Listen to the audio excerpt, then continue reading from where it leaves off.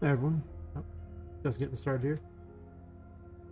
Give me a moment to do the usual, I guess. As they say, got to get all the usual stuff, all the usual shenanigans.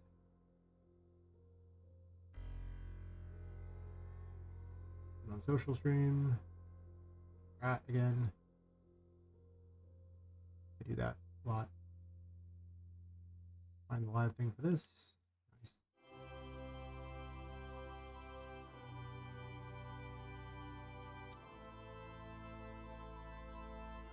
Oh, where'd the Discord?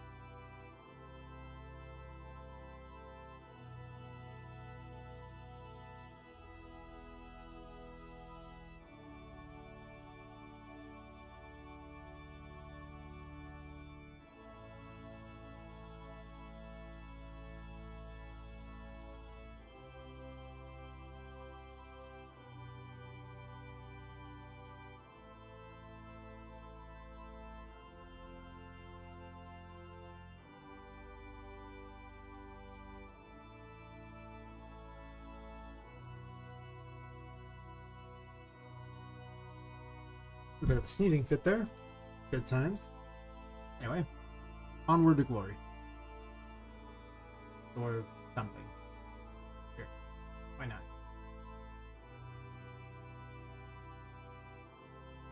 Probably making all the game dev bucks. Getting monetized on YouTube and Kick and everything, so I can get both of them to help pay for new models for my game, new dresses, shoes, and things like that.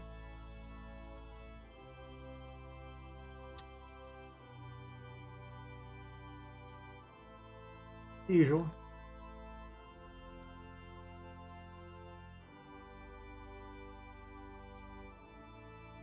And then that one, YouTube one is started. Wow. Did I get rated already? Which one are we? Oh.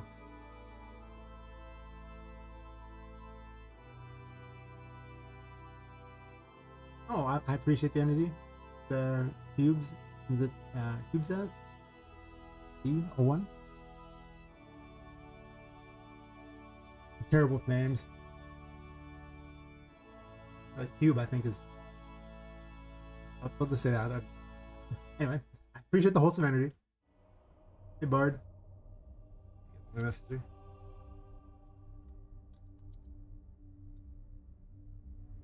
Off there, and you want YouTube as well. And I'll done them all. And the Discord. Gotta post on all three things there.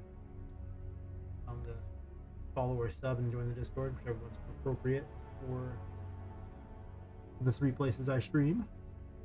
Alright. That's been said, get the link for this so that you. How's it going? I'm bad with names and pronunciations. It's like the worst. I fail at the license plate game. I'm like the most unlikely streamer in the world. It's like, can't read names worth a damn. Perfect.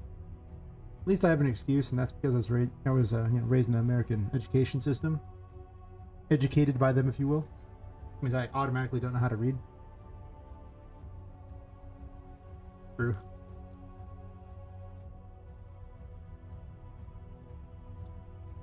The Discord I am streaming.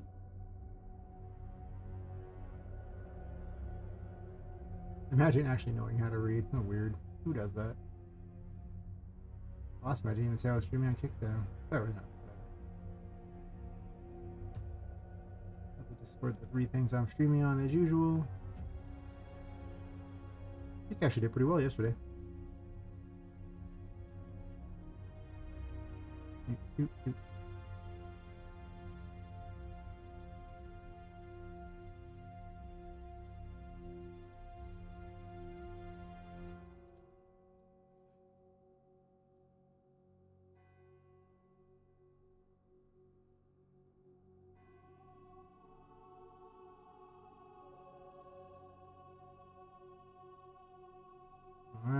that. Should be pretty golden now. I think that's everything I need, right? Certain. Got my to-do list. Fantastic. Ready to go. Gotta mute the Discord thingy so no one has to hear it go beep every 5 seconds. Like it will often do. Now I'm good. So. I had 0 time to do anything since the previous stream. As usual. Just like, oh, well, whatever I get done is whatever I get done. That's okay.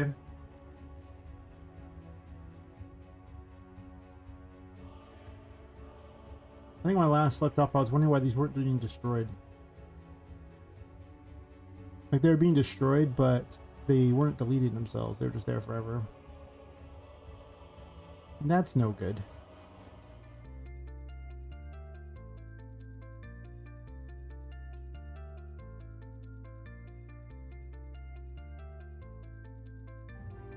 Working right? That was. There is.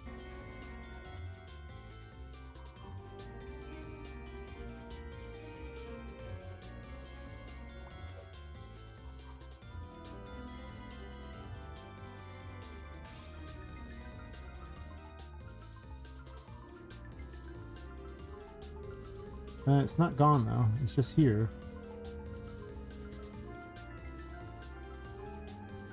Why?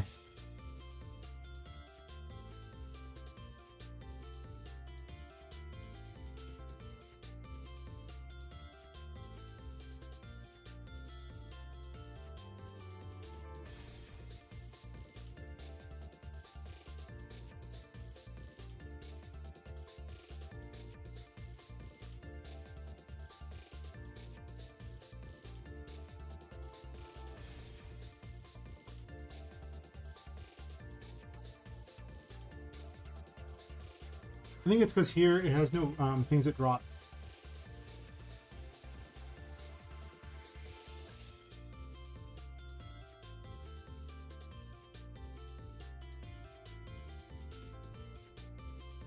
So I actually just need it as valid, probably.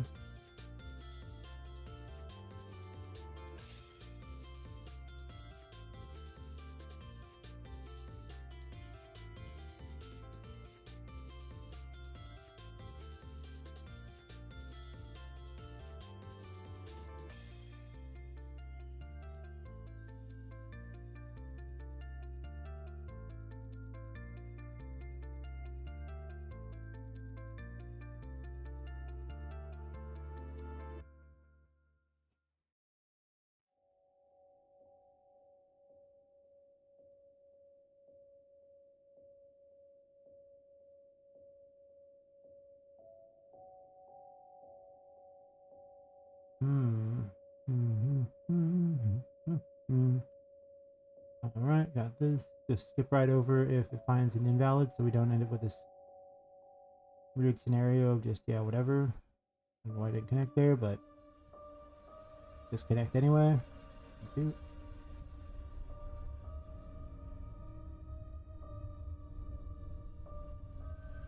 Do this. And then this. I'm pretty certain the destroy thing is all over here, but it was just hitting a point where there was nothing to do. Because barriers shouldn't have a like they shouldn't drop items. They're just a barrier.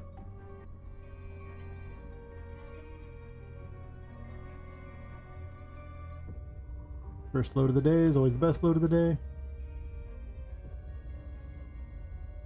Everything kind of breaks the same way in this, but that's okay.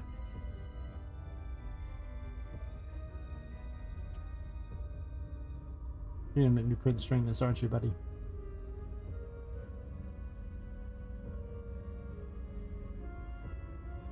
Well, I lost all well, I didn't lose all cohesion. This one doesn't have cohesion, but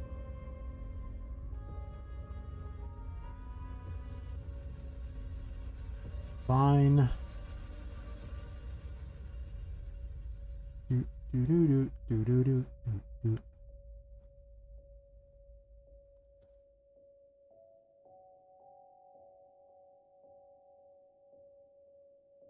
I think I have a destroyable hit print thing over here, yeah. How's I do? Let's go down the list and put this one. It's spawning the field system. I see it spawn the field system. I know it spawns the field system. It wouldn't be destroyed if it wasn't for a field system. So we could agree that's happening, but I'll put the next one way over here.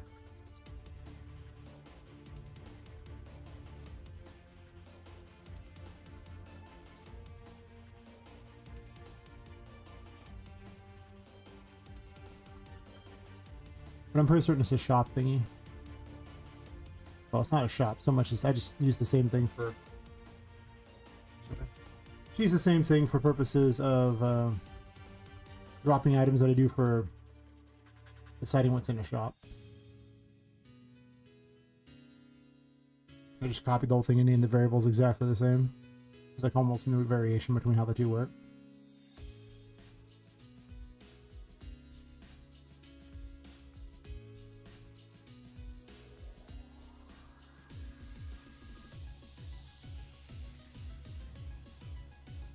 Little trick there, so I don't have to try to figure out where the other end is. I just do this. It's like double click to add a thing.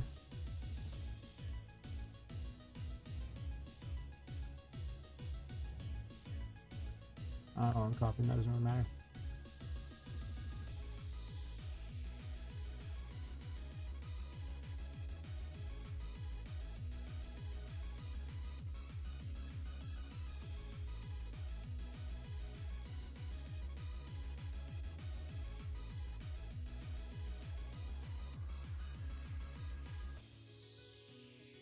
Where are we breaking?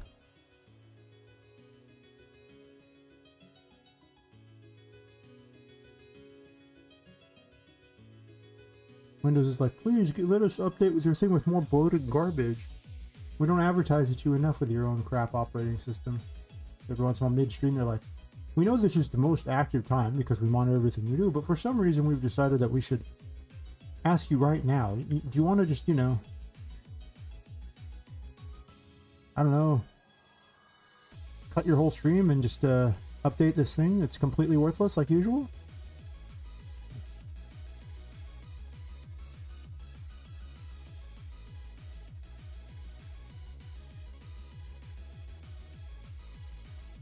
Oh, somewhere here it's breaking.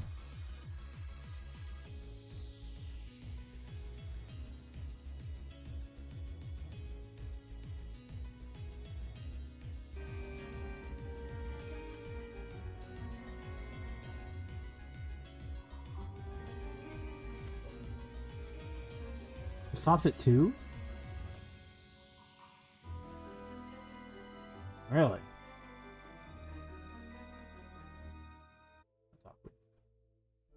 Alright, so where between 2 and 3 is going wrong here?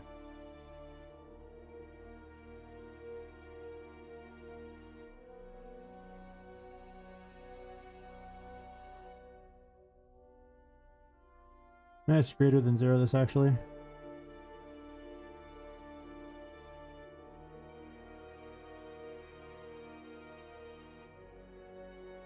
Smarter than the other way anyway, I don't know what I was thinking. If true, do this. If false, do the other. Hey Rufio.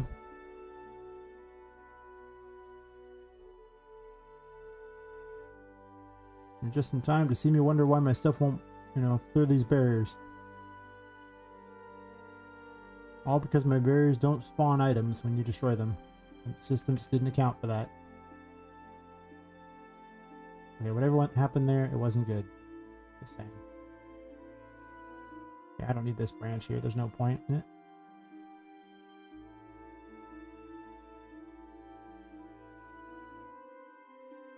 Right, so destroyable 3 just doesn't exist. Actually, it can exist, I suppose. Does it matter? I don't know about that.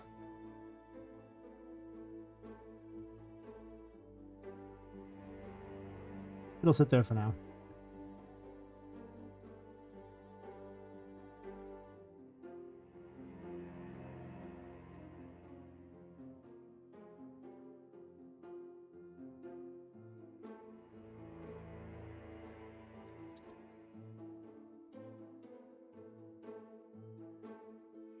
And hit play, yes.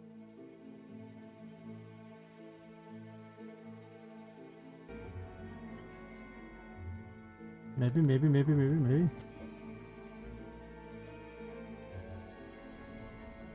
There we go. I knew it was broken somewhere.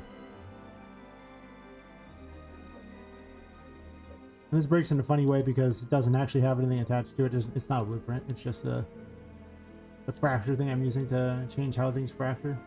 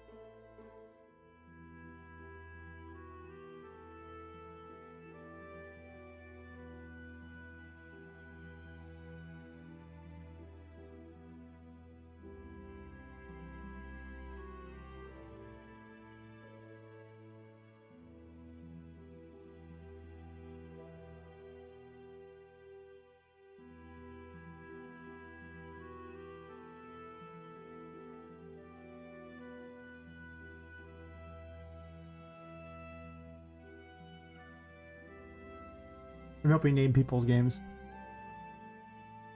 by offering completely stupid suggestions that aren't very good choices for names.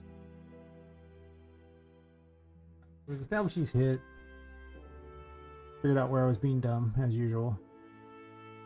There's always something. Or I'm just like, this was a bad decision. Always a bad decision, something.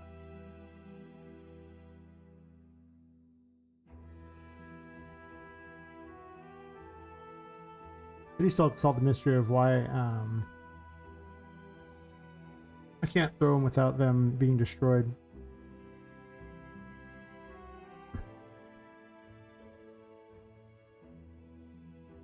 I don't have a very good answer for that yet.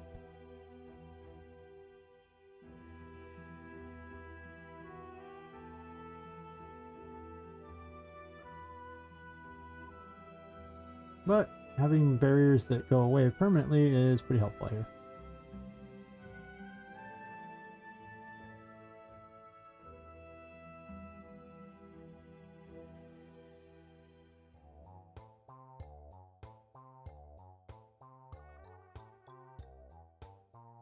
I think I'm relatively happy with this. I mean, I could sit there and keep playing with it and try to make it fracture in other ways that are interesting, I guess, but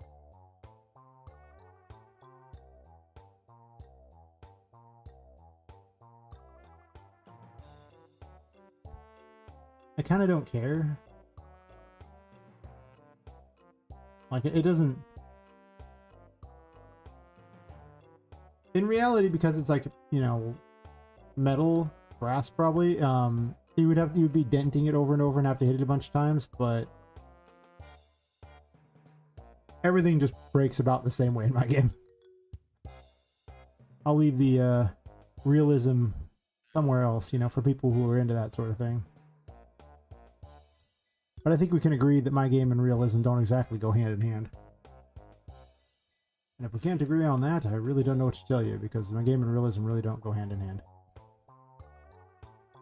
I hate to tell you, but it doesn't.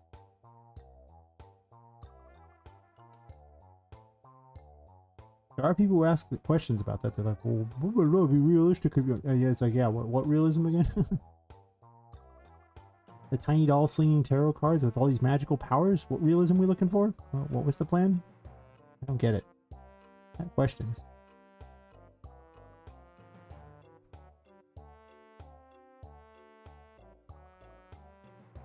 It can live over in this corner, I guess. It knows what it did.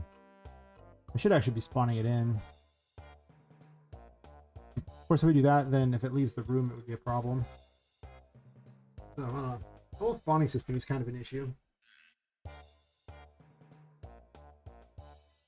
Yeah. I mean, technically, these things wouldn't be here either. They don't even connect to anything. But listen. And after all, really, what is this thing anyway? I've decided that I actually just have like a combination, a mix of like steampunk and magic. There was already magic in the world and there's steampunk in the world. I don't see why I can't mix the two. I mean, if one wasn't in the world, then it would be weird to mix the two, but I've already established there's a curse that brings all the toys to life at night. Clearly that's not steampunk.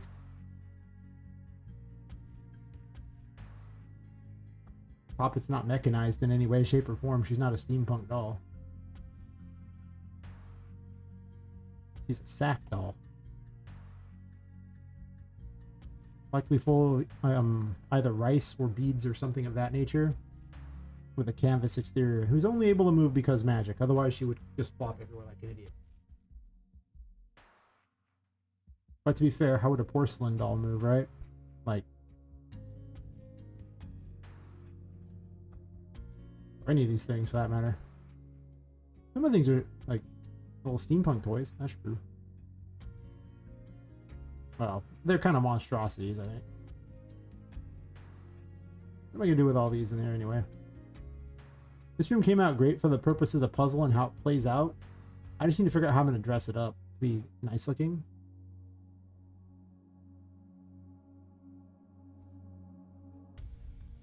But I suspect with the size of this room, I'm going to spend a lot of time on it. The water looks good at night, and the little moon down there is kind of cool. You know where the moon tarot is. It's waiting for you. Underneath a bunch of water. I actually did consider making these more flat. Like, if I'm more rectangular. That's true. Then I came to my senses and realized how awful that would be to fight in. There's that.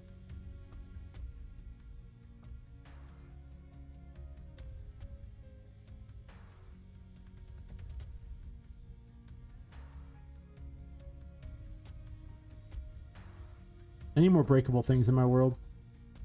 It's only fun if you get to break everything, right?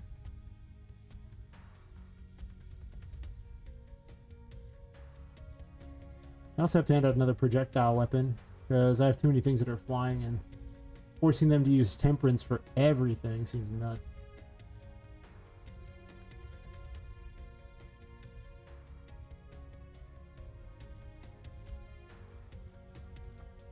Well, technically I also need to grab one of these too. I guess it is possible to find maybe some way to like climb your way back out of this. But probably not at this point in the game, but maybe later you'll be able to, so. I don't know why you would return to this particular room. I haven't included anything that would require you to come back, but it doesn't mean I won't in the future, because I keep making this area bigger and more complex. I have to give you something you can lock things behind. Figure something out.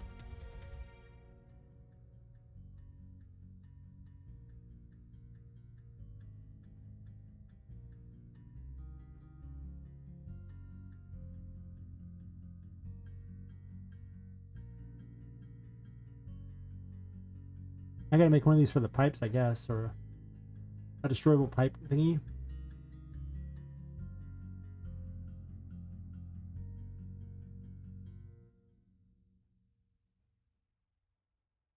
Now you can put like Metal Gear Poppet. Poppet gear. Oh no.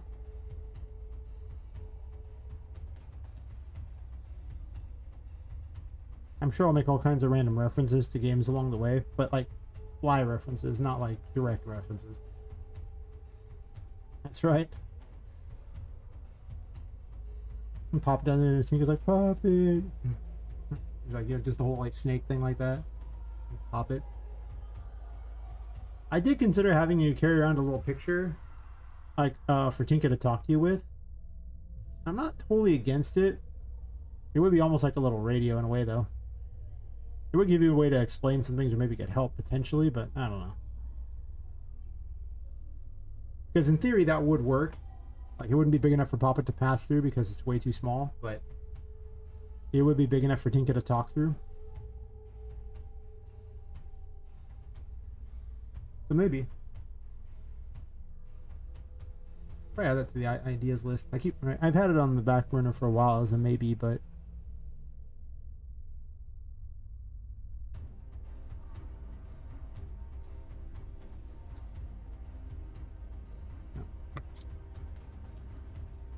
Tiny painting.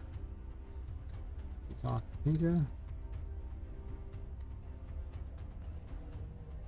Put a question mark on that as I'm not sure on it.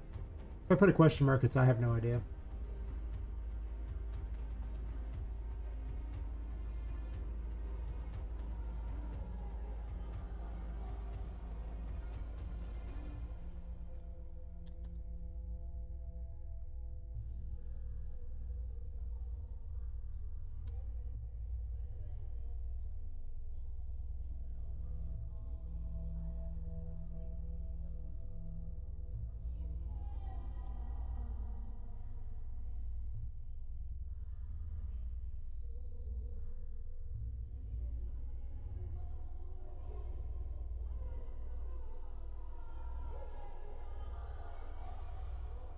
That was my first question. I stopped playing just to call her in Metal Gear.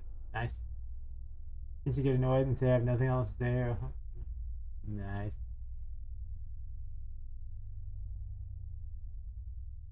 I mean, it would be funny if I made it where your character, I think I should got annoyed if you kept messaging her too often. Just play some runbacks for that. It wouldn't make any sense though, because she literally has no one to talk to, so she'd probably be overjoyed if you just kept talking to her and probably just be one of those, like, you know, women who can't stop chatting. That's probably more like the truth of how it would be. Imagine if you had, like, no one to talk to, and there was finally someone who could never, who just wanted to talk forever. Hey, Lippus.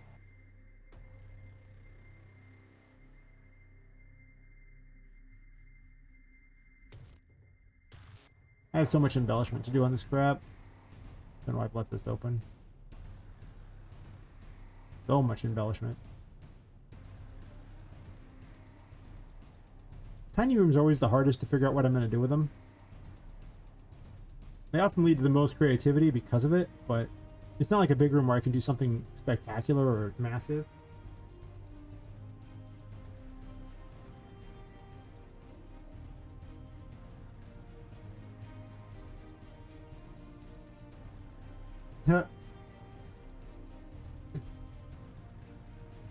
I mean, it would be pretty funny. I might make, it might not be Tinka that does it, but like character who references random conspiracy theories.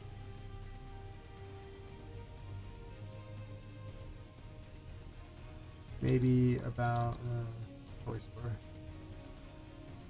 I'd have to make a bunch of in-world conspiracy theories, probably, which would be the most exciting thing to do. Because, well, I want to put everyone in the world as much as possible. Like, I can make, like, weird parallel references to things or something like that, but not actual. I don't want to reference real things directly. Basically, it's like the start of the game where I say, actually, it's dangerous to go alone and take this next to the fool. That kind of reference I can get away with, but... Halfway done with the leveling system? Nice, nice.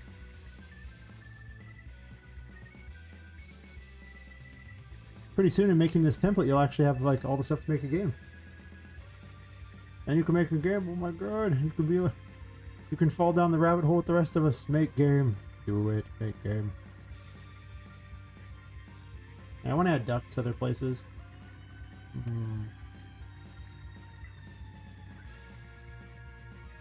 Only problem is these pipes fit through this wall already.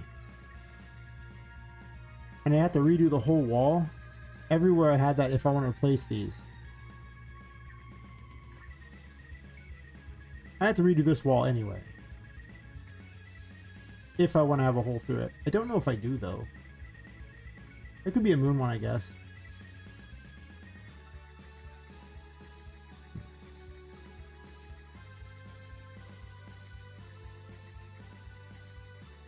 Also, nothing's actually supporting these.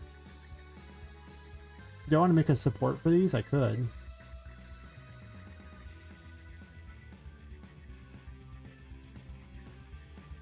Or I just assume they're stuck to the ceiling and no one knows different? I don't know, sure.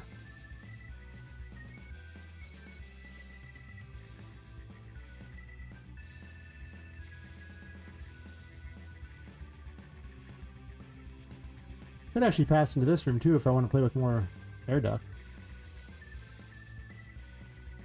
Do I? Is this even a whole wall, or is it a... It is in fact a normal wall. I could remake it though, I don't see why not.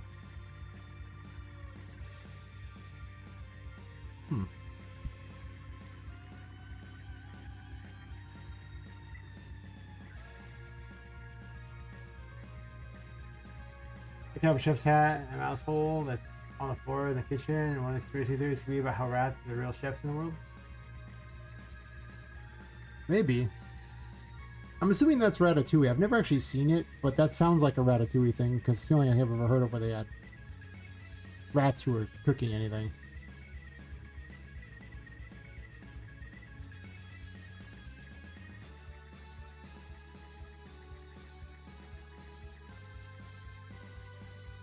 Do I have a pre-made door hole in the wall? I guess I do right here, right? This is not a completed wall yet. Okay. I need these two things. I'm gonna redo this wall.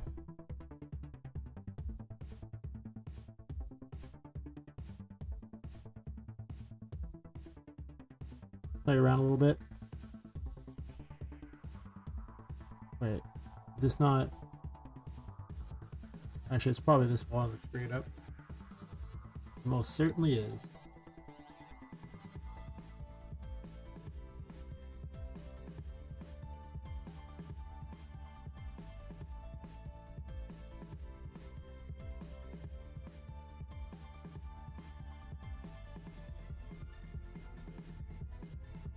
I can have a secret area down here. I can't really go into here though. It makes no sense to be able to pass into here unless I just have a few cells here and then I have a way down this way.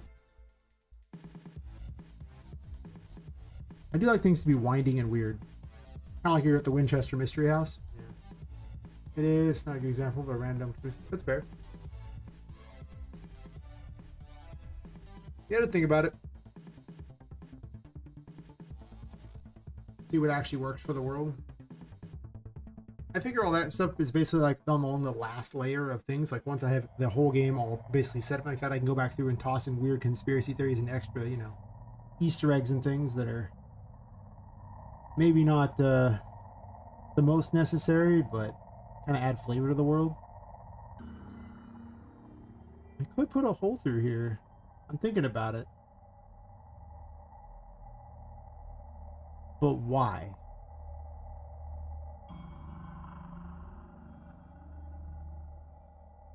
I kind of want optional rooms.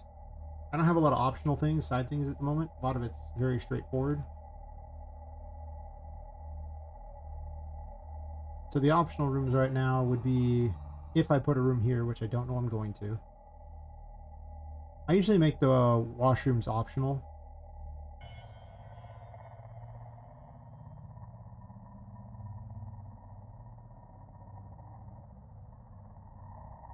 The hallway's not optional. This place is not optional. Obviously, this is not optional. This room is not optional because you have to pass through it to get to here. Not optional. So there's really...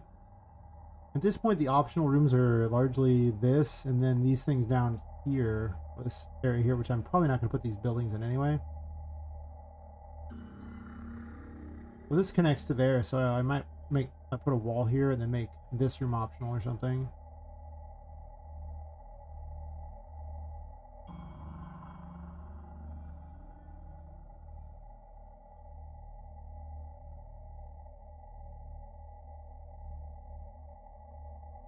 There should almost certainly be a goodie box in the treasure room.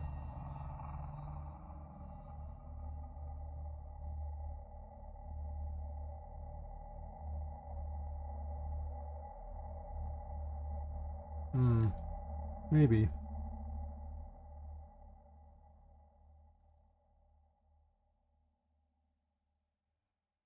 I still have to make all the things you're supposed to get. There's so many steps before I get to the fun extras at this point. What in the world? This like Cowboy Halloween? Maybe, I don't know. Kind of strange. Western Halloween. Sure.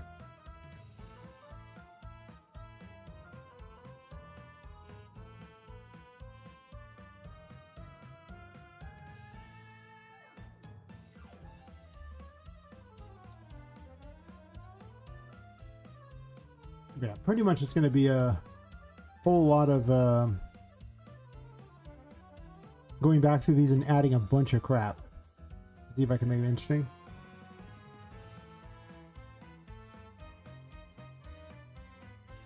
I left this as a way to get back quickly. I don't know how necessary it is though, honestly. It could just be an optional room. Because you can, you know, go back through this door, just run back this way. It's not that many rooms out of the way. So this could be a very optional room. There's still some rooms in the first level that need to be done in the first chapter. They're just not nice or they're not good. I don't know what to do in this room yet. I just don't.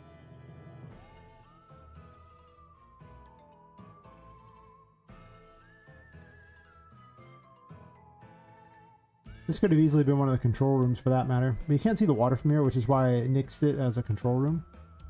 Plus there's little areas up here I need to figure out what to do with as well. I can already see that it'll probably take, I don't know, 2 to 3 months in order to really lay out each floor. Seems about right. And I still got to design enemies for them too, and all the combat and stuff. I'm starting to think this game might have only 4 like major biomes instead of like the planned like 6 or something. If I plan on having it done by, well, it has to be done by September of 2026 if I want people to play it in October. We'll have to see where I'm at, but there's a good chance that I have to nix at least one of the areas.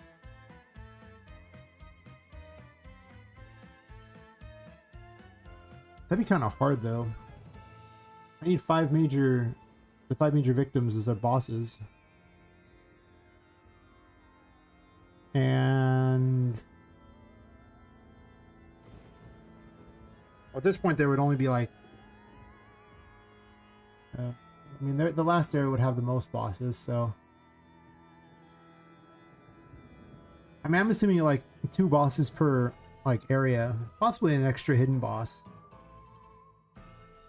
like optional bosses for funsies.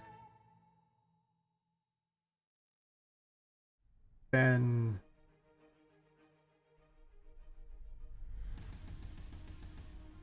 well, I still have to have all 5 victims, so if I did that with only 4 areas, then there has to be at least 9 bosses. And then let's see, well, we have an extra hidden area. There has to be 5 areas. I can get rid of a 6th one, I guess. I can't get rid of, I need a 5. It's really that simple. Otherwise the last area would be full of so many bosses. Just get the best ending. I planned 3 different bosses that you had to take out.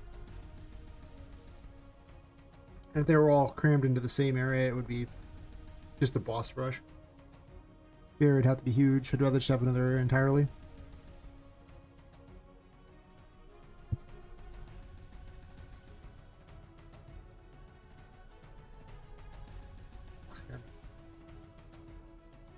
So I'll think about that. Anyway, I was putting holes in walls and debating on layouts. Also, why in the world am I doing this without being able to see? Also, how was the FPS so high yesterday in this room when I have so many brushes on the map? Wow. That's actually close. Not really perfect. On one side it's pretty bad, but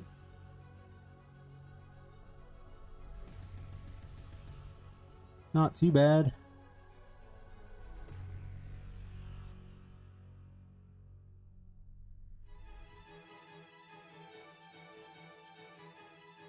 I think I'm just using the same for both here. Yeah.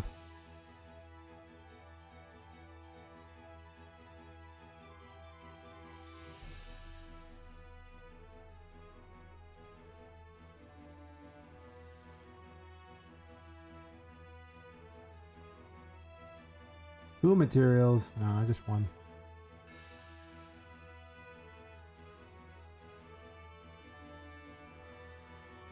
Is this a brush? It most certainly is. Okay, so the argument here is this a room? I'm going to leave this section here as the entrance to Toy City. So right off the bat, that's going to be the case. But I might have a way down into this hidden area over here as an option.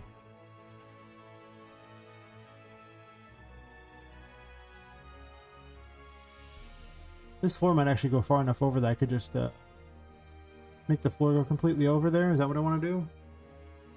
I think I'll just make a new floor.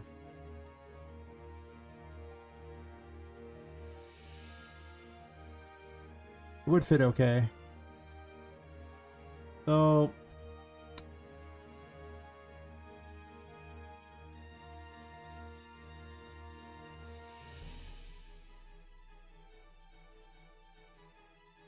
is there a point in this? There is.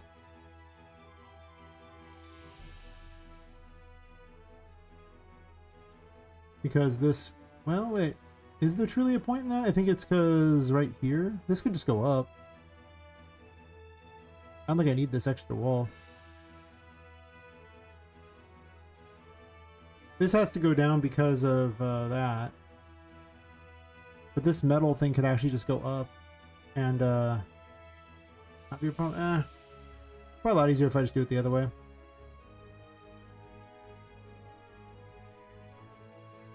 And I don't care about over here anyway because I'm not going to be doing anything with it. The only thing that matters is if it were to go over to this direction here, but I'm not sure I'm going to.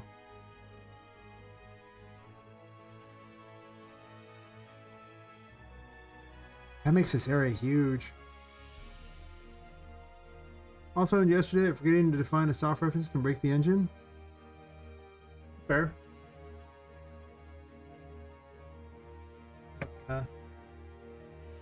Provide a soft reference in there, you know. It's like, well, huh. I don't think I've ever actually forgotten to define one. I mean, I'll just make it where it's, you know, it might not be valid, but being not valid doesn't break the engine necessarily. If it did, my destroying those destroyable walls would have been breaking the engine.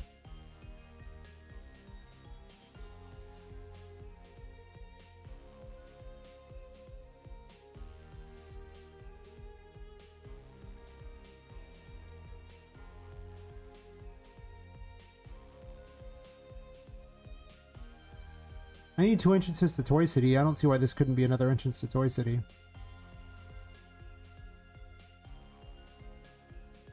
It's true.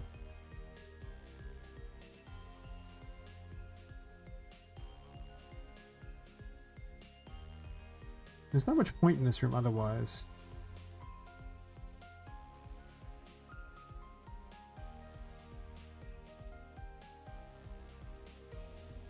So let's add doors. If I don't want a room, I can always get rid of it later. But I get the sneaking suspicion I won't be doing that.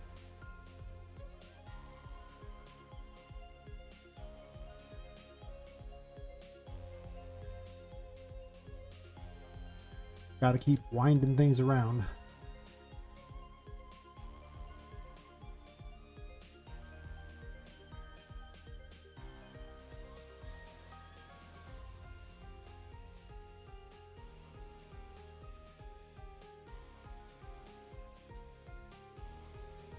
More rooms that I don't know what they're going to be yet.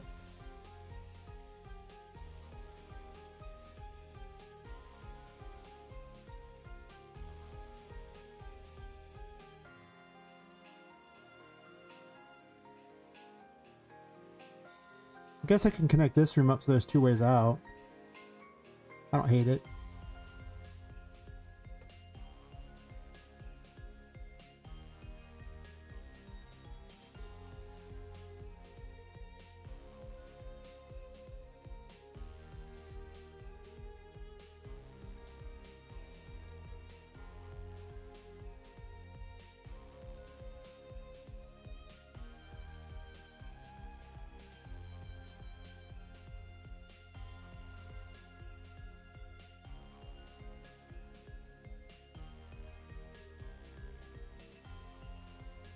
Kind of raised up though, so I might need to do something about that.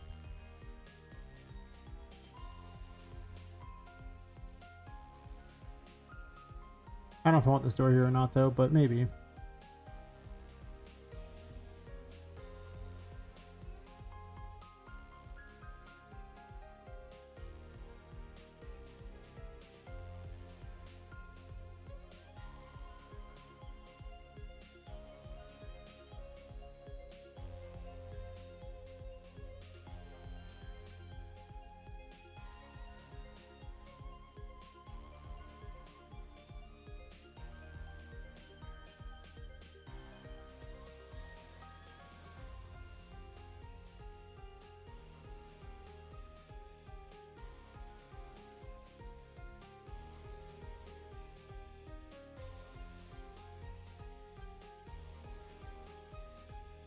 Actually, I think it was more centered before that. It wasn't really, actually. It's mediocrely centered about here. Rough guess.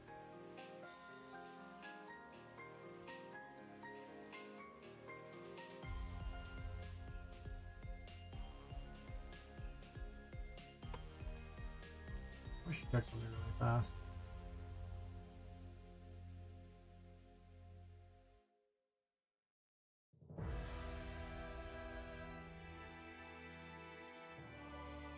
Copyrights on last stream night. I'm back to getting the occasional downvote. Let's take a look up there. Let's see. This coding class I took it hard. I can get about 78% of the code right. Do I have to ask ChatGPT felt? I'm going to code and I'm able to read it. It makes sense, but creating it is different. Any tips? Or should I just keep on keeping on?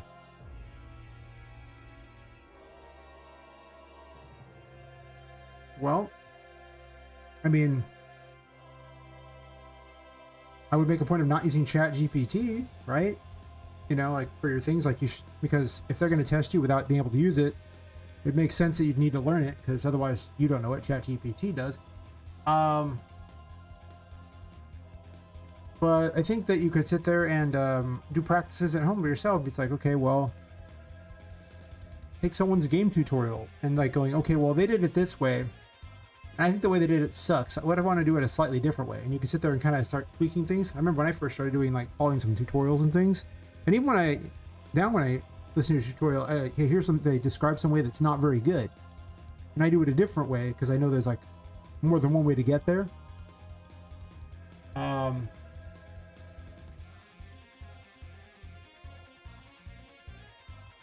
But I mean, I suppose the best way to learn to create something is to start making things.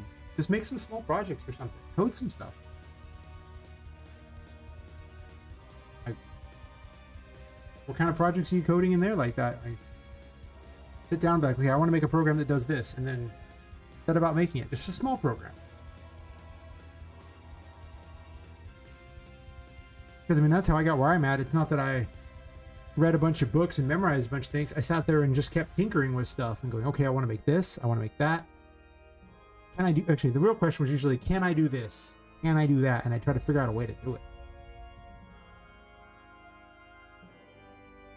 And a lot of times you'll see me just, you know, try various things out, and it doesn't always work on the first try. Plenty of code I make is broken. It's that way. It's terrible. That's also why I tinker with it. I mean, my encounter system still has some flaws in it that I'm seeing. It's just like, okay, well, it keeps breaking after a while, and it spawns too many enemies because of the number changes between the rooms, and there's a bunch of issues.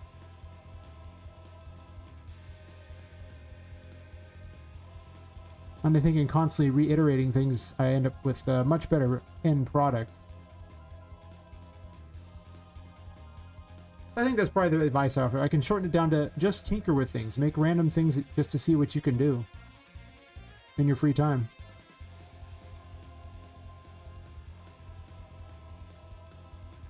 I was actually, there was a post on X by, I think it was Grummies or something like that. No, it was someone reacting to his thing. Whatever the case, he said that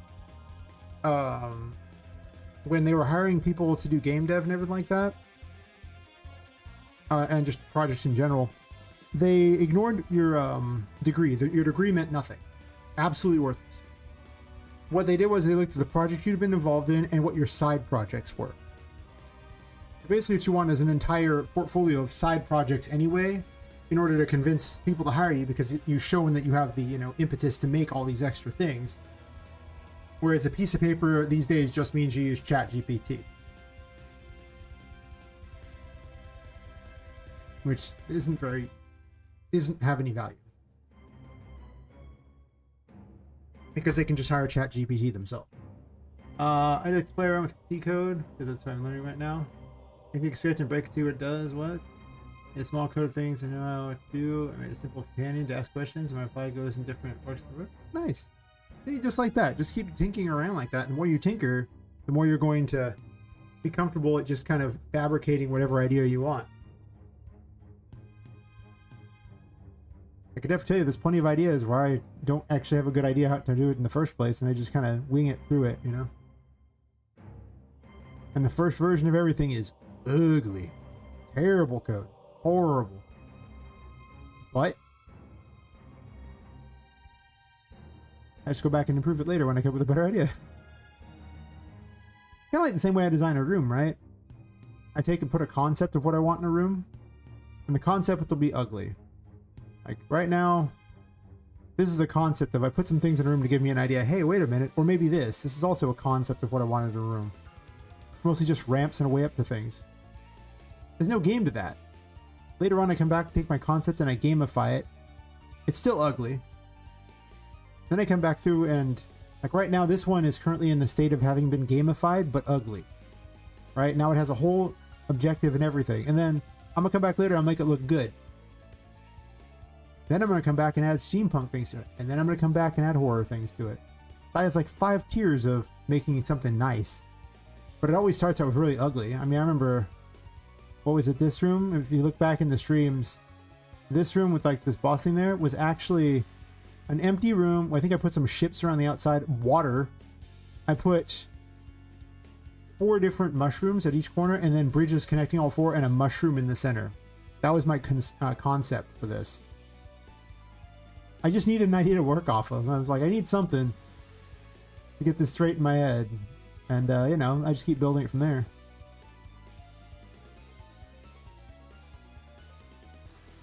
You all here too? Yeah, exactly.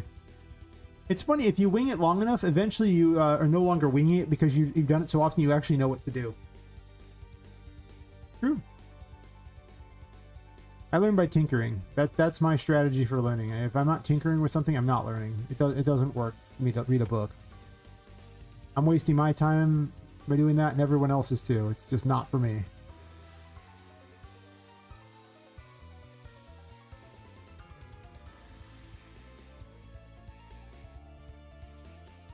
That's clearly not the one I was looking for. Ornate, maybe? No. Oh, yes, it's called glass. I don't know why it's called glass, but it is.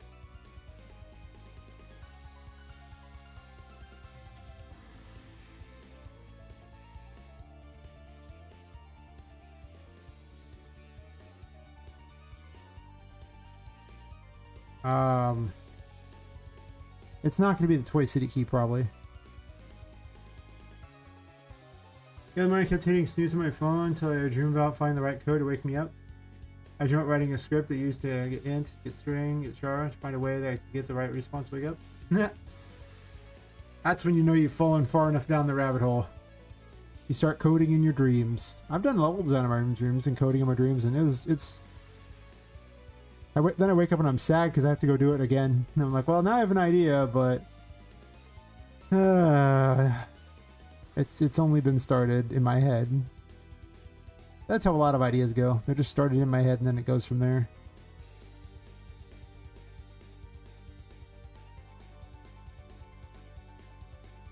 I came to the conclusion I kind of want to bend this. I do like it right there. I do think I want to move this over though.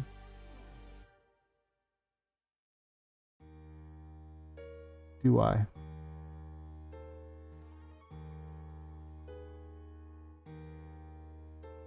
Yeah, back in my JavaScripting days, oh my god, the amount of coding in my head that I did after the fact, like, or actually, well, I was just sleeping because I was always working on all these plugins, was just stupid. I used to type out code before I realized I don't hate myself. With that stunning revelation, I stopped typing out code.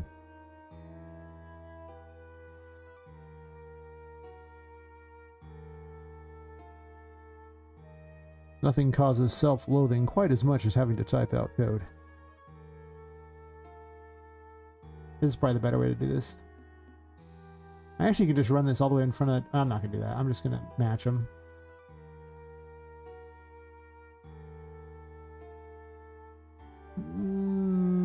Yeah, I guess. A design flaw you can always do is you can make everything too along grid lines, basically, like that. You don't want it to look like it's designed, you know, to be mathematically perfect by a machine or something. Because a lot of things really aren't very straight. They're not perfect. There's a certain level I'm looking for here of perfection and not perfection.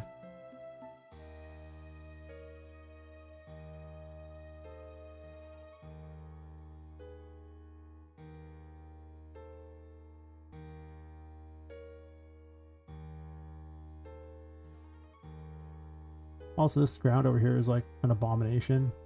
I think I'm just gonna flatten it because I really don't think it looks very good raised up there. You know what? Never mind. I'm gonna smooth it. A little bit of smooth in action.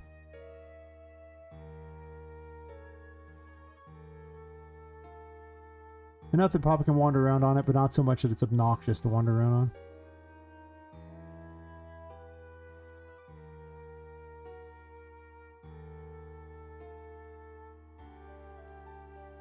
I like writing code, but maybe I just haven't hit the wall yet where I don't want to do it anymore. I'm still new to it. I want to learn Python and figure the route I'm taking would be more beneficial in the long run. That's fair.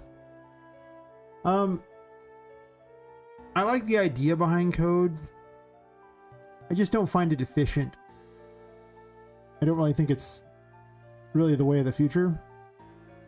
I think nodes are much better because they're considerably faster. I think the reason why people are excited by a lot of code now is they want ChatGPT to write it. Or another AI, just in case you're not using ChatGPT. That's been kind of my experience so far. It's just like, well, ChatGPT wrote it. And yeah. Cool. Okay, don't shrink the door. We want to shrink the door.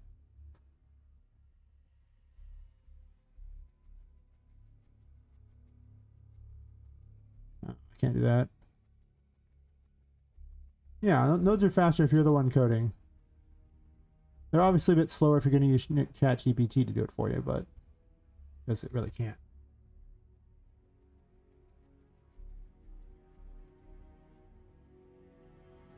Understand the basic nodes, how you can well. Well, the thing about nodes is they're the same coding logic. So once you understand coding logic, they're not hard to pick up. Like once you understand how code works of any sort, another language is not that hard to pick up. All you're doing is memorizing syntax because they all effectively do the same thing. Let's see. I'm asking for advice on how a non-native speaker can understand the explanations in the docs and the wikis. My native language is not English, and I have difficulty understanding. No trouble understanding the code, but I also can't understand what it says.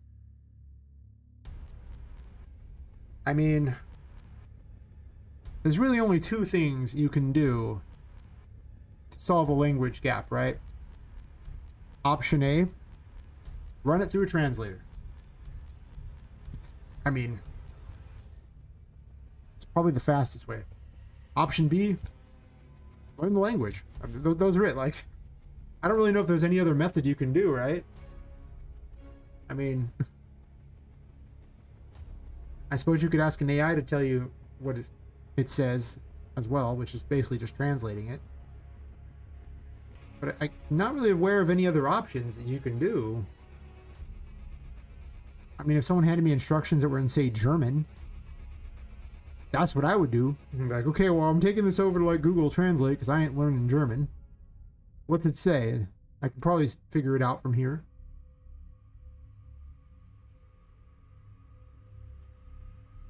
But yeah, not the best advice I can offer. I can't think of a third way you could do it.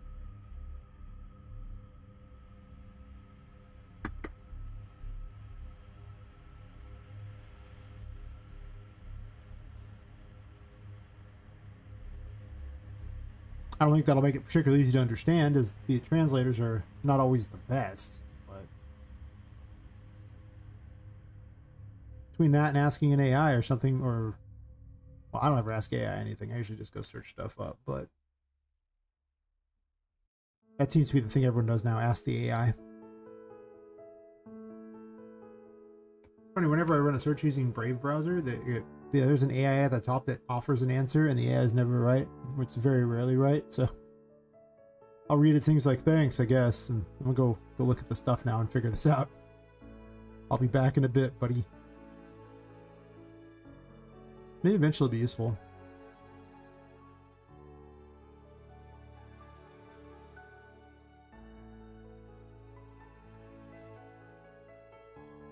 I think a lot of the problem that the people who wander in have and everything like that, a lot of people learning, is that they're afraid to tinker. They're afraid they're going to break something and they can't fix it.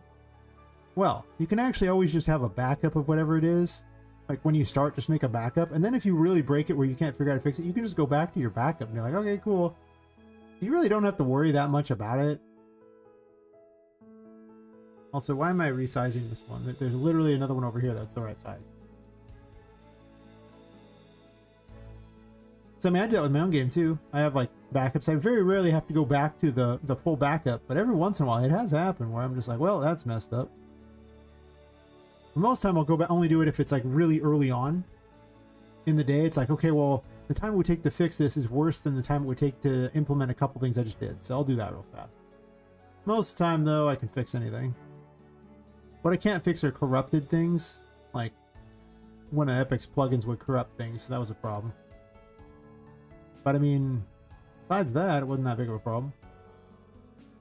It's like every side of this does not have the right thing.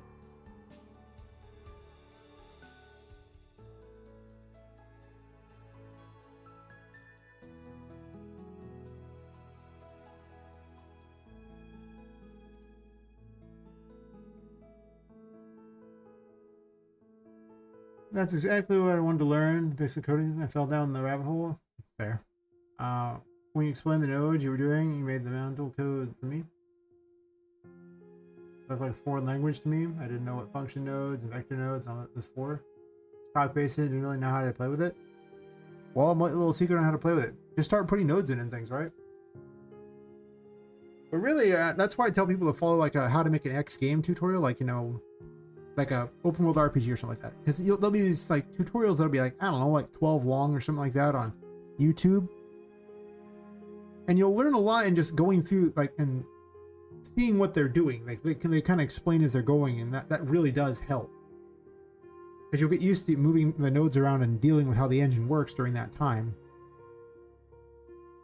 And then afterwards you have something you can tinker with too, that's, you know, you can just change however you want and build into even a game or something. So that's why I always recommend people do that. It just seems like a good way to learn.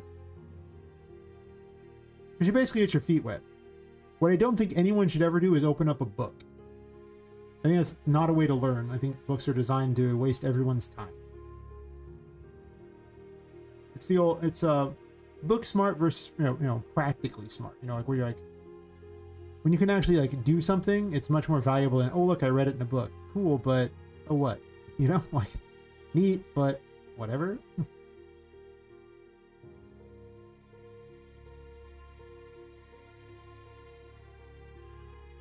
And I have broken so many things in my time on doing this, but that's how I learn, because in breaking things and fixing it, I learn a lot.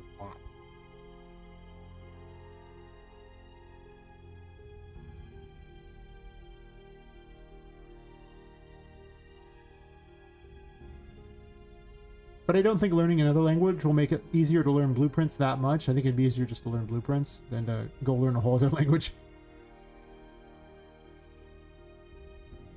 Yeah, like that's what like, a book has been replaced by tutorials. Books are worthless now. I must say it. Books have gone the way of the dodo. They have no merit, no value. They are trash. There are literally video tutorials for how to do basically everything at this point, waiting on YouTube. They're more efficient. They come with visuals. They're easily distributed everywhere.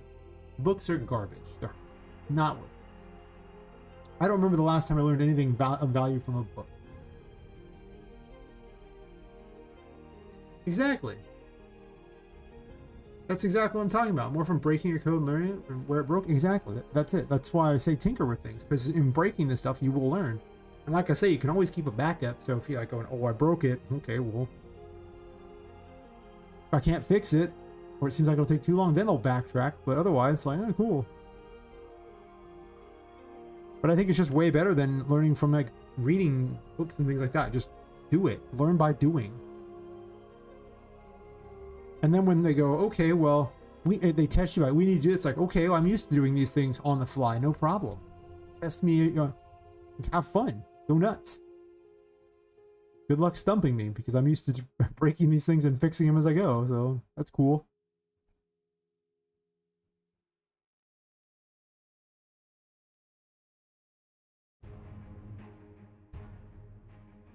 This actually has a thing on the side too. Maybe I want to grab that. Huh?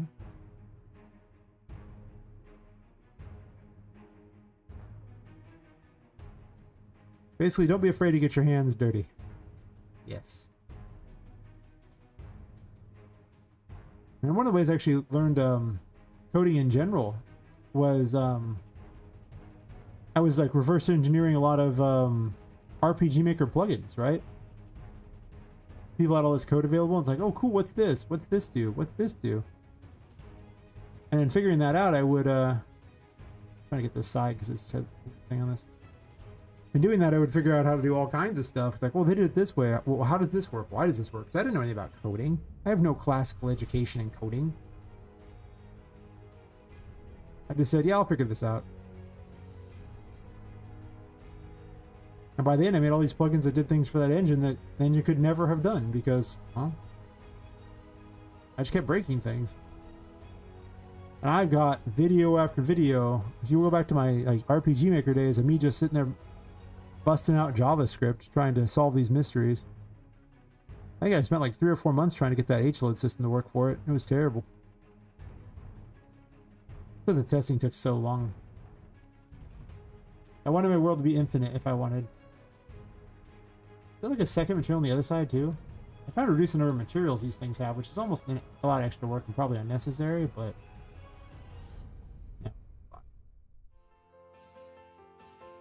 yeah, that's just it seems like the way to do it to me. I mean, I'll just mess with it, tinker. Maybe that's why I like the concept of steampunk so much, because it's basically got the whole tinkerer's mindset of taking a bunch of weird little, like, you know, gears, pipes, and things like basically an age of discovery thing where there's just all these people trying to come up with weird electronic things to do stuff.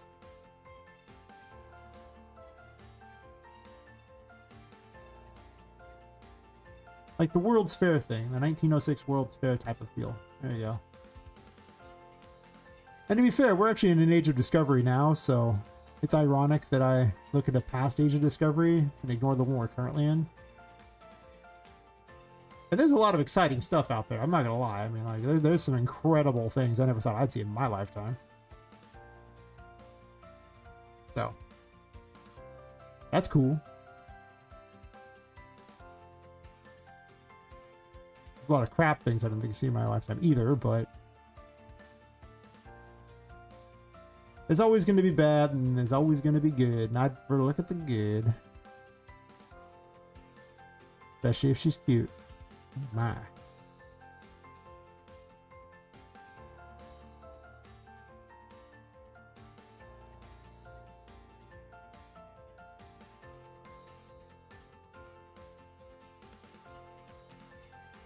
That gets it close. And not close here though. This one's actually just stuck in the thing.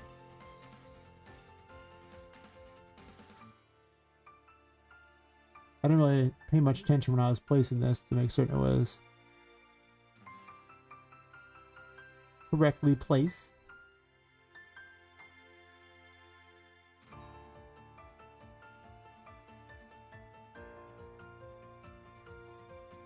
I still remember my first 3D project on this. I was so much more concerned with making my character hot than I was with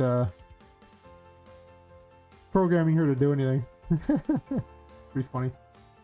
I was like, oh yeah, she's hot now. Hell yes. And in doing that, I got really good with playing around with all the cloth stuff. Hair things and all that stuff. It's actually in the wall. I'm confused a little bit because I keep seeing the line over to the side there, but it's actually much wider than I think it is. You're not through the wall now, right?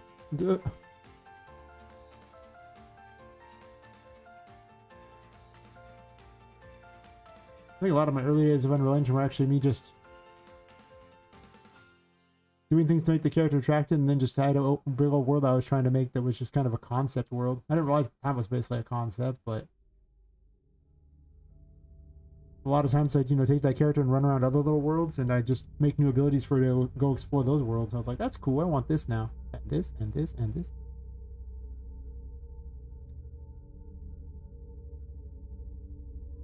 And much of what I learned from doing that is how this project came about. Ain't no way I'd have been able to do all this stuff without the endless tinkering of that project. And what a lot of tinkering it was. I'm just gonna make this 20 just because it bugs me that's a non-even number. It should be good enough. I guess I'm just gonna have weird ducks above things now. Just how it is.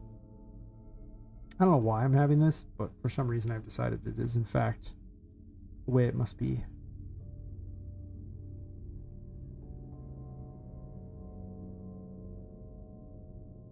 I am probably going to have to redo all these. Oof. This also gives me an excuse for moon doors. Where it's like, you can't go this way. The moon says no.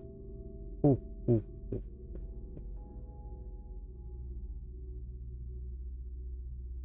I don't know if I want to get rid of all of them though, because some of these ones, like, they're already in here, and I really don't want to redo them.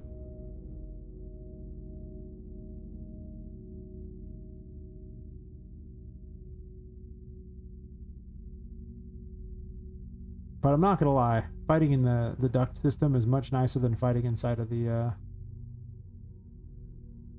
pipes. Ooh. Am I doing it about this room too? I mean, how far does this expansive thing go? It might get tedious after a while.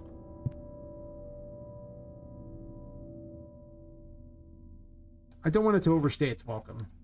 I want it to be just intriguing enough that you're like, that's cool. And then I don't want to have that I never want to see another one again type of feel. That's probably not what I want. Oh, that's right. This is a completed wall. I don't want to redo that wall, but I'm probably going to have to. If I redo this wall, am I going to put ducts everywhere? Like I said, though, if I redo that, I have to redo this whole wall here. A wall up here. Probably this wall here if I want to keep them all consistent. Or I just say not bother to connect them.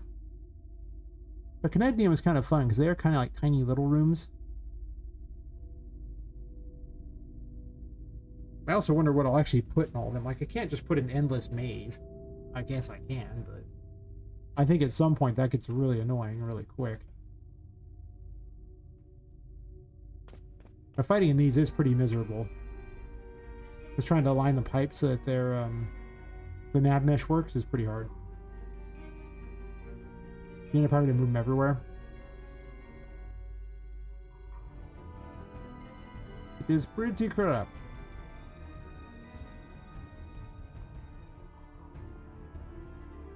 Prepping some textures there, buddy, huh?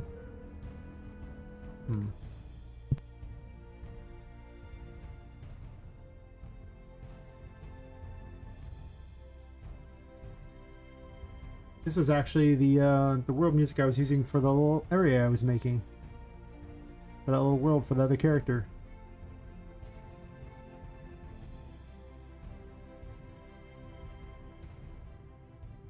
Back when I first started experimenting in 4.26, before I had all the health problems and quickly dropped it.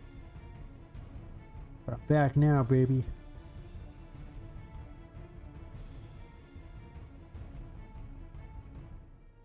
Oh, I thought I saw one of those things. So I'm unconvinced I like that door there. But I kind of like having more than one exit.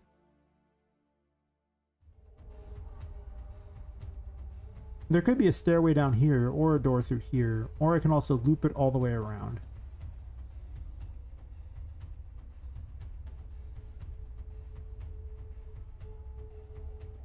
That's the way out.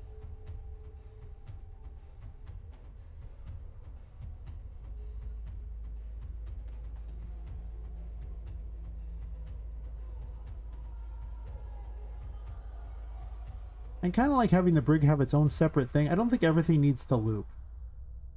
I really think there should be an optional area off to the side here that you don't ever have to go to.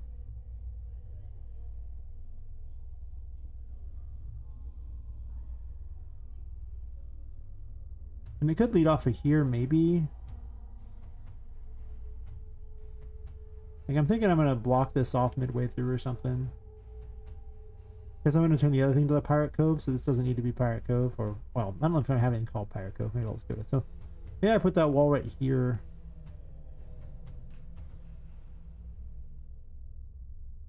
I could shrink this wall here and then have this be part of a room too. Or technically, I could also make this room much bigger. I guess there are two ways I can go with this. This is one wall, huh?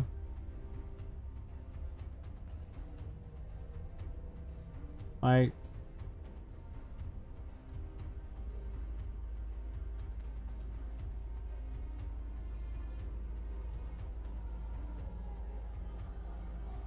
guess to be fair, the fourth chapter of this is probably somewhat weak too. There's stuff involved in it, but I probably could fuse some things together. Like, I'm not sure if I actually need to make it completely unique from everything else.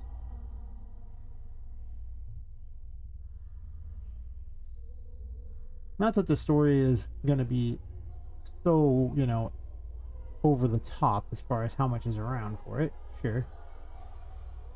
But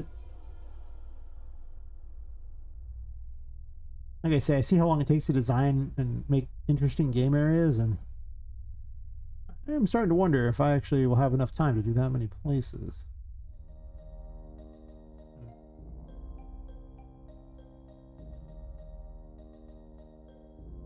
Yeah, I know. That's the thing. Right now I'm laying things out. Like, this is a concept phase right now. The concept phase, I'm sitting there in my head going, okay, so what's the purpose of this? Why would you have this? Because I made the main path. The main path exists. But if I put you entirely on rails and you don't get to explore anywhere else, it's not really much of a Metroidvania, right? I mean, I have lots of backtracking and things. You got to get abilities. That's true, but I want extra areas to wander around. So a lot of these little, like, extra rooms get filled in later as I come up with ideas for them. But I got to lay out the building to include for extra rooms, essentially, that don't have a purpose.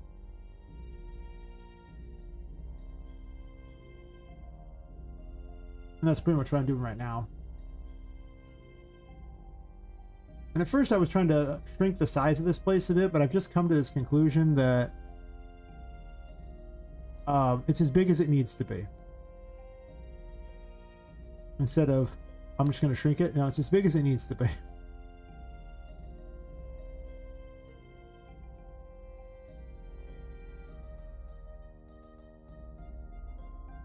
The good news is most of the rooms don't have to be important.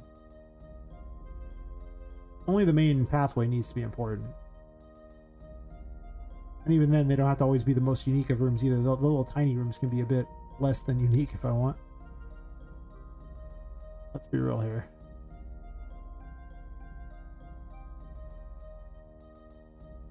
I mean, sometimes a hallway is a hallway, yeah? It's possible I also make these two rooms link together and then this room be like a little crappy thing over here that links this way as an optional. But I kind of want this completely off the beaten path. Basically, the only thing I'm 100% certain on is I'm locking this area out as the way to Toy City, so...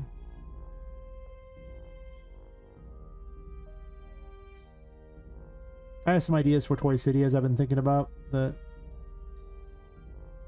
It'll be interesting when I get there, depending upon how I do it. But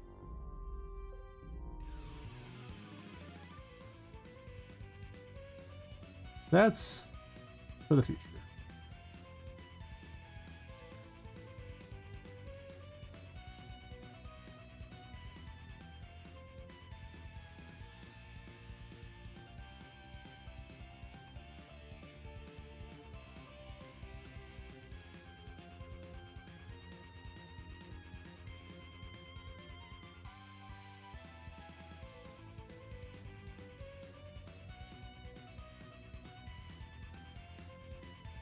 I'd already selected them all. I thought it was just frozen for a second there. There's like 3 materials on this? Wow, nice.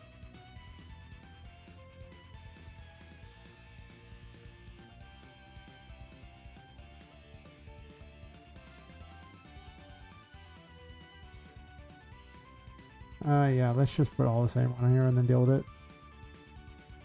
Want the size to match.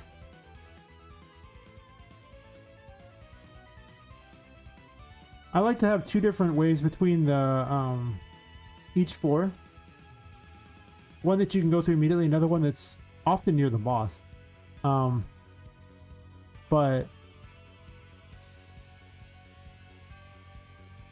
oops, I forgot the door.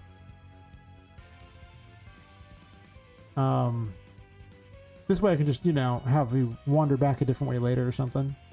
Just for fun. Plus, you know, if you need to backtrack to go to visit a different floor, I want to make it somewhat easy. Without requiring you to go through one of Tinka's paintings. Like, I'm okay with it, but yeah, this was a problem I was thinking might happen. But it's not really a true problem. All this is a fake cover for this anyway. Perfect. Because I had these intentionally sticking out anyway.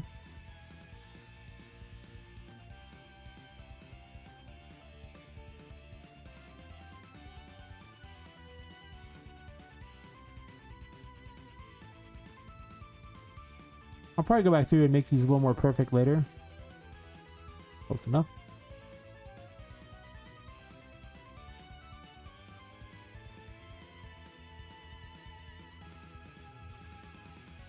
Oh, it already sticks up a bit.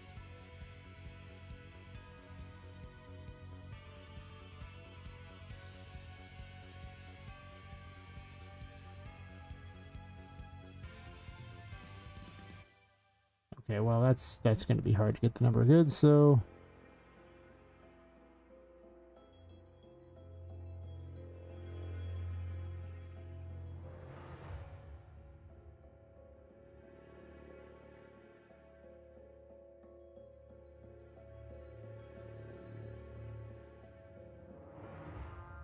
I didn't do this the last time.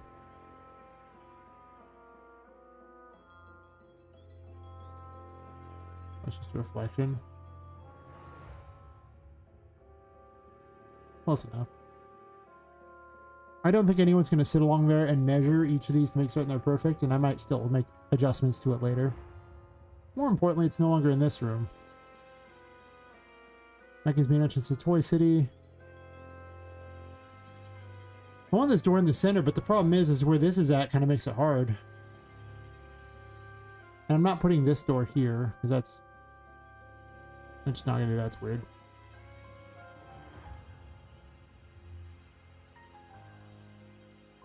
Usually there's not multiple doors going into a restroom. There's usually like one set of doors. Kind of odd otherwise, back doors to the restroom. Creepy. Slow day on the various things.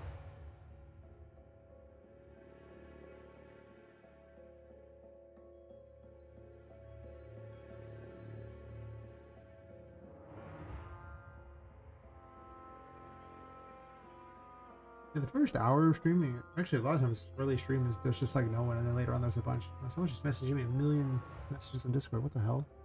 What?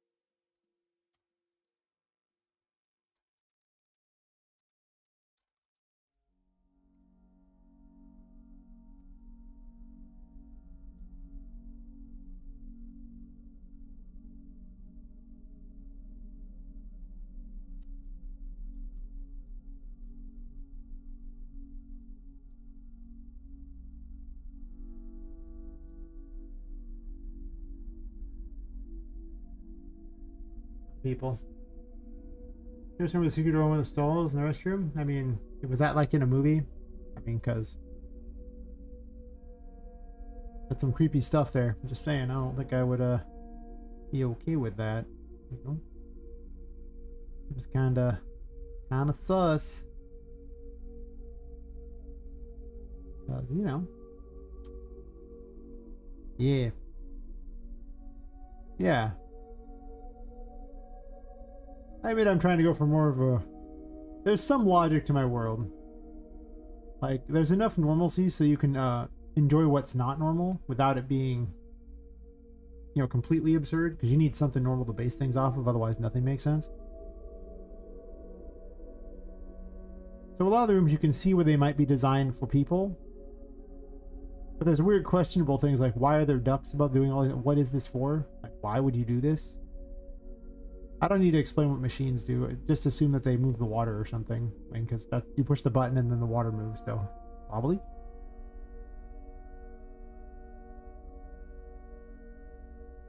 But I mean, I gotta have some amount of normal to make up for the weird. Doesn't mean I can't put a duct or something here, but the thing is I don't know where I'd want to put it. And things often lean to other stuff too. And I have to look at it as is it a path to another area or not? Like, what's it gonna do?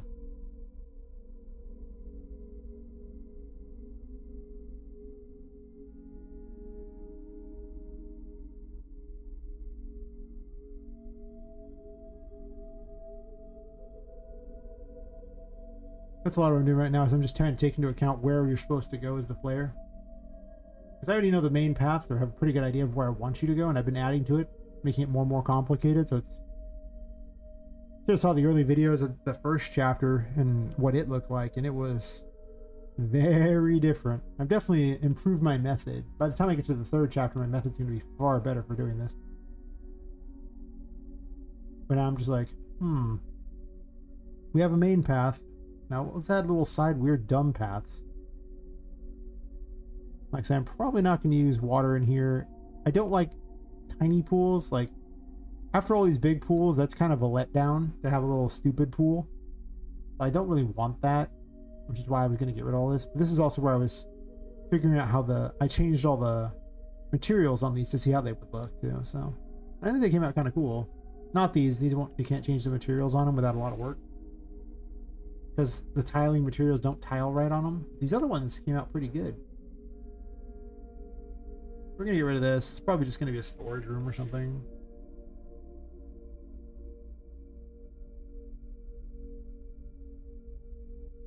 I wish I had real water that made them float. I could put this on the water, but it wouldn't move. So it would be really static looking and kind of crap.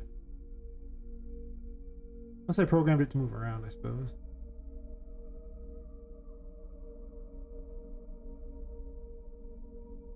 The prison key.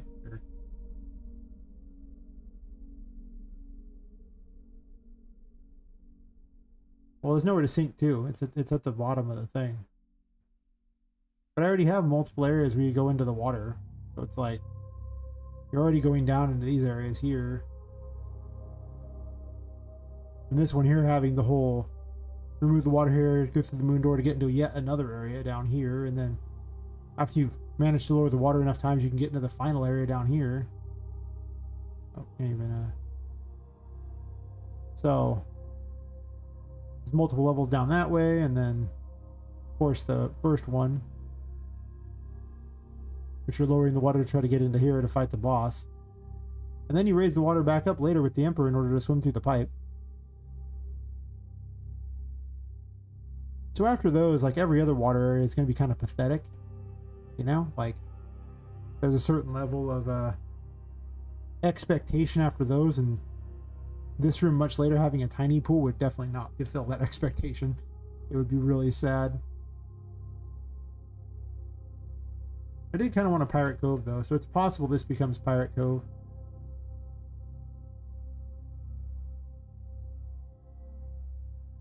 I call it the Midnight Room at the time, but I also think Charlotte should have a pirate hat or something. If she's floating around, it'd be funny. But I kind of had visions of having like a pirate city around here. I'm gonna have to make Charlotte non-corporeal in order to pass through everything, so that'll be something to do.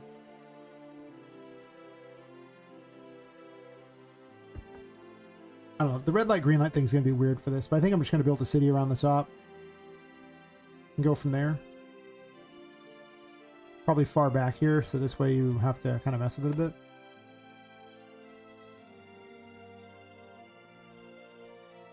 I got given all these pirate assets. I want to use them, you know?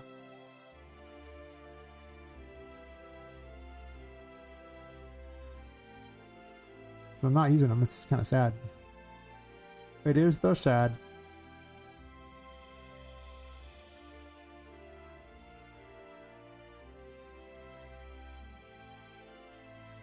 And the other question is, what size do I want it to be too? I might also change this wall color to something different.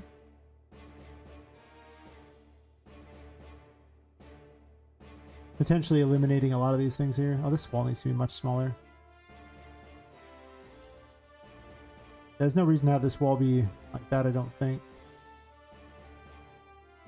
I guess to be fair, this wall's for that, and this is just this wall here is in a weird space.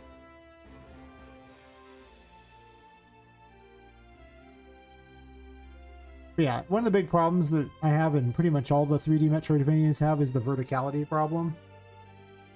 You gotta limit how high and low they can go because otherwise they can circumvent almost every obstacle. That's why I allow you free reign to go high and low as long as you're within a room.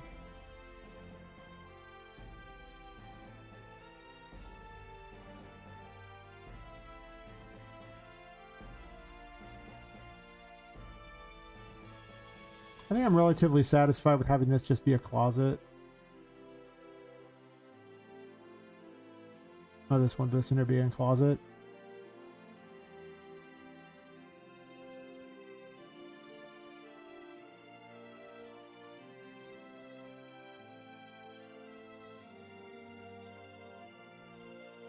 If that's the case, I gotta move this out of the way.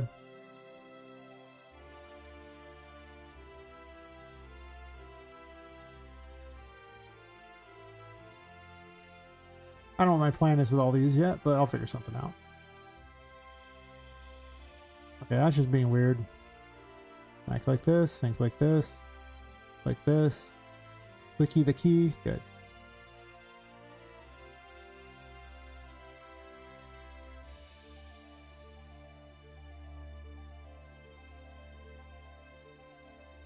Just gonna delete this, I don't care. This is a huge wall, which means I gotta drag that down and make a new wall. I almost should just make this one giant wall as opposed to having that there be the wall.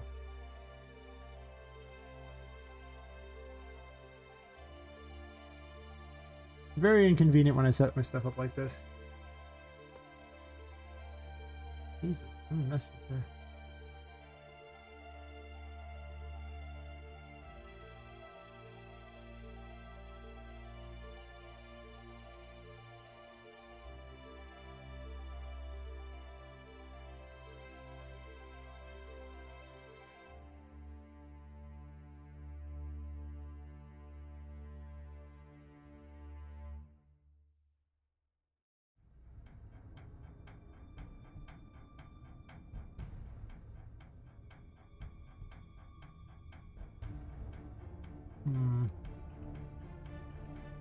I guess that's what I'm doing. Yeah, these walls didn't line up either. But here's the thing. They can line up. I don't know why I didn't bother to line them up, but they can totally line up now. There's no reason they shouldn't line up. Well, I guess the reason why is because this is currently set up already. Make some decisions here. Executive decisions. I mean, this one could still line up. It doesn't have to be different.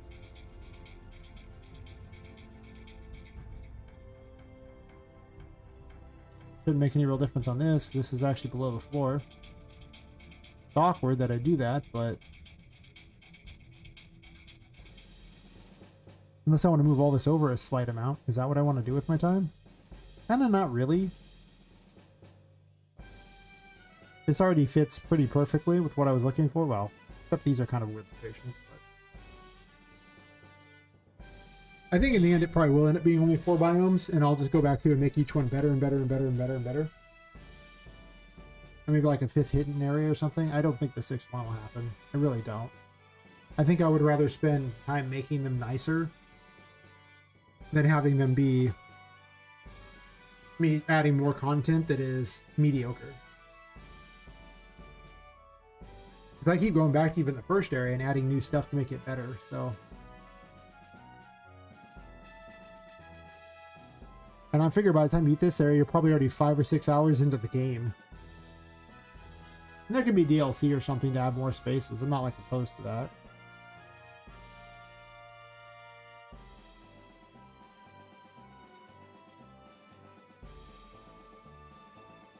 This is a brush here anyway.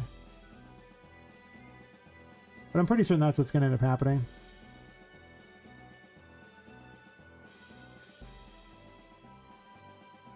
I'll probably tighten up the story to not need the other area.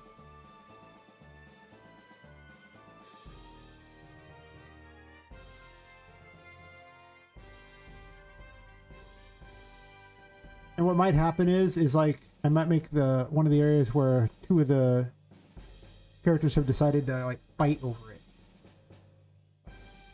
So, giving me the option to have them both in the same area. I mean, this area is so big I could probably sneak an extra boss in here too, for that matter. Of course, one of the downsides is I also have to sneak Charlotte in places too, and that's a lot of work as well. But she needs to be relevant every time she shows up too. Just so you don't forget she's around. She's just playing with you anyway. But you're not always all that fun, so, you know, she doesn't always play with you. She's got standards, you see. I mean, you're not that fun of a toy. She's another doll. The hell.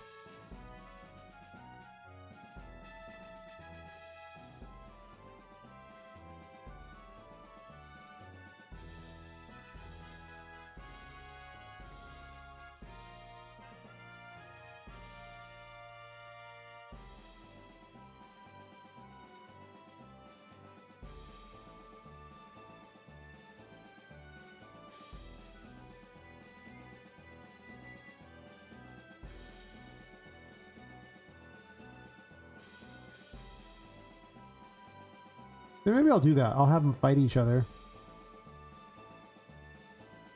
This wall is now the wrong size by doing that.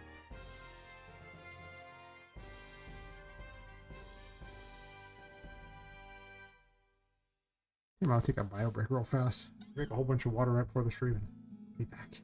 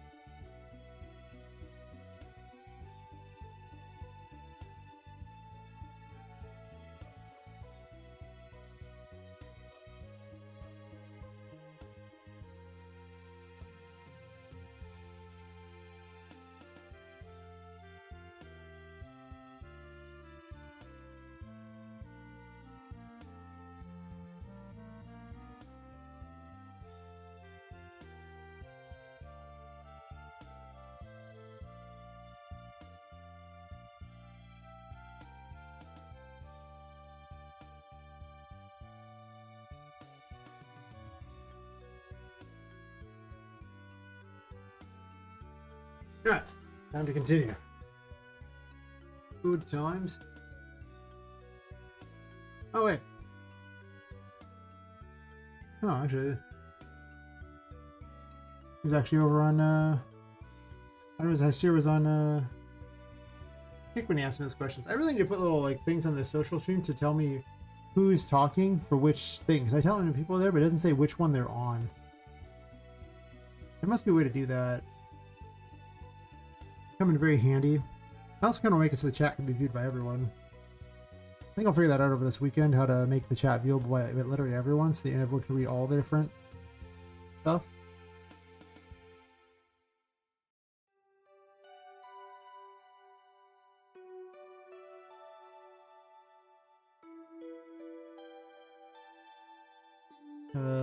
Yeah, that'd be helpful.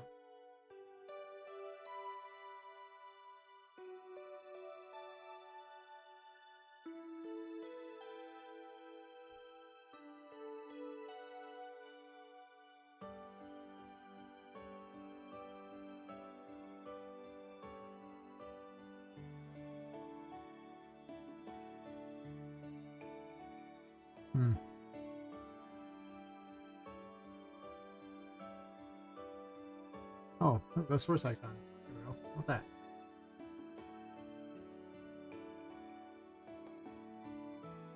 You fix it so I can actually see which one's talking to me. Yes, probably helpful. Duck, blah, blah. Hazard duck.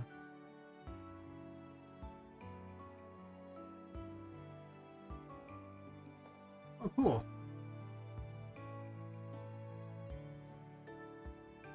And I have little browser things there, so it says which one they're on. Yay! That's helpful.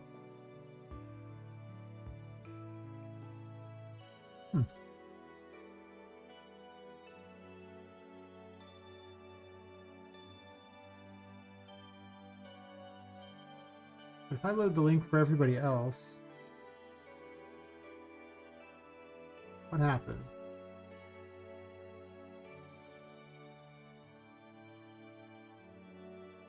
Problem is, it doesn't provide the stuff for you guys. So that's something I need to figure out an answer to. Like, how can I show you guys the same chat without putting it on the screen? Like, a link you can basically view. Because Twitch won't let me have it on the screen. Otherwise, I would just put it on the screen so everyone could just view all the stuff. But, you know, it is what it is.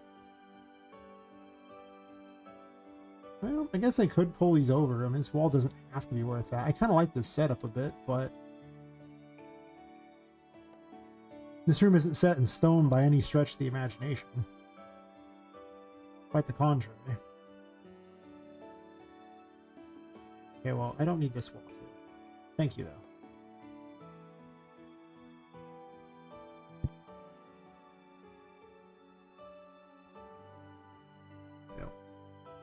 I think I hid my OBS like an idiot. It has the combined chat.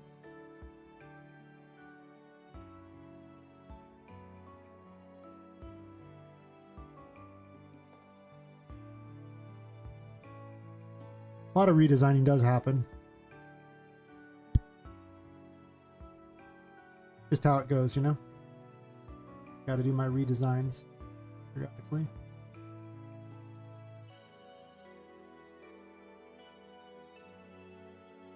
That's roughly about where I want it.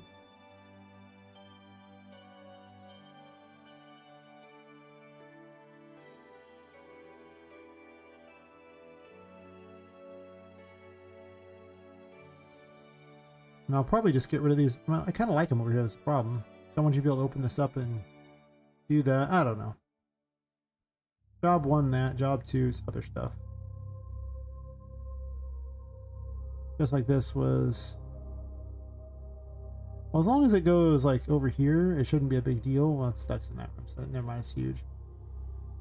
Whatever, I'm just going to shrink it temporarily and figure it out.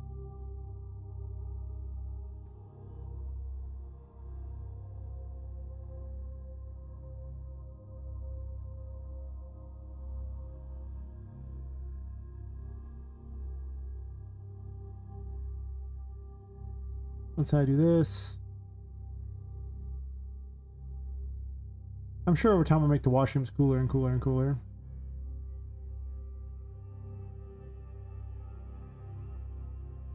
Potentially I might take out a couple of stalls too. I don't know. This is part of why I think they'll end up being like one less area, because I'm gonna, when I go back through and make all these things better, I'm gonna be spending a lot of time doing improvement. And I have actually pretty much decided, as I was taking that brief break, that I'm just gonna have two of the victims fighting each other, so this way I can basically make half the area one thing, half game the other. Means it can also just be a really big area. Problem is, it probably has to be the next area then at that point, doesn't it?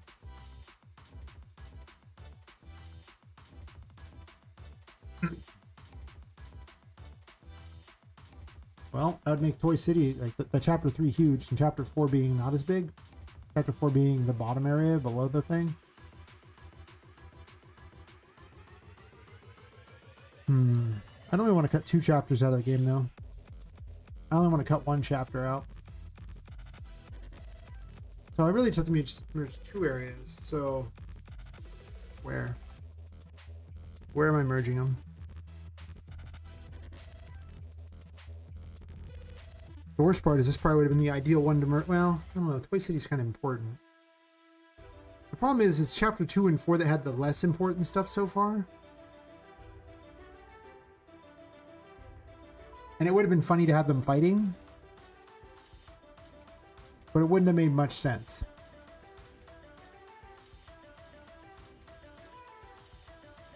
And at this point, it's too late to add it in, I think.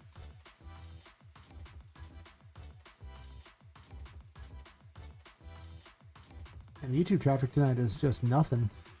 Flat nothing. You know what I forgot to do? Flat nothing. Got to do the old thumbs up on my own stream there. Because apparently, for YouTube, that is valuable to do.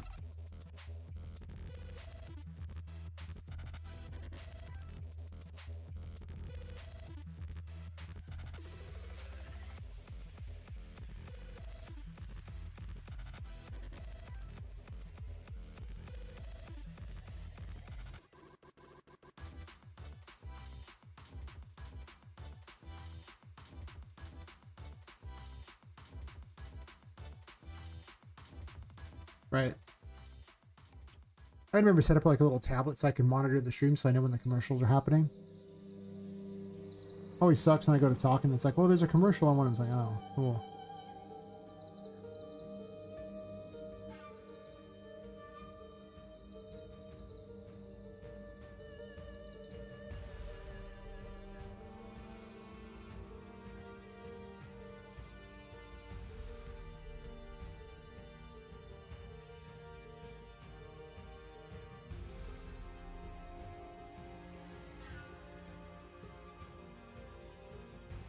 I'm just contemplating having two of the victims fighting each other and which ones would do it.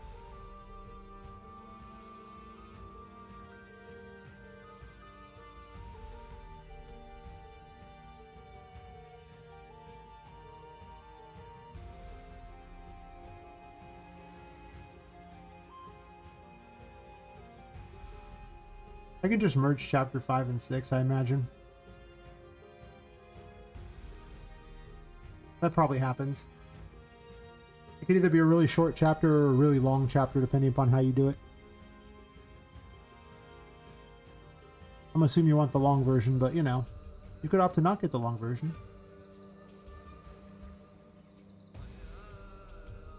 I did delete the other one, just checking. Since I've programmed so many systems already, at this point it's largely just me figuring out various ideas of what I want to do. That's really the difference here, what's really going on. Just like, okay, well, what about this? What about this? This is kind of cool.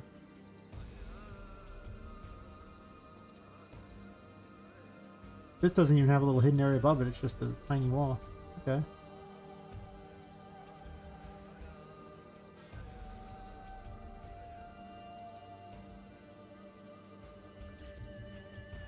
Yeah, I'm probably going to tighten it up, I imagine. I figured I need to do that anyway, to be 100% honest. Do I want this to just be one wall? I guess it can be. There's no reason it can't be. Now that this is on top of each other, it does help a lot, too.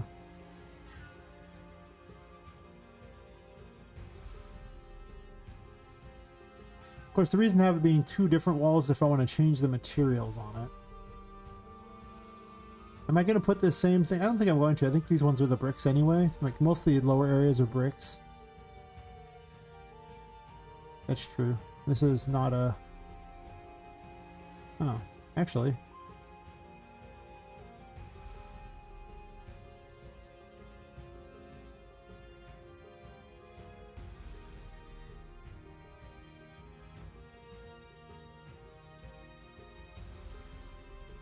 Technically, there's already a wall right here I could do.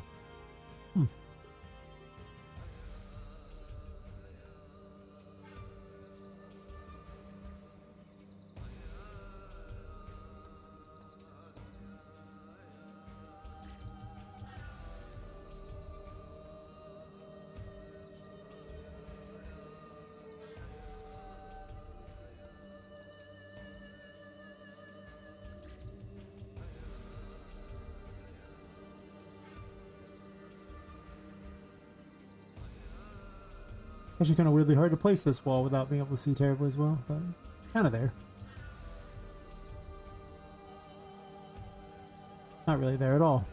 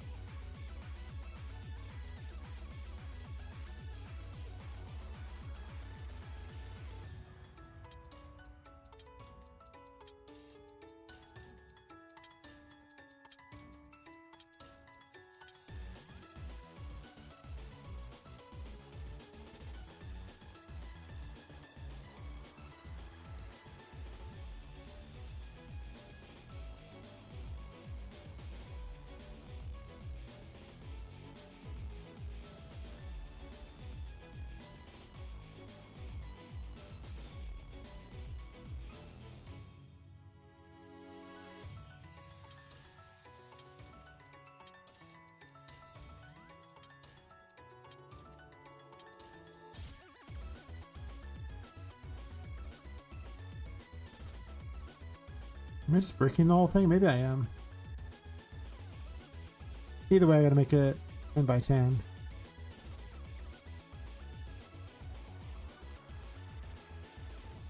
Unless I want to do jungle. I'm not doing jungle stuff. I'm gonna keep it somewhat themed, I guess.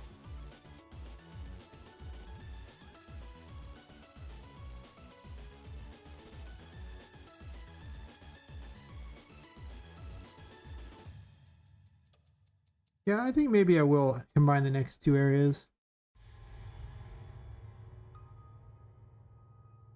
If I do that, that effectively gives me the entirety of this area and this area down here. Like, I have both floors to play with for the third chapter. And the fourth chapter would be the basement and anything involved with that.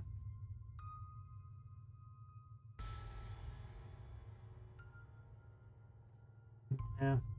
Hey, Annihilator. How's it going? I have new technology now. Now I can tell which one everyone's on immediately without having to figure it out. New tech. I still don't have a way to show this to you guys, though, without Twitch getting annoyed at me. Stupid Twitch. Getting all annoyed at me like that. It's like in their TOS. I can't put it on the screen.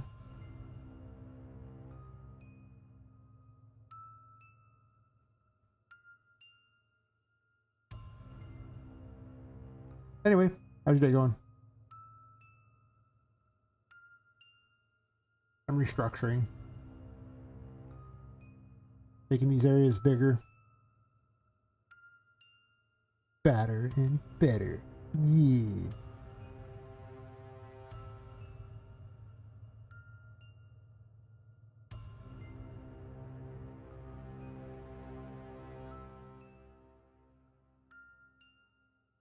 You moving down yet, buddy?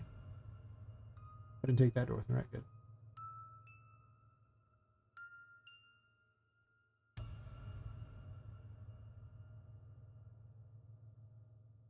Hey chat, why is my name so long?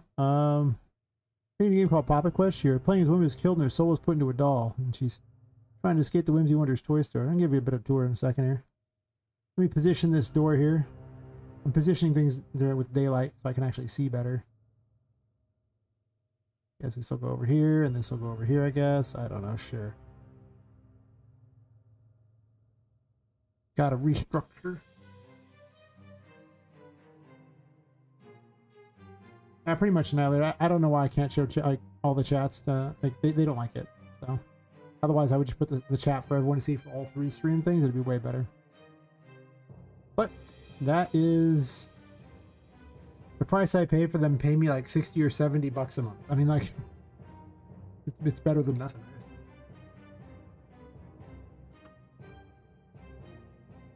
Currently, the only one that actually pays me. If I ever get monetized on YouTube. Yeah, let me load up a more complete area for purposes of showcasing for Senor chat why his name's so long.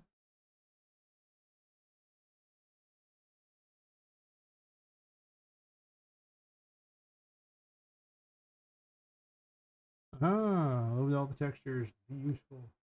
You got this. Close that up. Hell yeah. Alright, we'll do the old standard tour for him. Oh yeah, for one thing to do better, yeah. I don't get paid a whole lot doing this. I'm going to say I maybe make like $1 to $2 a night streaming. Well, it's not a lot. Sometimes some people sub and helps out. I think I got free Amazon Primes, but you know, I don't usually do it. It's okay if they just subscribe to me on YouTube and then I get monetized there. That would make good enough. Anyway, for the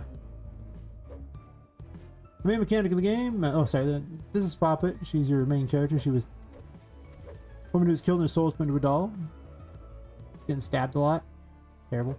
You're in the darkness. You lose your sanity, but you gain curse power, which has brought all the toys to life at night and gives you your powers too.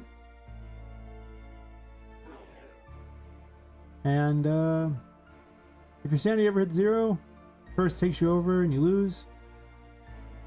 You get your sanity back by going to the light, so just run over to the light and good, you know. However, you don't gain any curse power, so you'll have to kind of bounce between the two in order to get things going. Use tarot cards for abilities. This is the Fool. It's a giant squeaky toy. Are you saying you got $60 a day for working out? Oh yeah, it's dumb. If you worked at McDonald's in California, in one day you would 8 hours a day, $20 an hour, so $160, you know, a day. Streaming is not a high-paying job. Unless you're like the top 1%. Anyway. Yeah, it's a giant squeaky toy. Hits things. Spawn all the chat thingies. It's the Magician. It's basically telekinesis. You pick up objects, like small objects, and throw them. Not very far. Also running out of sanity.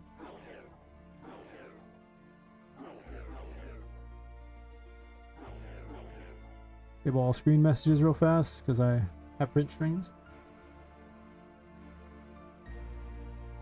It also lets you manipulate cupboards, drawers, light switches, door handles, windows, you know, just little things. Assuming you're allowed to open them if you have a key or something. That was weird and laggy. Oh, it's so laggy at the moment. Very interesting. Shouldn't be, but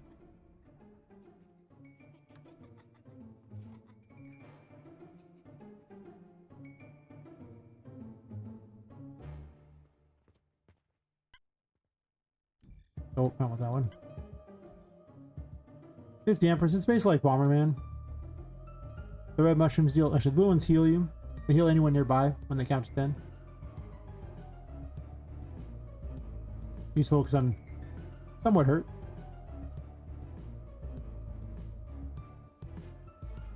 And of course, the red ones deal damage to things nearby, such as this guy right here. Aha, sucker!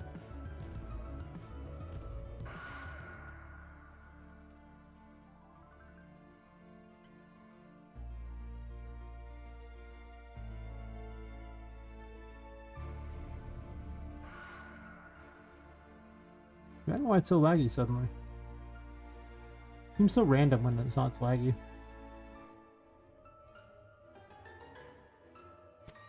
Ooh, can also break stuff.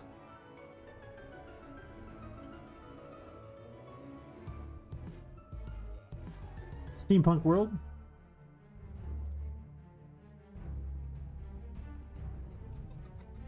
Can't stand it too long.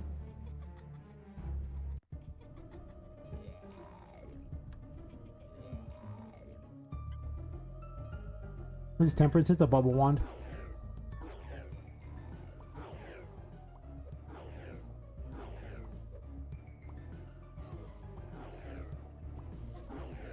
Pretty horrible at point blank range. I don't know why I picked this weapon of all things to showcase right now.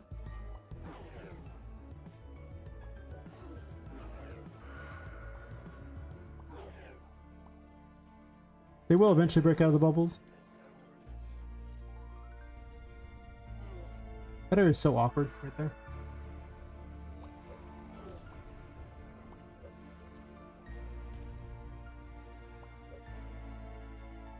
I think it just spawns way too many enemies with the new spawner thing. I think I've changed something weird. I need to work on the encounter system. It's a little better than this though.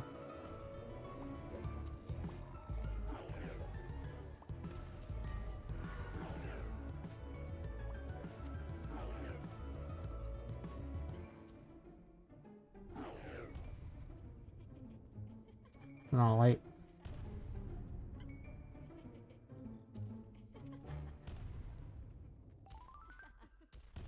Anyway, this is a Wheel of Fortune. Rolls dice.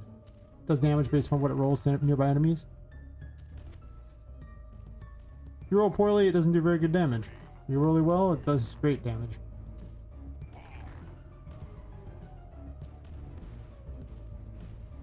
And the white dice heal you based on what they roll.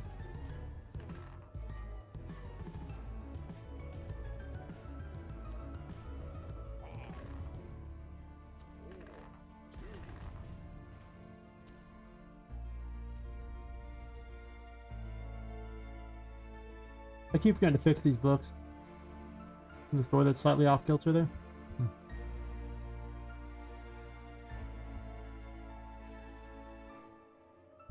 And if I actually restart the engine or something, it's gotten real slow for some reason. Where did this go? Huh. Should be one there. I'm trying to make changes. I have to go back to areas and fix things. Alright, yeah, I can open this door. Ooh, tour.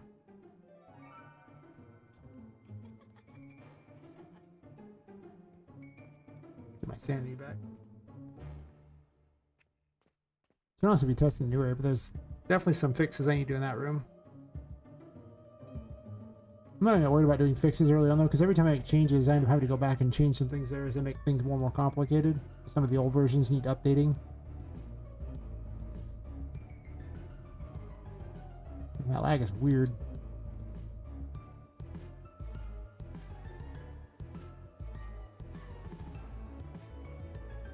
Go through the pipe maze, run the right way, because I just know the right way.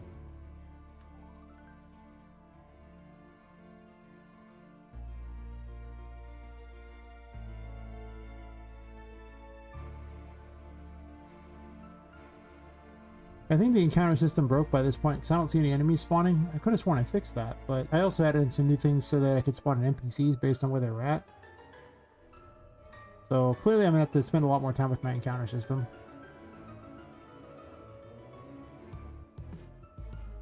Now, the next game I make is going to be such a joke. I'll be able to just recycle so much of the underlying code from this game. I'll throw it out like 30 to 40% done with the game to start with.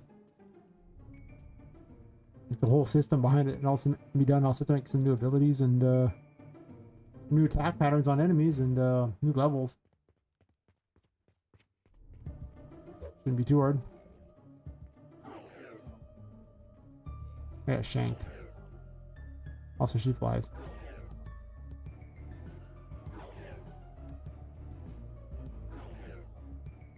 I'm gonna fix that probably, but we'll see. I'm rescuing some toys by carrying it with using the magician. I'm doing here. Running the right way through. Like a champion. Goddamn champion.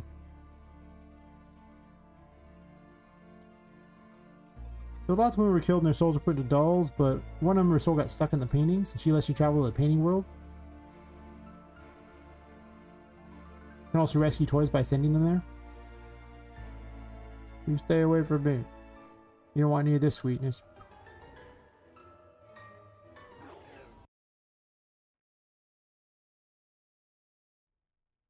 To the painting world. Said twice, evidently. And then she'd open up a little shop here with my Annie's on shop. Might turn to the side or move that one thing so it's not blocking it. I don't know. This Tinka, the ghost in the painting. She's just normal sized. You're just tiny because you're a toy. You just buy things like it's Zelda or something. I don't have any money, but I just walk over and talk to the item and pick it up. She randoms what she has. Oh, she doesn't have many items yet. You jump through your painting to go back. Of course, it's going to random me because I don't have the right game mode enabled, but whatever. Maybe I random somewhere good. Maybe I just random to somewhere where the game's unbeatable. Or maybe I random to exactly where I should have gone. There's only like 5 or 6 spots. No, I should have 8. My bad.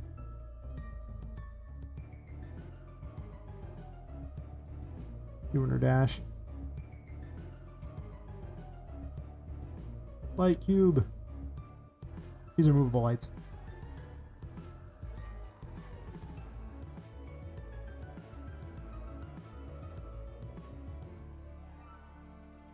Now there's an ad break playing over there. Well, give people an idea of what it is I'm doing. Pretty simple idea. Lots of abilities, things like that. But yeah, people an idea. Really doing an ad break on Twitch now anyway.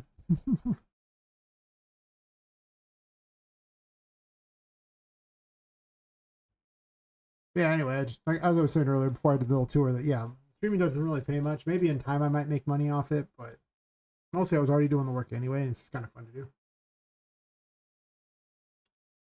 Catch you later, Marufio. I don't know if you can hear that because of the ad, but if not, well, I'll say it after the ad. Stupid ads.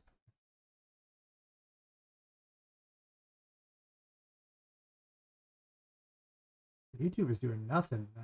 Interesting. I got only like 2 people watching that. Sometimes it has like 20 by now. Whatever they want to do, never know.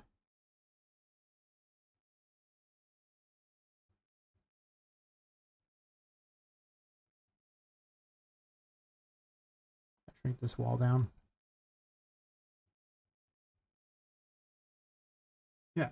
Now that you're back, catch you later, Murphy. Thanks for dropping by and hanging out. Hopefully you can solve the mysteries of your issues with trying to come up with code. Yes. Just remember, tinker until it breaks, and then fix it. The ultimate solution to all problems.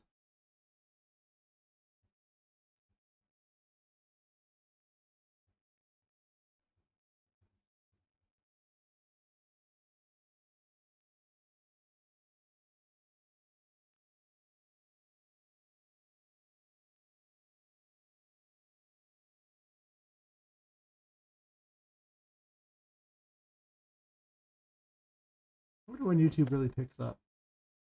Seems so random. I'm just looking at it, trying to figure out if it's I can suss it out.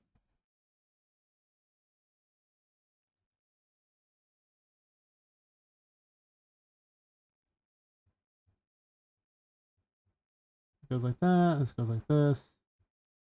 Connects there. It doesn't really connect to any in particular except for those. Just don't want to have to see the walls. Perfect. I'll end up cleaning them up later. I'll put the music back on.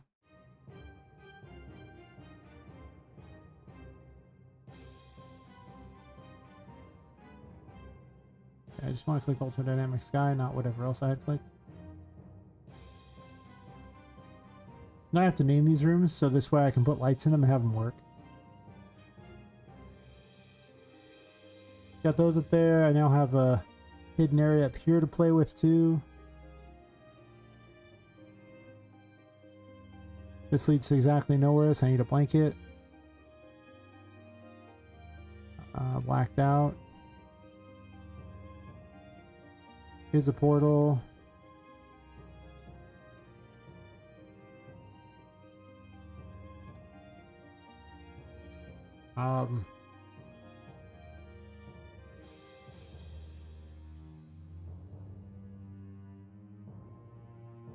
Yeah, that's probably what I'm gonna do. I think I'm gonna merge chapter 3 to be the two fighting, and then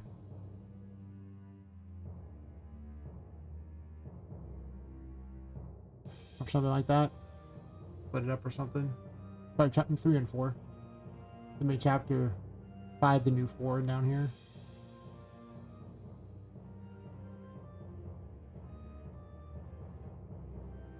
Because at that point, am I really saving anything? I don't know. Well, 5 and 6, I think, are actually what get merged together, but who knows? We'll have to see. I'd like to tighten the story up anyway.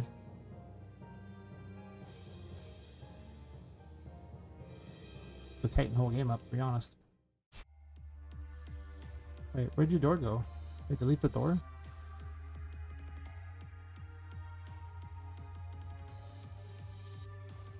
Huh. Weird. Thought I had a door there. Where did it go?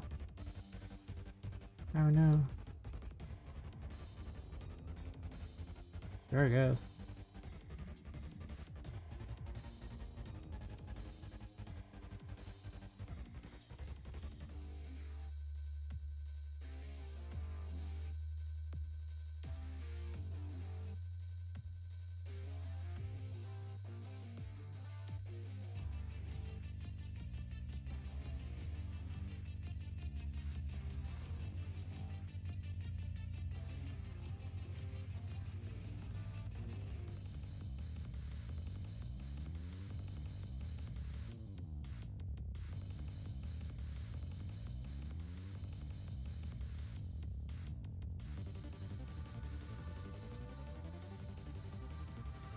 Big door might not be necessary. I don't have a name for that room yet though, just like this one here.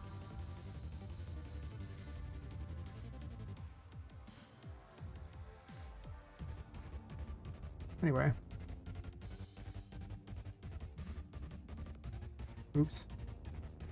I wish they get rid of that bug, but it's just there forever.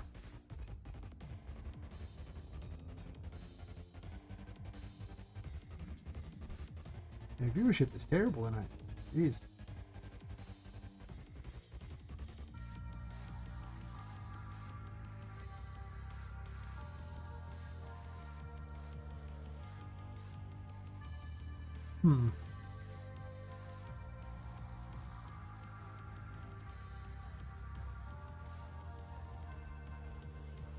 I suppose I could get up in the morning and stream in the morning if it's nighttime streaming that great.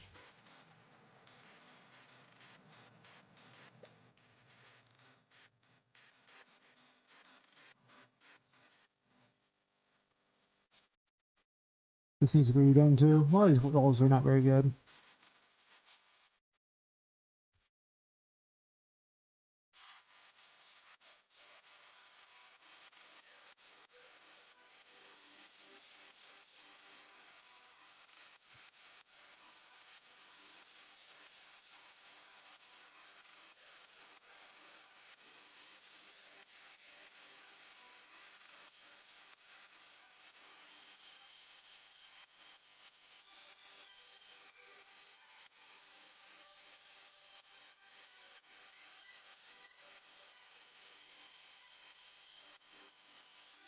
Actually, I guess I could not have the Toy City Pier. I could have it down here. That's an interesting idea. What if it's like down in this bottom one?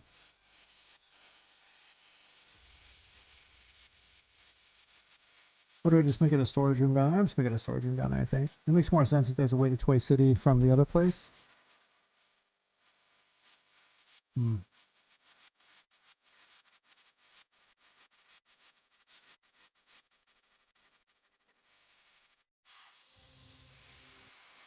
Yeah.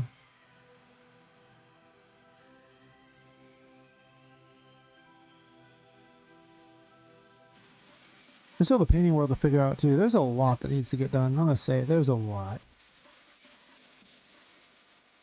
Not intentionally goes all the way over. Fair enough. Can't say I noticed it at first, but yeah, this is storage.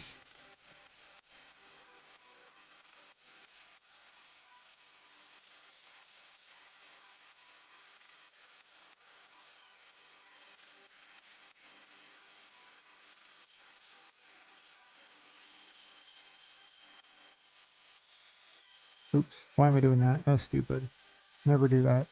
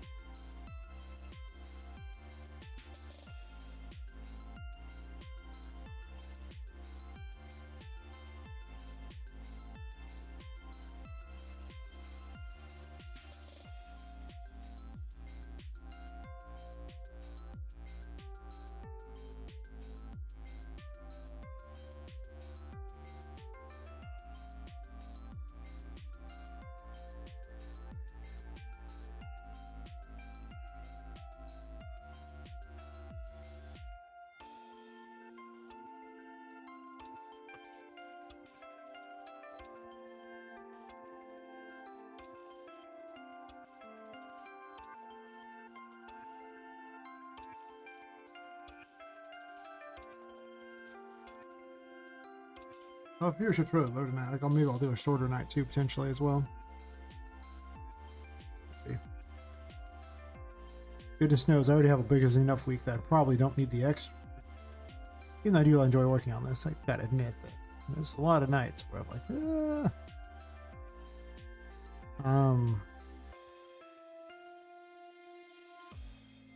do I just call it a storage room on everyone, just like the washroom? I call this the grotto washroom.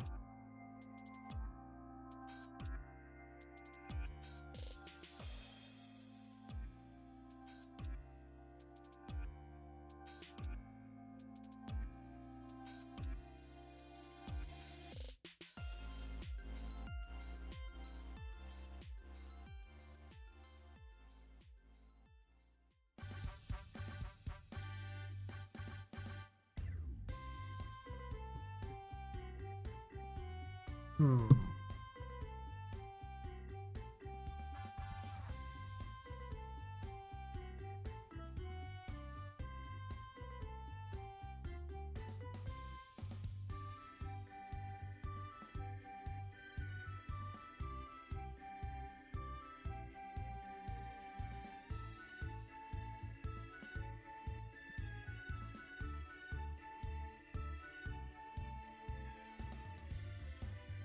Okay, and then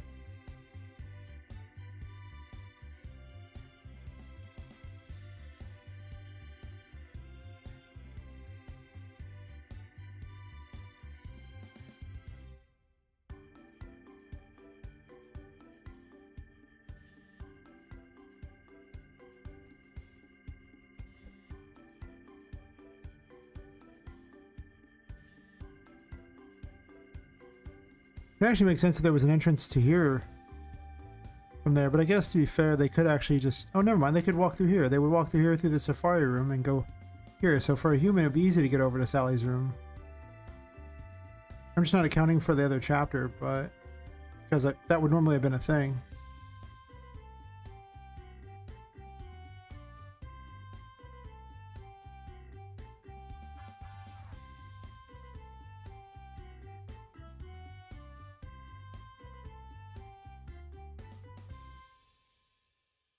That's fair. Nice to have lanterns in here, even though they're not probably going to be lanterns down here. It's probably going to be these lights instead. Or even like a little table thing or something.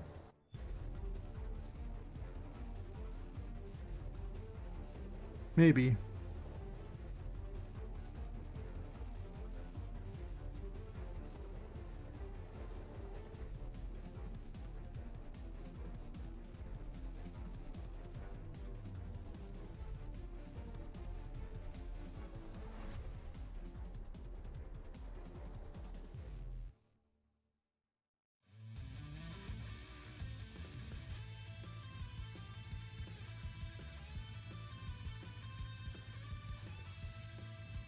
Did I not select that?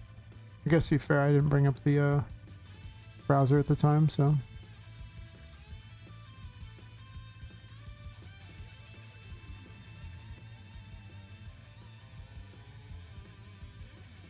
What the problem is, but it's just not letting me select it for some reason.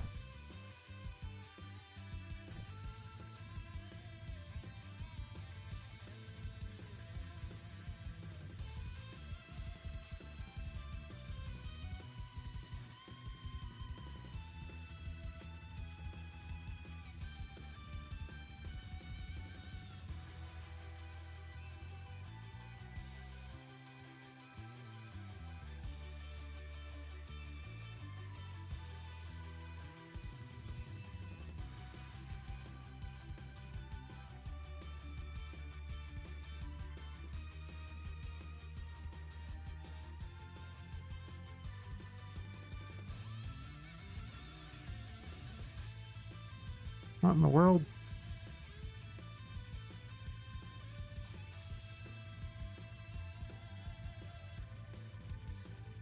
Oh, it randomly does that, but it shouldn't.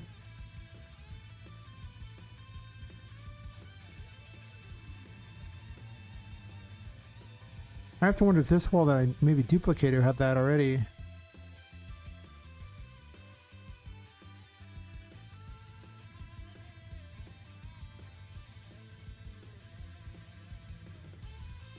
It did.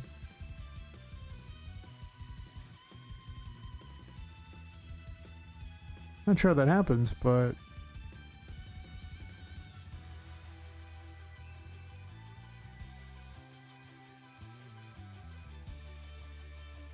might as well fix it.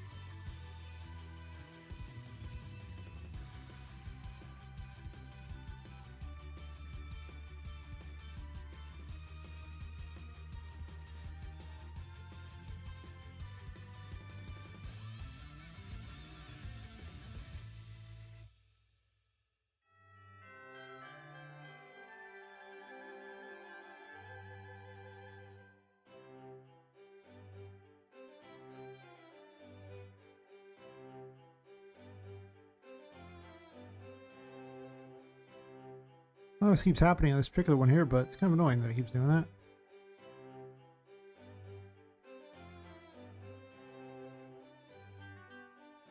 I just can't tell from the leaves, so I gotta keep switching it just to see if it's got the weird mistake in it. Seems like it's happening on a lot of them, though. Forced me to redo whole walls because of it. Doesn't matter too much if it's the leaves, but it's kind of annoying that it keeps doing it. Could be a bug with 5.6. Goodness knows. There's so many more bugs I've been finding. What's a few more, right?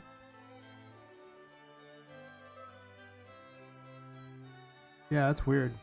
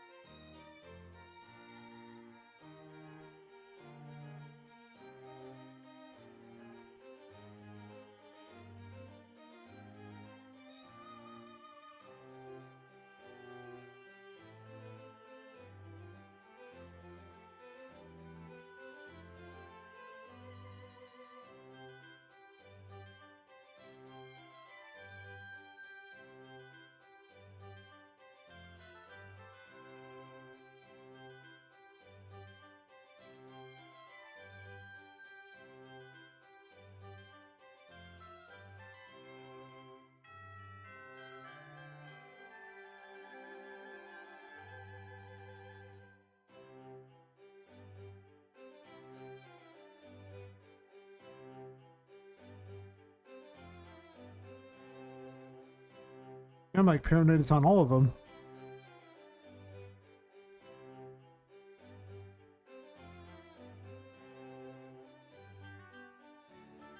Doesn't matter for these too much. Probably fine. And then this will just be the entrance there, and the final area will take up this big, huge spot. That'll get me all the way to the bottom of the building. I'll have infinite space for it.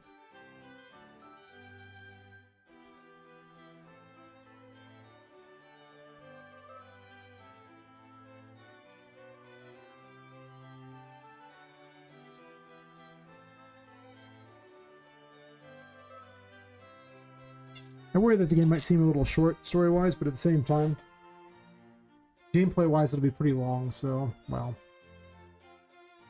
Realistically, I want it to be up between like 10 and 15 hours, would be about what I would aim for.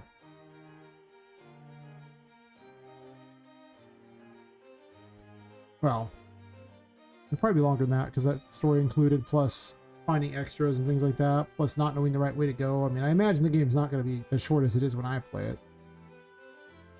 I, after all, know where to go. Because it's stuck in the wood. You keep finding little things that are wrong.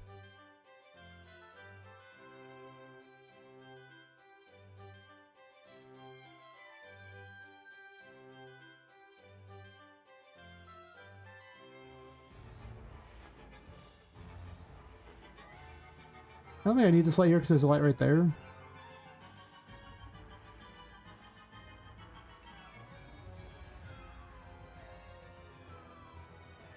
I'm not sure I need that light there actually because there's like a mushroom, so I can just get rid of it.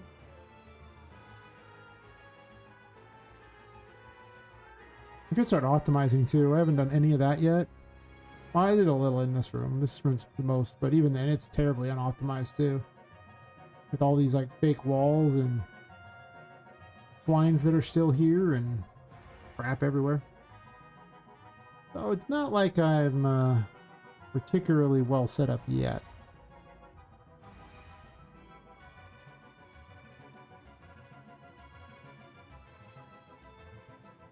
I actually don't think I need this anymore, this whole extra thing going down. And the main reason for it is when you're underwater you can simply swim. And there's a way out in the center, so you don't need this way to get out if you happen to fall.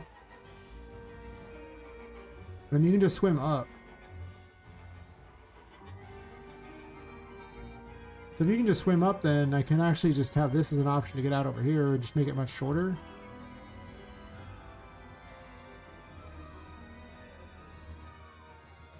Instead of going all the way to the ground.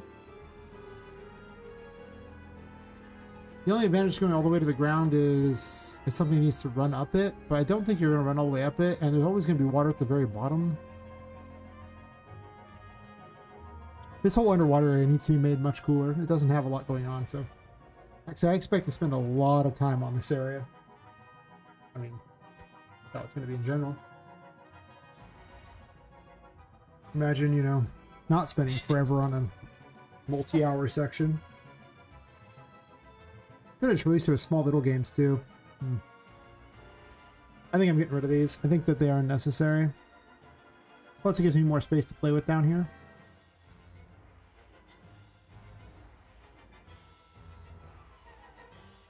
Maybe it's like there or something. Maybe down a little bit from that, but manage that a little.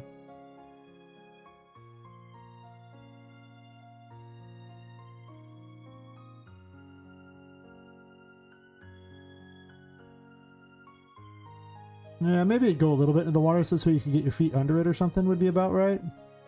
That'd be how it would work.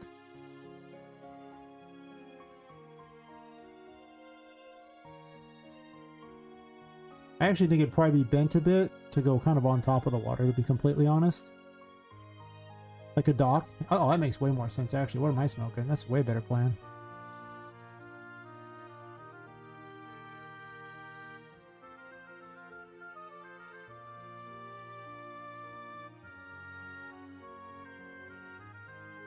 Like a little dock. Because then, you know, you'd be able to pull yourself out pretty easy on it, which I think is a lot smarter than the other plan I had, which was not that.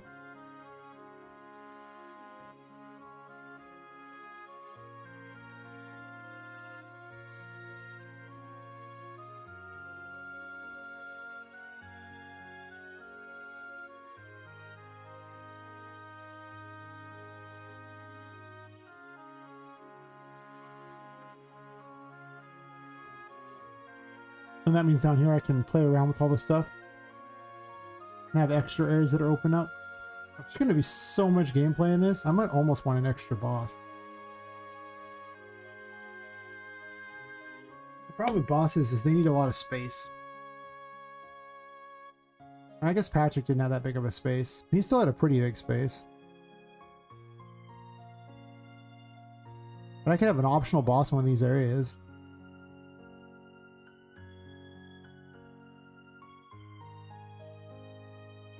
I can have an optional boss down here or something.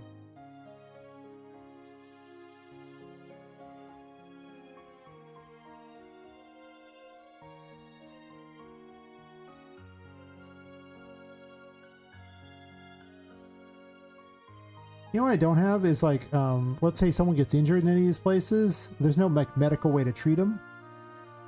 I wonder if that would be like on one of the other ones here, because it's almost like a water to play with and everything like that. I don't even know. Some bizarre setup.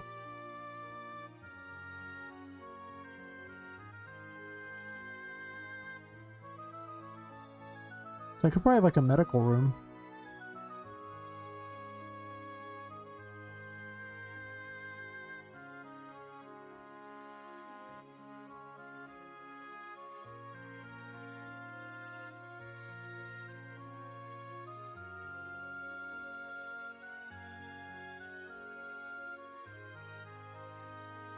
I was kind of hoping to have some sort of weird law enforcement room for the brig thing, like some sort of,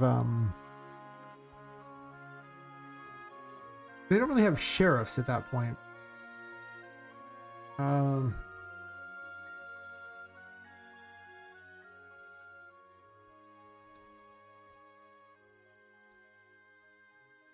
What was a law enforcement called during the pirate era?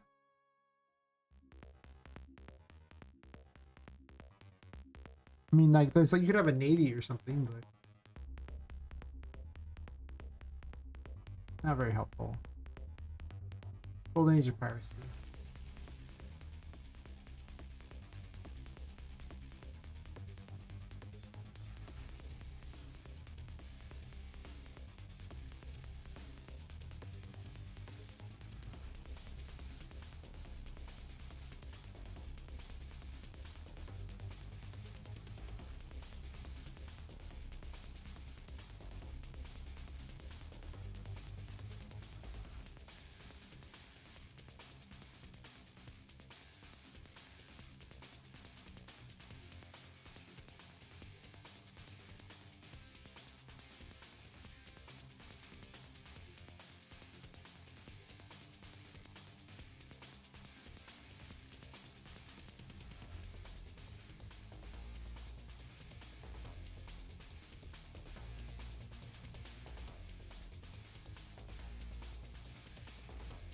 Basically looking at a wiki article, I'm going to get some information about what's happening during that era.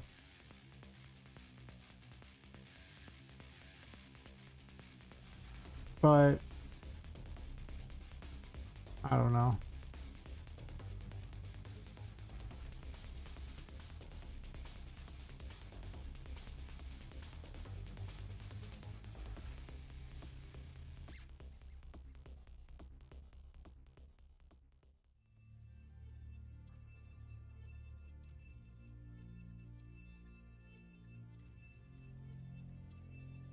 I'm gonna make this storage actually.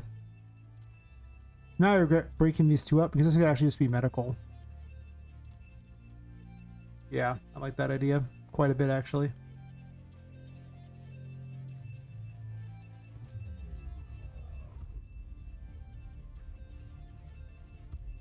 How big is medical though? I never see those, and then this could be. Let's make this storage.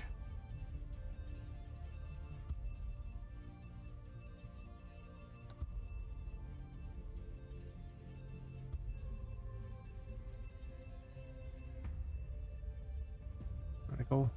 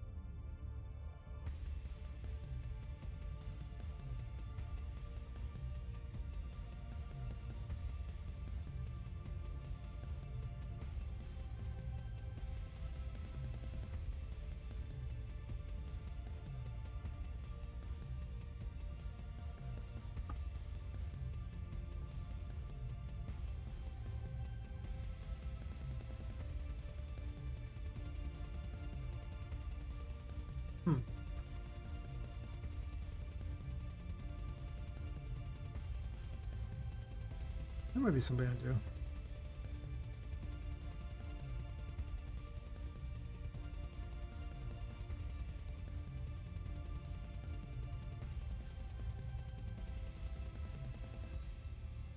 And this will be, I guess, part of medical, so. Is medical going to be this big room that connects multiples? That makes it probably not optional.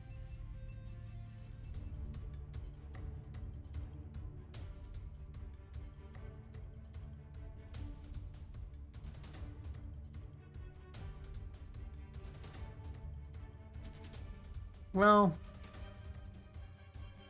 maybe I like this wall better. Just slap it right between these two again.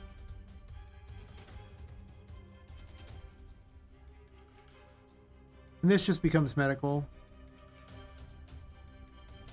And then I refix this wall to be the full size. Of course, now the big problem is it doesn't match, but that can be fixed very easily by simply just making them all bricks.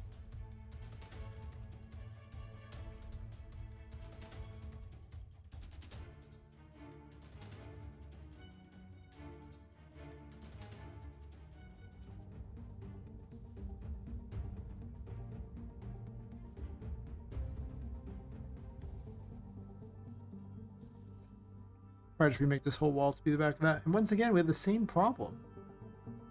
This whole thing is like weirded out. Interesting. Why? Number of weird walls is pretty high. I guess to be fair, I did pull it off of these things, so maybe that was the problem. Well, if that's the case, I'm starting to think that maybe this should actually not be the way it is. This should actually be almost like a weird storage area as well, or side room. This Toy City thing should actually be on a lower level. Right, because it would make sense if it connected to the medical area. That makes sense a lot, actually.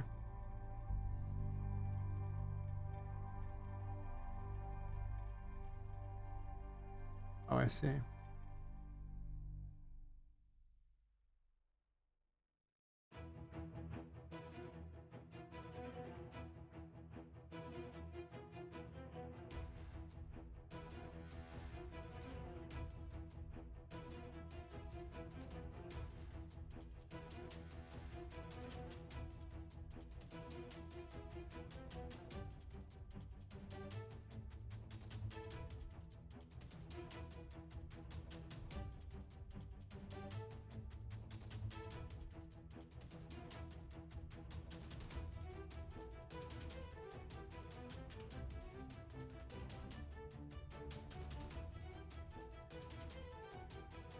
No, that's fine.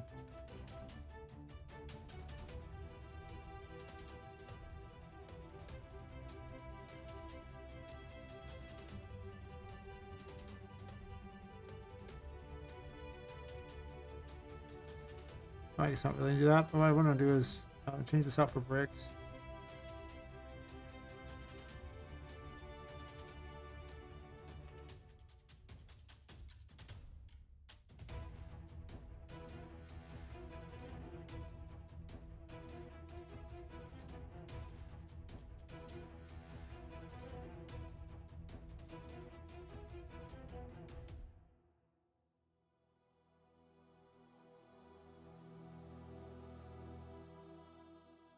And once again, there's a side that's going a weird direction.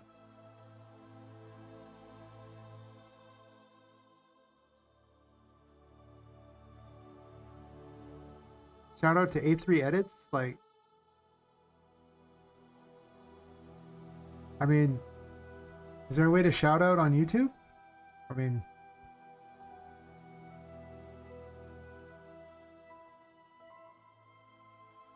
what are we looking for here?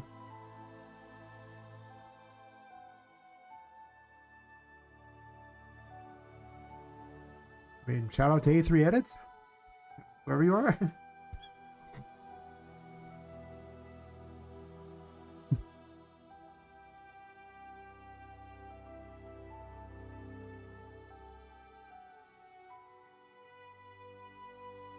Oh, sure.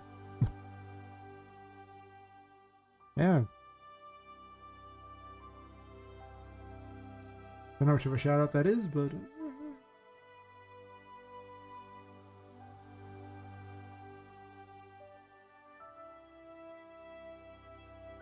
whoever they are, or if it's just your other account, hope they're having a wonderful day.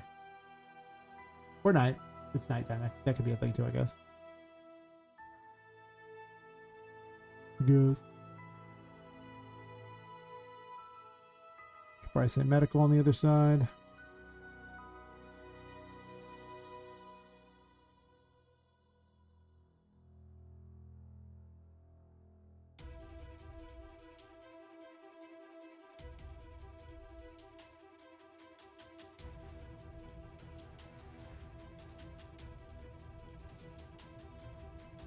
Stay in your country? Fair enough.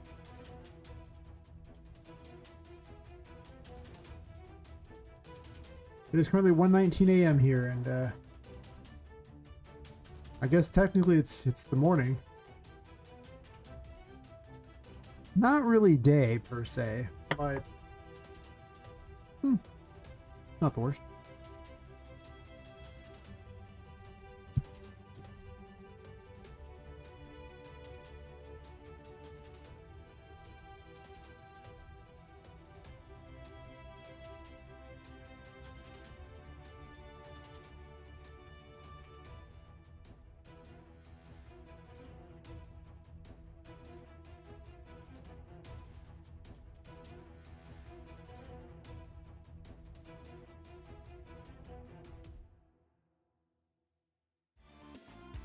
Pesky sneezing fits. There. You're like 12 and a half hours ahead of me. How are you like 30 minutes off? I thought the time zones were done by hours. That's interesting.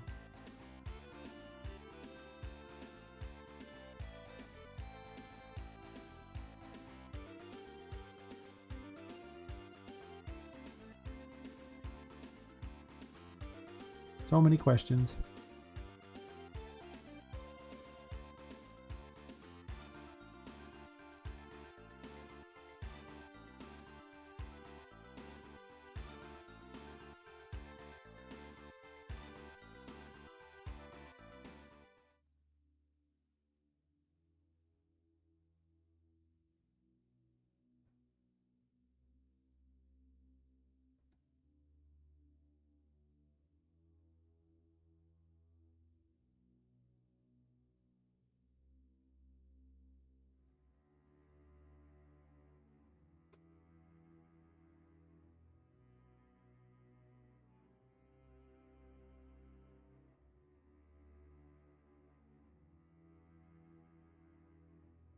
I'm aiming for October of 2026.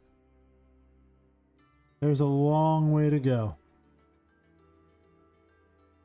A long way indeed.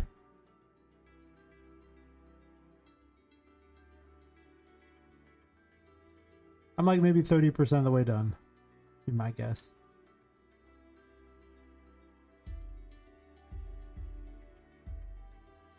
I'm doing like the concepts for some of the rooms and actual gameplay designs for some of the rooms for the second chapter.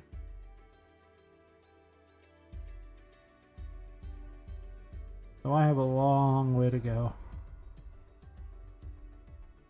Probably gonna do 5 chapters. I think I'm gonna cut the 6th chapter just because I think that it's a bit much. The longer I get into this, the more I cut from the game, to be honest. Yeah, about that.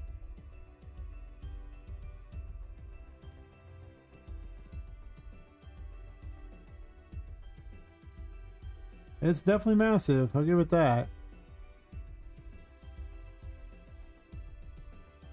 I decided I was going to fuse some of the chapters together, so who knows.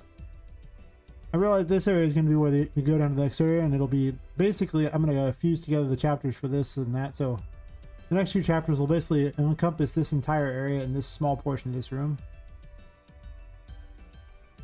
I'm probably just going to merge them, and then the final chapter of that. So I might actually, like I might actually just make it 4 chapters and just merge the last couple chapters. Because 5 and 6 could be merged pretty easily. And 3 and 4 I can merge potentially too, just because I guess it lets me play with a bigger area. I don't know. Yeah, it's an indie game. Just me. That's why I keep on reducing the size, because I'd rather have it be higher quality content and less of it than, you know, low quality but lots of it.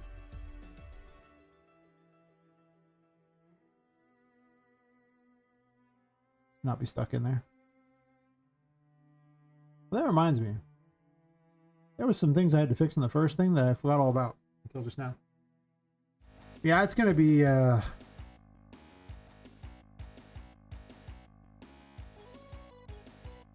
I wonder if I've bit off more than I can chew on every occasion. Like every day I wonder the same thing.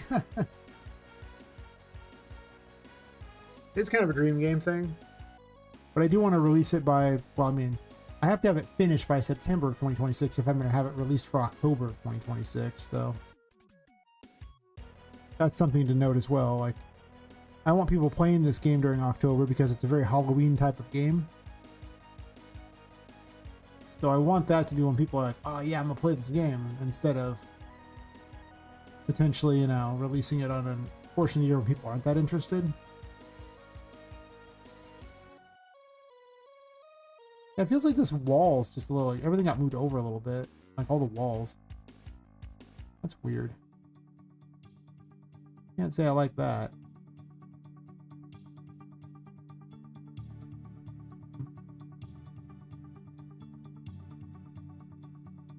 Unless I move this whole wall over. Maybe this wall did get moved over. Is there a hole? I think so, actually. Yeah, I think the whole wall got moved over. Let me fix that.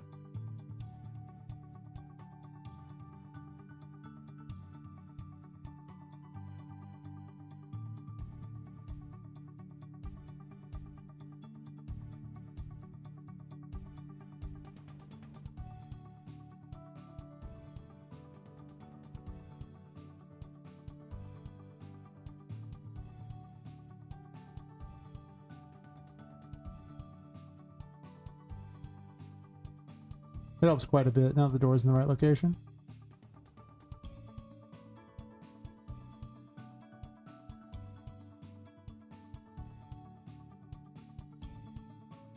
Honestly, I feel like this wall got moved over too.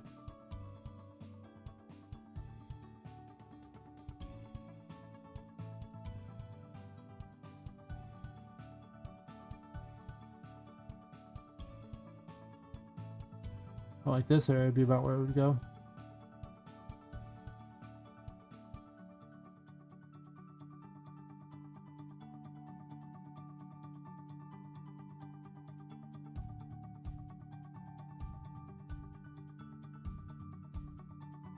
Oh, I haven't really bothered to pull anyone onto the thing. I don't have any money to pay anybody, so...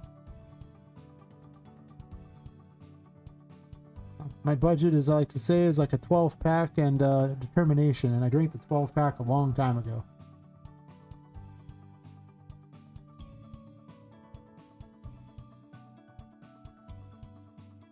So unless I can score some sort of budget, it's largely whatever I can funnel into it from regular work, and it isn't very much. I have less than $1,000 in the game entirely, and that's really my entire game dev career. Like, most of the assets for this game were actually purchased for another game. But I also don't like to really involve people, because then I have licensing issues and like legal problems and things like that. So in most cases, I just buy things from marketplaces to avoid issues. Because every when I get involved with a project, is one more thing that can go wrong. Speaking from experience. But maybe, I don't know, possibly.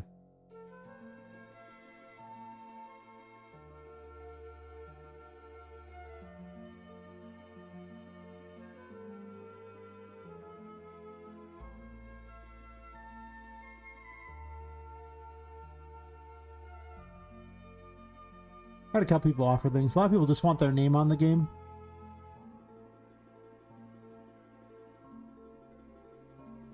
But I've also got a lot of everything already kind of made, right? I don't even know what to ask for. Like, I have nothing. It's like, I'll give you a bunch of models for free. I just want my name on the game. I'm like going, but I don't know what I need anymore. Early on, I had some idea what I need. Now I'm just like, uh.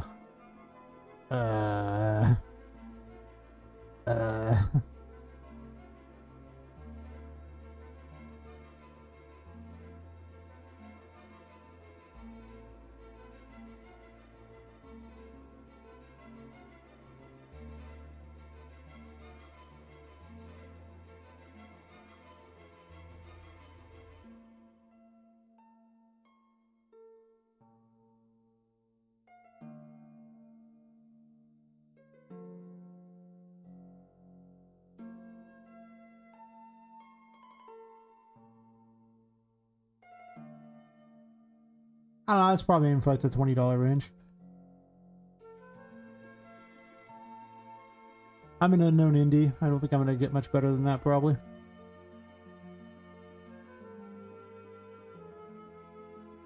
We'll see.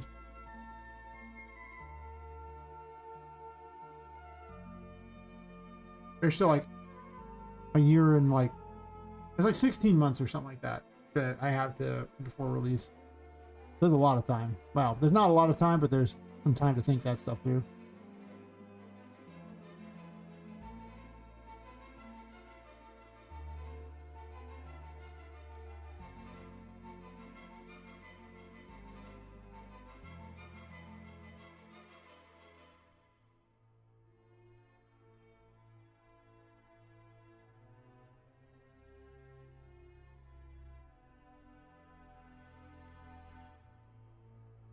So if the game gets way better, then maybe it'll be more. And if the game gets way crappier, maybe it'll be less.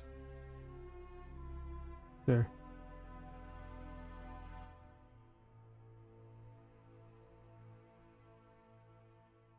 That's fair. I appreciate it. At this point, the best help you can provide is just simply, you know, hanging out, watching, and, you know, helping spread the word so I can get monetized on the various services like YouTube and stuff. Because getting monetized on there means I have this thing called cash to hire people. Right now, I don't have cash to hire people. I have nothing extra. Very poor.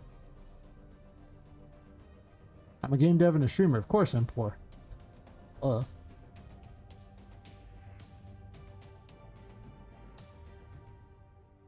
Like the two worst choices for making money ever.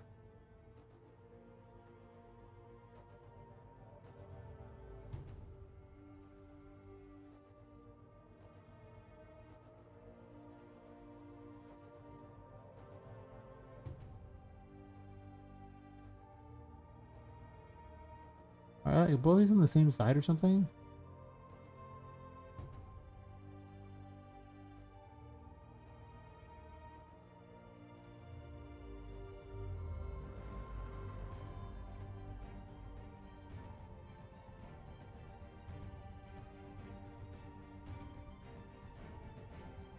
Alright.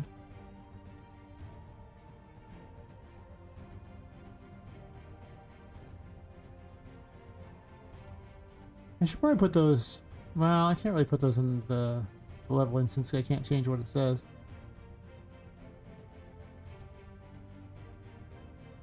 Hey, Agent 258, how's it going?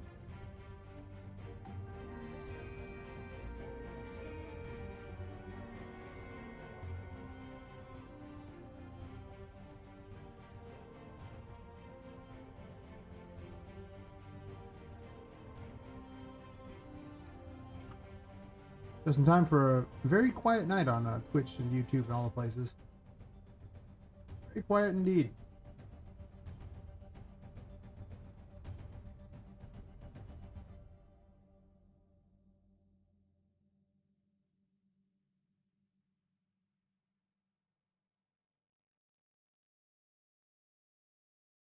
I'm streaming, right? It does say so, right? I'm not like crazy. Yeah. No views though. You gonna finalize some farming machines you made? Nice, nice. What sort of machines?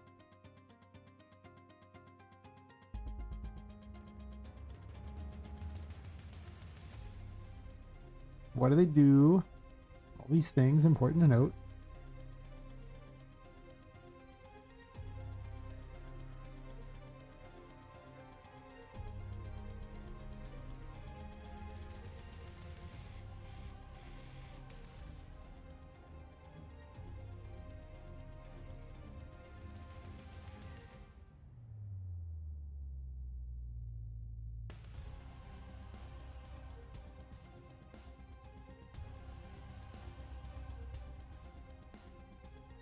I don't know why I registered there, but sure.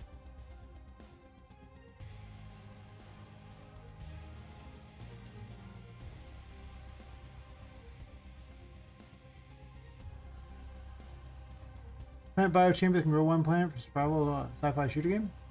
Nice, nice. The real question is, can it grow plant waifu? Those days in space, they're lonely, you know what I'm saying? Check out the flowers on that one. Cut myself out.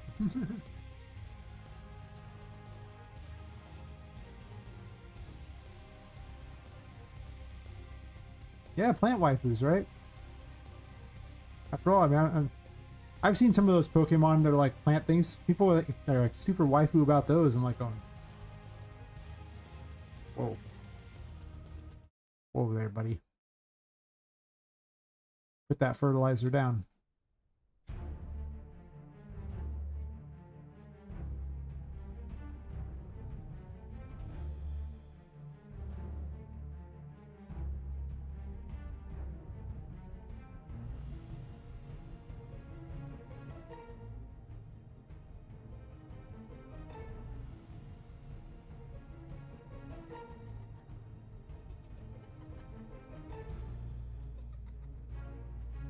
This is quite a long run, but I'm sure they'll figure it out. Or they won't. That's fine too. If they don't, they don't. And if they do, they do.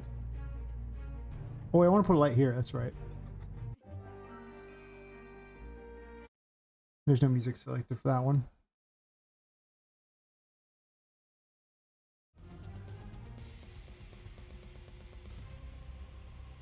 Yeah, these are important things that must be discussed. What do you do in space when you run out of waifus? Buffering. What thing is buffering? Am I dropping frames? Says I'm not dropping frames. Says I'm pretty golden. 0.7% dropped. Guess let me know if it continues. I could have terrible internet time potentially too. I haven't gotten any warnings about it though, so. No, my PC's acting good. But I was just responding back to the YouTube one there where the person was saying, you know, it's like buffering. So. But everything checks out okay.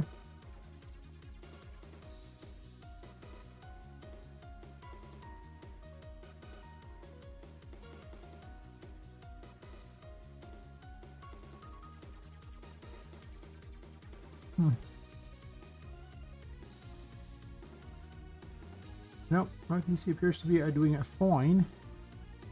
Just a low traffic night. Yesterday was incredibly high, which is interesting for it to be super low after being super high, but I don't know.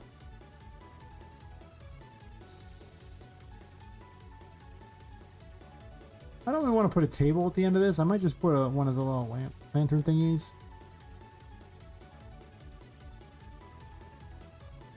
I kind of want to put less emphasis on the magician. And having this light here would be pretty good.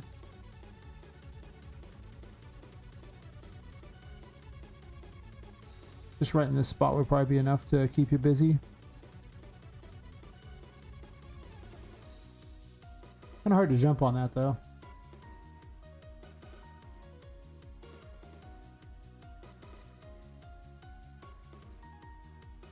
I'm trying to do Control Shift S. I don't know what it's doing there, but it's being weird. And the magician's always going to be useful, but there was a huge emphasis on it in the other one, and now there's like, it's used some places, but nowhere near as often.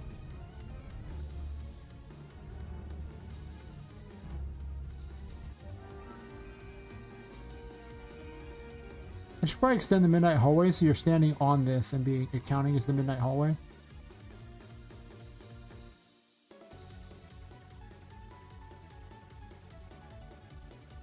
Because it doesn't even go all the way to the wall there.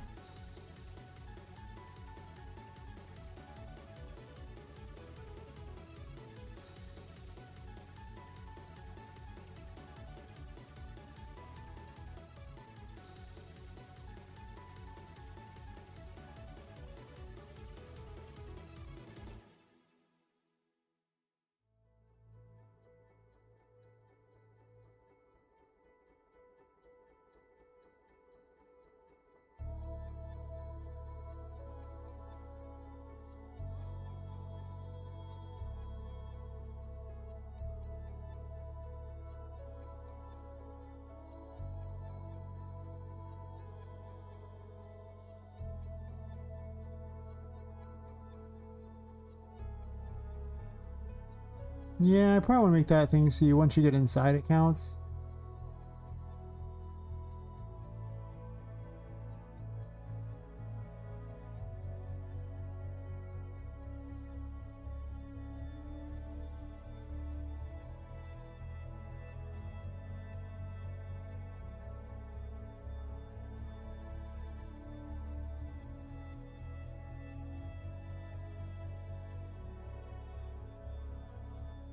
It's very hard to move around and find amount of space with the camera.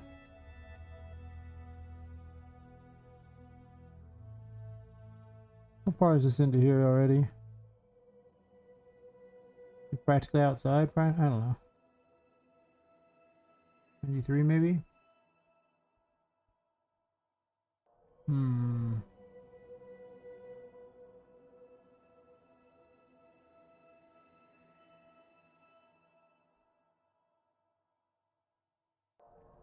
Normally I don't count outside the building as a thing, but... Oh, that's right, I can't open it because it's on the other thingy, so I can't change the variables on them from here. It's always annoying.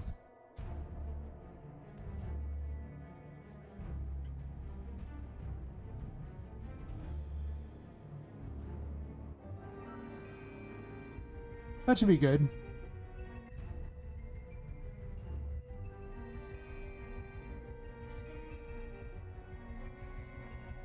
Just so it's slightly comfortable enough that you have like the ability to get the light here.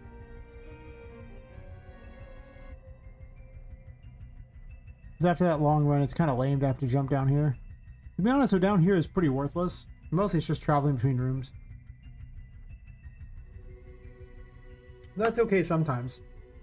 Like there's just nothing particularly interesting running around down here, and all the interesting stuff is up here in these craziness things. Like that's fine. That reminds me, I need to make the circular grate too.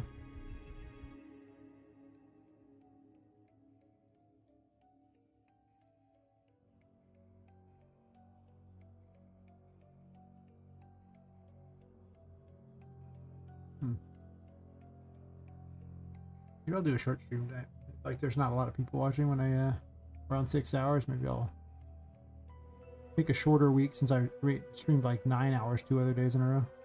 I almost streamed 10 hours this morning, but then I realized I had to get up. And then the people didn't want to meet, so I actually kind of only had to meet one of the people, and they wanted to meet later, so I could have actually streamed the 10 hours if I'd wanted. Which I kind of wanted to. I was having a lot of fun, but you know.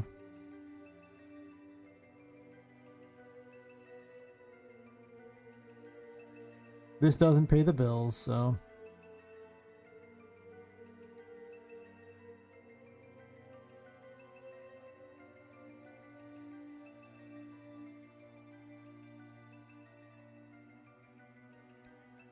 This pays just enough that going live is worth it. Not enough that you'd want to sacrifice anything for particularly, but definitely worth going live. Yeah, that's pretty close.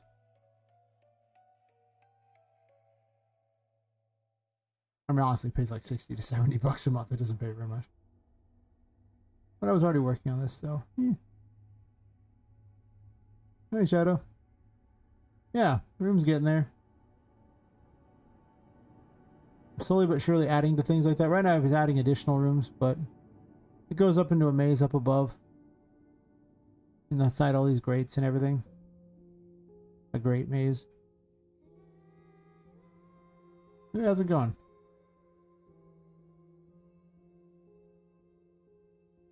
I'm trying to figure out what to do with half these rooms. I don't know yet.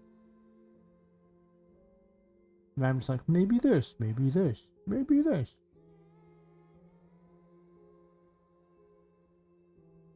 Wait, is this the medical one? I think this is the shortcut way. So yeah, this will be medical.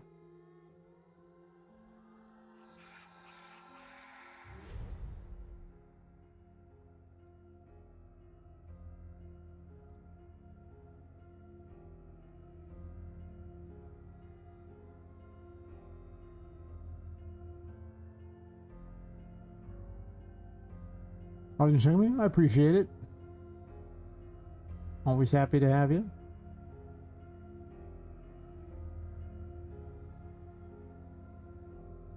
I'm adding all kinds of craziness. I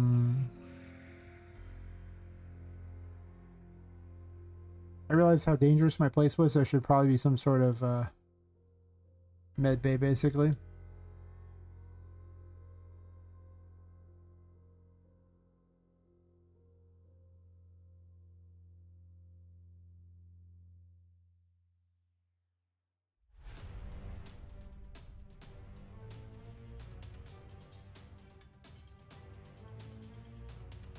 But I think I have a pretty close to final layout for where I want everything to be.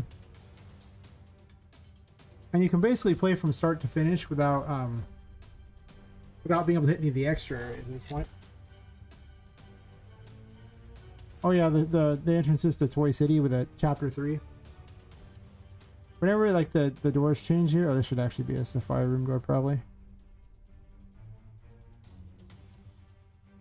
For all the chapter 3 stuff, I guess am I doing that with all these ones? I guess so. Instead of having these lame-o doors. I don't know, all the ones downstairs are kind of that, and all the ones upstairs were kind of these doors. So maybe I should no, they kind of match this Safari one, so kind of changing the doors based on the chapter.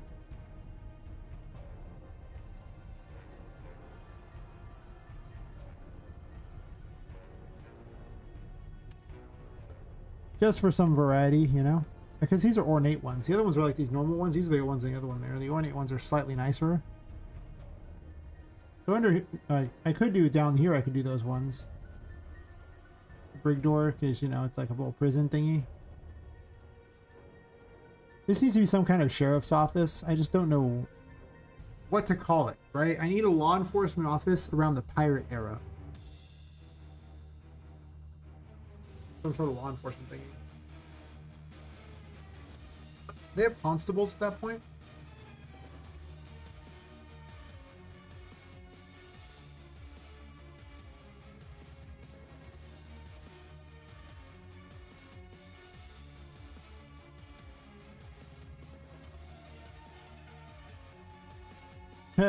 Nah. As a character you need to free in the prison in your Don Fluffles. As part of the things like that, because you're trying to help Oliver free his brother. Throughout this chapter, you're basically following around, well, you're not following around anyone, but there's a giant bunny following you that you rescued in the first chapter. And they're trying to get to Toy City. So they'll mostly just appear in rooms as you open them. Like, they're not gonna, like, directly follow you. We're supposed to rescue the two of them, and, well, I guess you just have to rescue Don Fluffles, and then the two of them get to Toy City after beating Sally in this room. This is the actual way you're supposed to get to Toy City, but I always include 2 ways. Wait. I always include 2 ways to get to the next floor, so. And then Toy City's probably just going to encompass all the way to the ground from this point on. I'm probably just going to merge the next 2 victims and have them fighting each other or something. And then Had the final thing down there. I'm probably just going to make it 4 chapters, honestly. I'm probably going to merge chapters, I think is what it is. 5 and 6, his chapters could easily be merged. And 3 and 4 I was considering merging because otherwise I'm splitting the space up amongst the 2 chapters and it's going to be kind of not a lot of space. The building's only so big, and it's also going to take me a really long time to make it all, so I'm pretty certain that's what's going to happen. I was just thinking about it today. I was like, I could have 2 of the victims fighting each other. Their armies fighting. Basically tighten the story up. Because, you know, it's a big game. But the coolest new thing was actually, well, actually, I'll just run through the thing real fast. I'll show you.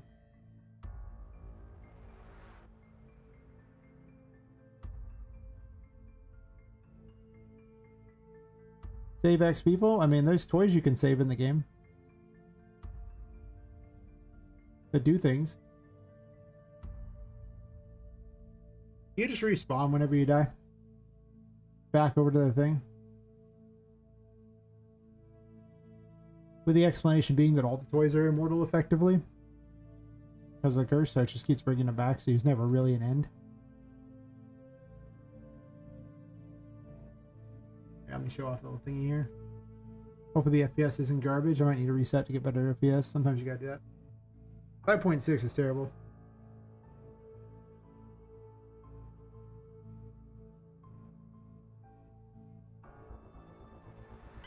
If you make fights against each other like 10 to 3 strong ones, you must save at least 6. Can be a challenge. I actually don't know what you're saying there. I don't quite get it.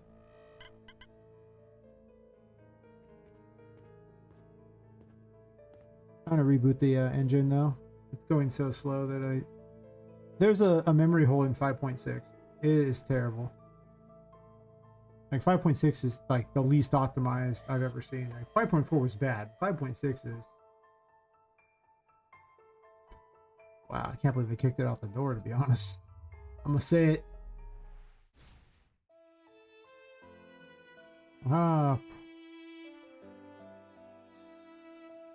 You have 10 friendly NPCs fighting 3 strong enemies that kill them easy, so you help them saving them. It makes more sense. I mean, it could. There's not really any mechanism for something like that. Like it's like an it's like a RPG quest basically. This, all the NPCs are like unique NPCs, and you just kind of rescue them from around the place from whatever situation they're in. But they're probably not going to be directly fighting the other things necessarily. It's not a very quest-centric game.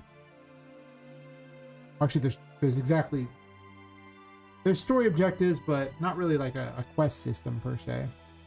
You can explore and find things if you want. That's true.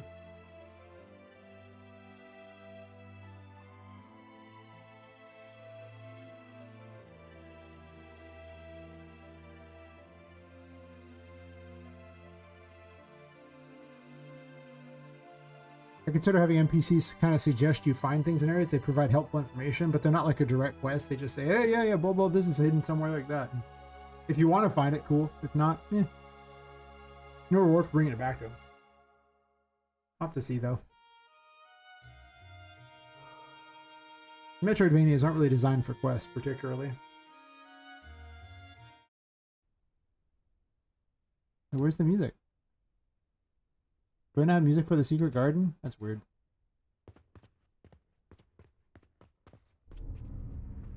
Whoa. Why does that pop a thing up? There's no nav mesh. I'll put a nav mesh down.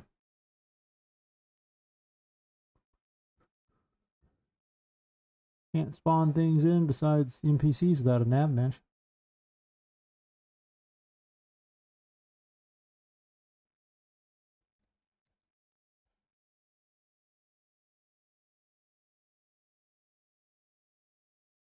I mean, saving toys in this gives you new buildings and things in the painting world. That's what it does. I'm not going to add any quests or anything of the sort like that. That is not a thing that's going in this game. This is not built for it. It's just not built for it at all. Like, at best, that we find some things, but This game is not meant for it. In the slightest. So surprised that that's not a thing. Where are the enemies?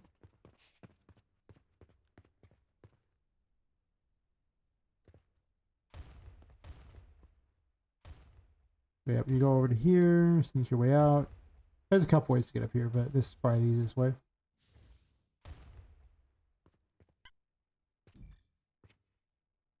Now you can run around the building, which is nice. There's actual music out here too. I didn't assign music to the other room yet. But no, the bring is literally just so you can rescue him. Just another room to go into, find things. If you die, you just go back to a box. That's how the entire game is up to this point. If I were to change that for some reason, then I'd have to explain it and do a whole different system for it. And it'd just be disjointed and weird.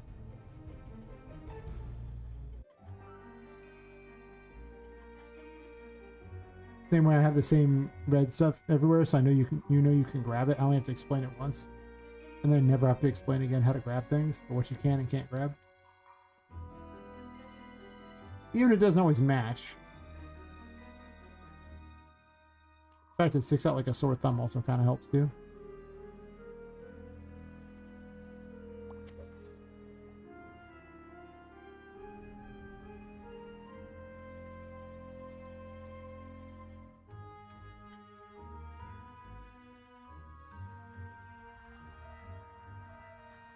I made these ducks recently. They're ducks.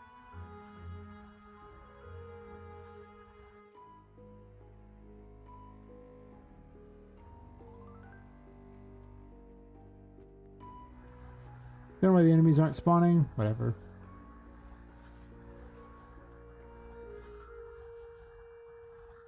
There's something wrong with the spawning system. Go the right way.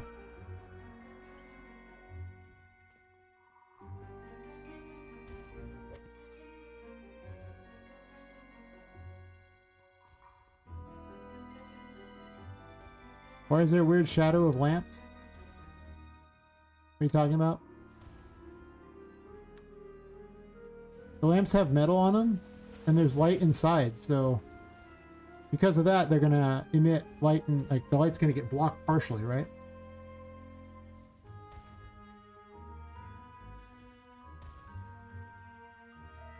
If you're talking about the little lanterns that hang on the wall.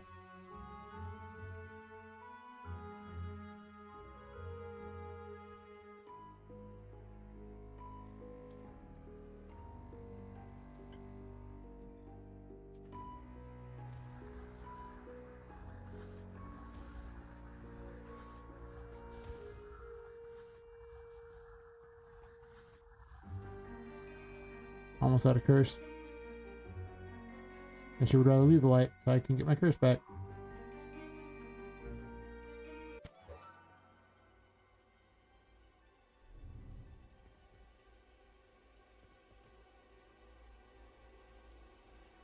Yeah, I don't know why they're not spawning. They should be spawning. There's something wrong, but I don't have any lanterns on the walls for the other things like that, but I think the nav mesh isn't working right at the moment. I think that I spawned it in, but it wanted to calculate or something. I didn't let it calculate it, so it's not really working. But that's okay. It doesn't matter.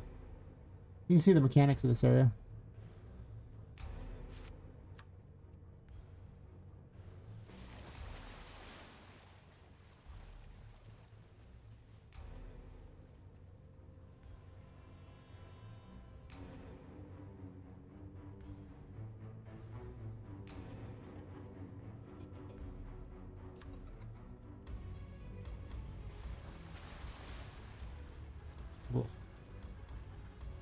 Only feeling not the best.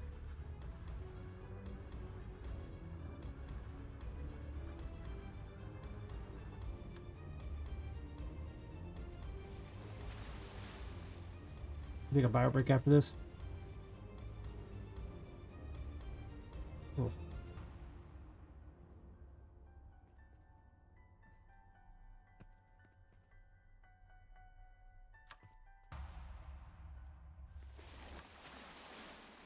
Hit the button twice, didn't I? Damn it. Fell in the water too. If you follow it, you die because you don't have access to the Emperor. Like I have it right now because I'm cheating, but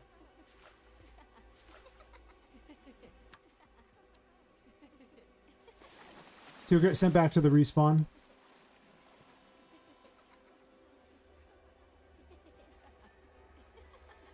It'd be kind of cold from the freaking. The thing went back. That's annoying. Okay, that's awkward.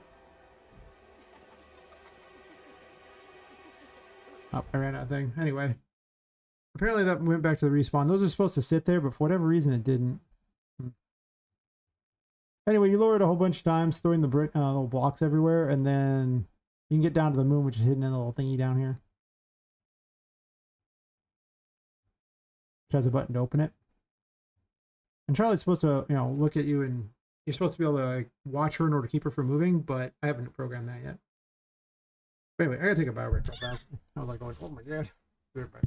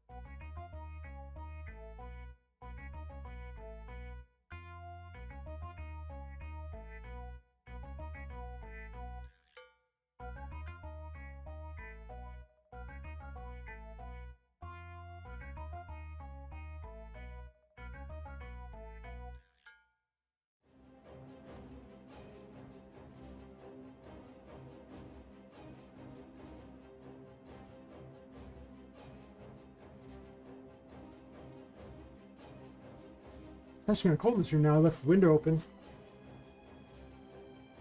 And I was like, I had the fan blowing in, and it's super cold tonight for some reason. It's middle of summer. I don't know why it's so cold, but here we are.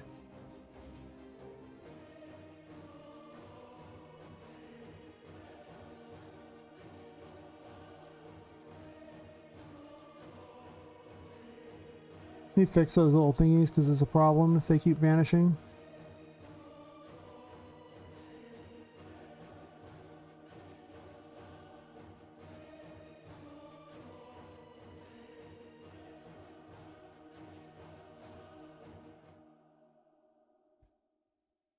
Thank you. Yeah, it's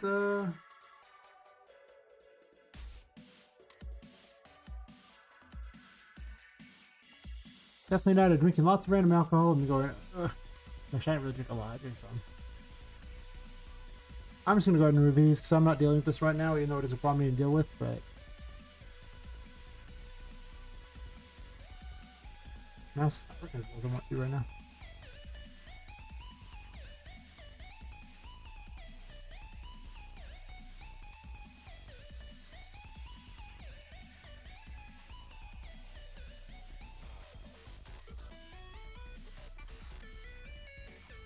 Could have been down here. I don't know why this isn't here.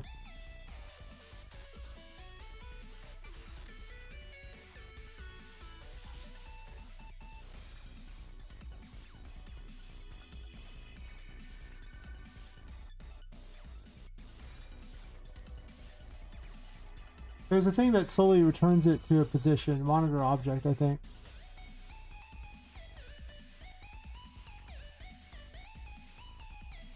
Oh, it's like the return distance.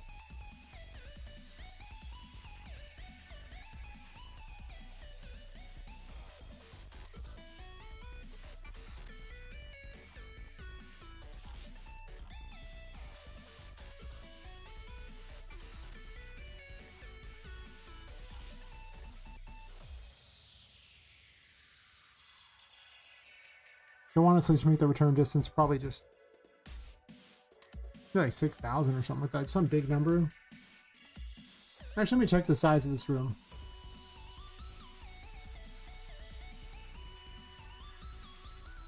But on this side of this room completely over here, let's say. You're looking like, let's say like 41,000 approximately. How far is this? That's a big distance.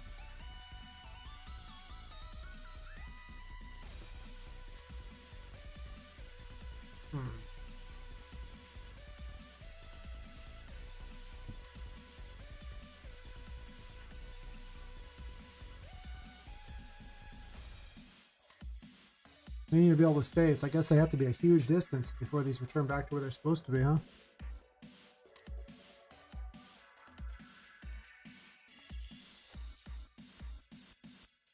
That's a big number. 40,000.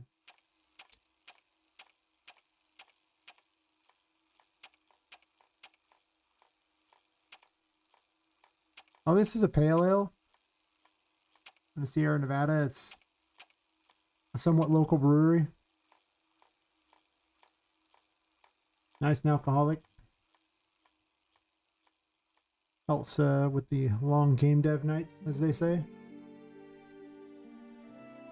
A lot of times I kick back and relax after a long day. Well, relax is such a relative term. I am still sitting here programming a game for, or actually just building a game in general for hours on end, so. I don't know if that counts quite as relaxing. It's sort of relaxing. I enjoy it. That's true. I jumped too close to her. She normally moves around. She doesn't have a jump scare yet. She's going to eventually have a jump scare. Indicates me today. Let's let me go.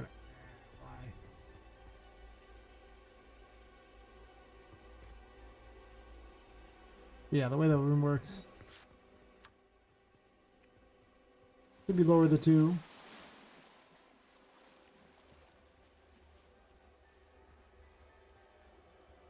Now she's moving around, so I guess the nav mesh got fixed. Also, apparently my character...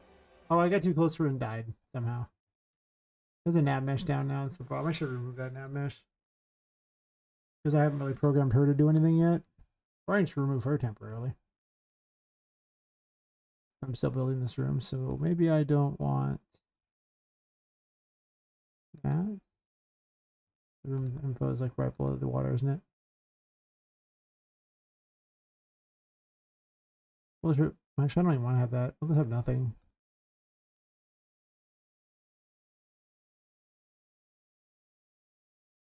Sure.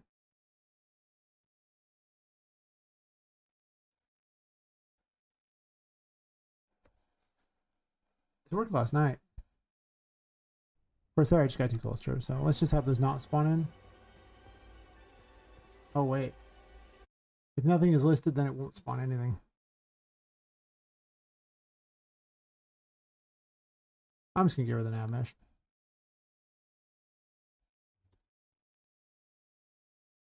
Deal with it later.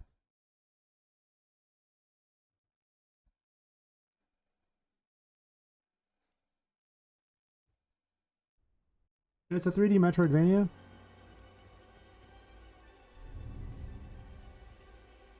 He's just an invincible killing machine that shows up periodically. He just wants to play with you. You're just her toy. That's all. Then close out all these extra thingies I don't need while doing this.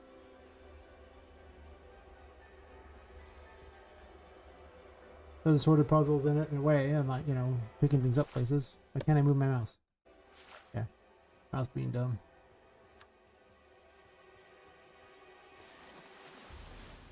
He was being a bit laggy there for some reason. I don't know why.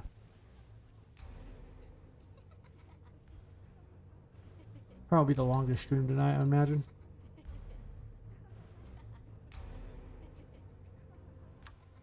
I don't know why it's all laggy today. It's weird.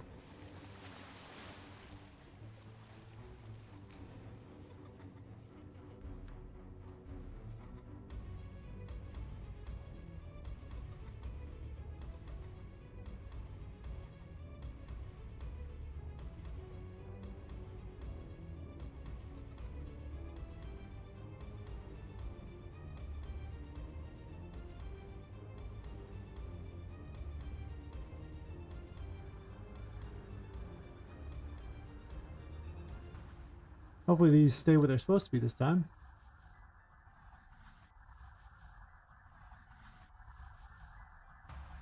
Why am I getting stopped randomly? I have questions.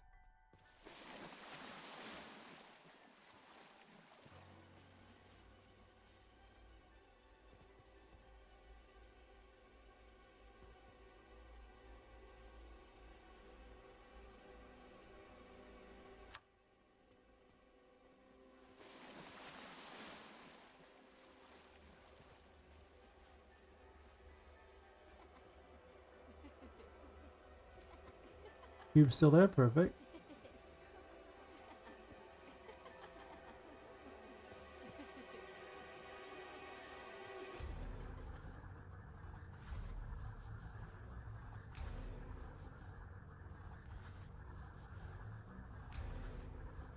Didn't throw there, that's interesting.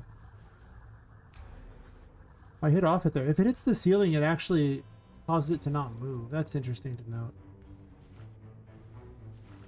To deal with that somehow. Anyway, you're supposed to take it over here, or throw it over here. And then you can get this button over here. And I'm just failing at jumping apparently. I don't know why. Anyway, it doesn't matter. Purposes of testing, that's all I have to do.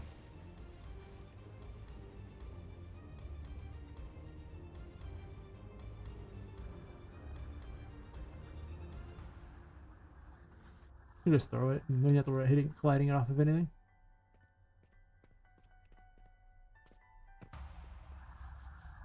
Oh, that's right. It can't hit the water. If it hits the water, then it respawns back. So.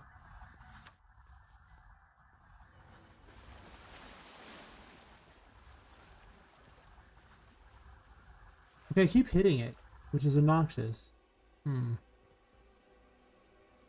That's something I have to figure out there. I'm jumping and hitting it. I don't know why.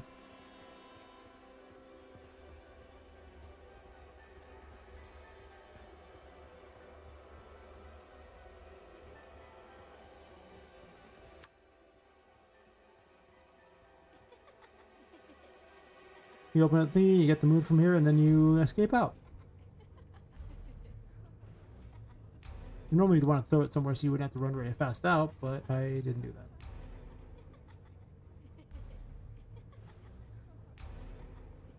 I don't know if I can make it out in time, honestly. But then you would just respawn if you fail, so.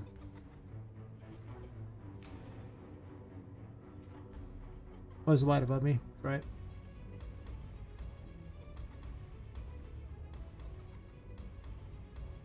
And then from there you have the moon thingy so you can get out. Oh, I have to hide the key somewhere too. That's kind of the purpose of this room. Alright, everything here, I guess the light is a little weird, isn't it?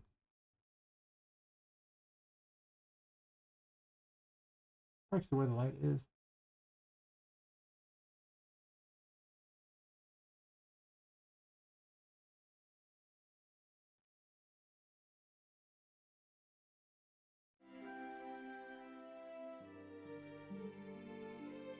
It's just the vacuum tubes emitting the light.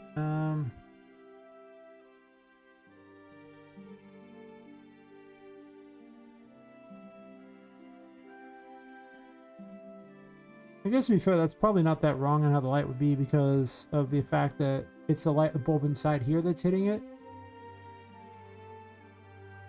And so it'll emit light downwards like that because not much in the way of other lights, I guess. I don't know. It's kind of a weird shadow to me, but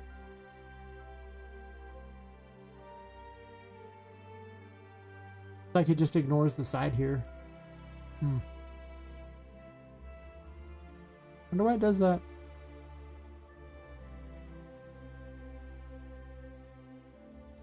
It would block out some of the light, though, is the problem. Like, it would block out the bottom for certain. I guess this little tiny bit there just doesn't count as enough of a thing to block the light. I don't know.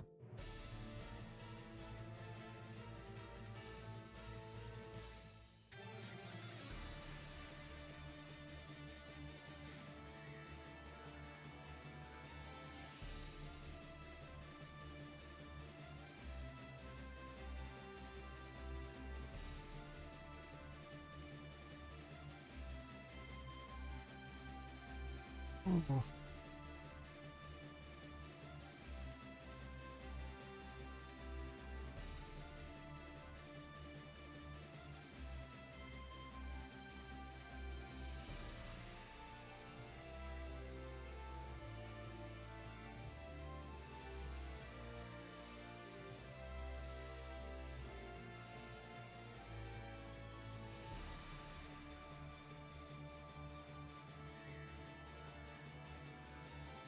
But that's not much else new going on, just building this areas and everything like that. I might start optimizing some, as like not sure what I want to put in half these rooms. I'm also debating on if I want to remake some grates and things like that. I don't know if I do or not. Maybe. I just have a nasty headache now for some reason. I'm just like, bleh.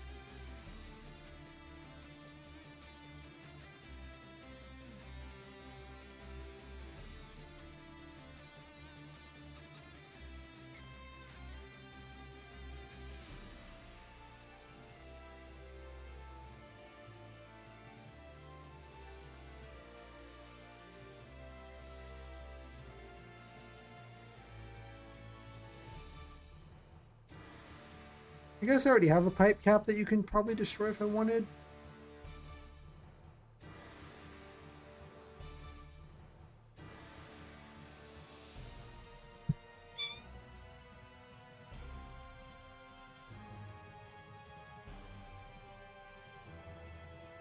I mean, how do I indicate you can even break this one as opposed to the other ones, right?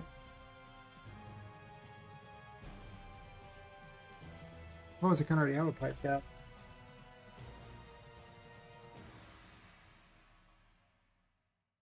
Do I want the pipe caps to be breakable?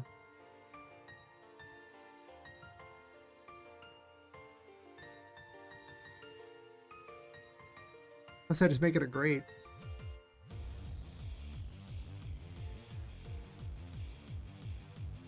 I have a nasty headache right now. It's annoying.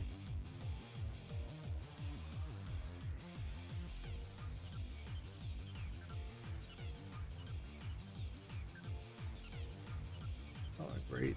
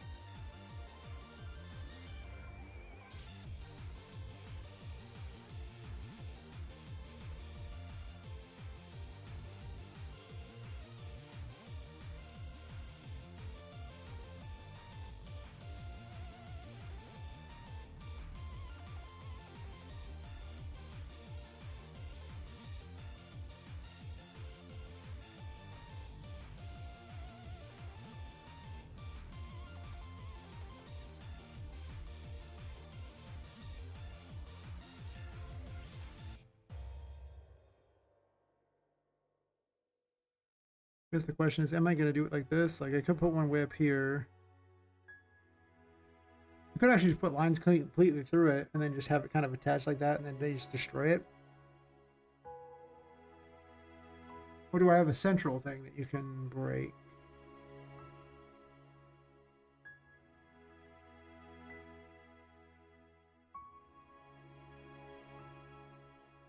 I guess probably the easiest way to make this look good.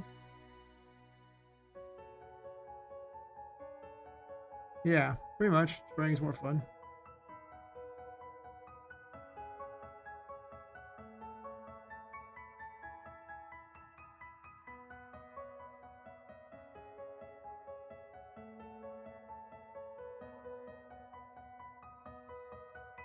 I'm even sure I like the size of this thing. It's kind of big.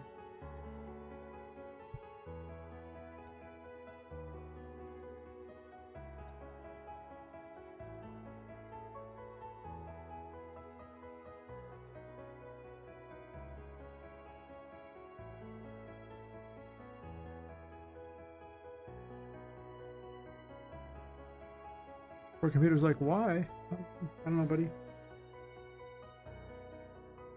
Oh yeah, I picked those up already. I always pick that stuff up like the day of. I actually did it on stream. Because, well, I was still streaming late enough for it to be available. I was like, alright. Actually, for it to first be available. I was like, well, this is what we're doing. It was great. Oops. Just want to knock the 0 off this and make not the one that make it a 0.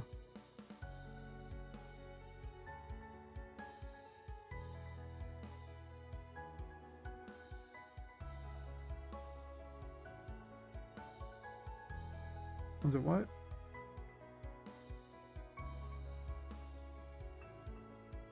minus 30.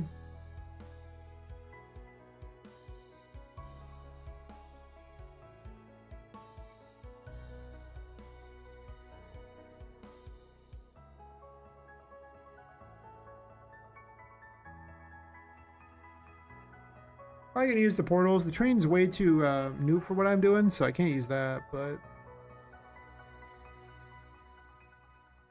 I have a better train than that, though I'd like a train that's a little more fitting for my world. I realize there's kind of a limit on what I'm going to be able to get, so, you know.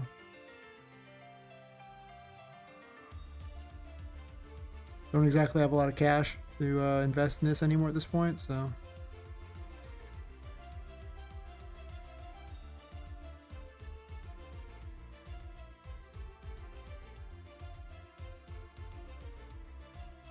It's the wrong era. I can't use it because it's still the wrong era.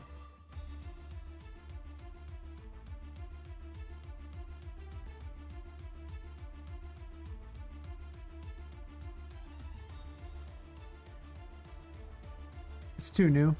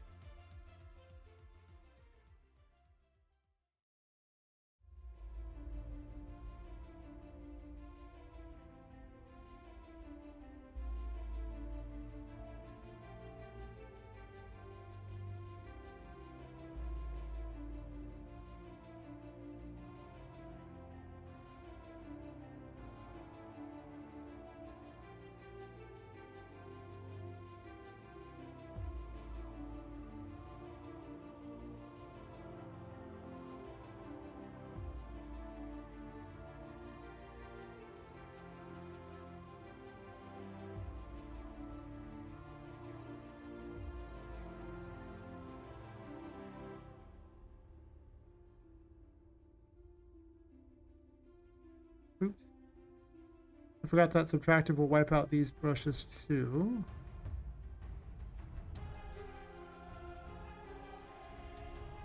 So I did that in the wrong order.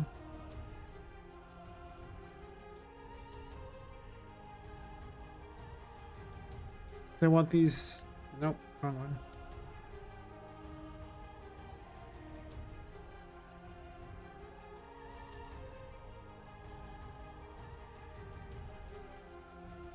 I can also just merge them too.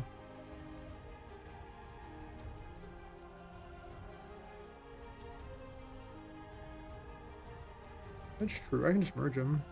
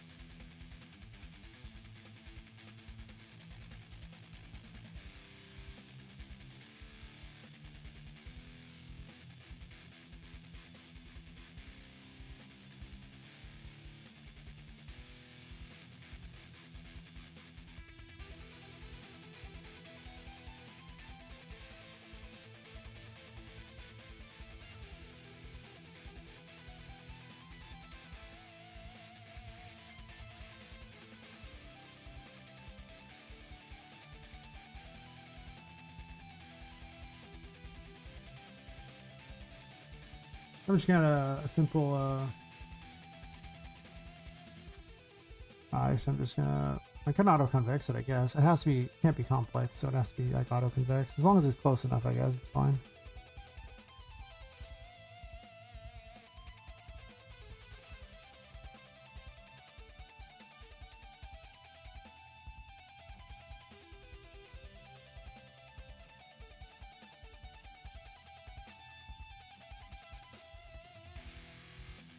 Not ideal, but I don't tend for you to squeak through it so much as break it.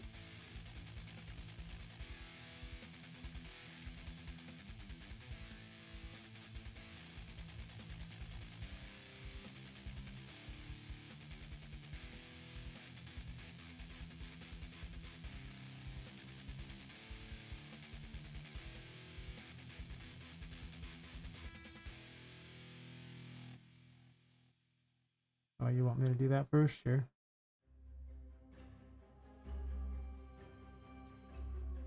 Didn't find any of the redirectors? That's being stupid. Okay. Now the YouTube traffic's picking up a little. It only took 4 hours. Hmm.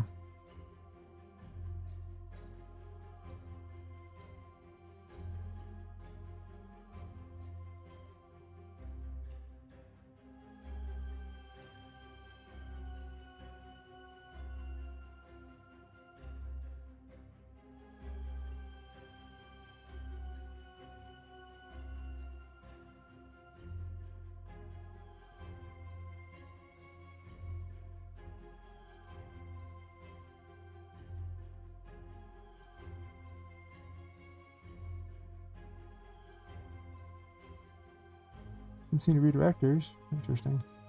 Anyway. Put this in play. Let's go to fracture mode.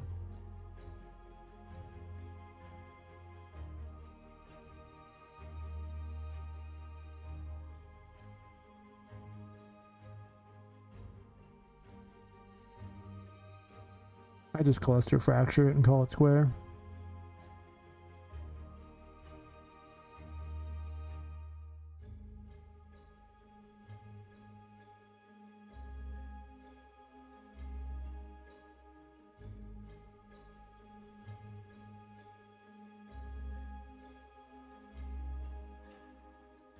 Wait, I was hoping to only have like one, but I think it should be fine anyway.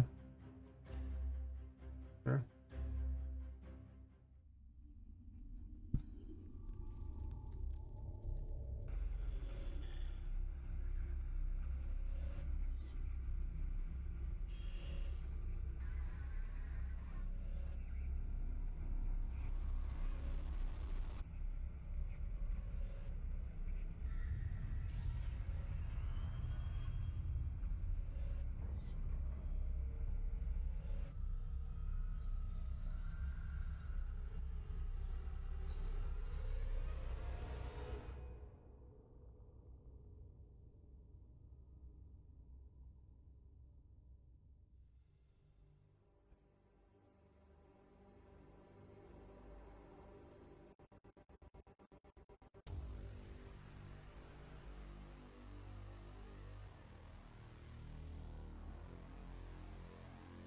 Interesting, it puts it in a subdirectory for you.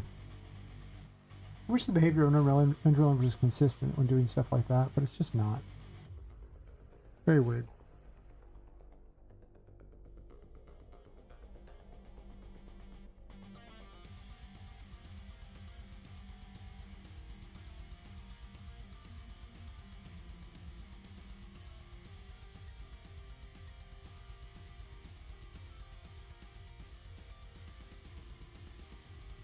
I'll just set it down and break it.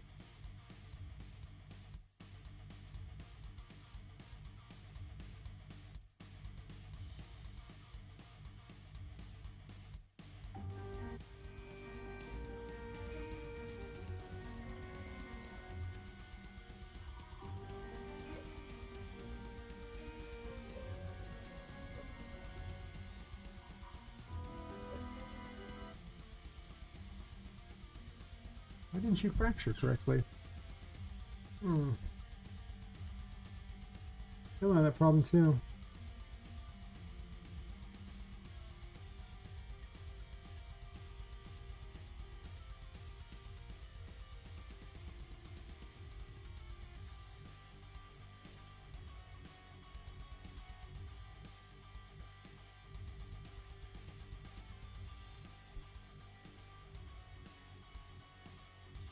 That's why there was a 2 on the other one. The first time it somehow just failed.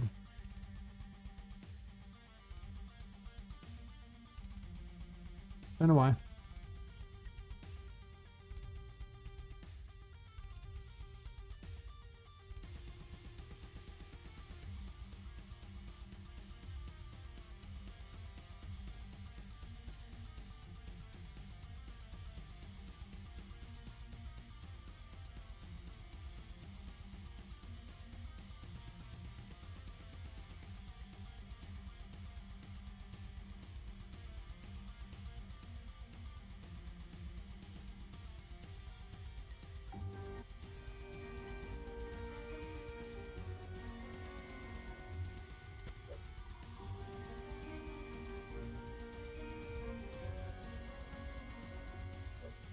This one can only be pushed around because it doesn't actually count as inflicting with this.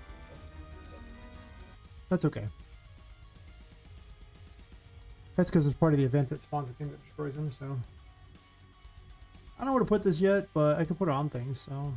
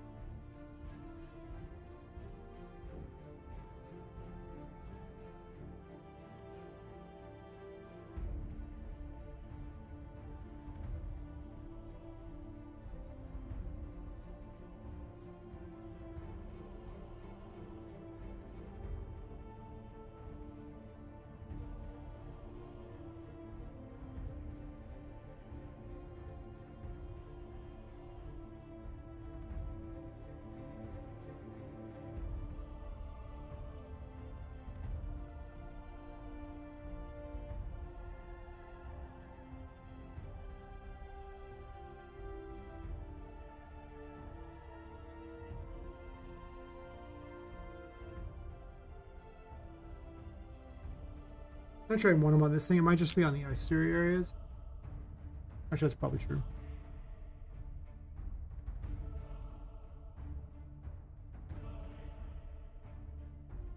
Keep the small children out or something.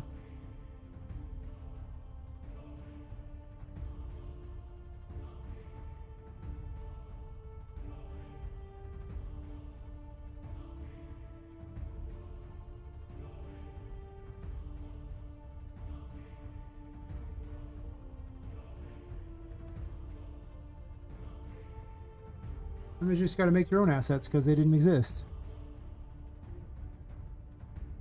It's quite a bit, actually.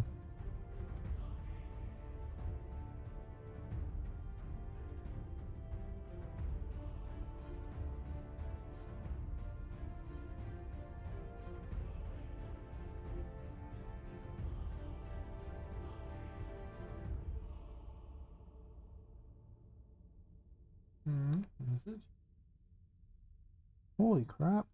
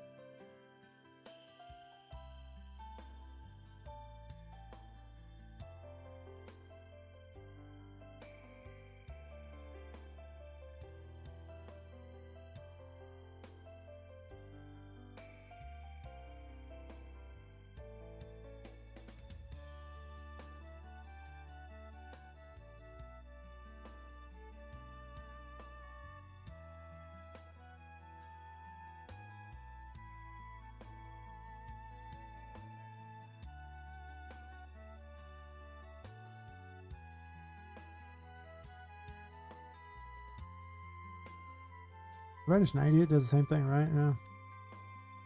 Not always why I rotate it negatively. I just do.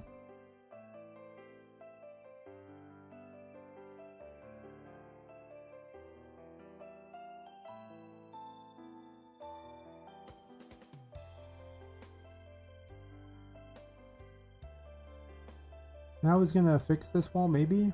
Am I?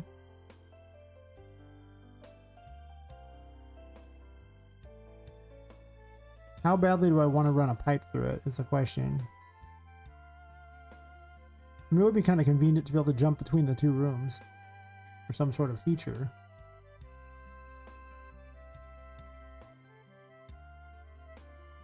But it would force a remake of an entire wall. Think about it. That's why that was just sitting there while I think about it. I could grab like a moon door and put it there.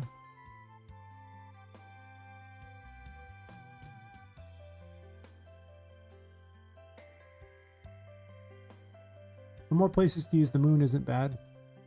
More bizarre ways to go.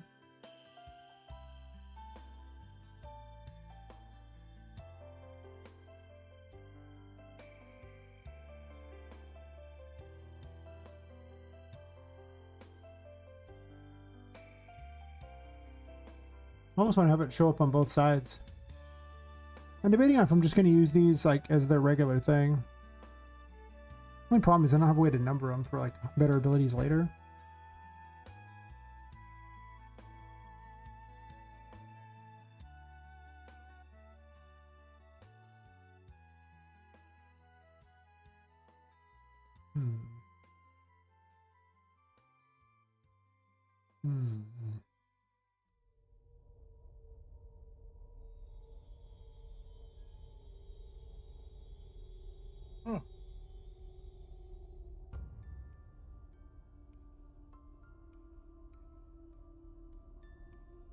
I'm just feeling tired.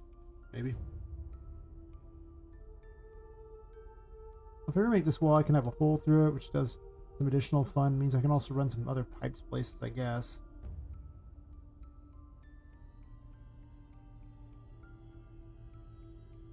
Originally I had a pipe between these two rooms, but that's not possible anymore, which is kind of where this came from. I'll think about it. I kind of like having the idea of having the moon door there. But I could also just eliminate it entirely.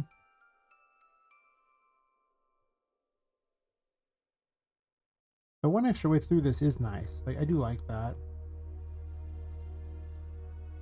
Oh, I didn't want you going between these two rooms. That's the problem I was having.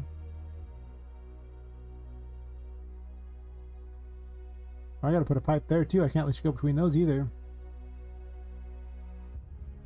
I'll let you go outside at all in this area.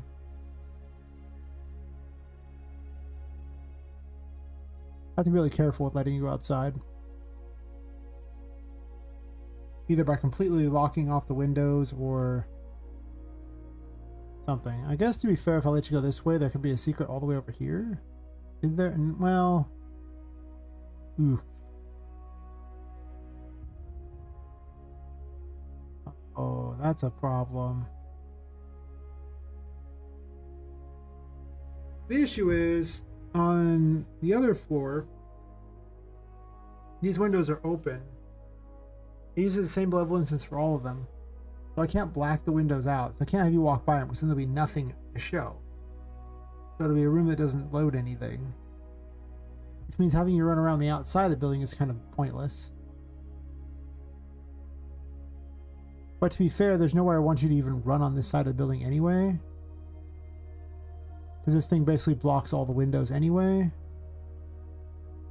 And this floor doesn't even have windows because of the fact that there's so much water and crap that it just kind of turned into, why would they waste my time with windows? Like, I could add one here or something if I wanted, but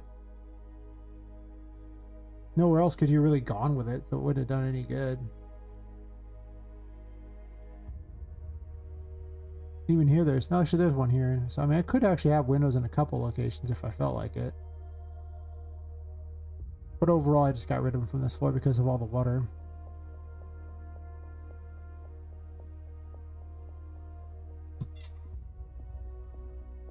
It's weak there. Wonderful.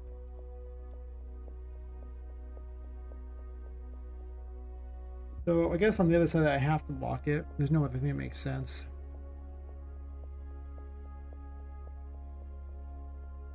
Hey Motley Brungo, how's it going? Oh damn. Hey Seven. Damn. How's everyone doing tonight? I'm just all planning out this area like that and what to add to it.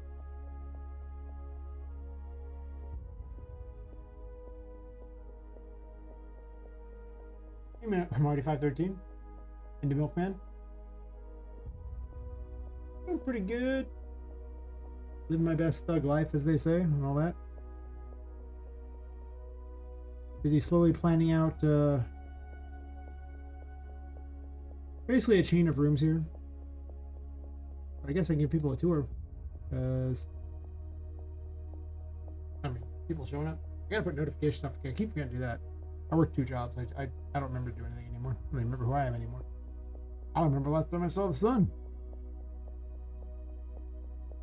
I have a box I work in and a box I stream in, and I use goblin tunnels to go between the two, and that's how I go places. I don't even see the sun anymore. Better that way. Let's give a quick tour here. I mean, maybe a long tour, whatever. I'll run back to the favorite starting area. This is like the first chapter where it's like way more far along.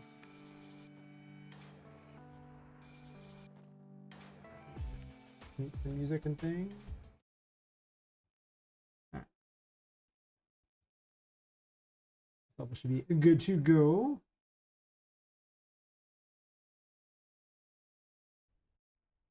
Thanks for the follow, Milkman. So, the name of the game is called Poppet Quest. You're playing as a woman who's been killed and her soul's been put into a doll. This is Poppet, and the main mechanic of the game is if you're in the darkness, you gain curse power, which brings all the toys to life at night. Oh, by the way, she's trying to escape the Whimsy Wonders toy store that is where she woke up in. If your sanity gets really low, you start to go insane. So in the darkness, you lose your sanity, but you gain curse power. And if you go back to the light, you gain sanity, but you don't gain curse power.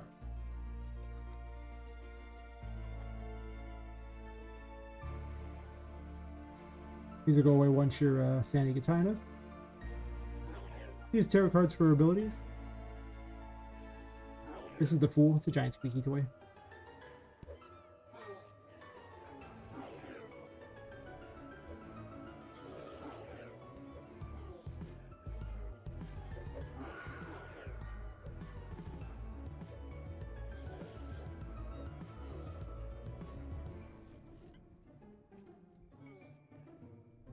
Mostly a combat thingy. It's the Magician. It's basically telekinesis. You can pick up small objects and throw them.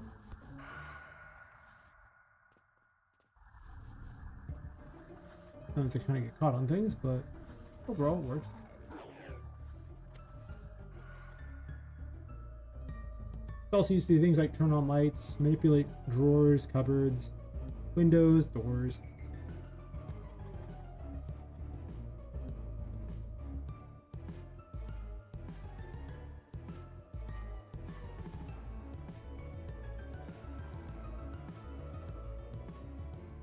This is the tutorial room explaining it, so you get the Magician. They'll pop up little tutorials explaining things.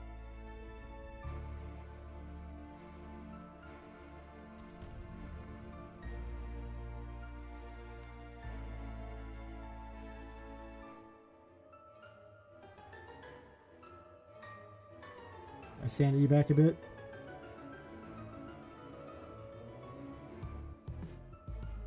Jump off like an idiot. Perfect. Well done, me. I'm not very good at my own game. Don't worry about it. I always exclaim it's because I haven't had enough alcohol that day, and that's why. Clearly a better platformer with more alcohol. Probably not true. Sure, I haven't had enough.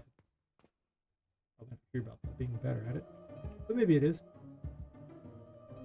Anyway. Pool can also break stuff.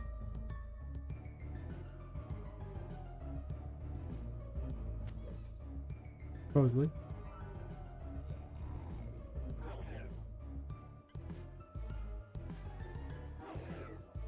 It's a steampunk game, as you saw outside here. Be careful not to leave the building. Since you're powered by a curse on the building, if you leave the building, the curse no longer powers you and you fall over lifeless, so. You play with fire when you get near the ledge, you know? You can run out on the ledge if you want. Pretty safe. Oh, some other fun toys. There's a Wheel of Fortune. What are you doing? You're just hovering there. It rolls dice. The black dice deal damage based on what they roll to nearby enemies.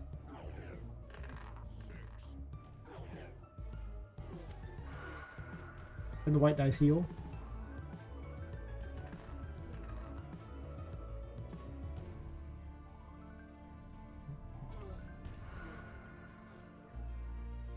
You can fall through those cracks. I might actually put a thing over them. That jump there is really awkward. This temperance hits a bubble wand.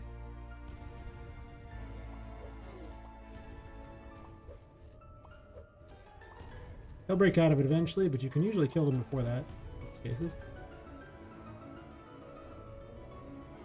Comes with what I deem the best hat. The octopus plushy hat.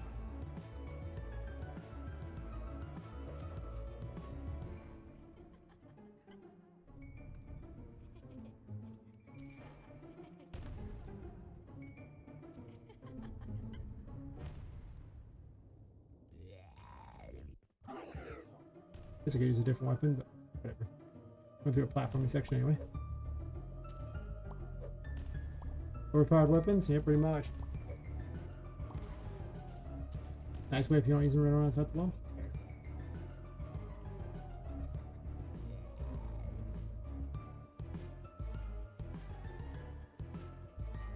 Boing, boing. I actually got rid of a little heart up there. Yeah. As you can see, the game runs flawlessly. I don't know why anyone would say different. Clearly they are mistaken. It runs absolutely perfectly. Like 30% done. There's all kinds of bugs everywhere. Sometimes because I which one do I want to do? I will do them. Sometimes because I change something later, even though I've already made it work perfect. I'm like, I can make it better, and then it doesn't work better. This is the moon. It makes clones of you. They'll attack the clones, but you can also detonate the clones in order to deal damage to things.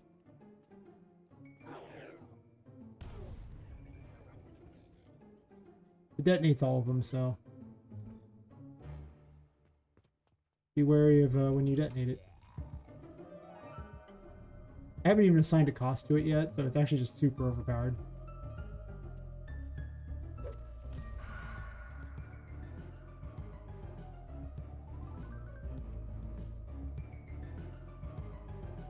Welcome to the toy maze.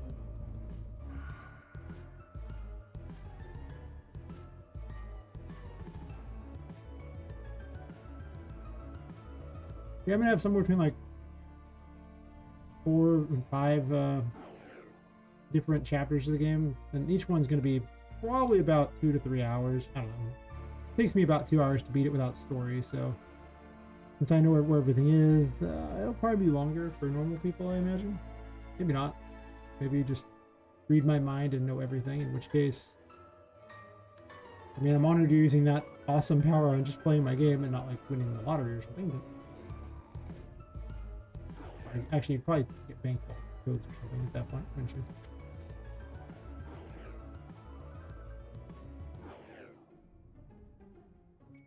I thought I got rid of all the messages. Guess not.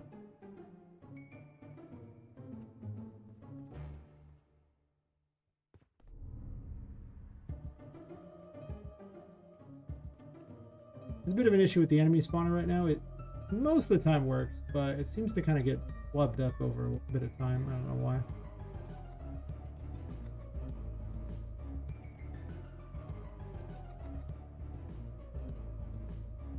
It's possessed. There's some toys that are friendly and they can be rescued by picking them up and dragging them with you. I'm gonna kill this thing first. We'll just kill Justice. Justice currently is just a pistol. I haven't come up with a good idea for it yet, so. It's supposed to pew, pew, pew, pew. Got a little hat for it. New sheriff's in town. It's weirdly satisfying, even though it's actually the most simplistic of all the weapons.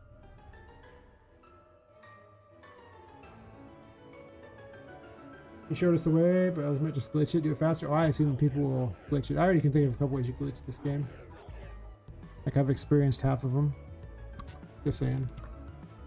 Just saying indeed.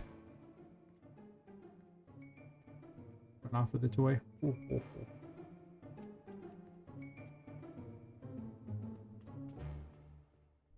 So there's a bunch of people, women who were killed mostly, and their souls were put into dolls, but as a, I thought she was standing right there. One of their souls got stuck in the painting, or paintings, and she lets you travel to the painting world, but you can also rescue toys by throwing them into the painting world.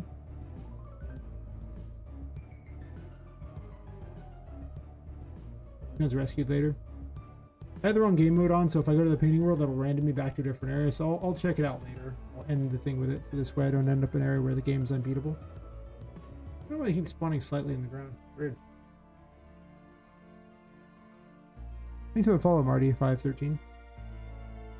I really gotta set up alerts for there. This weekend I have free time. I only have to meet like one person for business this weekend, so I actually have time off to do other business things. You know, do I take days off anymore? I don't know if I do. Maybe I do. Got portable light cubes, very important. Portable light cube.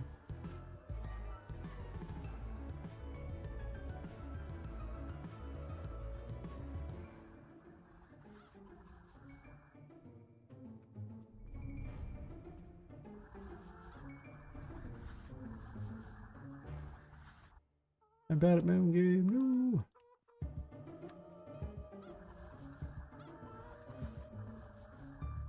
Oh. Yeah. That's interesting. First off, he throws it with such force now that it actually, you can't easily dump that there. I increased the force on these for throwing them. Maybe that's why I had that on there. Okay, fair enough.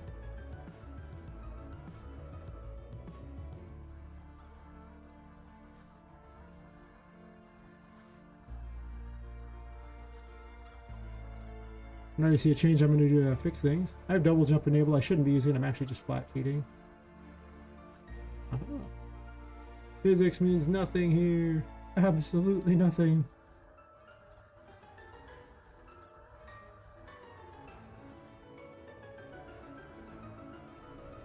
Oh, ran out of curse. Just flip that light off. Wait, I don't have enough curse to turn the light off? That's a requirement? Okay. I didn't think that had a requirement.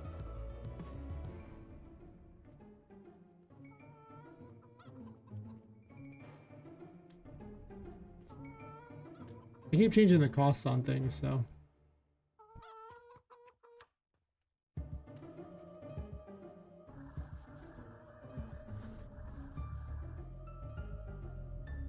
Outright cheating today.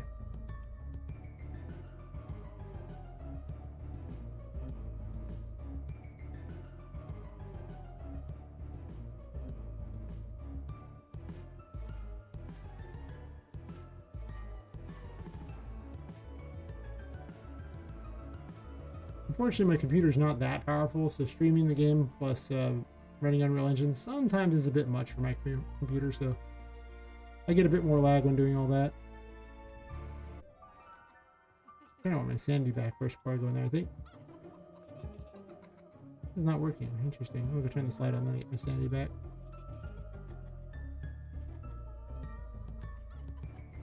If I didn't mention it, sanity hits 0 and the curse takes you over and you die, so don't let your sanity hit 0.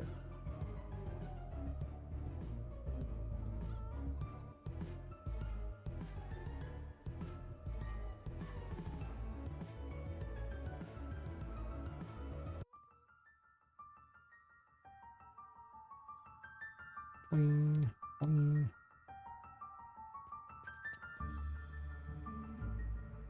The encounter system is not working the way it should. Oh well. At least you can see mechanics and things, and I can fight a boss. It's probably just some little thing I forgot to do. Like the encounter system is supposed to count up the number of enemies that are in an area and then change things up like that. Like, okay, well, If there's too many spawn, then I remove any extras or too far away. It's just doesn't quite keep track of it. This is where you get the Empress. This should open, but it did not. Doesn't really matter. I already have the Empress anyway, but now I need to go to that for later. Hey, buddy, how you doing? Oh, there's water right there. Water's lethal to Poppet and most of the toys. Really. You get the Empress here. It grows and shrinks plants as its ability. Well, one of them anyway.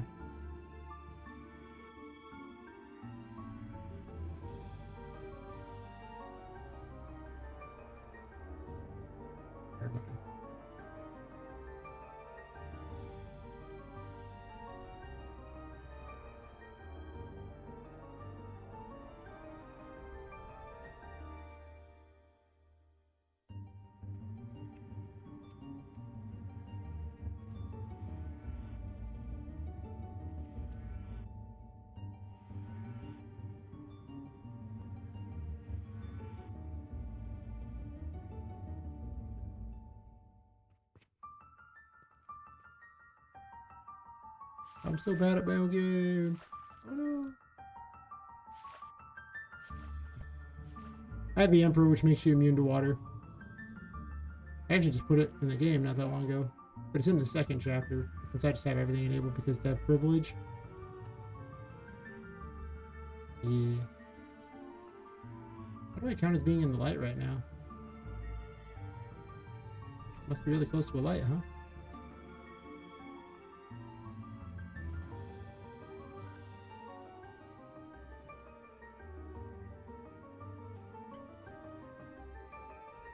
I will justice it. It just has so much force to it. I think that's probably the most exciting thing. I know put more things in that I can break in this game. I'm adding a bunch of puzzles and things I can break to the second area, and this first area needs a bunch more. Normally the enemies would be attacking me, but... well... they're kind of not at the moment. Yep. Also, most importantly, there are jiggle physics. Because it's about proper animation. Respecting the craft. After all, you're not going to do a good job. I even do it, right? We're about accuracy in our game where dolls come to life and fight each other to the death. You know, listen. It's fine. You have things that are realistic to make up for the things that are unrealistic. Yeah, that's it. Sure. Now, I watched a 90-second video and I went over all these weird things explaining exactly why you should do it because it's, you know, the proper way to do things, and like he was just memeing the whole time. It's also really easy to do. It took like, he had a 90-second tutorial explaining it better to tell you how hard it was to do. It's very, very easy.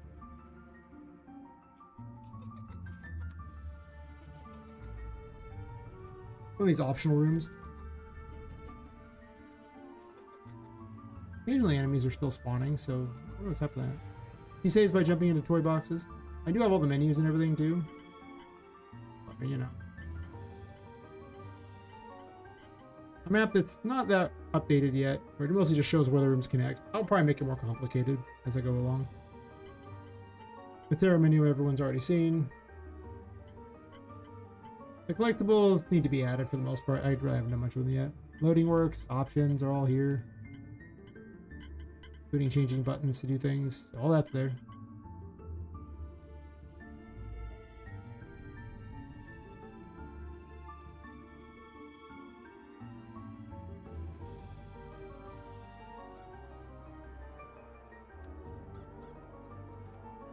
I definitely want to increase the encounter rate. Well, there's a few of them down there. They're just kind of spawning in a little late. In the bucket. Show off some of the other abilities here. This is the Hermit. It leaves little things behind you that you can then detonate in order to deal damage to stuff. It also has a shield too, where your curse takes damage instead of you. If you choose to have it up. You don't have to have it up, but... not sure I'm going to balance this ability, but... kind of the runaway ability. I mean, he is the Hermit, so... if you're not running away as the Hermit, what are you doing with your time?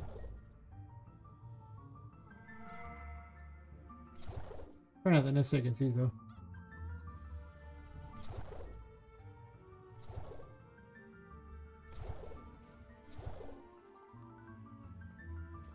Oh, I forgot to give it a cost now. Uh-oh, run away.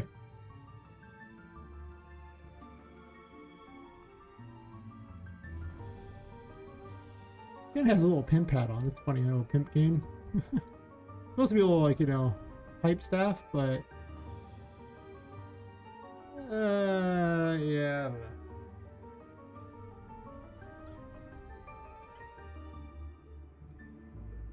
The moon can also,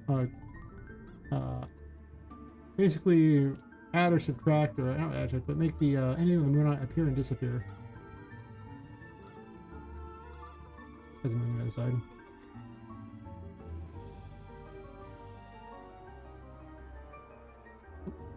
Pipe is hard to go through, apparently.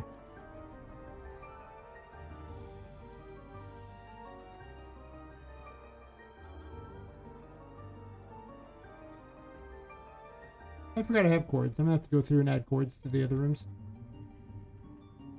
More things to run around on top of. I kind of stopped adding those, and that makes no sense. They're only in a couple rooms. But with splines, I can just, with one little tiny cord piece, I can make all these ridiculous cords everywhere. I don't know why I stopped.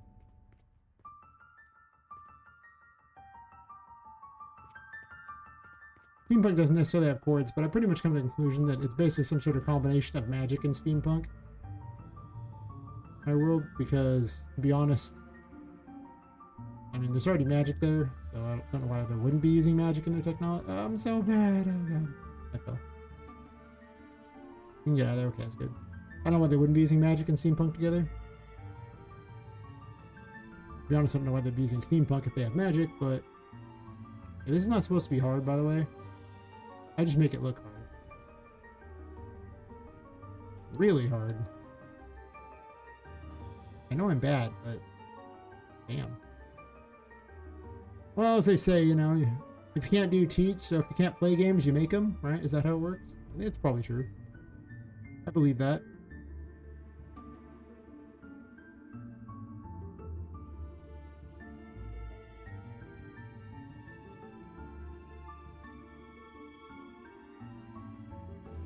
That's a really awkward jump.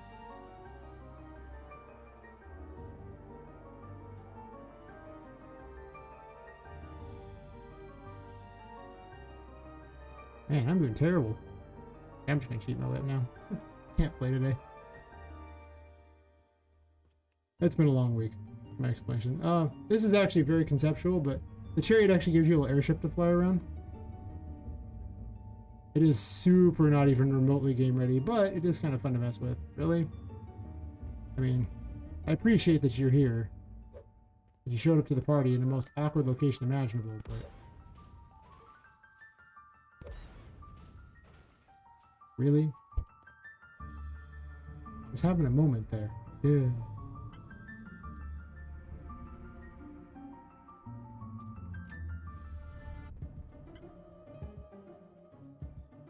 The star trades sanity for health and health for sanity, depending on which way you spin it. I'll spin for health, because you can get sanity back by going to a light. So if you can find a light source, it's basically just a free heal. Kind of free.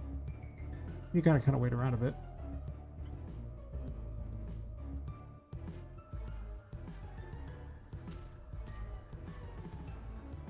Thing spawns in heads and fires them. There's all kinds of weird crap in this game at this point.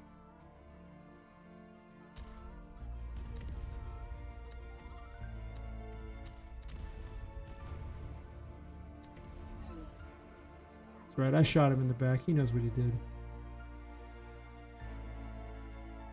I had to go beat an overtuned boss. I'll cheat and use things I'm not supposed to have. Also, that door is off for some reason. Like everything in the building is slightly off. Weird.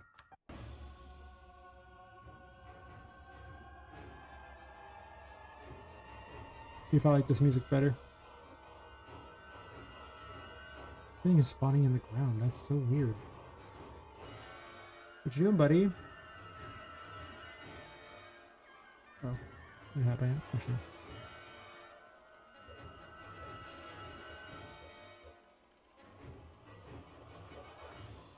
They've got like 3 different phases. The first phase is usually the easiest one, in theory.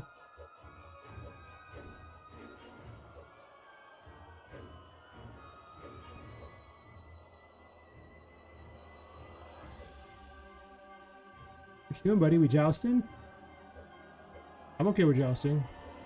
Now, well, maybe not so okay anymore. I'm gonna cheat and use all the stuff I'm not supposed to have. He's actually really hard if you use the stuff you're only supposed to have, but...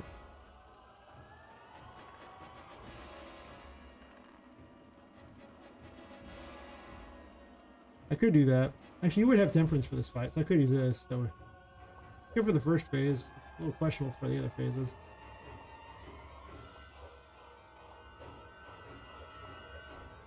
About 75% health, he starts adding in additional abilities like launching things and summoning helpers.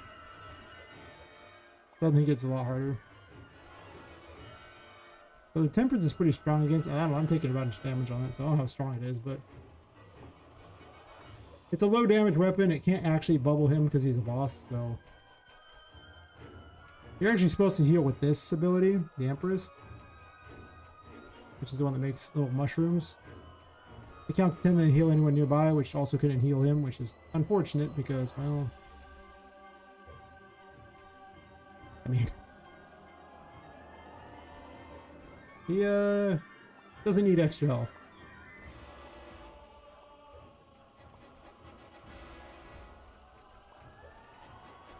I'm sure that's a very effective weapon.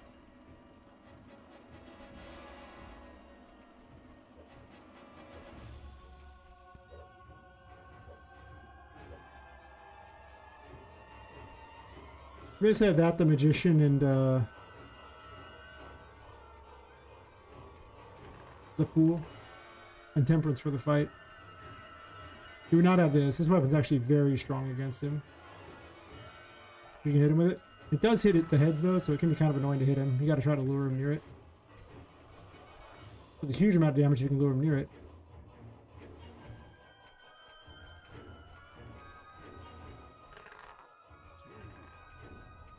Unless you roll 2s and 1s, then it's kind of crap. But it's kind of the point of Wheel of Fortune.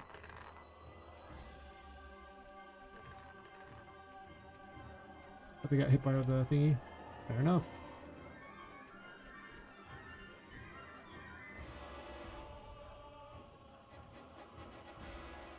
I don't know if I like this music form as much.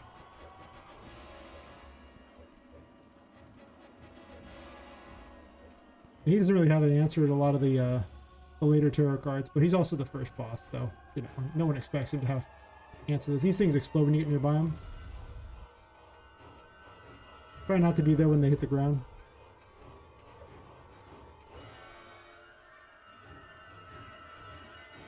Boss use the star against him. You don't have the star either. This is just pure cheating.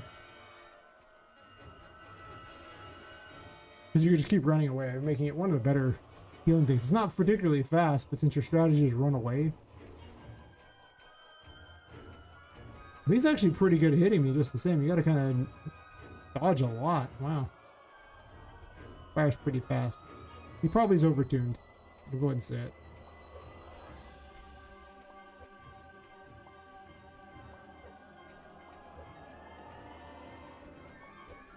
It's super effective against his helpers.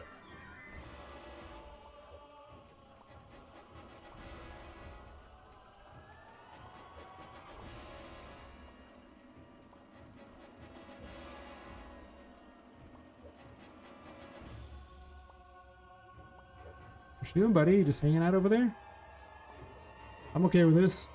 You decided you like that corner? At this point, if he likes a corner, he can stay in that corner. That corner is all his, buddy. I don't even know when you're going to get Wheel of Fortune yet.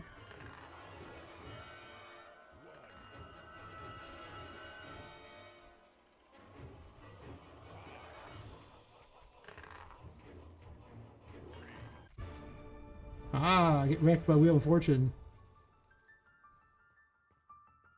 It's kind of overpowered. It actually has pretty good cost. It's somewhat balanced. It's just a later game weapon, so...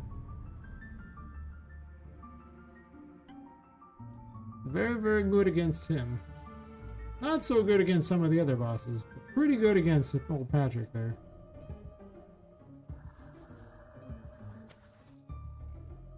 I'm trying to figure out a bug that's preventing me from throwing those without them breaking. Which is why they just shatter in midair, why it spawns a bunch of print strings that I forgot to get rid of.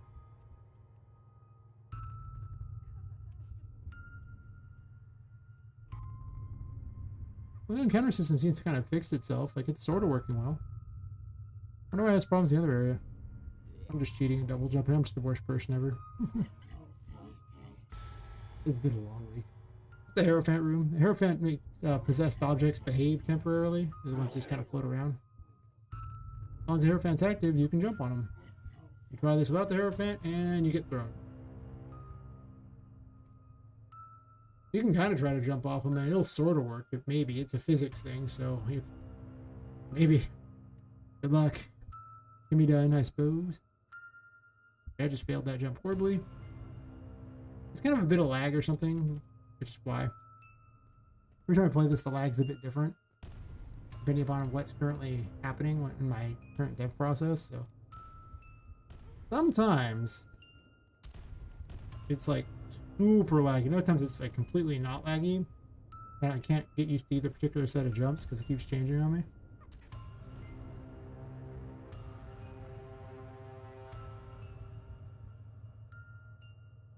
I'm cheating and double jumping. You would not have double jump here, so I'm the worst person ever for using it. Get my curse back a little bit here. Try some sanity here. Knock everyone off this. This is what the fool's best at. Wow. I didn't know it could just like air dash and get me again. That's pretty impressive. I know it has a launch. I just didn't realize it could trigger it midair and come after me like that. Kind of cool that it can, actually. Not gonna lie. I'm actually a little excited it actually has this ability.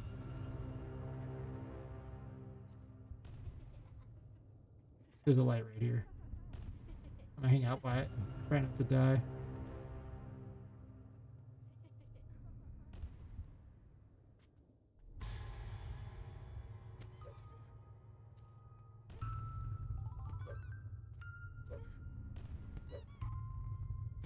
Apparently I can't hit it with that's there or something. Quite a beating here. Wheel of Fortune. Quick.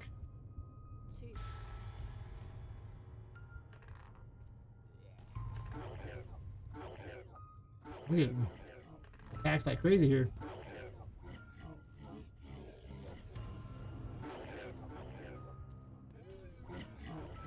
Shouldn't be able to spawn this many either, if I can.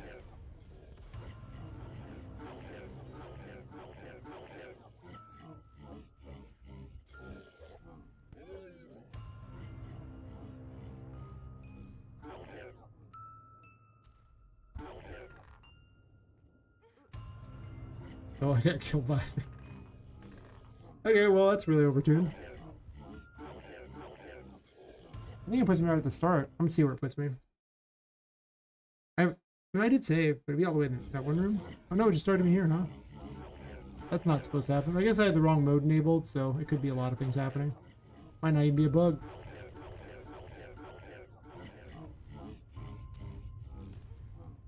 Wow. Yeah, that's really hard if they just spawn that quickly. So what I've learned is run. You do not have a lot of time. You might think you can do that, but the new encounter system is super brutal. Horribly overtuned. And actually a lot more fun, because otherwise I would just kind of hang out on those, get my curse and, you know, sanity back between going between the lights like that. That jump is not supposed to be that hard.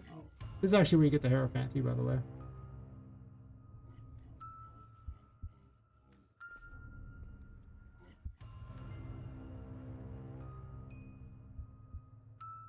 But I already have all the cards. They're just not here. Just get my curse back before I jump up there. Oh, I can't. These things emit light. They prevent you from getting curse back. They're a very obnoxious enemy. Go fast.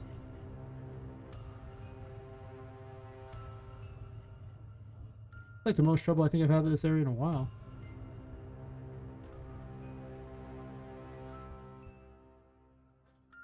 That lag on that is hard. Now I want to successfully beat it. That's what I'm messing with here. Even in spite of the lag.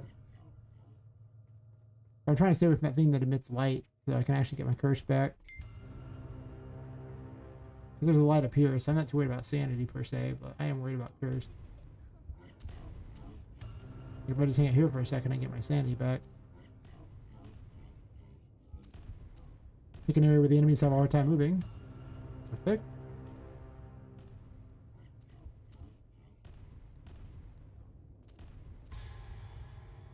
This would normally be like half an hour or maybe 40 minutes into the game, so it gets to be a little harder, I guess. Maybe not as hard as it is right now, but grab that. Thank you. Turn this off. Get a small amount of curse back. Try not to get too much because it's going to cause a problem if I try to get too much.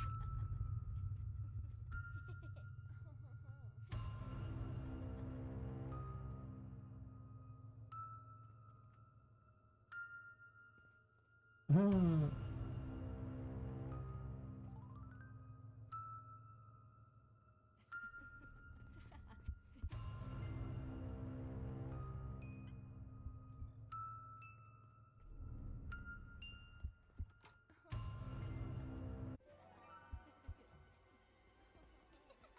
It's where you meet Charlotte, the ghost girl that kind of runs the place. I gotta get my sanity back before I show them to you, though. Basically, she's a pit, a roving pit for all intents and purposes. Just don't let her catch you, and you'll be better off in life. She always appears out of smoke, so I highly recommend avoiding the smoke. Oh, that's the wrong mushroom. Blue mushrooms. Pull myself up. Perfect. Good job, me.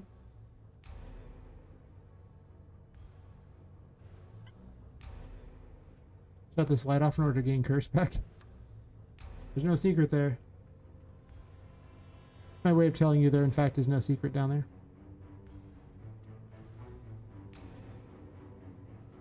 In case you weren't certain.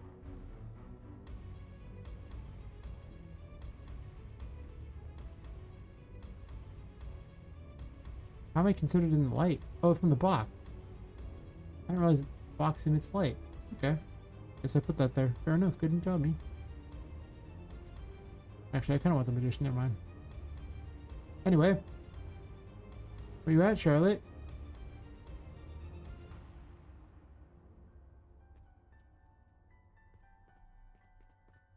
I don't know where she went. That's weird. Those are friendly landmines. They say funny things. Okay, well that's something I gotta fix.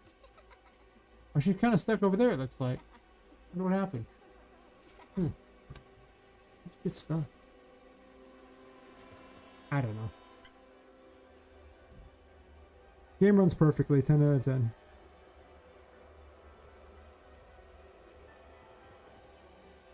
I'll skip the secret area.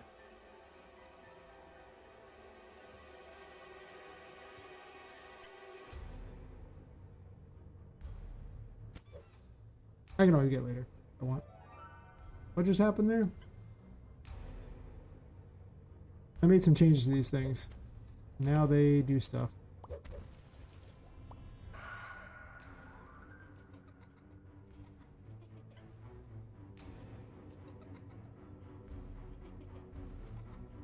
Are they just cheating today?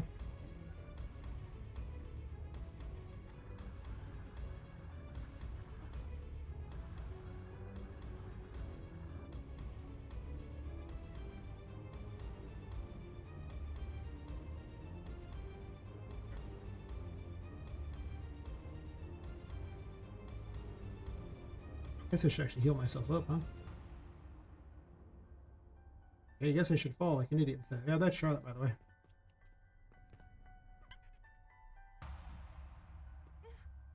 I know where she's going.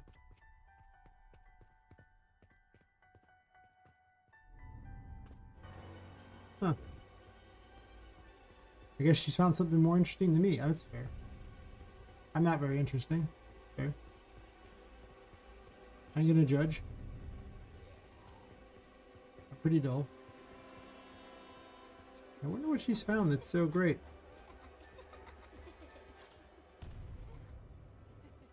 love them friendly landmines.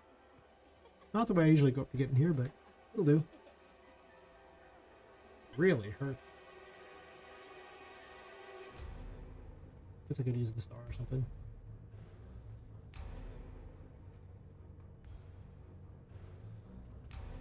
Whenever I do my testing, I actually don't give myself any of the stat upgrades. I just play it with whatever tarot cards are usually available. Of course, right now I'm just flat cheating, but I have to be able to beat the bosses with like the base stats. All of them. Much easier earlier in the game, a lot harder later in the game. But my belief is if I can beat them with that, then it means that they're balanced enough that, you know, you can beat it with the other stuff just fine.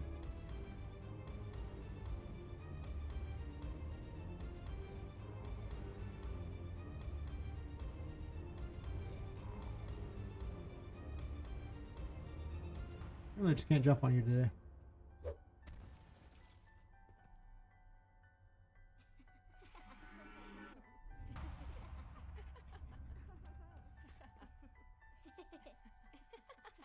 This count as enough of a light from here?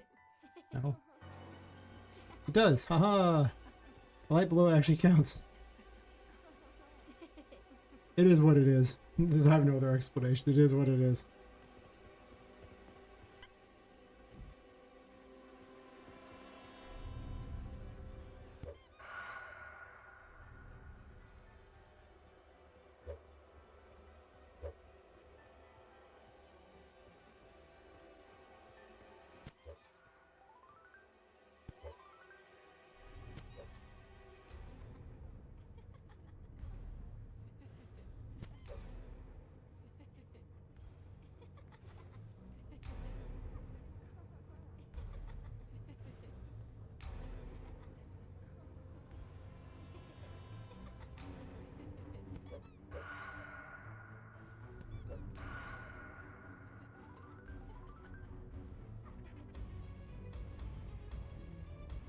Defend the light cube.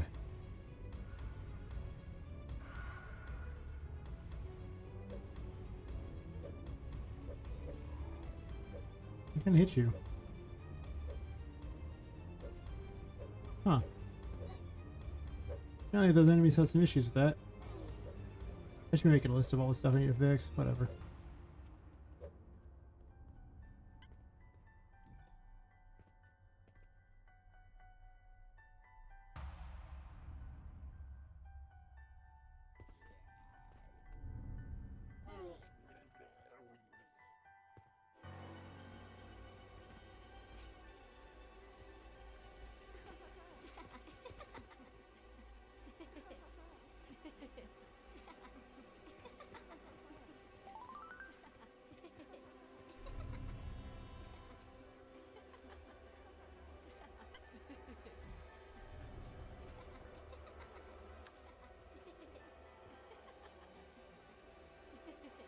Sandy back here?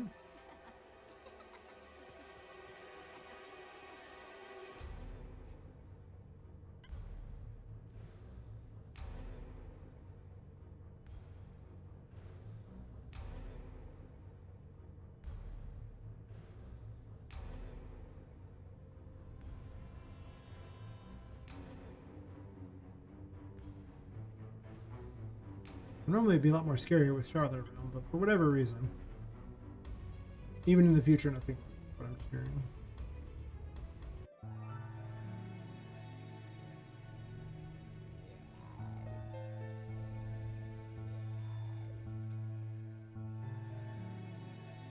You have a giant piano. Gotta make the white keys bigger on it, unfortunately. Eventually.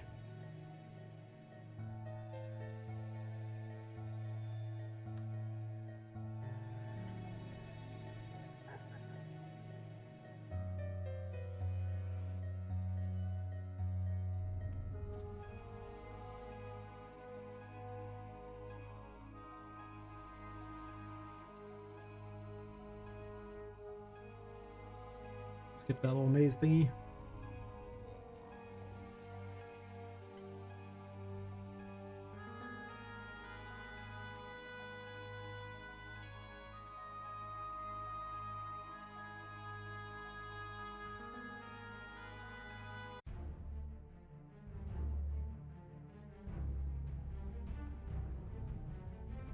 key real fast.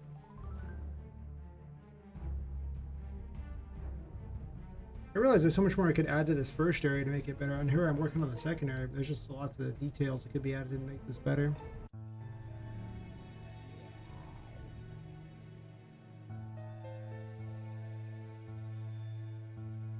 That's why I've been like decreasing the length of the game in order to make improvements instead, because I figure I want to have it out by preferably October 2026. And how much I had planned, that was quite the tall order. Probably an impossible order, to be honest.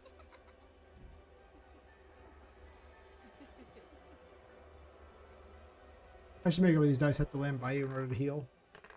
Be a lot more fitting for what it is. And just to show out the painting world. Wee bouncy couch.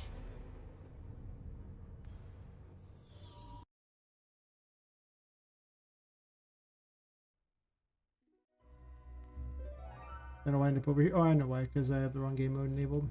Fair enough. I'm always building the painting world. You rescue toys and they appear here.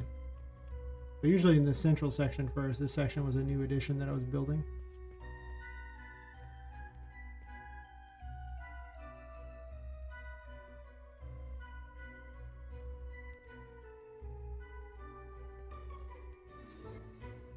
This is Tinka, the ghost in the paintings. My Discord's favorite waifu. And I rescued Annie's on earlier from the pipe maze. My Amazon ripoff, Annie's Ons.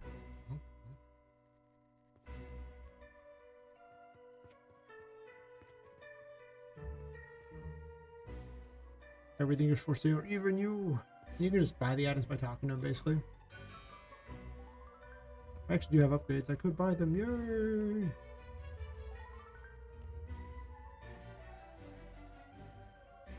I don't have money to buy the other. Check your money from this. I have 0. I had exactly 20 or something. With the right game mode enabled, it'll take you back to the correct place, but unfortunately, because I have the normal game mode enabled, I just kind of end up wherever I'm at. Hey Travis, how's it going?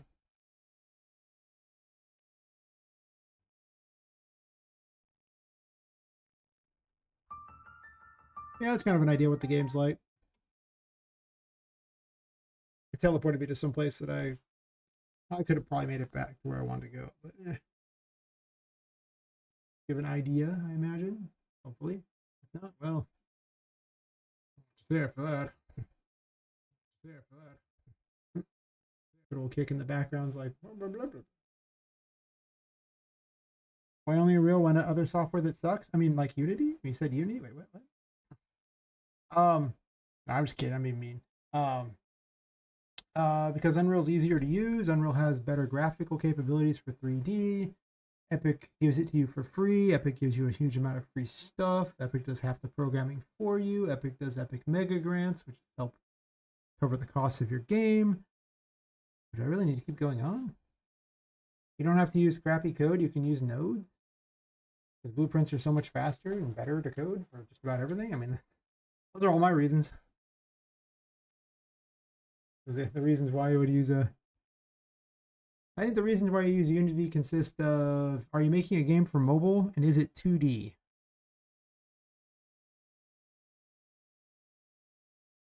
Also, it's Unreal. That's right, Travis. You're right. Yeah. I was just answering the question over here. It's just like, well, why this?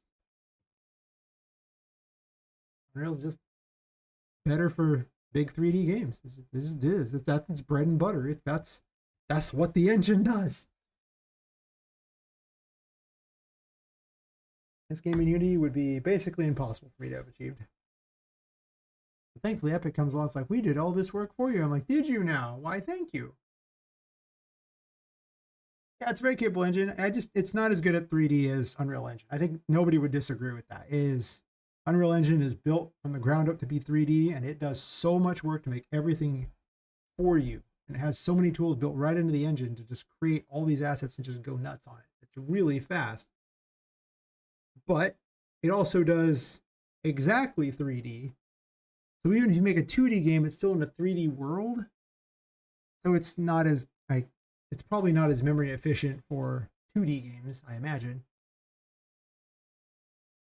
And it's a heavy engine. I ain't gonna pretend like it's this super light engine. I mean, you could use a lot of assets that are light. Like you could make a 2D game in it, and it would be way light. But that same game's probably lighter in Unity, I guess. Most people I know who used to use Unity use Godot now because it's just Unity light, but it doesn't have the horrible company behind it. And that about sums it up. Like everyone pretty much says, yeah, it's kind of like Unity, but it's not as good yet. That's true. It's not there yet, but it's slowly picking up steam, I guess. I don't really keep up on it particularly. I just go by what people tell me on that. I'm never actually going to use it myself or anything. So cool, I guess, but I already used it, buddy.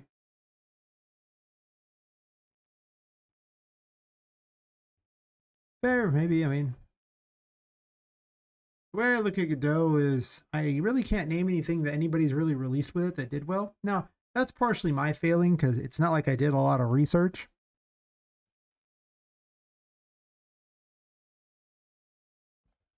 On exactly how many games have been made by Godot.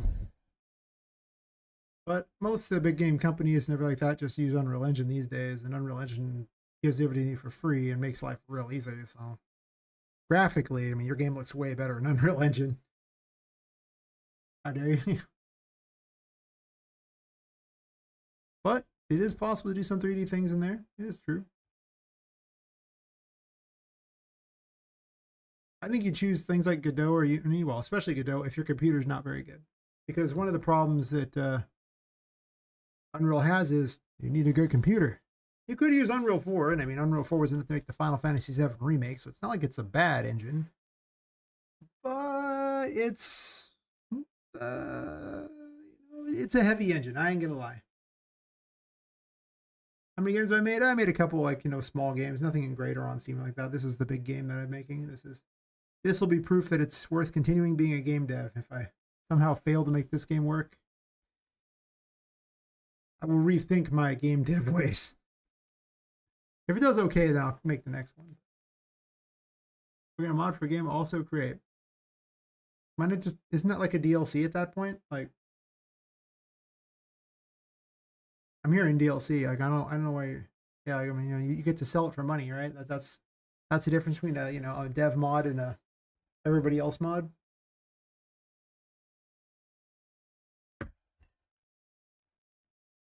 Can't release as part of the game. Oh my!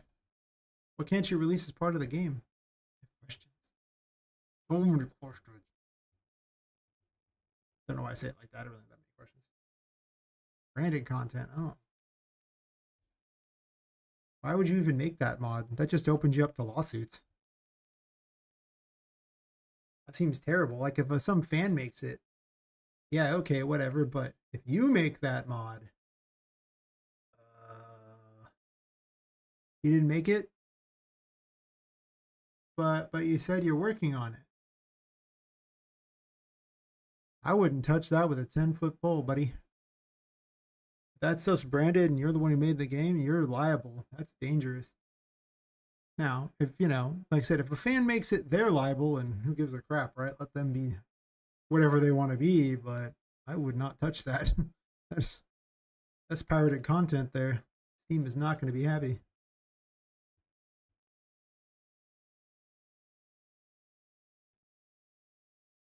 Want to skate it? It's a custom level. All right, it's all you, man. I don't want to, get in the way of people's progress, but I would tread carefully on that one.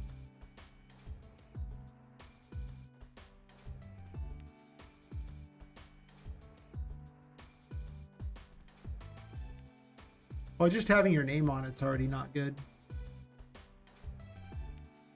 It's just because they have someone to go after, right? They could get your game taken down because of that mod because you had a hand in it. Whereas, if, like, say, if a user makes it, so what?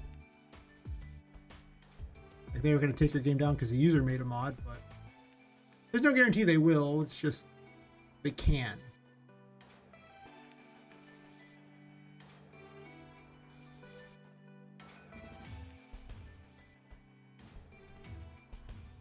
Fair enough. If you're only going to play it for yourself, then that's fine. You're never going to let anyone else play it. No problems then. Oh, this the alcohol thing? Yeah, I didn't get another one yet. I thought about getting another one, but then I just didn't.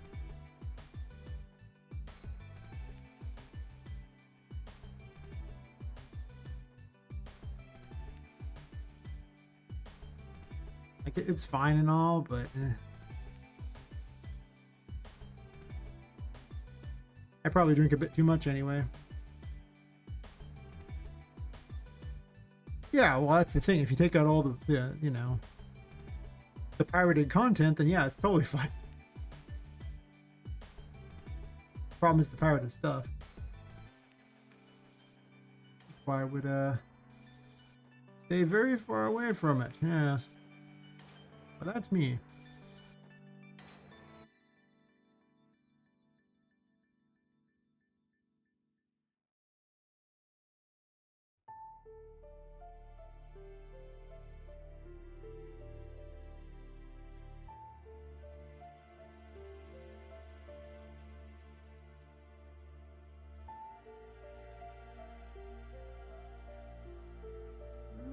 I guess I can do this and just put them next to each other. Make weird blocks to go through.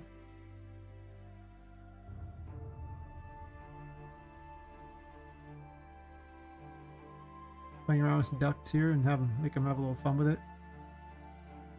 This area is only accessible if you happen to go through this little duct maze to get to it, so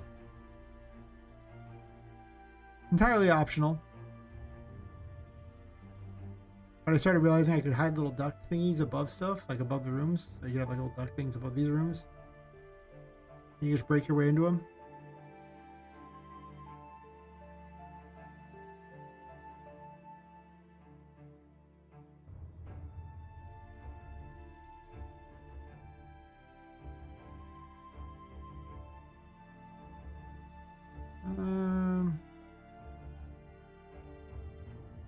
I guess I want to lock them into this, so I probably put a duct on the end of this too. This way they can't really get into it.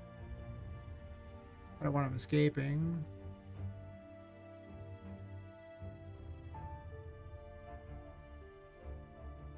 Maybe I'll get more alcohol in a second. I don't know. I was feeling a little ugh earlier. I'll put one more.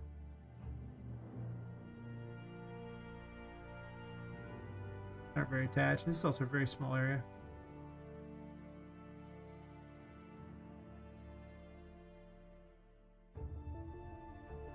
Did I get the models through market? I mean, some of them I made myself, other ones I didn't.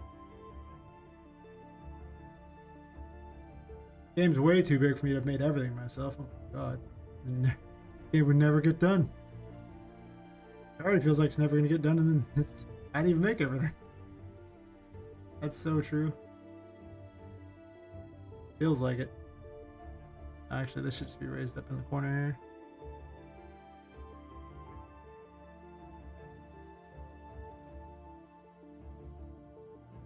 But I made Poppet and a bunch of the female victims because, you know, I know what I like. I made these ducts. I made the hollow pipes. I make all the walls and everything like that. I make strange things like bathroom stalls and stuff. Anything I can't find often is what I do. Also, if I can make it out of simple geometry meshes, I do. Because I don't want to spend a lot of time doing any of these things particularly. Too much work to do to spend a lot of time on it. Any one thing.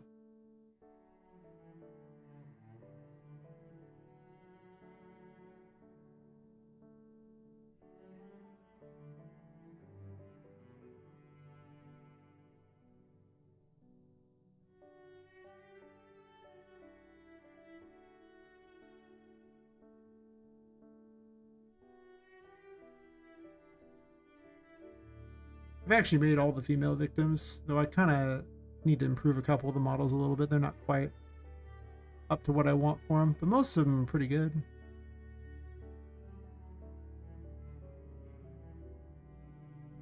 Poppet might get a change or two as well before I'm done. I don't know yet.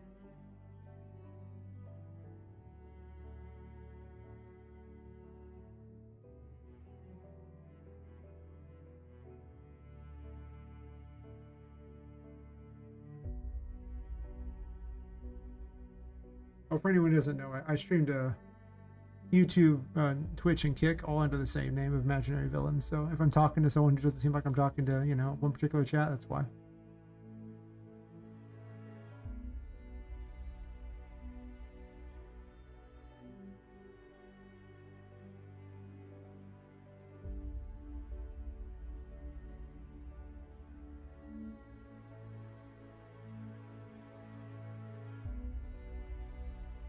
Got to maximize streaming to all of them.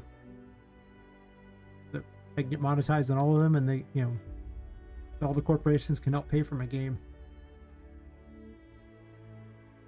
Well, besides just Twitch. Twitch is currently the only one actually pays me. I have no idea how much revenue this game is going to make. I got nothing. Hopefully a lot. But I've never released a game of this caliber. Not that well known, but I stream it and everything like that, so I'm building up an audience that way, so it could do well.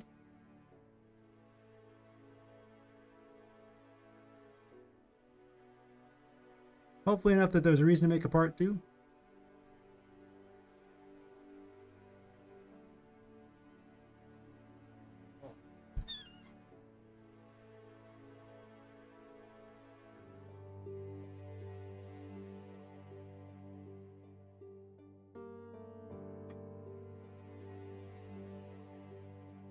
If not, well, like I said, I'll reevaluate if I'm going to make any games after this one if it does terrible.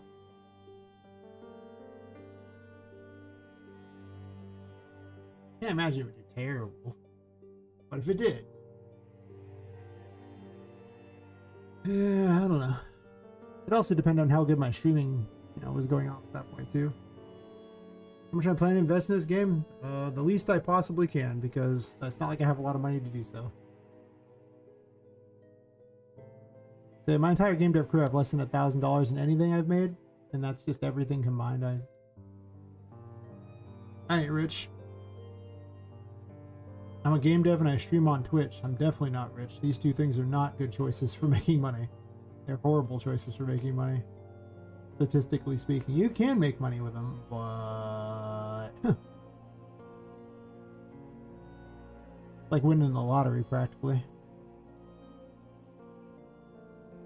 With a lot of blood, sweat, and tears to get there, huh?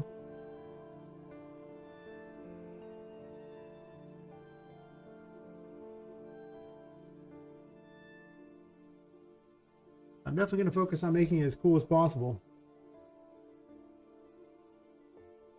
And currently, I have a lot more time to spend on it than anything else, so I don't have a lot of time to spend on it. It's just I have more of that than I have money. That's true.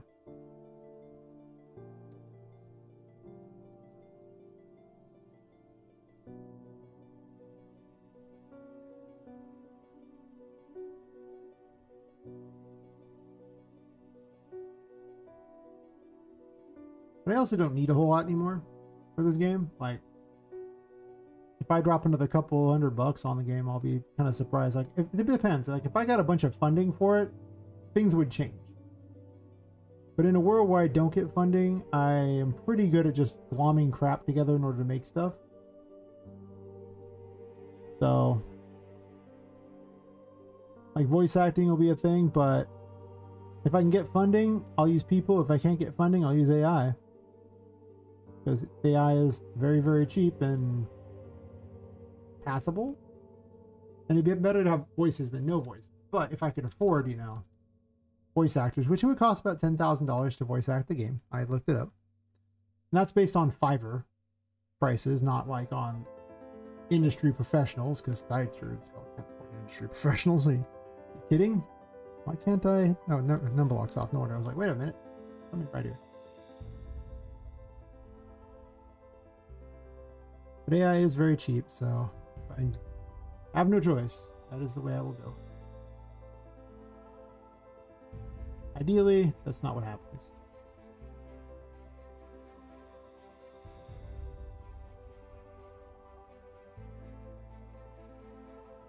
All the art stuff I tend to do myself for the 2D things, and Make a lot of assets for the game. I try to buy things on sale or humble bundles or things to really cut costs down as much as possible.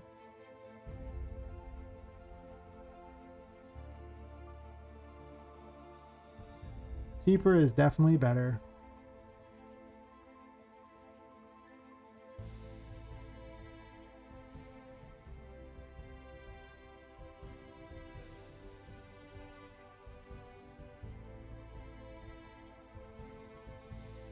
How far do I want this to even go?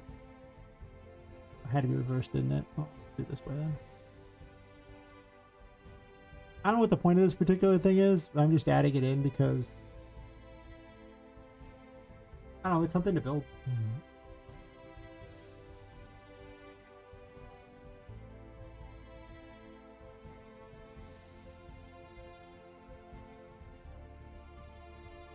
I kind of just get to building, and that's just how I make stuff. I just go, oh look, this is cool, and I just start building it.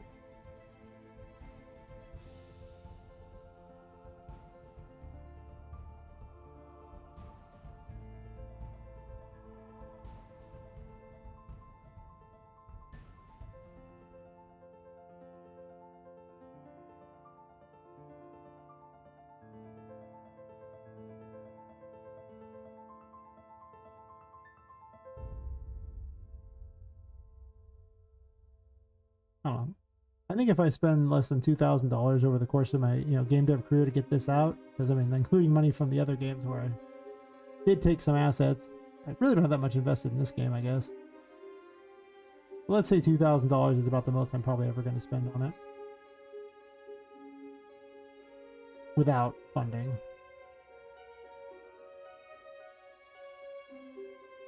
With funding, well, you never know.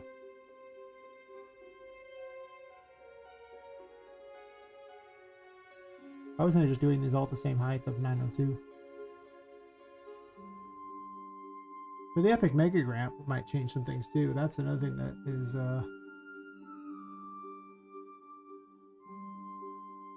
coming up. So if I can get a hold of that.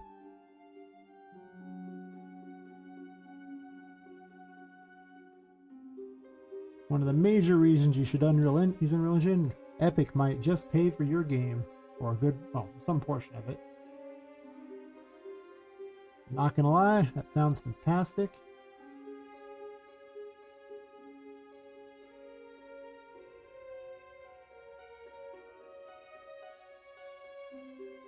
I should have just left this as the number I was using the whole time, rather than trying to match them perfectly. It'll look better at night too.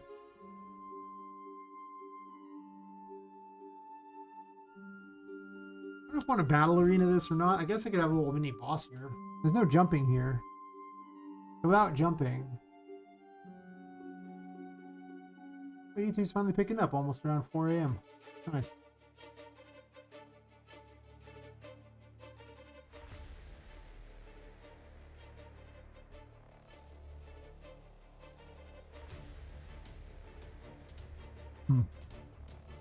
Anyway.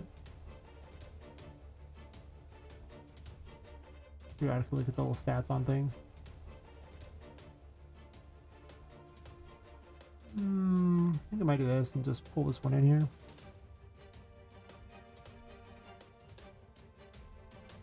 Do I want a hidden boss?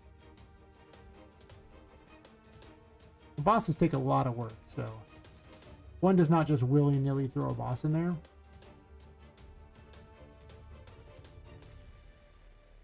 Like, it's perfectly normal to spend a couple weeks on a boss, making the boss do all the specialized attacks and things like that, and creating a boss arena for it, and getting all the special animation of the boss, creating all the boss's abilities. Like, there's a lot. The AI for the boss, it's not the most pleasant thing sometimes. I wouldn't say that much. It is rough.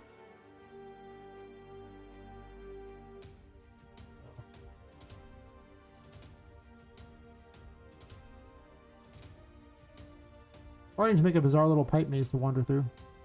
Or I say duck maze. If I redo this wall, I can actually run holes through 2 different areas. Do I want to do that? So I was thinking of doing one over here.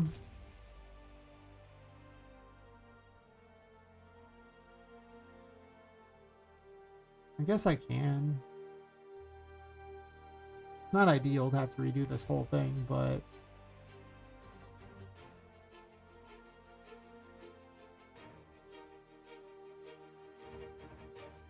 if I do it, it does allow for connecting up this area and connecting up the one over here into this, so you can use the moon door to go through, which I kind of have a thing set for. Which is kind of let's go between those, because without this here, getting to this room from there is actually a lot. Well, I guess not that much work. It's going into this room over here. It's so slow. I hate watching it. I guess so it's really just going over here and doing that. So I guess I don't know how helpful that is, but I kind of already have a pipe maze up here. But to be completely fair, this pipe doesn't have to exist. It could just be another destroyable pipe that drops you out over here instead. But I kind of like having random areas to wander through.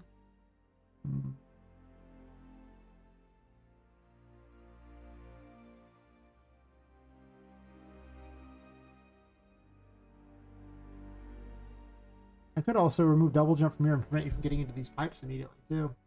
I'll keep double jump, but remove these things you jump on so you can't get up into here. And then these become something you can deal with later. That makes the washroom later too. These are all optional things here. This is an optional room here. Optional rooms up here. All tiny areas.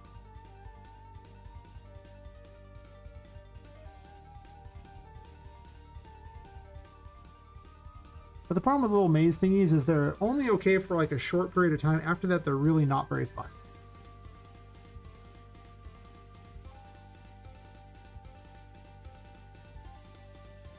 Like, it's cool and all, but they're not that great.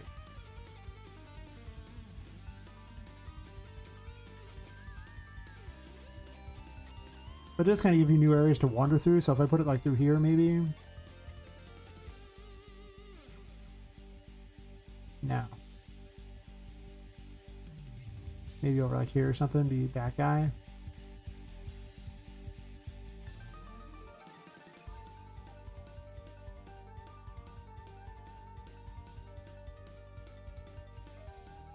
Unless I want to put a hole in this wall too. I don't know about that. Now we're just starting to get ridiculous. Having to remake all the walls is not what I want to do with my time. That's true. I really don't want to remake every wall.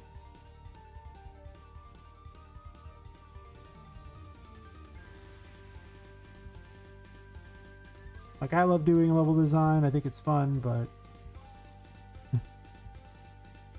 I think the last thing I need is introduce additional work to this game. I've kind of been toning down the amount of work in this game as I start to realize how much polish time, like, the time it takes to polish this game is. Like, it is so much work to polish one of these games, and that's yeah, I don't know. There's definitely limits. I'm gonna go ahead and put all these in a thing so I can kind of keep track of them before I make too many more. Make my life harder.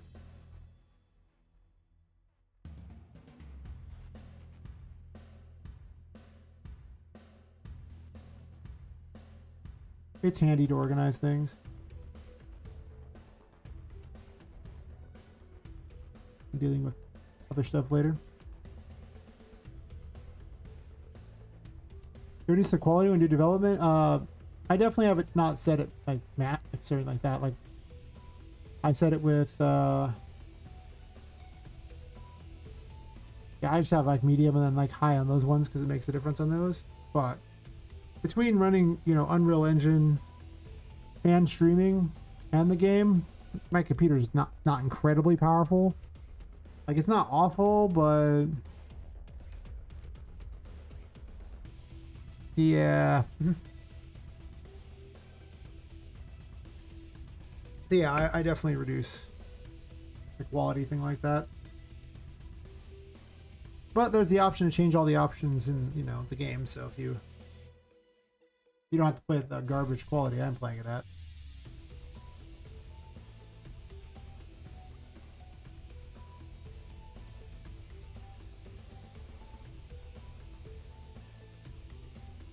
Oh, I'm creating a folder. Let's call it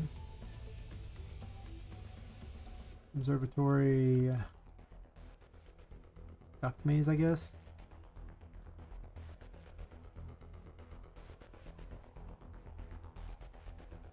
Now I can find all these really easily. Probably move these to the observatory as well. Have a directory off of that.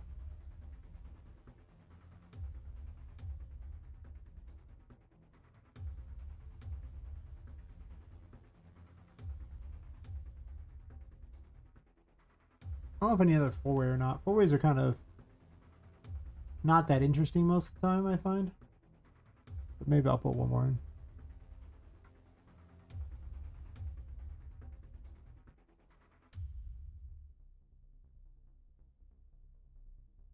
As you thank you very much. It's been trying to use Godot. It seems amazing, but so far we can program. That's fair. I mean, the only way you get better is by tinkering until you get better, right? Just keep messing with it.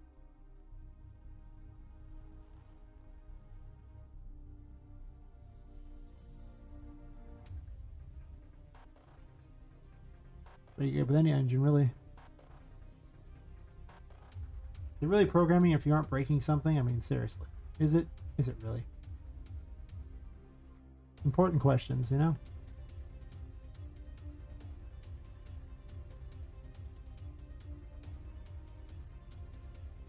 I'm gonna copy paste a bunch of ones that were too low, right?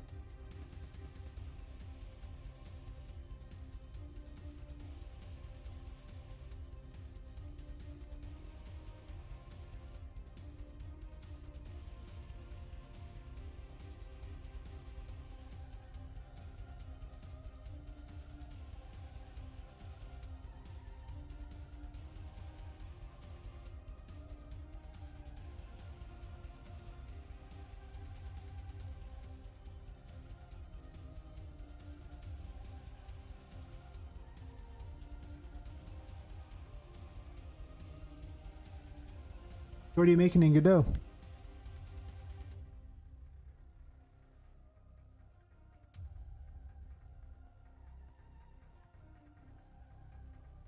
Also, I haven't done hardly any programming today. I need to fix some stuff, but I don't really want to today. Being lazy and just designing levels, and like what I've been doing for like the last few weeks with very little programming. I haven't felt like writing AI. Like eventually, but I just don't right now. Soon, but me.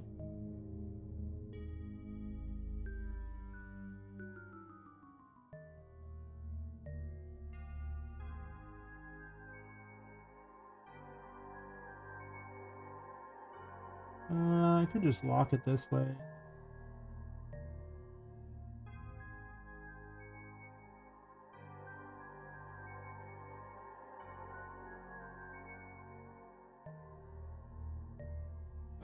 Still didn't use Blender, but now I want to give more light to the project. That's fair.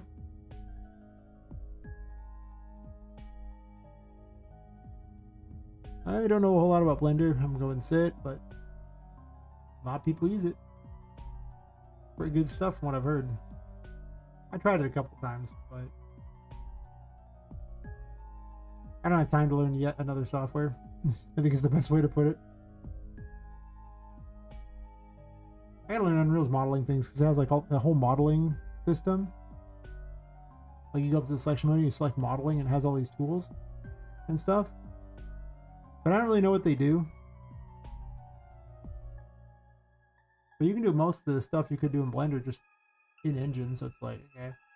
It's not quite as feature rich as Blender, I'm sure, but for my purposes, it might be good enough. I need to learn those tools. I'm gonna stick with one software.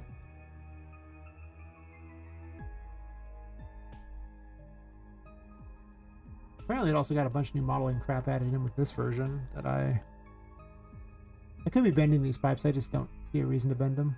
They are splines, they need to be bent however I want. I just go, oh look, and then go, just bend them. But I don't really need to bend them.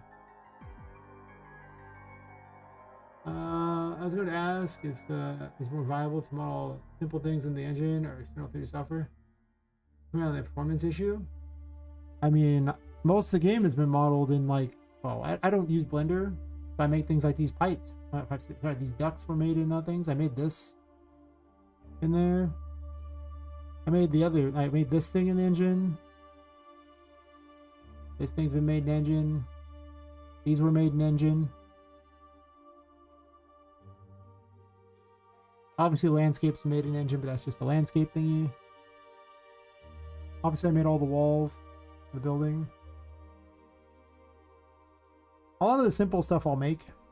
Also, you can use splines to bend things. Like this is just one simple thing. This is it's just a little deck thingy. There's nothing special about it. It uses just this one balcony piece, right? But because Unreal Engine has splines, you can sit there and just bend it all over the place. So instead I've been creating all these out of it. You just move things around. You're like, cool, neat. Add more spline points, bend things. And then you can turn it into a static mesh, and then it's just golden. That's all this collision. It's perfect, wonderful, and you didn't have to do anything. Like, you have to buy anything, basically. So it's really good for those kinds of things, and that's how I've made a lot of these like floors and things. And geometry brushes, which are basically positive and negative shapes that you can fuse together to make stuff. So yeah, a lot of this stuff is just made in engine.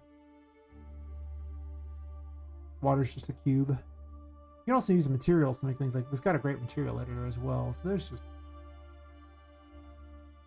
I see a lot in game development. It's made up of several pieces. For example, the walls, the floors, and 3D software. They are all usually whole pieces. Yeah, I don't do whole pieces. This place is huge. Whole pieces is just, well, forcing you to load all that at once. I guess you could do that, but I don't know why you do that. I do have all this on a level though. This level is it loads sections of it as you're going along.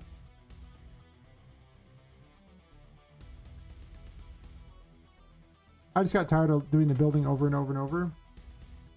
I don't have a lighting on the map yet for it. Let me put lighting real fast. I have a favorite lighting thing. Drag it onto the map. Yeah, the building's just made out of pieces and everything like that. I did make this outer wall solid. Pieces everywhere. Pipes and things. I'm still working on it because I keep changing things, but overall.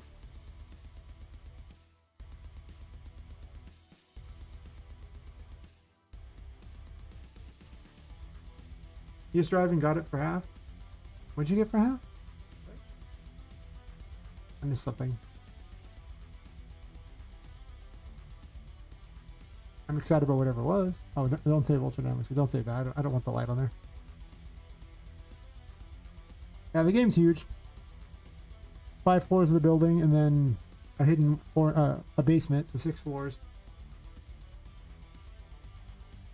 Probably take 2 to 3 hours just to beat the first chapter. There's going to be like probably 4 or 5 chapters. I was originally thinking 6.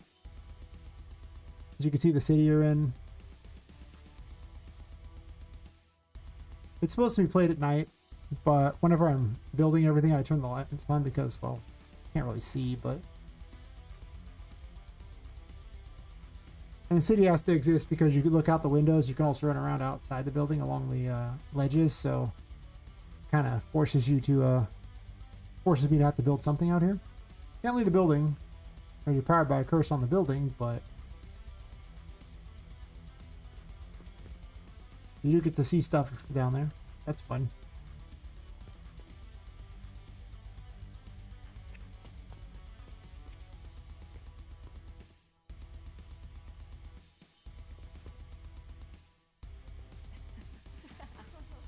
You're going crazy. Oh god, no. But yeah, yeah. It does a lot of the stuff for you. I mean, like, this engine does so much to help make your stuff look good. So I'm just like, ooh, neat. I got like pirate areas and things like that, like all sorts of stuff. Yeah, the air level's huge. It takes super long to run across the city, but you can't run across the city because you're locked into the building itself. Because you're powered by the curse in the building. So you could try to leave, but then you just fall lifeless, so. And I've got like my big old area. There's going to be a boss here. But she's not, doesn't really have much to her yet. I just stole the AI at the first boss, and it doesn't work very well because they're not supposed to, but...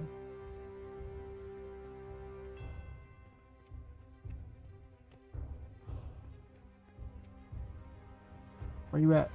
Oh, she's loading. Has to prep textures because my computer set. And then she jumped off you, know? I don't know what she's doing. She's running on air for some reason.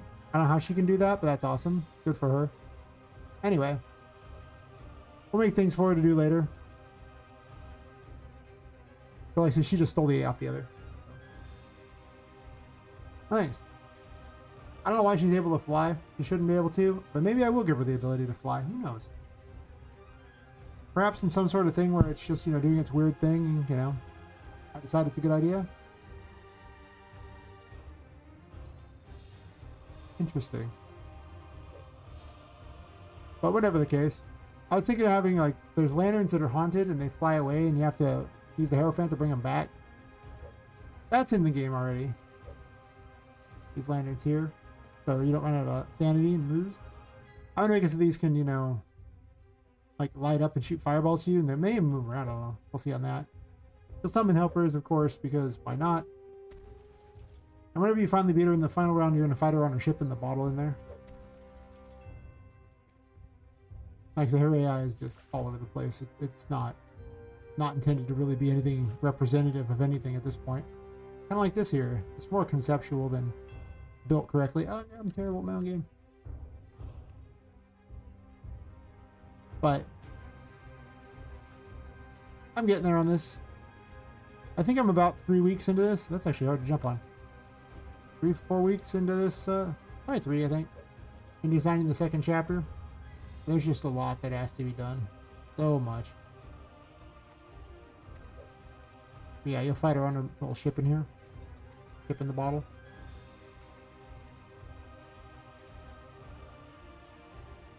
We'll see how that goes. At least the arena looks okay. It's not there yet, but it's getting there.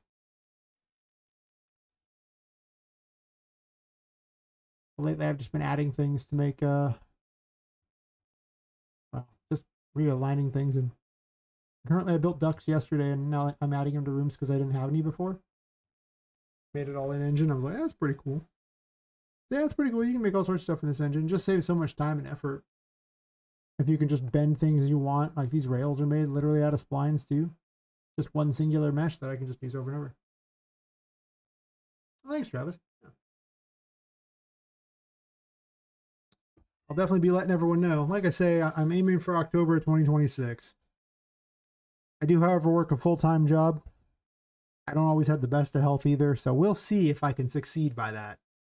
If my health holds out and I can somehow survive working 80 hours a week forever, perfect. If not, it might get pushed back. I'm definitely going to, I've been thinking more about it, and the more I think about it, the more I realize that there's certain areas where I could compress the game a bit and try to aim for higher quality. I'm thinking of doing that a lot more. Like, there's some areas where I was like, well, I could make all this and stuff, but I'm seeing how long it's taking to make each section. And I think I was just outright delusional. With my first version of this was delusional as hell. It had like 9 levels to the building. Okay, like I'm struggling at 6 in the 3-year time frame. Well, it's not even 3 years, it's actually less than 3 years to make this game. And there was like 33% more planned. Right. But then I realized, like, I'm like 12 months in, I was still messing with the first chapter. I realized you got to make a lot of stuff from the initial thing that you aren't going to have to make later. And that's why this chapter is coming along way faster. But even then, this chapter is probably going to take me 3 months at least. And I was like, I only have like 16 months left. Ain't no way I was going to pull that off. Shannon, do you have a full-time job and full-time left? Yeah, like, well, I've always behind on everything. And I'm like, I'll get it done eventually. And I haven't even, like, I still have to add freaking, like, alerts for Kick. Get it this weekend. I still have to make a Steam page. I paid for the Steam page, like, 2 weeks ago? 2.5 weeks ago? I got to make a bunch of art for it. I haven't had time. I just haven't done it. But,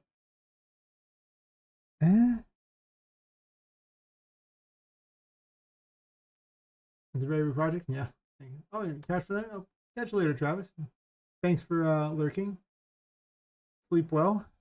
I'm envious. I could probably fall over right now and wouldn't bother me one bit. But I try to stream at least 8 hours. It gets a lot of work done I would never get done otherwise. It would not happen. I would not get nothing done if I wasn't streaming all the time. I'm only get like 3 hours sleep before I have to drive downtown. No, I don't envy that. I need at least 6 or I'll fall over. Any less than that, I'm just going back to bed. Yeah. Don't let me keep you. Get those 3 hours of sleep. That's not long. Thanks for hanging out and chatting. If you liked it, don't give up. Thanks, I appreciate that, Lucas. Yeah, I'm going to keep working at it.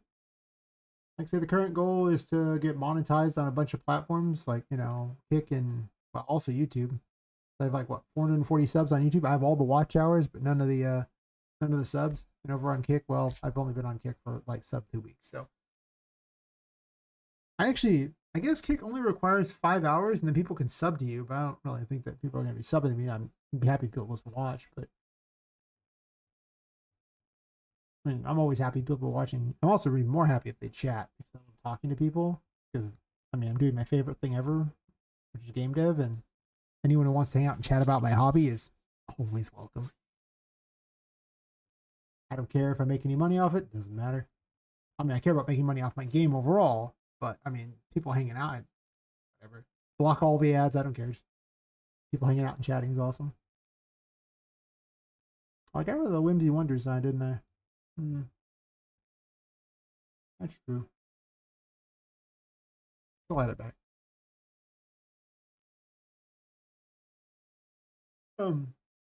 Yeah. Tomorrow, well, actually, I won't be streaming tomorrow. Tomorrow's, I take the weekends off, mostly to catch up on all the crap I needed to do that I didn't get done during the week. But, I think next Monday I'll be doing, more AI stuff, more enemies and things like that. Like, AI is an enemy behavior, not me using an AI to do stuff. No. Making all the enemy behaviors takes, well, it's mostly just takes time because you just got to test out everything. It's like, does this work? Do I like this behavior? How about this? Is this cool? Is this cool? Yeah. Maybe start sharing some cool short videos to help me YouTube's minimum monetization requirements. Yeah, I mean, I need to make videos, but as I was just saying, what time do I have again? That's the problem. Like, I already have an 80-hour work week. There's only so much time in the week. This doesn't include drive time, by the way, to work and everything like that either. Nope. So it's like, how much time do I really got? Yeah. I mean, I have the video requirement, like the time requirements. I easily have that.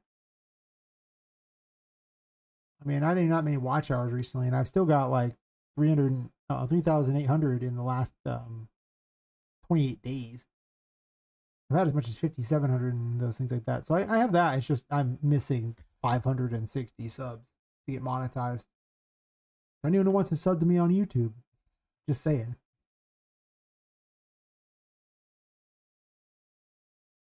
Help me out so that Big Daddy YouTube can shovel money at me in order to help make my game have a higher budget. That's pretty much what I do with all the money. I just shovel it at the game. So I have whatever budget the game earns from streaming making it. Yeah, for anyone who wants to, I'll post it in the various chats. All of them. I'll be saying, which is completely different from me because I only work on games on weekends. Yeah. I would work only on weekends, but you know what I really do on weekends? I catch up on all the work I didn't get done during the week for my business. It pays all the bills. I don't even take the days off. Yeah. I don't even know how to take a day off anymore. I start trying to work on something if left unchecked. It's terrible. It's like, but, and I'm like, that's pretty much how it goes. It's just work, work, work. I need to block these off, right? Where is it?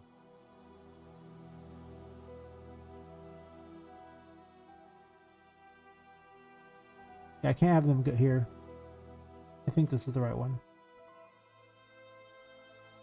So, yeah, it be what it be.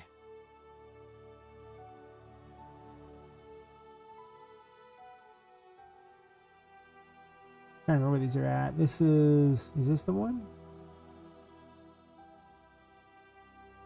I'm pretty certain it's here, because this is the start of the game. So this is the carnival room, which then means this is Patrick's room. Which then means this is... Oh, I gotta block that because you get into Patrick's room without earning the right to get into Patrick's room. Okay, that's notable.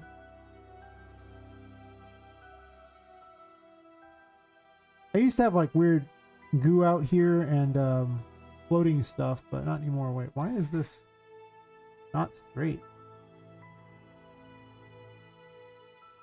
That's weird. Why would I bend it? Huh. I don't know why I bent that. Whatever. I'm just gonna grab a new one.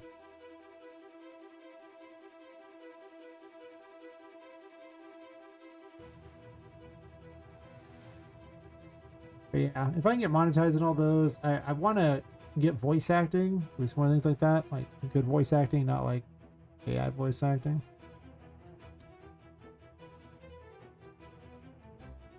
And there's probably some models I would pay to have made if possible, but realistically, I'd probably just buy a few more models.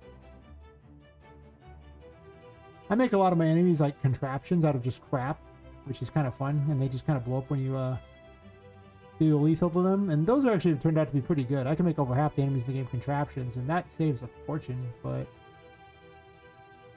I would in fact like a few other things. Also, I get a lot of stuff off of Daz, too. I was experimenting with the metahumans, but they don't look very good. They look wrong for my world. Most unfortunate.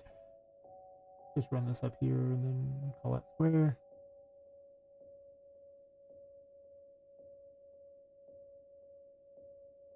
So, Patrick's room. And then, oh, thanks to whoever subbed on YouTube, by the way. It doesn't tell me, so I just say thanks generically. I mean, if you post in the chat, I'll thank you directly, but otherwise, you have to have like public subs for me to have any idea who did it. Not many people have public subs. Very unusual.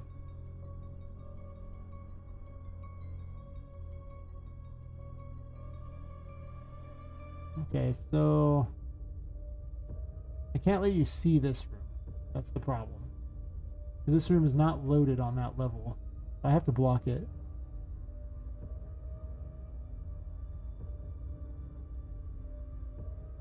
You know, to keep the illusion that there's multiple... Oh, that it's all continuous, or sort of continuous. I'm gonna go to the other level and make certain I put it in the right spot. I got tired of basically using the having to do the building over and over and over on every map. And you can actually create these like level instances, which it just loads the basically a level on top of your level. And that's what this building is, so I don't have to keep changing it every time. On every map. It was super tedious. Yeah, okay, I got it right. Yeah, this area just isn't loaded. Because, well, I tried to do everything on one map, and what I really found is like, the age load system is pretty good for if everything is flat. Like, because it's designed for like a giant open world where you're basically running around the woods or something. What it's not good at is if something is vertically done. Like, if there's something below you, even though you can't get there, it still H-loads that in, so it loads in all this crap. So what happened was I was playing the first chapter, and it was loading whole sections of the second chapter at the same time, thus causing huge loading issues. And I'm just like, huh. Huh. So without a good solution, I was like, okay, fine, you win. But I mean, this map is huge. And if you're curious about the size of it, I can give off a really good way of showing you. By just simply going to a new level, and an open world level. And you see the default open world is huge. Like, I'll run around for a second so you can see how huge the default open world is. You know, if anyone doesn't know.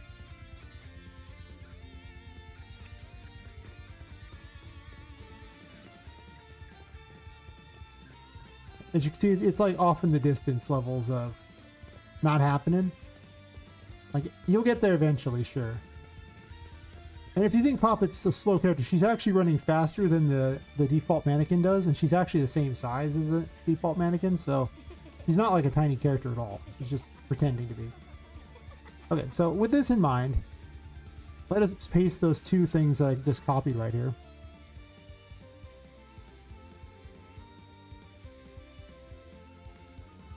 So here's that city block. Just to give you an idea of the scope of how big things really are. The game is deceptively huge. And this one building is actually much larger than you think it is.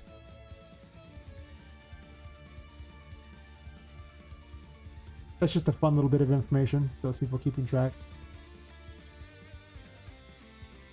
Someone asked me why I wouldn't let it run around the city, and this is exactly why. It looks like it would be fun, but the reality of the matter is, I'll take this to tell it to play. Oh, let me tell it to drop me where I'm at. No, current camera locations, I guess. I would need the other game mode, wouldn't it? Yeah.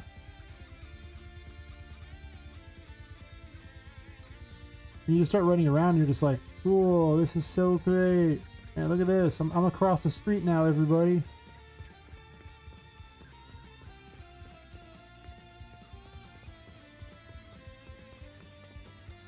I'm not even at the street yet. This is the curb, by the way. Just in case you were curious.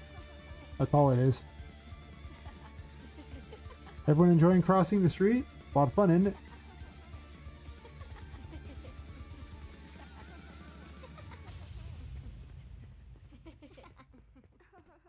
Yay, I gotta cross the street. Yeah, you can imagine how long it would take to get anywhere in this city. That's why we don't run around the city. It's boring. It's just outright boring. So, yeah. Now you know.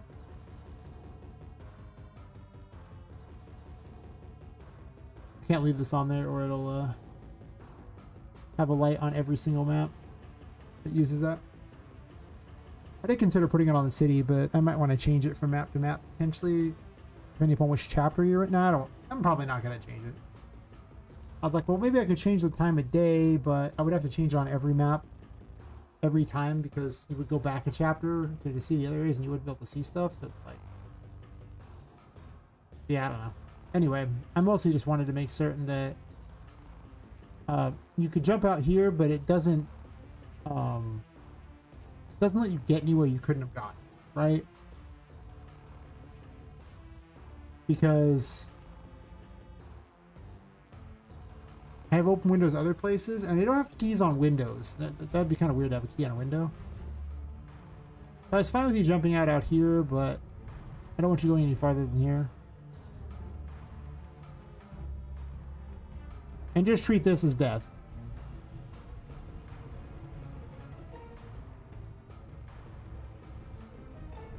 It's not the fall that kills her, it's just it triggers the blood wherever you're whenever you stop. But basically there's hidden kill planes out here. So yeah. There are these things here.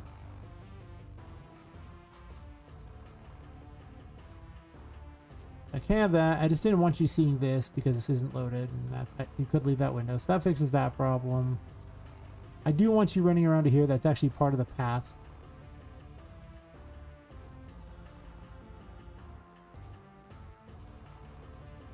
Level design and a Metroidvania will teach you things about level design you never considered before, because every ability that the player has to either be some sort of way to fight, which is normal, or some new traversal ability that lets you get places, and then you got to use those kinds of mechanics too to get things. Like, I mean, you can't just go, okay, cool, you know, good times. Yeah, you gotta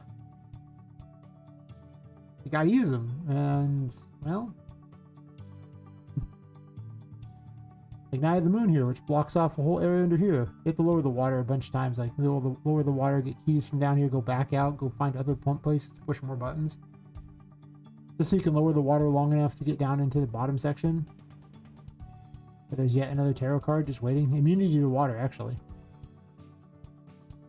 Oh, this is too fast. I can't move slow enough to actually land between those. I guess I sort of can. So there's like hidden things under here too, so.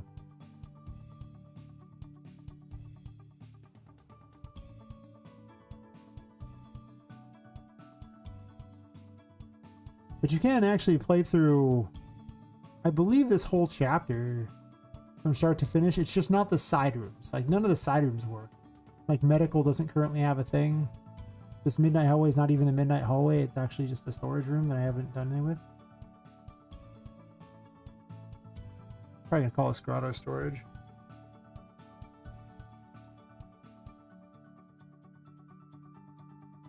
This changes what's on the sign.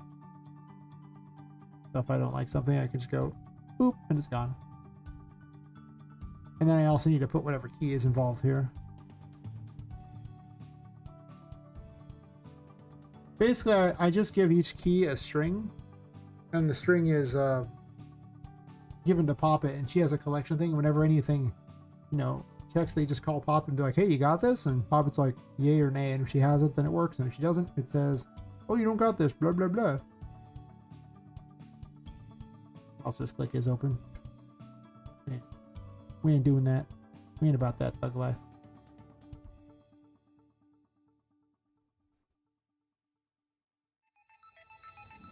But yeah, right now it's mostly about oops, what is it?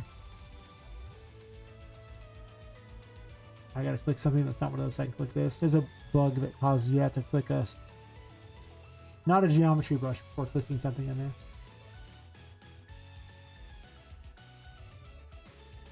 Oh, that's actually like a hole in there.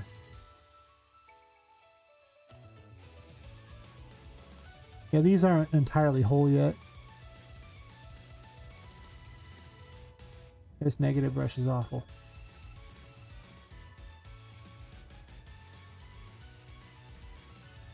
Oh, this floor is really high up.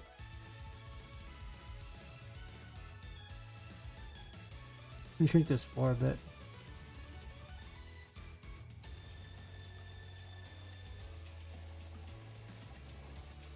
A lot of these things are geometry brushes right now, which causes terrible performance. But I'm also building with them, so it's, you know, you gotta do what you gotta do.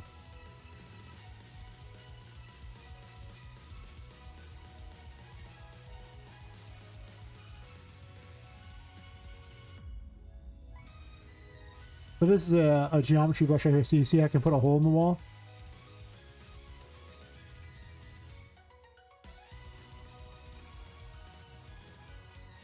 Just dynamically place holes wherever I want.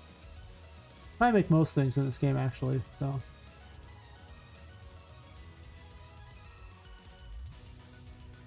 You can also change the doors to different types, too.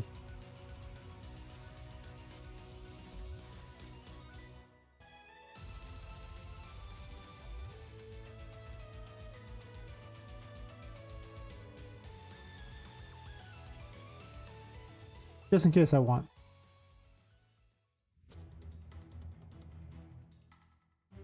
Each area is going to have different doors, just to kind of help signify that you're in a different area. Because that's kind of what I need to show people. It's like, oh, by the way, I don't want everything to be the same, because it is a long game. You might not think it's that long, but it'll feel really long if everything looks exactly the same for like 15 hours or something. It's not gonna be anyone's idea of a good time. Yeah, I guess grotto storage is fine there.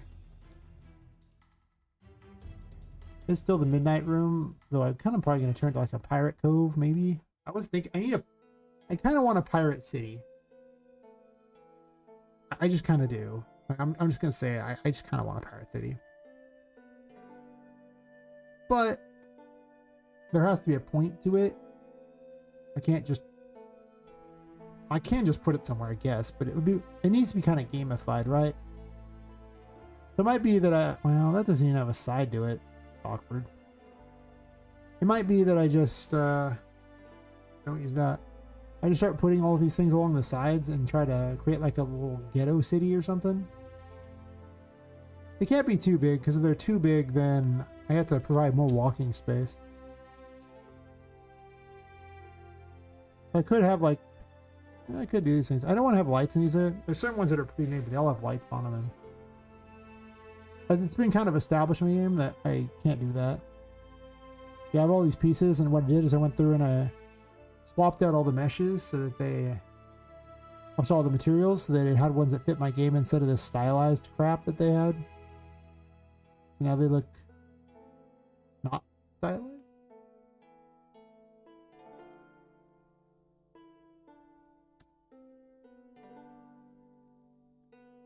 I'll probably make like a dumb little city or something out of these with all the lights off.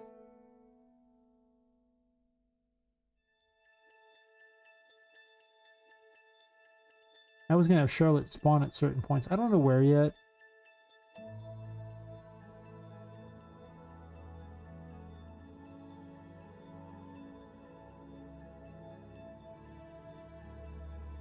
What's this? Oh, it's part of a ship. Ship skeleton? That water's not real water. In that, you know, it doesn't react to anything, so I can't just put boats on it. Like, I want boats on it, and I want them to lower whenever you jump on, like, whenever the water goes down. And I could make it lower at the same time. It just won't look natural. Like, it's not gonna cause them to rock and move like that. They wouldn't do. You can do that with, like, stuff, but the programming to do it is a lot of work. So I would probably buy an asset pack that did it for me if I was gonna do it. Just gonna say it, it's just not exactly where I'd want to invest a huge amount of time for something that would look kind of cool, but wouldn't make the game very different. Alright, finished leveling system for 5.5, now to 5.6 now? I mean, why didn't you just make it for 5.6 and tell the 5.5 people they suck? Duh.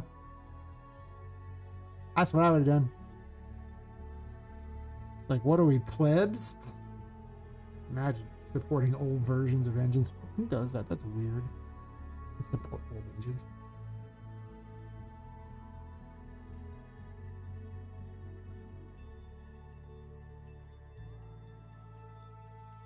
These should actually be tiny too. I don't really want them to be huge. I just put them in here as a, to remind myself.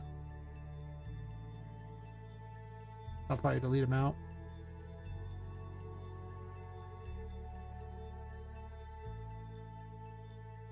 Do I want to make it where you have to go run between the two of them? Maybe. And how much space does this provide, really? Let's play a little game here. How big is it? Because it's really hard to tell perspectives without placing some out there, right? Like, because this might seem huge, but then you see how small Poppet is, and it's like, is it really that huge, or is it just kind of dumb? I'm just being dumb. A lot of times I'm just being dumb. Some of these are real big.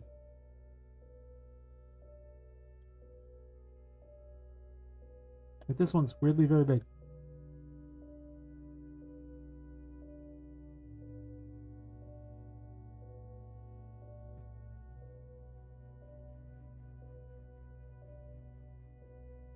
I don't know how I'm going to play red light, green light. I'm still trying to figure that out. Because well, sure, I'll have to pass through things, but you won't necessarily be able to see her if she's behind things, so I don't know how that'll work. That's kind of cool walking through the little city things. That's kind of cool. I mean, it gives a little bit of flavor.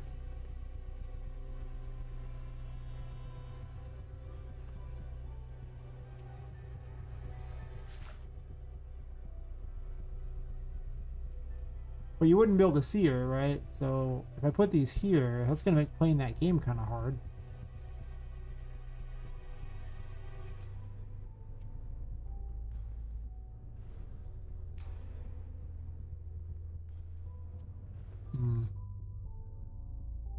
I do want a little pirate city, though. I just do.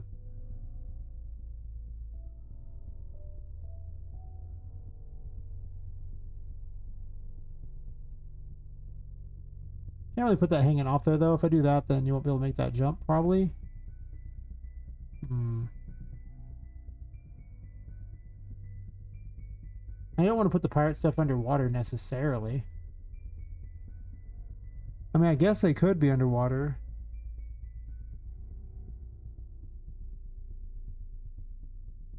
More like a lunar thing underwater, though. Moons and things, but...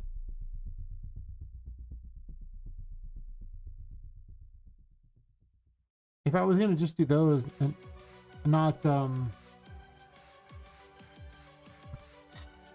like, if I was to place buildings, I'd want to put them on, like, something flat, like boards. But if I was going to do that, then there'd be no reason to have all these rocks.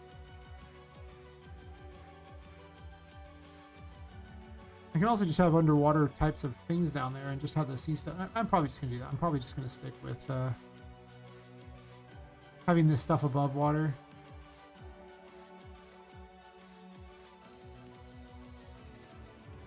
I could have a dock that goes out, I guess, too.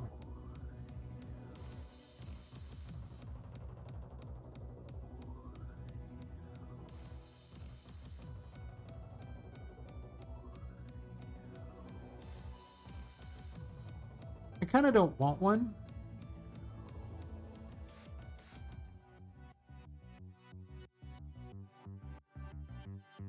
But it would give you the option to try to run from Charlotte if you had them.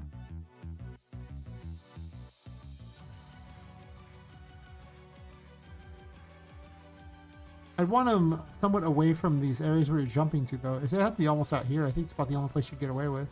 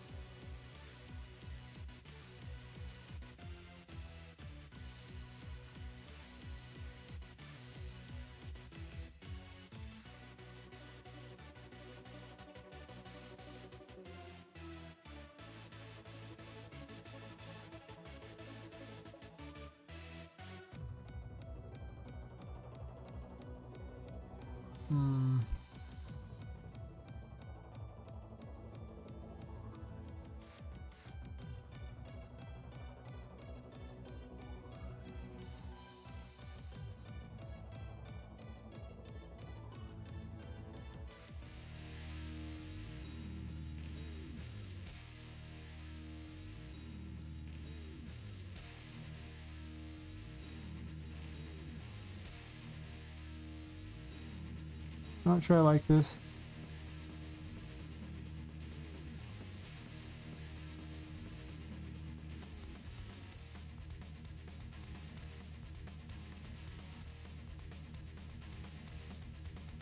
I'd also want to get rid of those if I kept that.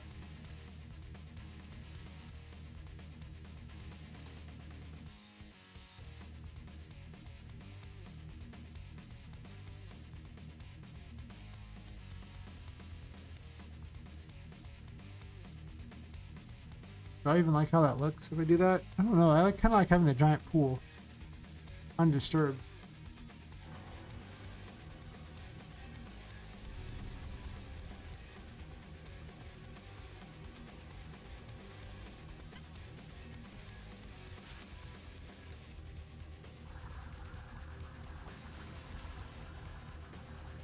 When I jump, it tends to hit the thing, so I keep hitting it.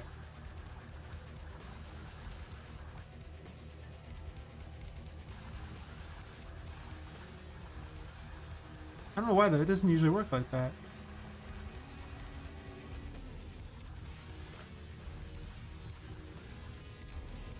Why aren't you moving? This is like the most finicky thing ever, by the way.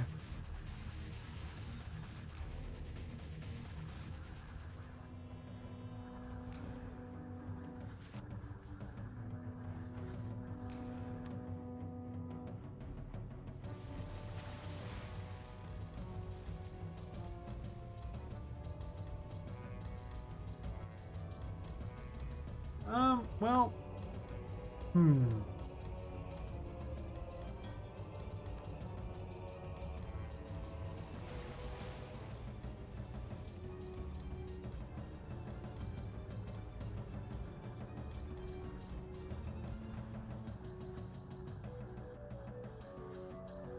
oh, didn't quite make it.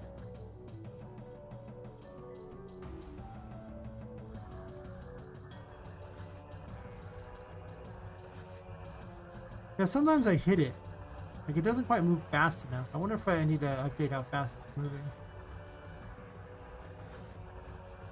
I jumped in the water like an idiot, so I would have died there.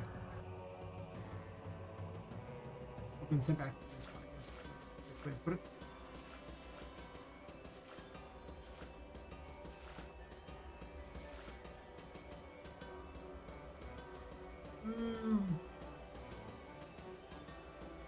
I could actually have a giant city above it, that's true.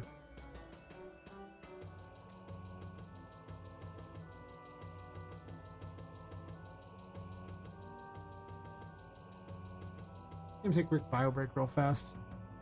We can stare at the moon or something while I'm out for a sec. Be right back.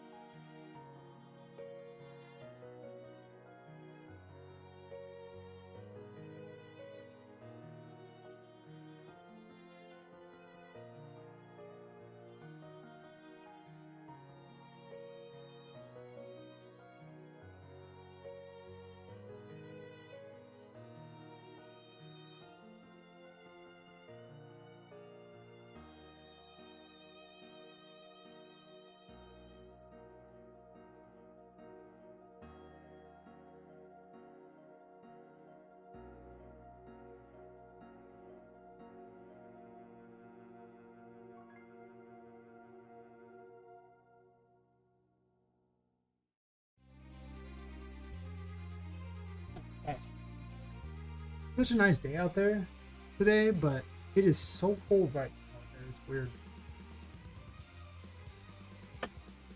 Like a few days ago, it was like 102 Fahrenheit, whatever that is in Celsius. I don't know. Right now, it's like 58 Fahrenheit up there. I'm just saying, it's kind of a difference there, you know. Kind of a little bit, you know. Not quite what it was. Might be a little bit rough.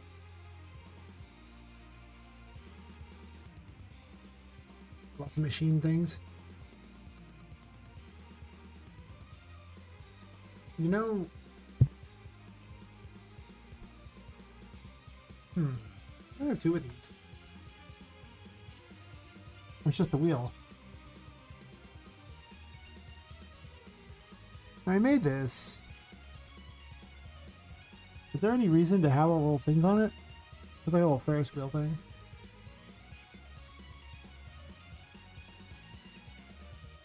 Could have been some kind of machinery. I don't know. I was looking at it going, yeah, I don't really know what to do with this because I don't really use it for anything.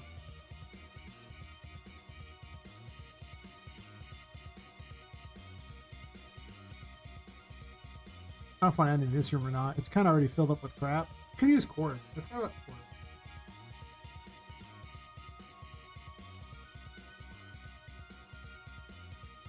You know, I might as well, right? Where are my spines at?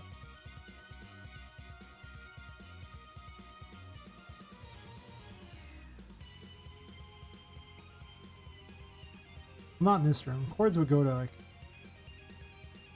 some of these machinery rooms, not that room. The break.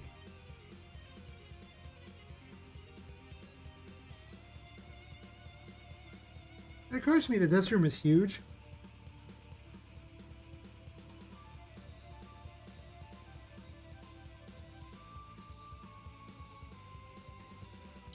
But I don't really know why I want it to be this big. I almost should have taken these two ones here and done something with it and made this an optional room. I kind of don't hate this idea.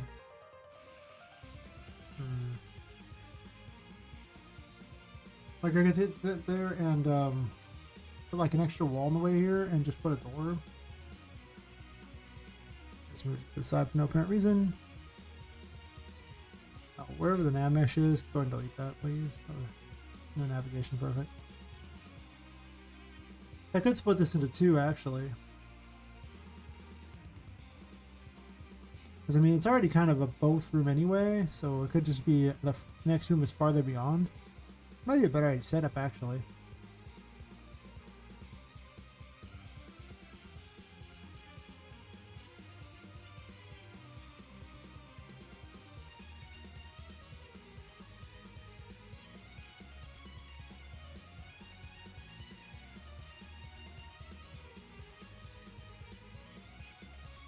How come it doesn't stick out there? I guess because this just sticks out and replaces it? That doesn't seem right.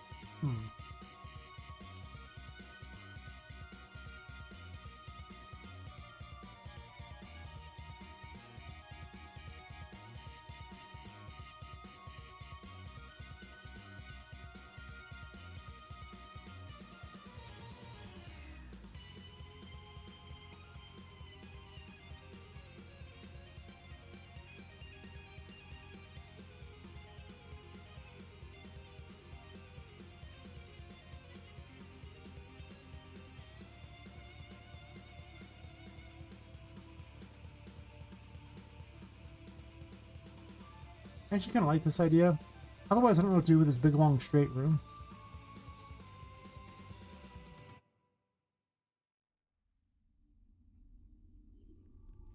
I also kind of like if the console's over here so you can see the water being lowered. Right?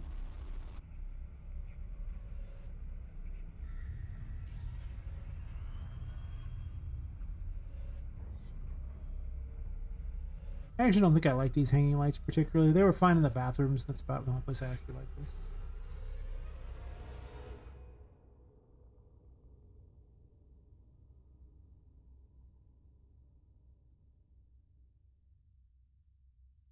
If I take these and drag, I don't think I'll need the key, but I'm just gonna grab everything and move it over.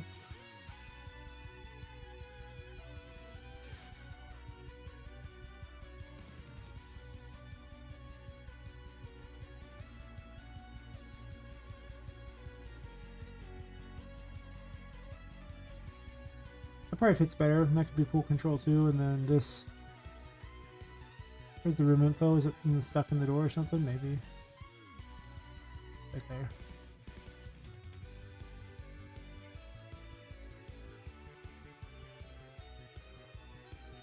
I'll be like 58 or something. Close. What I want. This is a trigger box that upon actually a collision box actually. It tells Poppet which room she's in. So upon hitting it, it announces room she's in. It also controls what spawns in and stuff, encounters and things. So controls if the lights work too. So it's very important that it is placed in a room, or the room won't work. This is a garden pump room 1. This should be garden pump room 2. One's up there.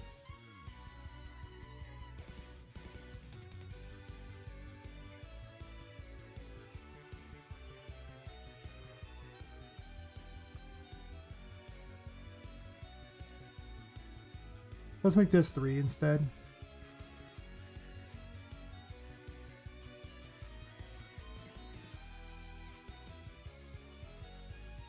Because you can see what the water is doing more, and it kind of gives you a better idea of what's going on, what you're aiming for. I think that's just cooler, really.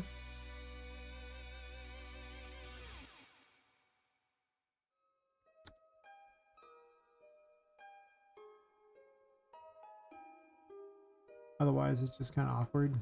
I feel like when you could see, because it was like this thing right here. But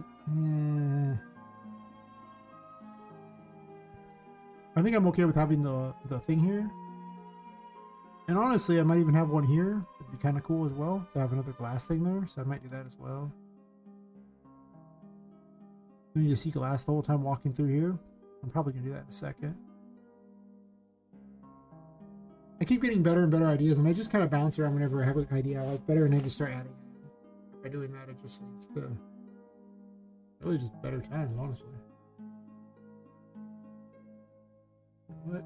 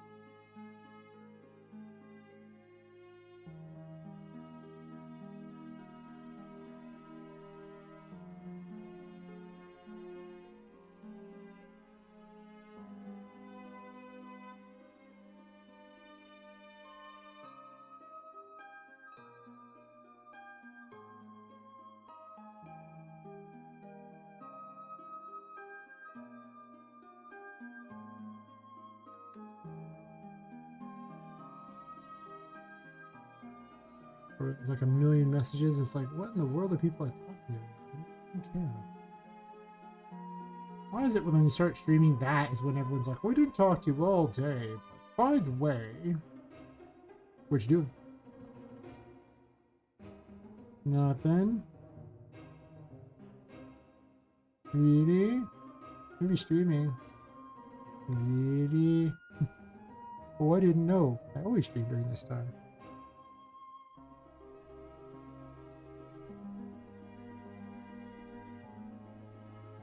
You're like, well, I forgot. Okay, well, next day. You're streaming? Yes, I always stream during this time. I forgot.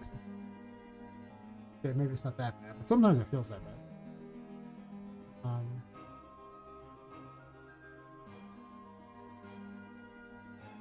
Call this like the secret viewing room. You know, for the creepy people, right?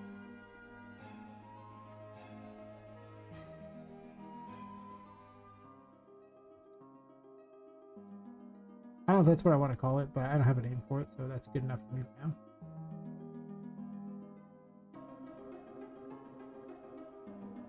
Names get changed all the time. Hey, Matt. I'm always succeeding at something.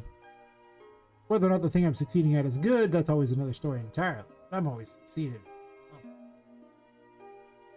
Most of the time, it's finding a way to be more tired than I was the previous day. Oh wait, it's not good, is it? But yeah, things going good. How are things with you? I'm making the pervert room right now. It's the secret viewing room. Sounds like a pervert room.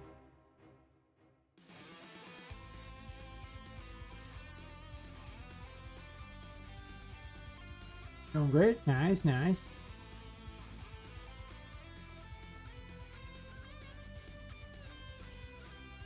I'm the best at what I do, and what I do isn't good. Wolverine, yes. Nice. I guarantee what I do isn't very good for my health. That's true.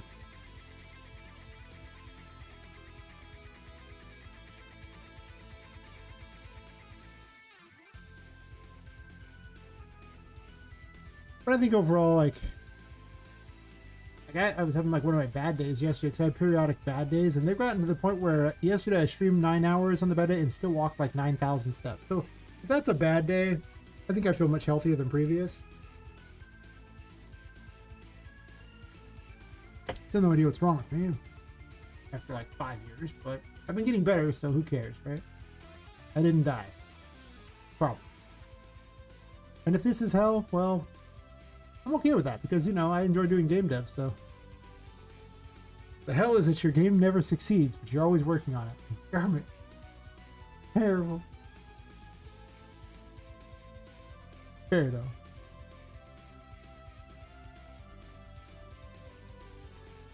I'll make a pump one just so I can check it, test them all real quick.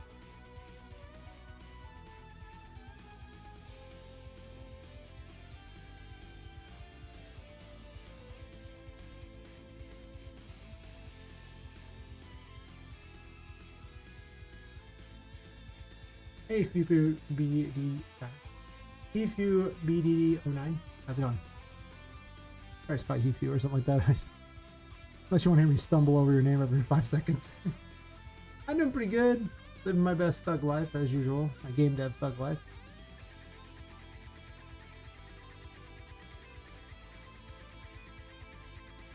Truly, there are a few other lives I'd want to lead, unless it involved like huge amounts of money on a beach somewhere. You know, listen, I can be proud. Water lowers a bit. A lot there, but that's okay.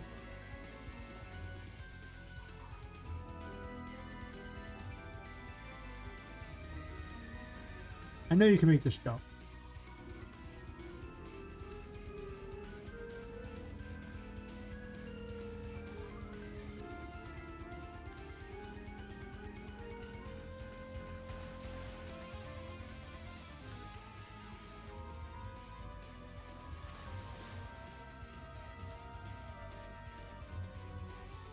Oh, that's right. These lights aren't set to work. No, right away. There's no effective lights in there. They'll work in this room now. I will hang out by the glowy ball. Oh no, these lights don't work either. God. Bad. There's no lights on this thing? Really? There has to be lights. AC light. Garden pump. Oh, yeah, because this isn't garden pump room 1. This is Garden pump room 2. I wonder, does it work? Oh, thanks. I strive to entertain? Maybe. I entertain myself. So very differently on stream. Why?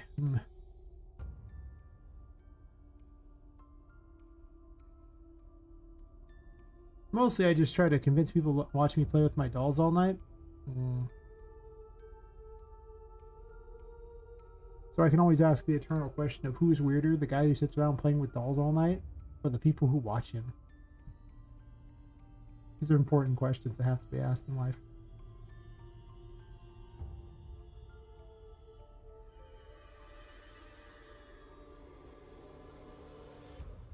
Oh, trying to duplicate that, not grab it. Thank you. Yeah, well, that was just a fail. I successfully duplicated. I'm so good at this engine. You a game dev?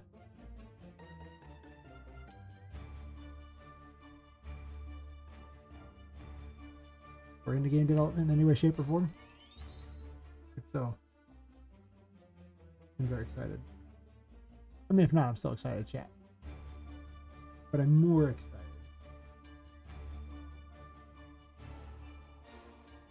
Any cords going to things? I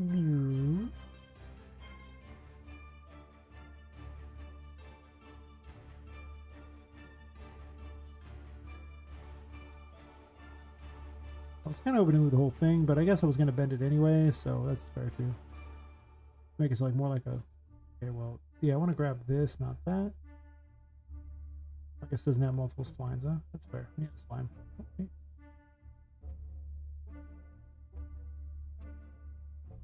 That's annoying. In the way, I was like, God damn, really?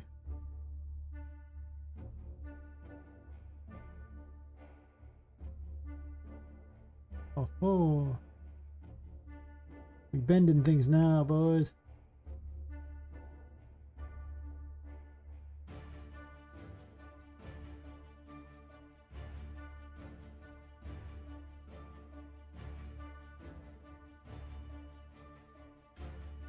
I want this one, not that one. Thank you.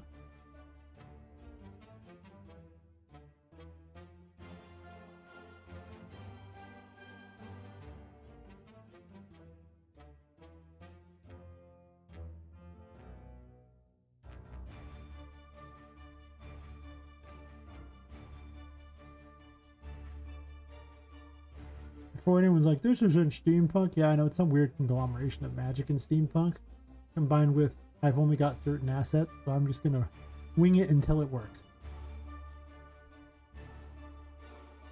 Also, have you seen how much resources it costs to have a bunch of steam particles? Weirdly, very a lot. Maybe a level instance can fix that. I don't know, but particles are rough. How high up are these?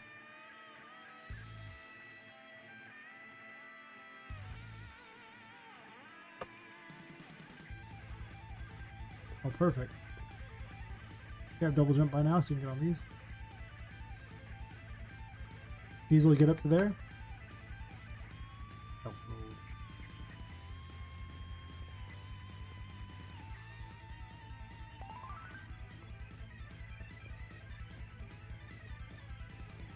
I don't know what key's going to be in here, but the third thing pump here. That gives me a use for the viewing room thingy. I can connect those up. Put some more machines in here for reasons. I don't know.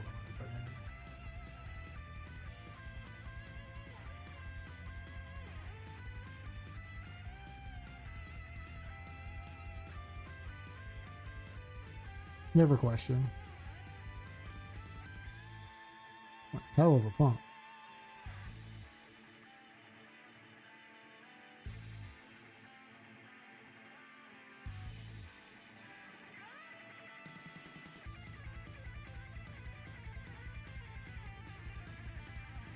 This is a really low thing that I don't know what I can really let you get up to that's going to be too crazy for such a room of this size.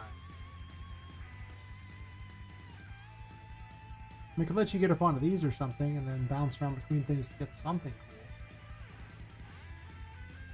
These are pretty hard to jump on, though. I don't know how I'd want to do that.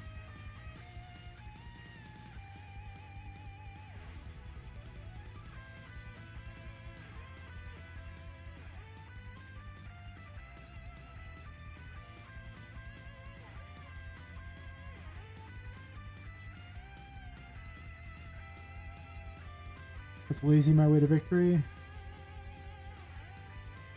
Pass that asset 'cause I'm too lazy to manually get there.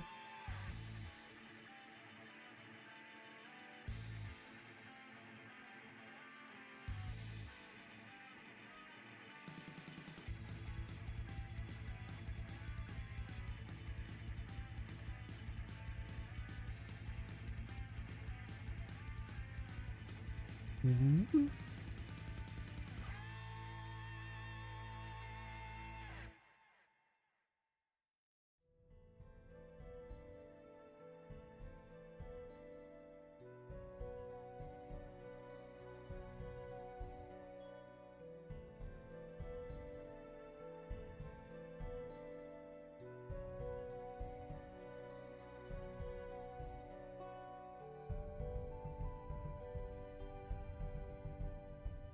That's just an abomination going on right there.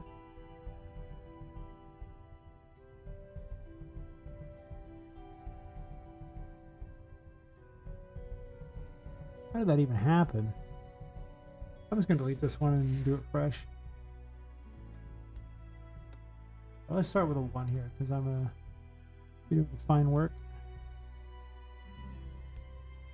I don't really want it to be too bad. I don't actually think I need to bend it much higher than that, actually. I could bend it higher a bit, but I'm not sure I require that.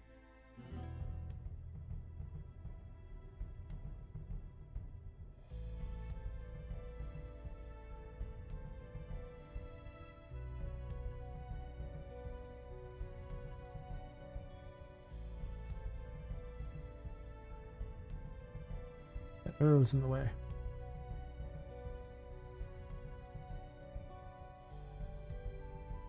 Nope, nope. Whatever you're doing, stop that.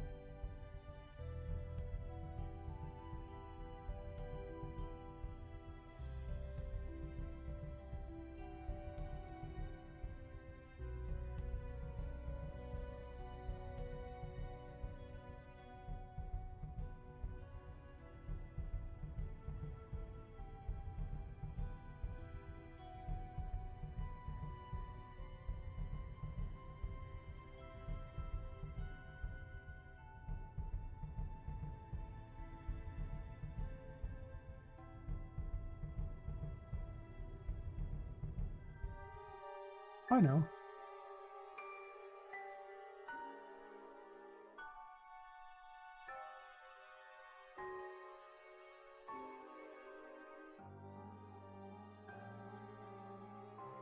Finish up updating 5.6. All I do is migrate and replace the existing files. Not bad, not bad. But what about 5.4? Are you gonna ignore those people too? I mean, you got to update for them as well. Jeez.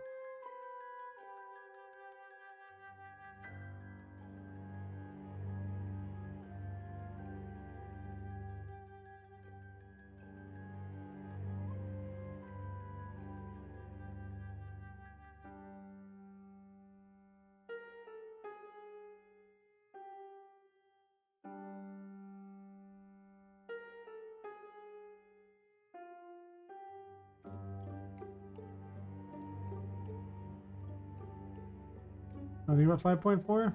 Damn. The people.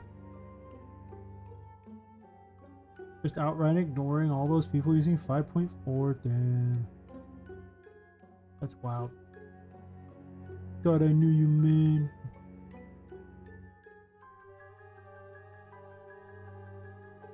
Abandoned. Oh no.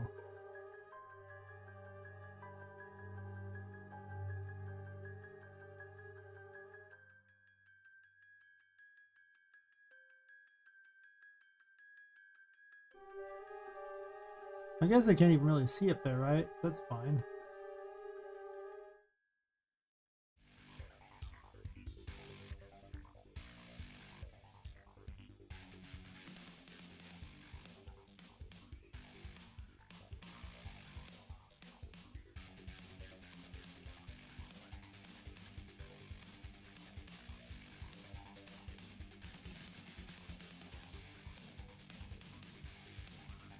I haven't put enough pipes recently, so now we're putting more pipes.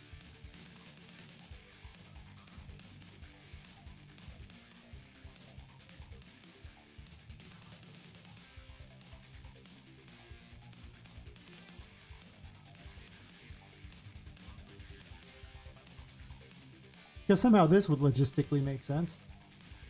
I mean, in reality, it should actually just go down below, but...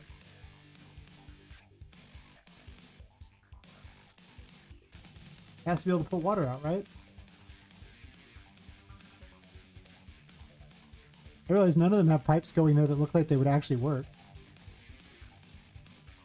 But they could. Oh, pipes. Some of these things right now are still experimental 5.4. I can't be sure it will work correctly either. That's fair.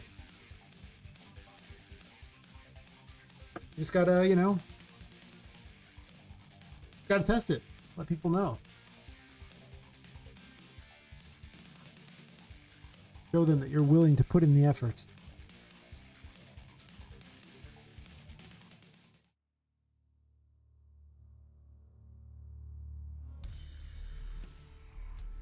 That'd be terrible. Those old things, I would never probably support all the old engines. It would just be literally the newest one. Like, nope, you're not using this one, you suck. Go away.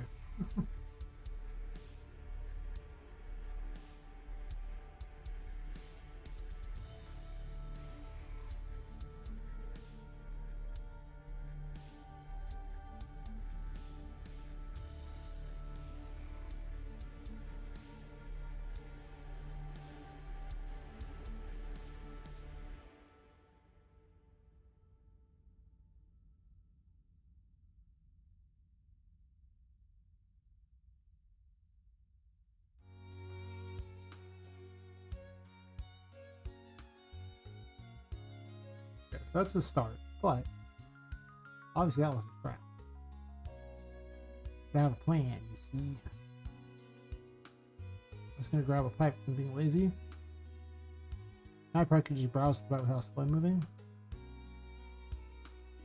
I need to browse to these ones here because I'm pretty certain I have one already made that would get the job done for what I need.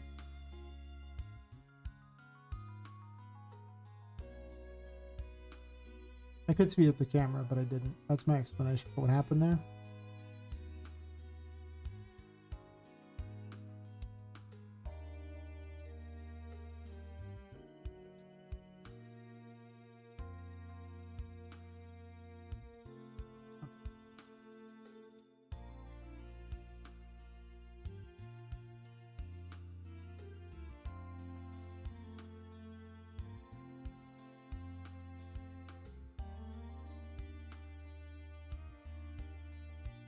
Doesn't look that great. I guess I'll just do one of the other ones. Right through-way that doesn't have a thingy on it. Wait, the vertical through-way has the ability to connect to that. That probably looks better. I could always just do this too. And rotate it.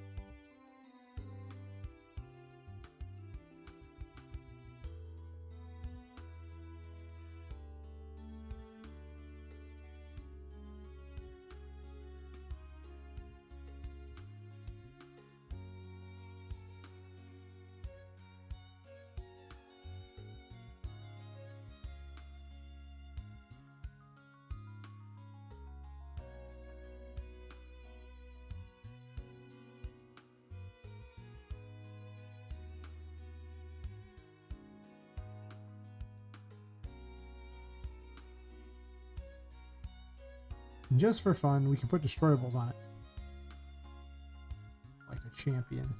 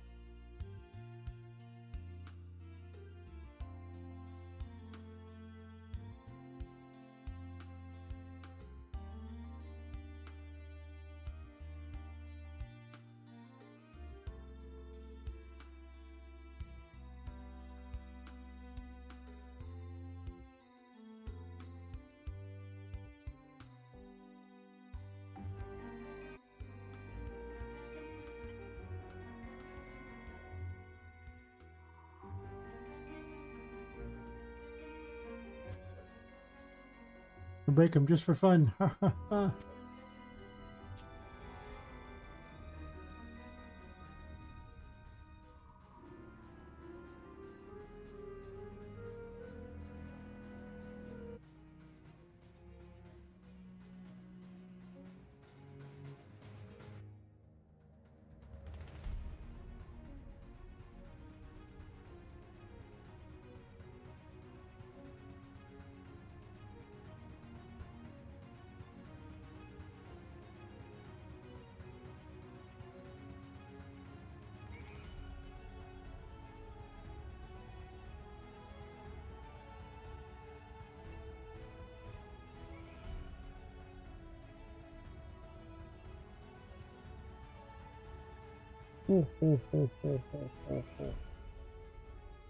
Recycle, reduce, reuse. Close the game dev loop.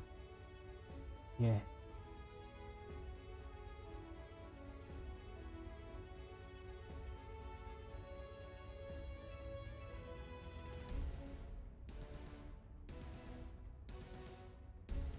Those are slightly in the ground.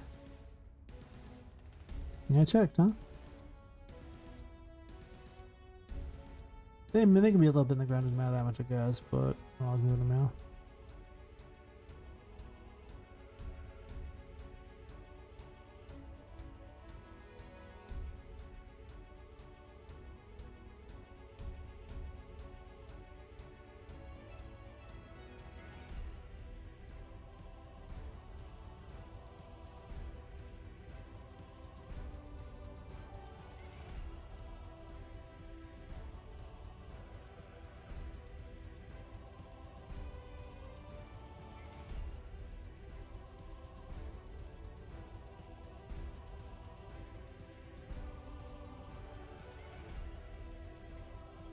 It's you that's causing problems.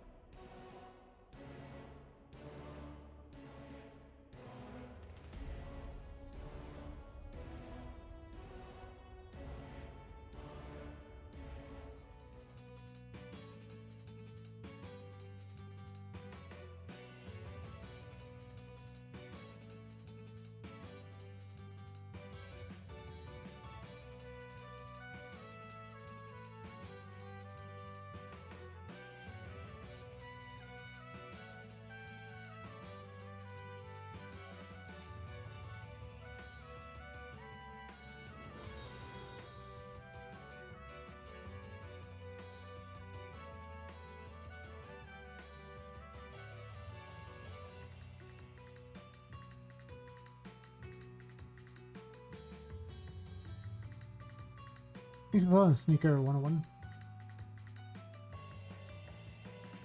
Giga Chad.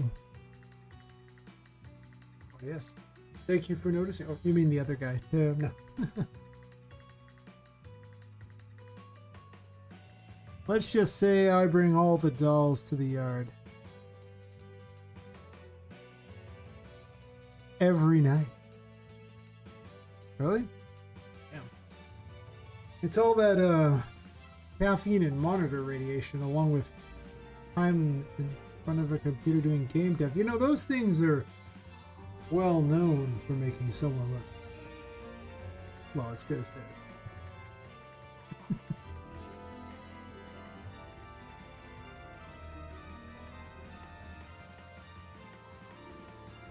Dude, where did I move the little thingies? Where did they go? They vanished. What? Good question.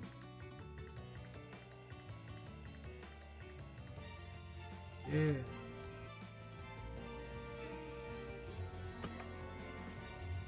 They vanished again. What? I wasn't paying attention to what they did, but did anyone see them move? They shouldn't.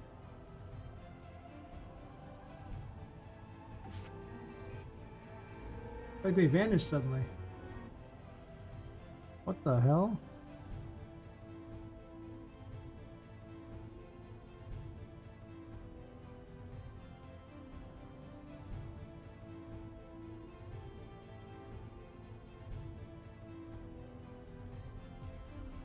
Huh. Does this one move?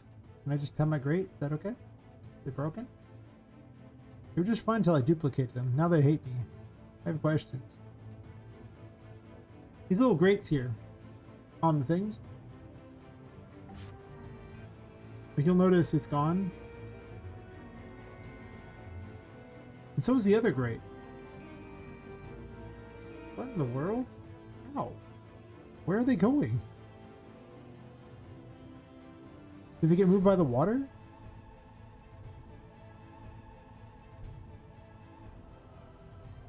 Okay, here's what I'm gonna do. I'm gonna restart the engine. Right? Whenever something weird happens, sometimes Unreal's just getting a little uppity. It's like, you know, listen, you don't appreciate me, you don't buy me dinner, you don't buy me, you know, flower assets. Seriously, like, what's up with that? I'm like a jealous girlfriend. You haven't paid attention to for very long. It's been a while. It does things to annoy you. And then you'll restart it and it'll be fine. Until the next time. You never know when the next time will be. But it does happen.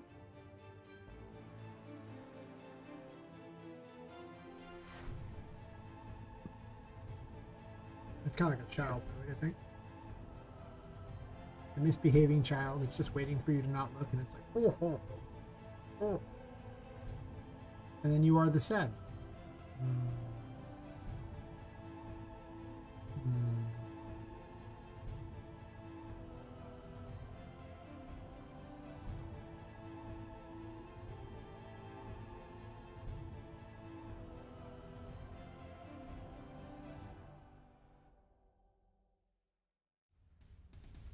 I think the real chat energy comes from using Unreal Engine in the first place, though. Let's be real here. Look how many people in the game development thing use not this. I mean, clearly it would be all like the version, you know, Unity get noted. And a chat Unreal Dev. Prepping some textures there, boy. Awesome. Alright, let's see if it vanishes again. There's nothing that causes these to move, to my knowledge. They shouldn't move at all. That doesn't mean anything. There it is. Just fine. Now I can bashy them. Break them for reasons.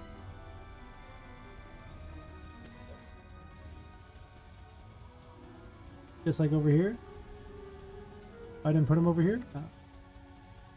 Wait, it did.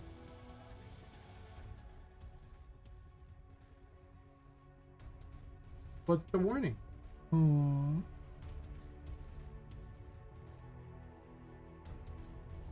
Is it a spline warning? Yeah, whatever. That's fixable as soon as I convert them to a static mesh, but I'd like to be able to bend them and get them where I want first before I do that. So, as you might imagine, I'm not in any real hurry to turn them into the other thing.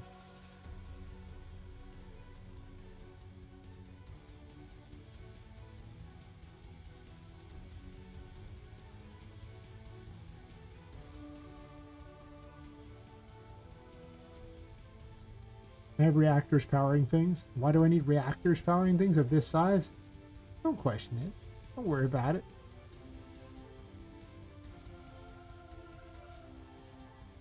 Assume some combination of steampunk and magic. So that basically means I can do whatever I want. That's how it works, right?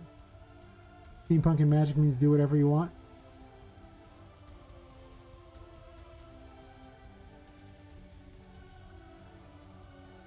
As far as I'm concerned, steampunk is basically magic.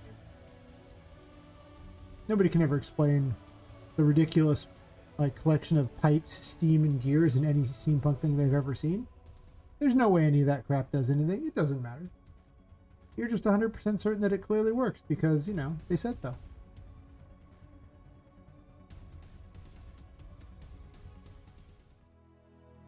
Why do I need Tesla coils? That seems like a great idea. Let's leave a Tesla coil just doing its thing right by a bunch of water-based things. That's perfect. Tesla coils are known for being completely safe.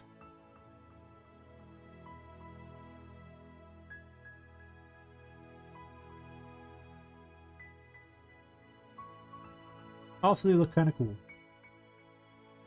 They look cooler when they're moving, when they're doing their thing now.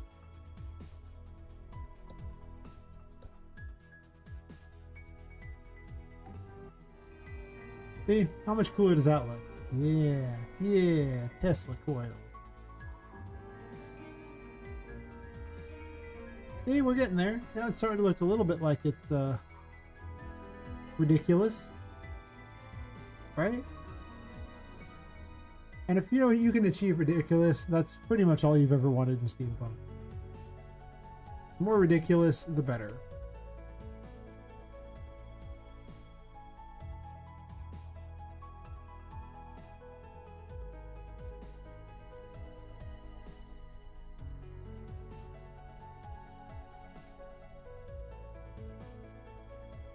Well, I just run the pipes directly into that. Oh, that's even better.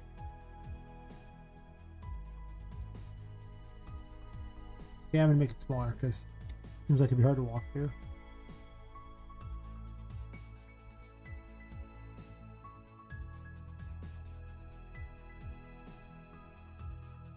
Why does it work? Does it even matter?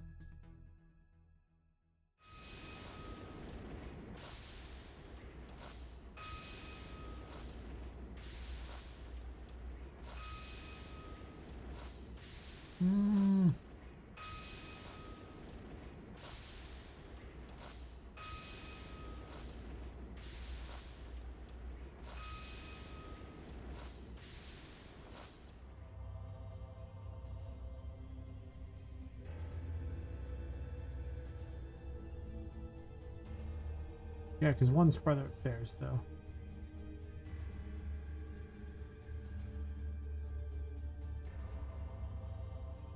Well, holding this wall into the break. I don't know about that. I like having holes in the walls, but at some point I don't want to remake every wall in the game. Even though I end up remaking the walls quite a bit. I know I remade all the walls in the first area at least once. Like literally every wall got remade at least once. I'd like to avoid that this time around. That was a lot of extra work that I really didn't want to do.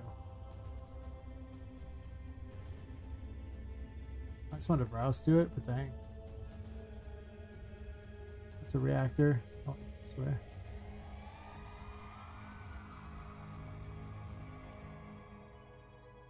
Maybe I'll keep this. Well.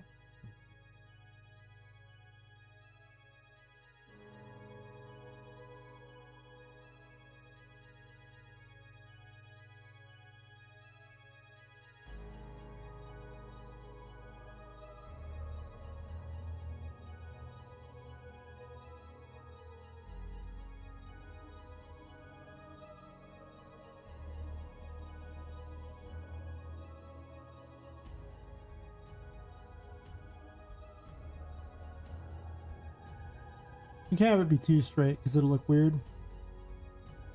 When was the last time you saw a cord that was straight? Like ever.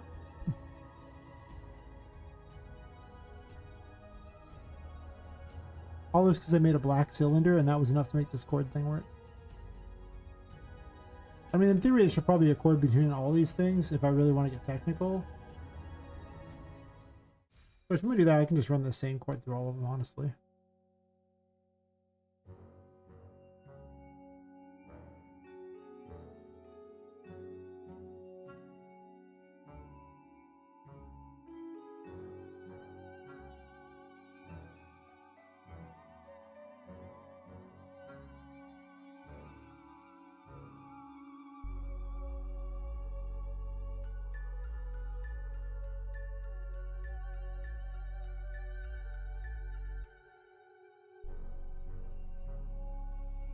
I just put my electrical cords right above my water things. It's fine.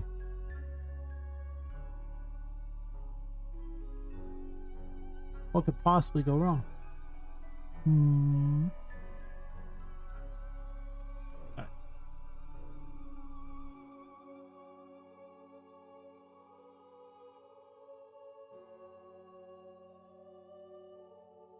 Not very gamified, but to be fair, not every room has to have a lot of gamification to it. Like, Like some of these rooms are just there for the ambiance thing because you are jumping other things. Oh, that's actually kind of a cool look there with just so much technology going on. I mean, tell me that's not exciting.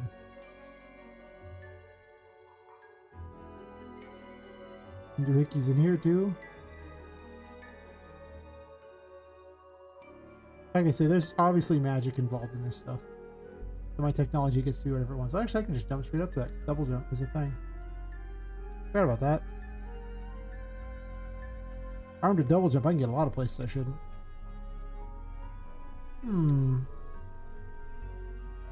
Okay, that gives me some ideas. So let's say I double jump over this crap. Well, you have to be careful not to do that, but...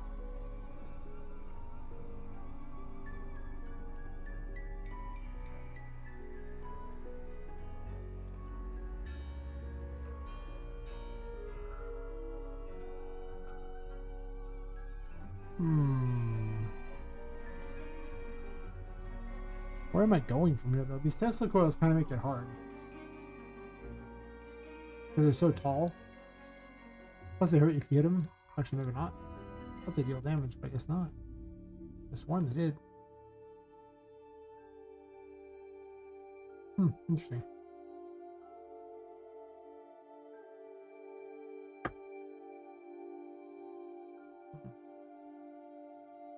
Whatever.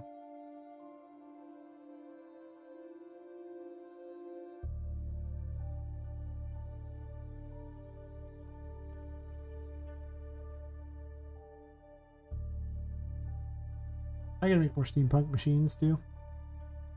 Which they'll then use to make more contraptions, and the cycle will continue. And each new future steampunk room will get better and better and better as I keep making more and more crap. I'll just plug in the side of this console. We don't really explain where it goes from there. Honestly, you should probably go into the lower section to be fair. Looks like there's like a power system down there, so perfectly fine. It's probably accurate, actually. Why is it going high when it should be going low?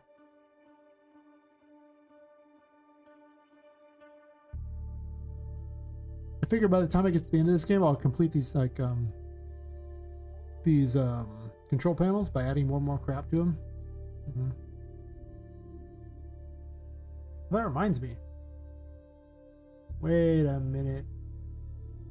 Wait a minute, indeed.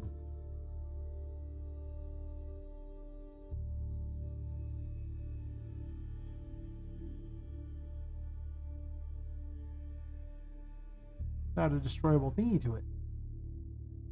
Hell yeah. Where be this thing I just added? It's so slow, I can't handle it. Oh god. It hurts so.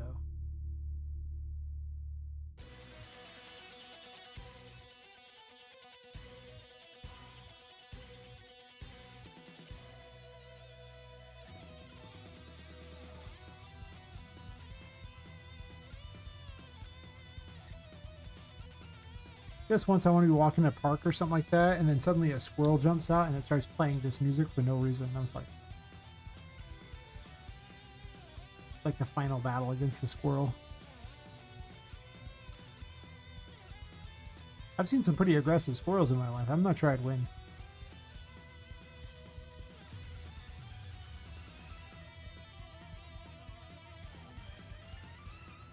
There's a...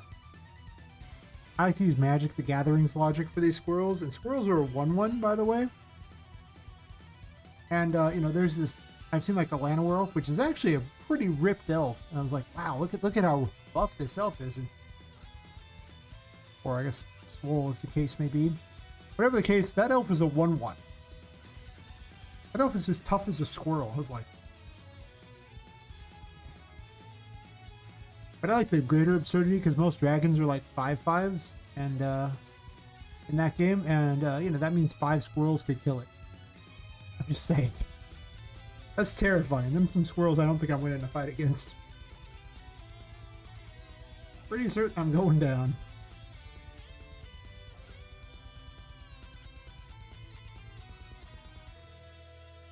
You should feel bad for little girls because in Magic, little girls are actually a creature in it, and they have a half-half. The only creature in the game with half power and half toughness. Literally takes 2 of them to sacrifice themselves to kill 1 squirrel. Just thought I'd point this out.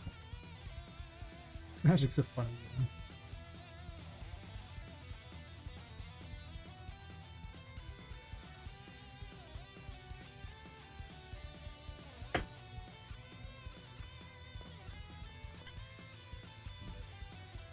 Now these are quite necessary. I'm glad I made these. But now I can't break them, can I? Because they're not considered separate?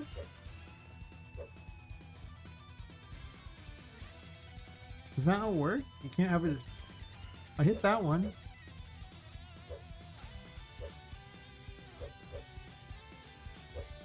I can push them, but I can't break them?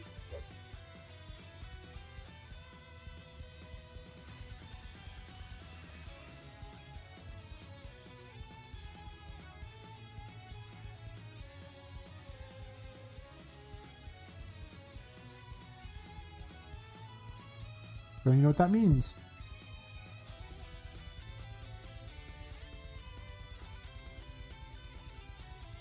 Do I have to literally add them to every one? Is like, what am I missing here that causes this not to work?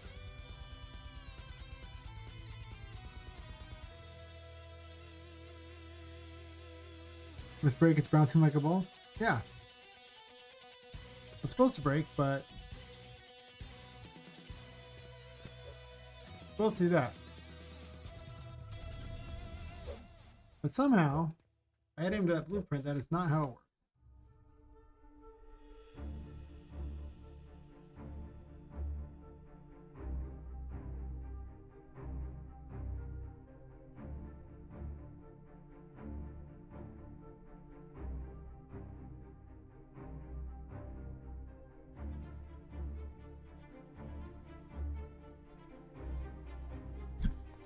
Let's make it with these. I'm tired of seeing this.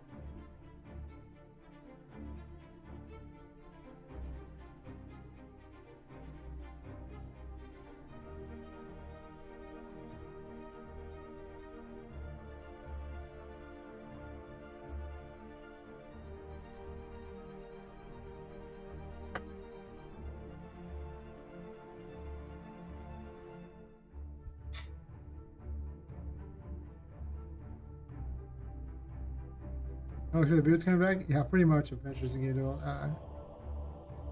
What happens is I just kind of forget about it. Go a week or two, and suddenly I just have a beard again. It's like, well, that sucked. Then I shave it again, and the cycle repeats. Sometimes I get really lazy, or I just don't have time. And it goes for a long time. The longest time.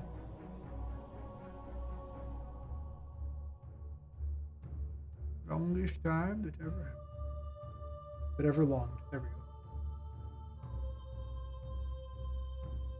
Epic beard time? Maybe. All the other game devs don't respect me if I don't have a beard. That's what I heard.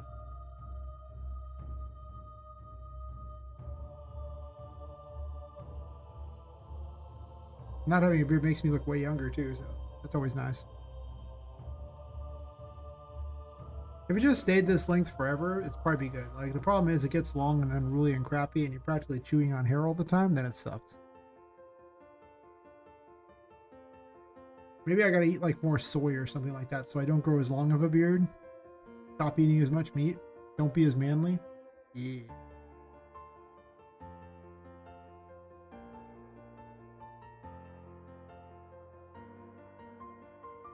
Cause it to, like, stop at a certain point. It's like, you're not manly enough for a long enough beard. There's like a skill check for a long enough beard.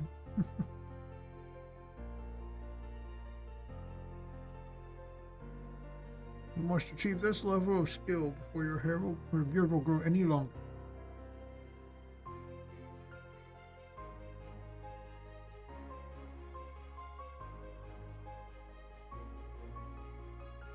I'm curious about something.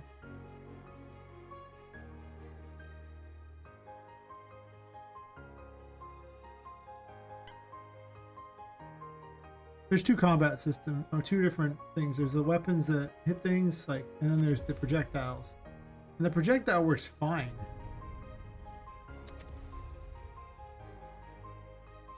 Didn't work against this one though, weirdly enough. I did. Why did I ever use like melee weapons, by the way? My life would have been a joke if I could have just done this, like use projectiles. They are so easy to program.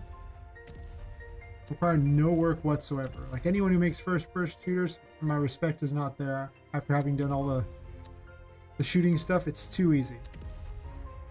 Melee stuff, oh god, it's so much harder. Alright, weapon, what are you hitting? Nah, I respect anyone who finishes a game. And how hard that is. Unless their game is an asset, but I guess I respect that. As long as you didn't just buy an asset and then immediately resell it, I have respect.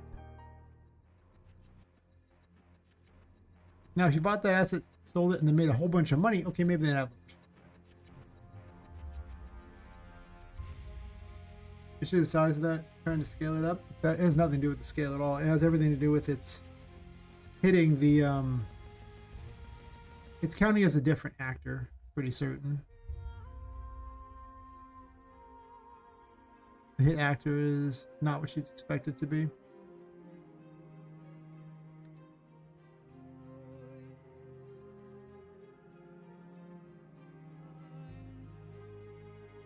Because this thing has a ray trace, and the ray trace it checks the first actor it hits, and then it's like, okay, cool.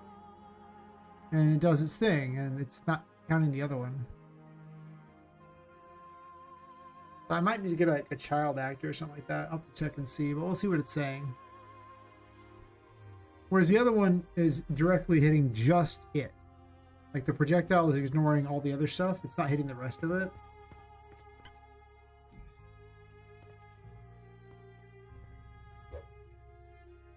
Yeah, see, it's hitting the control console, but the control console doesn't have the, isn't what's destroyed. Like here, this thing would hit this.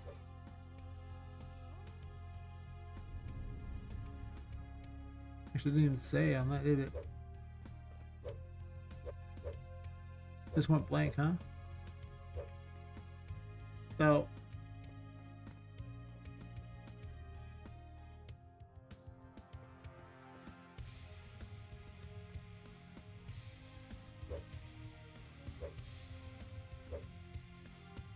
yeah, it's just kind of, it doesn't get the child actors.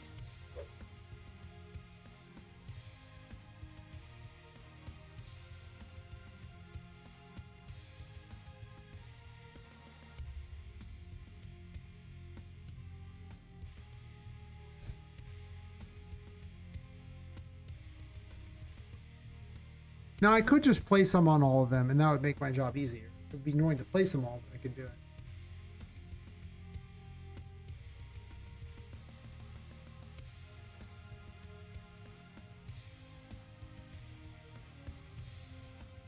Whereas the projectiles are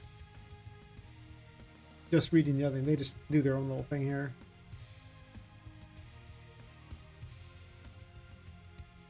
Projectile parent.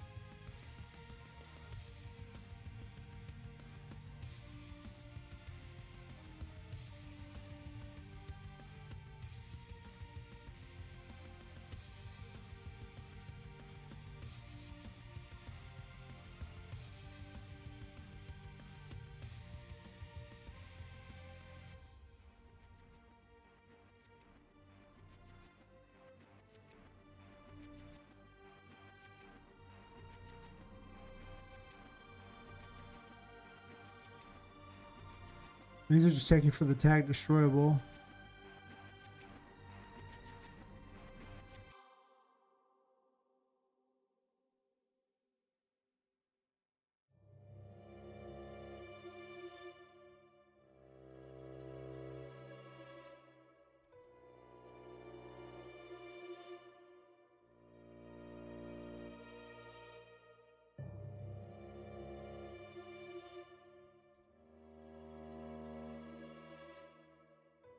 The question is, why do you ignore the children thing and the other does not?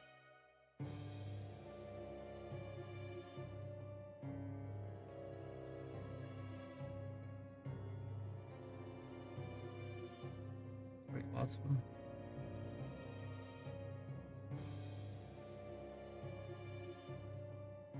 My shooting gallery together. There's a lot of them.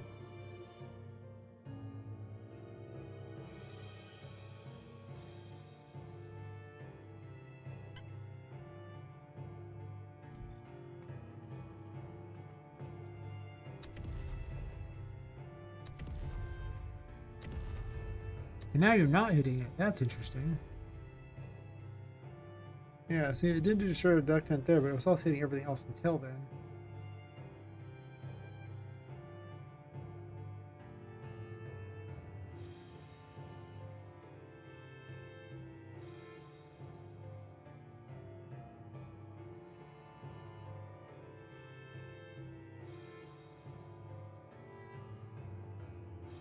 Reference that, so I know what I'm doing later.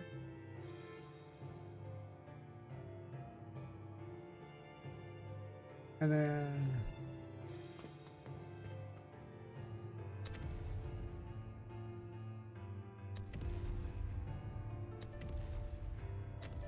these are kind of hard to hit because their collision's weird on them.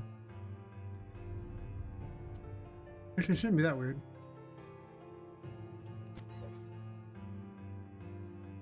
Why doesn't this report a hit thing?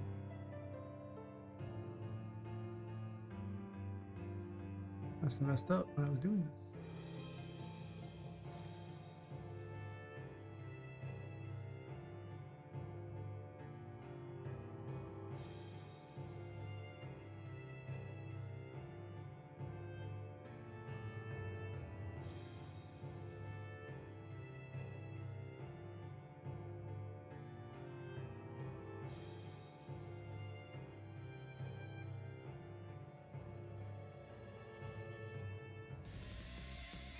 That one.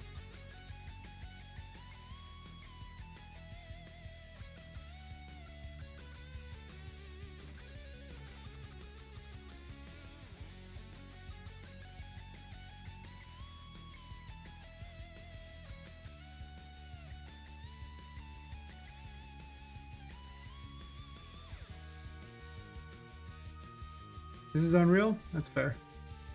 You're not wrong.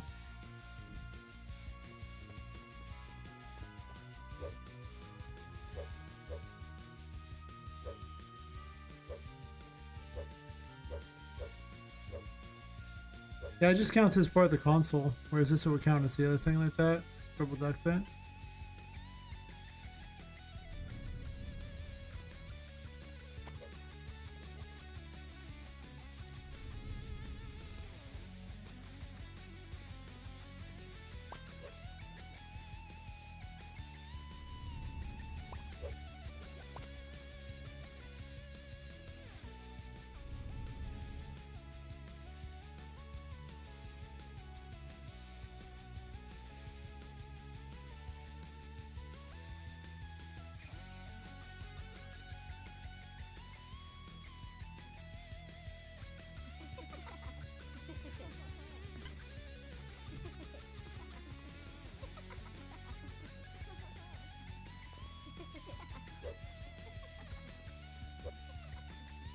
When does he hit those things? Hard to hit him with.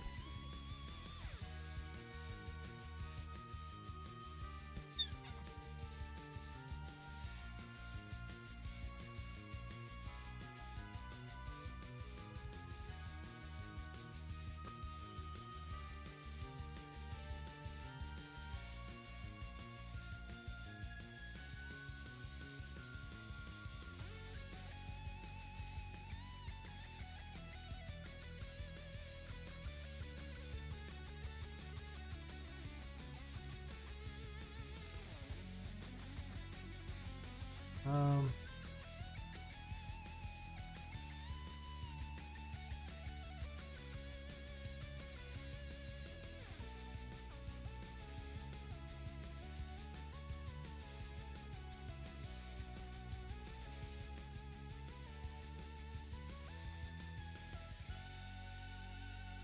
all right.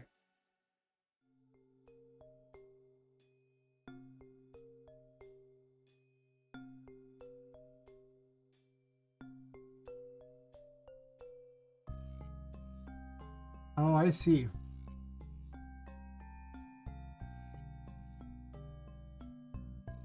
Because when I was hitting the contraptions, they're made out of components, and I wanted to destroy the main thing. I want to refer to that. So I had the parent thing. So if there's a parent, it automatically goes after the parent. That's why it's doing it.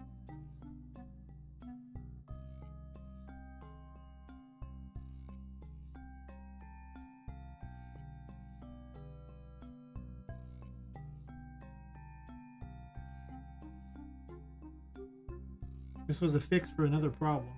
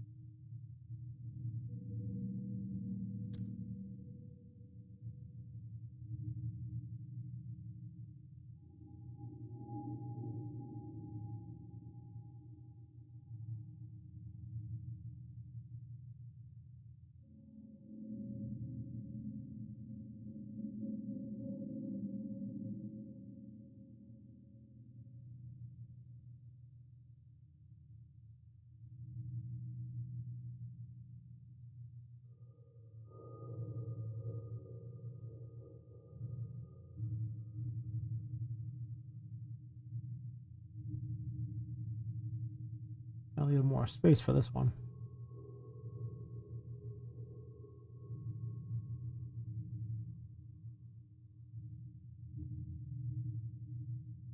Better idea what's going on. I could have actually done it a little differently, I suppose. I probably want to run this check first on the hit component.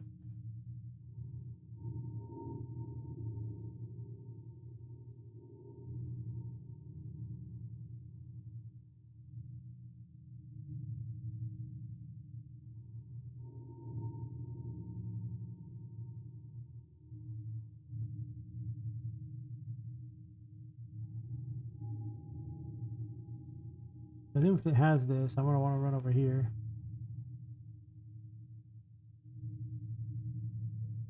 No.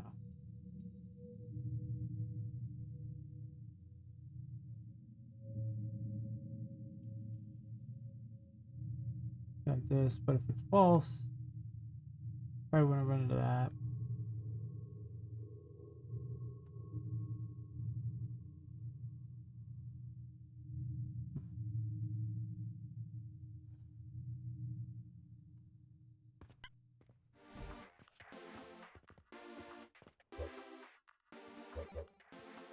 Do it in the control console.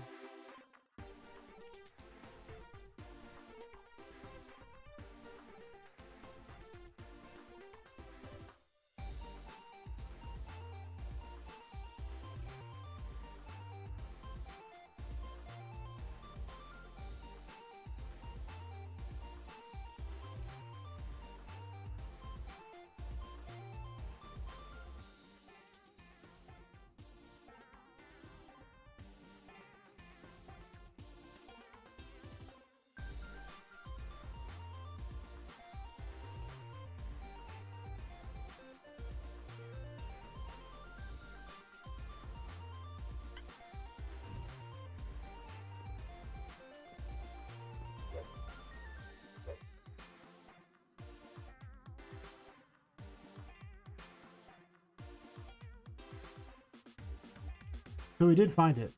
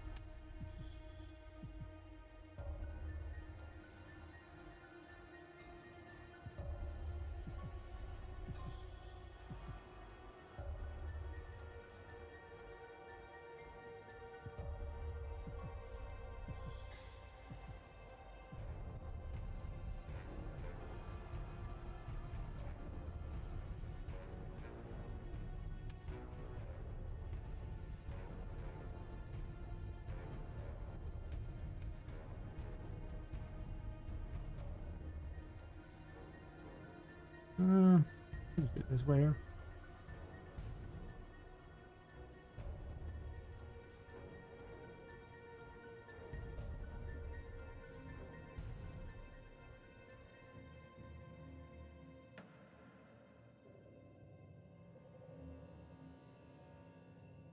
What did it say for the hit actor? I never said hit actor. Let me figure out where we're breaking here. Those contraptions ruining everything.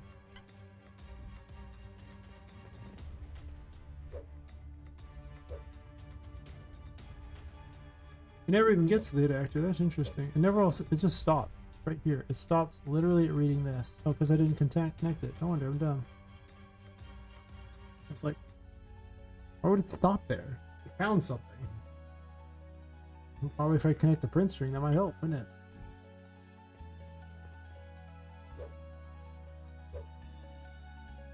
Okay, so established true happened. That true control console.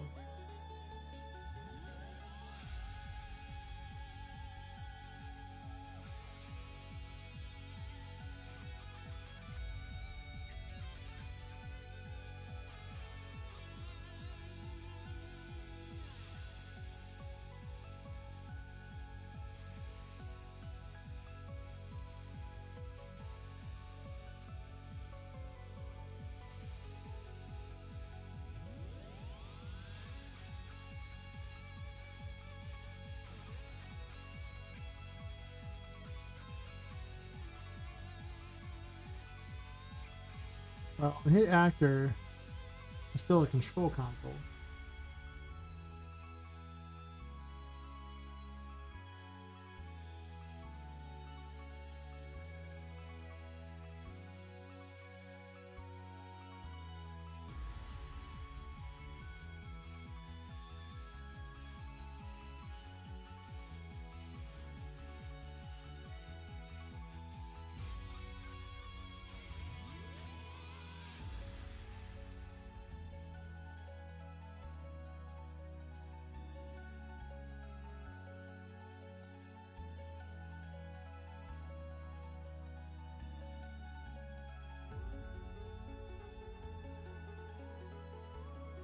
Actually, I can do it differently here.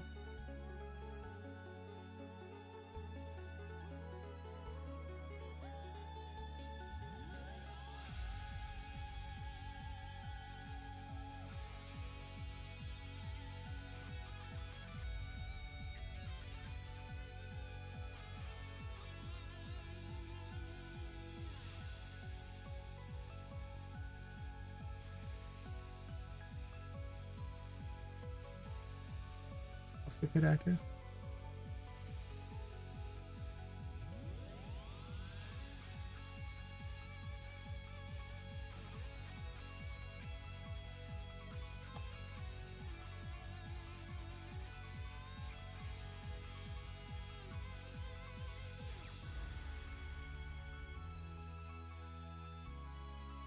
Let's still finish that.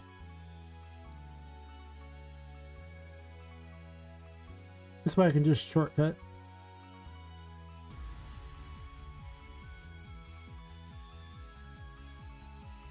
Skip the rest of the gameplay tag stuff, I guess. Incorrect. Might need this for later, so let me do it this way. So I didn't want all that, but thank you.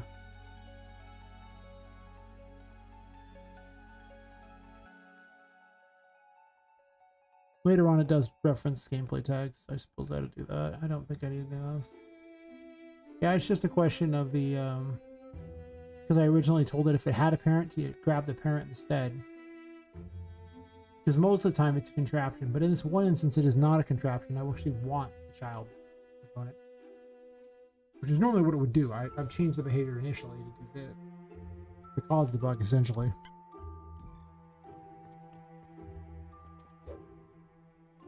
Still not working, huh? Interesting. All right.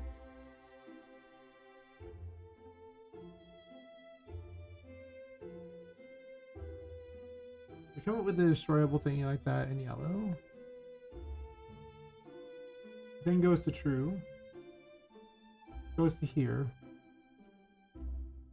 And then still print strings this one here. Why?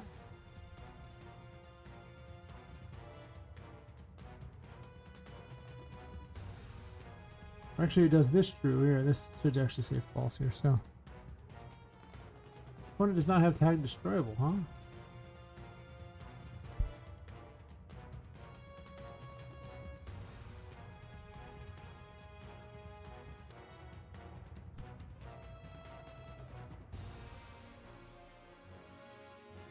Actually,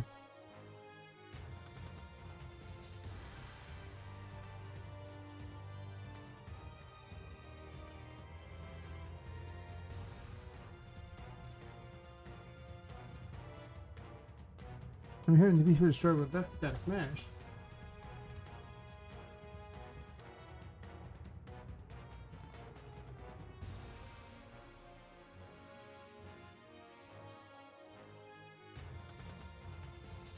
It might need a component tag as well, because it doesn't treat itself as an actor.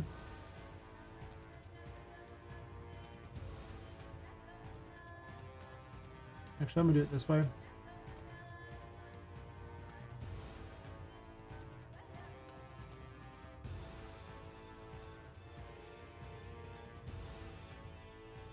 Actually, that would not treat it. The whole thing is treated as a component here.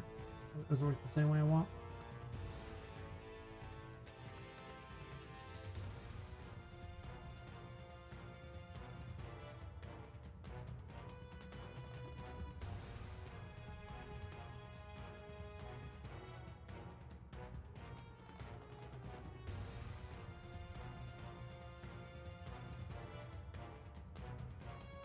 It's rare that I use component tags.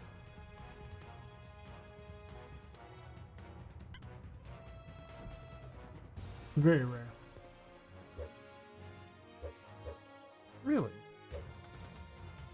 And what tags do you see?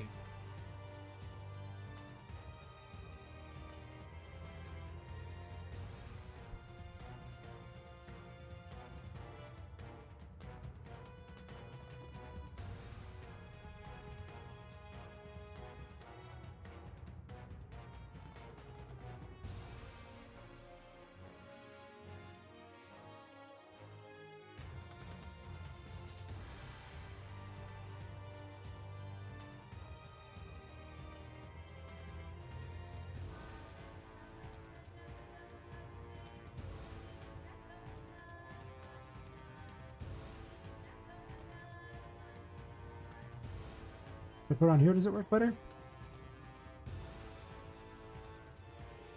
Might have to get all children of it at that point too. Might not be finding what I need. Alright, I had to put oops.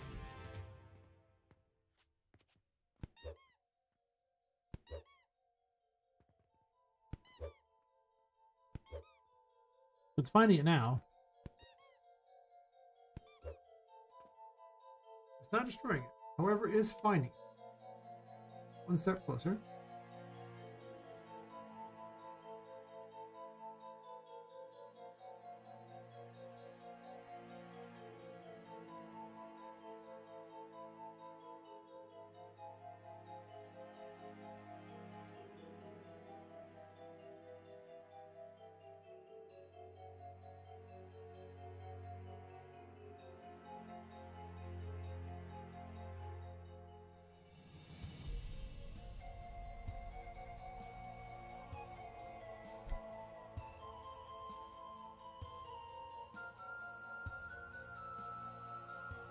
Is it even finding it?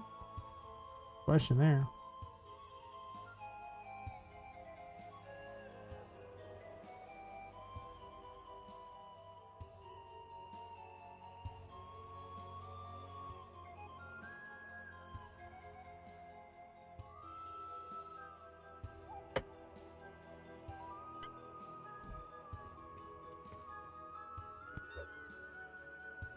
No.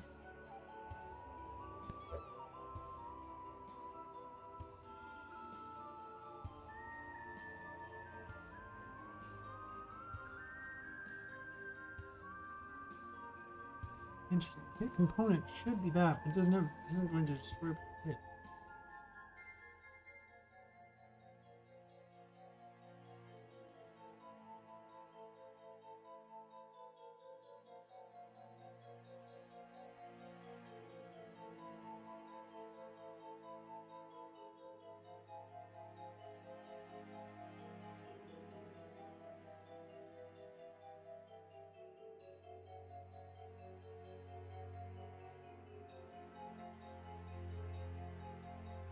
There a convert to actor?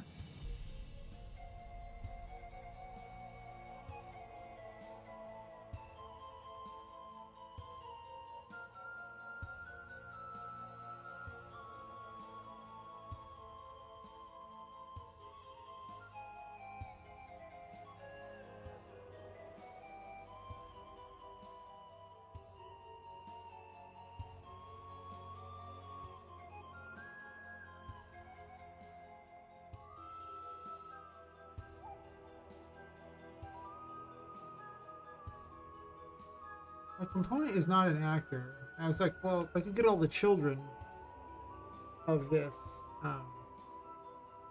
of the console, and then compare it against that to see if it's the hit component, that doesn't seem like it would make sense because it's still a component, and if truly it was exactly equal to an actor, then sending a destroyable hit message to here would in fact trigger this. But it's not even showing. I guess actually that, just to double check, it only added 2 seconds. Maybe I missed it. You never know. Maybe I missed it. But before I get crazy and assume it can't work, let's be 100% certain it does.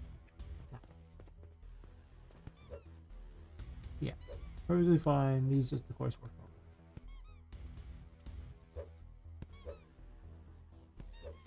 Now it's breaking nothing.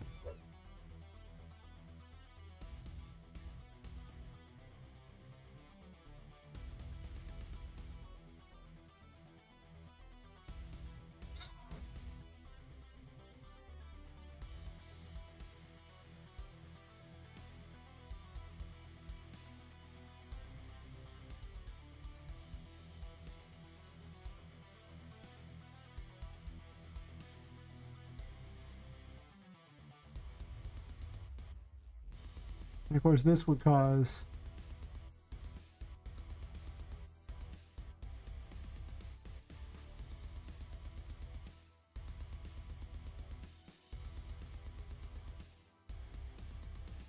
there's a logical step I'm missing here to mix all this together. Or I shouldn't have waited until I drank a bunch of things and, you know, drank a bunch of alcohol and then did that in the middle of the day.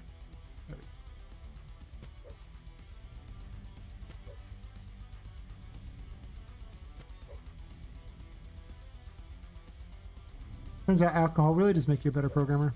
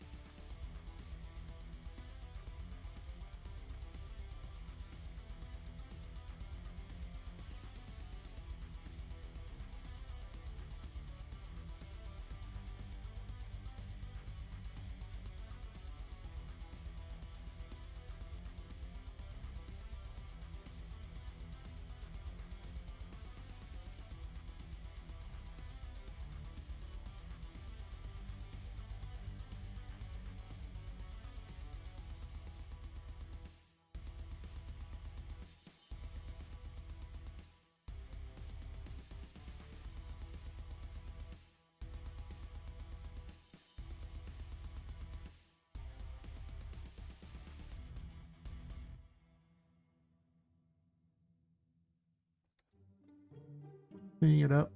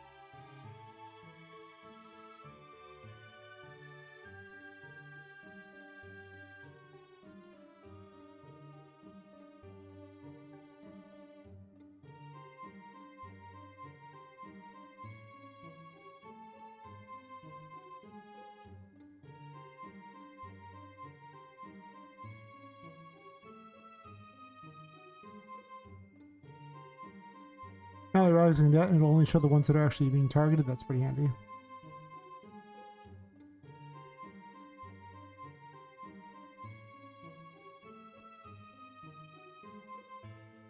You said I didn't foobar anything and all that removing of print strings. Sometimes I do.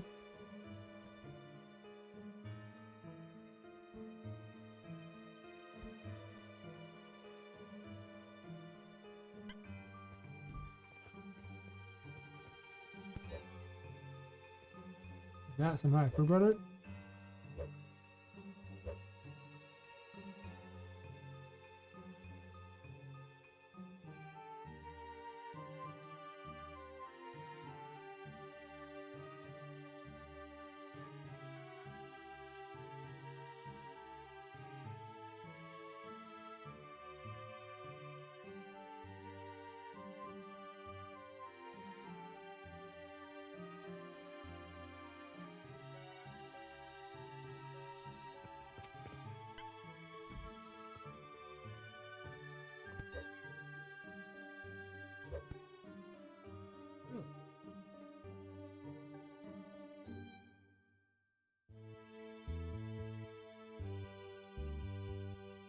Perhaps the logic is weird.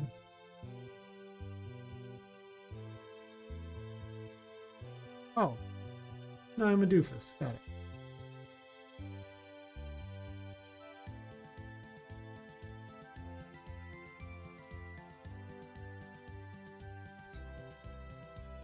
Kind of important, you know?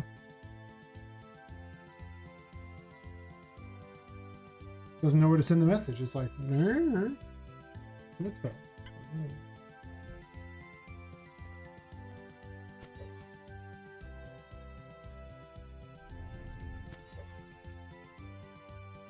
Now all of my control consoles are going to break. That one's scared of being broken, I understand. You can shove them a bit. To be honest, you kind of shove them. I need to probably fix the shove thing a bit. These ones that aren't attached to anything. I don't know. The handle of this doesn't hit very well. The head hits a lot better than the handle. Even though it's a sphere trace, so it should be across the board. Easy to hit, but for whatever reason, it hits better off not the handle. Rather than having exactly the same collision size.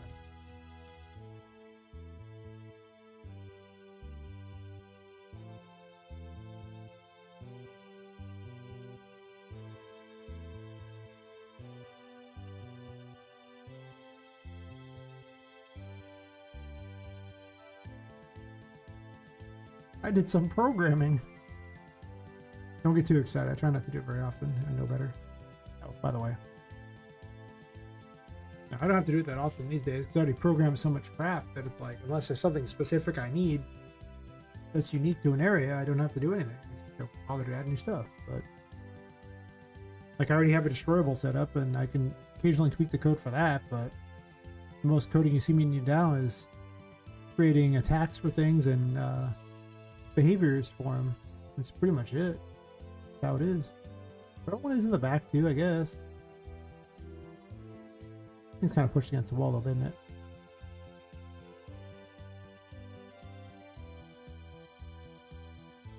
There's like an open hole in the back too that I was going to also have a thing, but half the time it's just against the wall. But I had just in case I want to have something on it.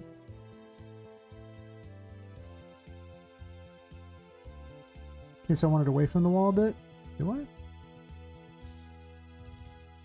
Either way, I'm going to put it in the back anyway. So let's do it now.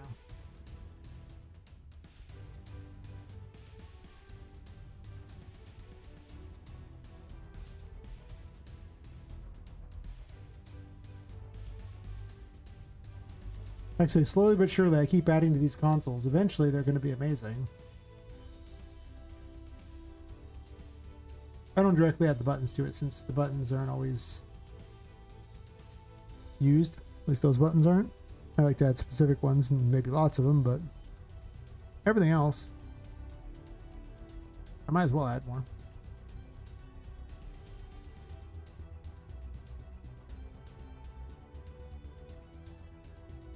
Now I want more consoles and machines and things. Pretty much is going to happen. I'll let you go inside all kinds of machines and stuff. This game's gonna get so much cooler, and the first level is gonna get even better looking, I imagine, or the first chapter. Just as time goes along. I mean, this actually improved the first chapter as well, because these are all over the first chapter. Well, all over is relative, but there are a number of them in there.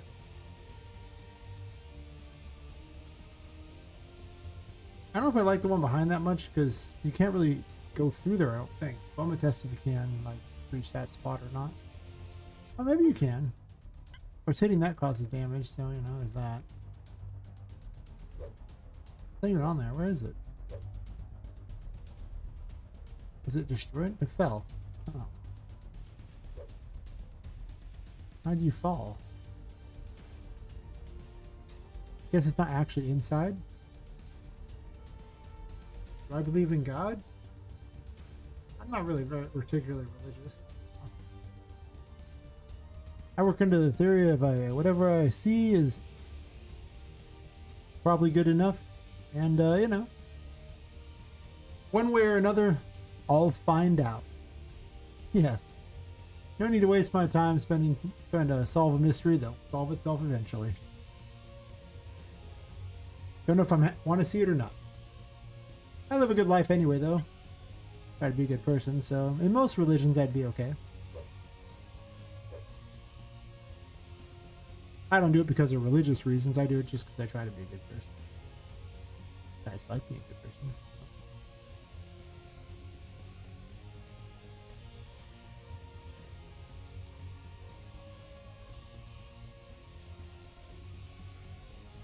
But alas, a true believer I am not.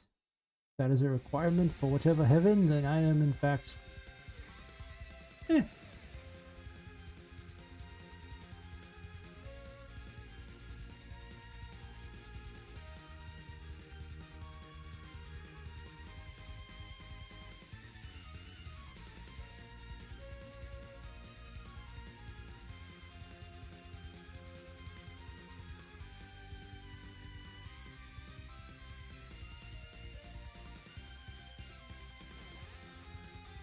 I was saying earlier, you know, if I'm in like hell now or something like that, and hell is just me constantly working on games, I'm fine with this. Okay.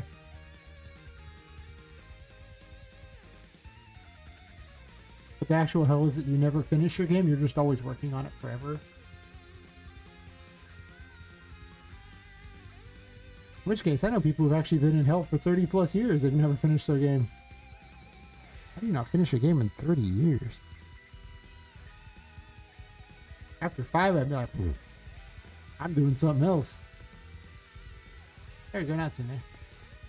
I think it was hitting off the giant orb.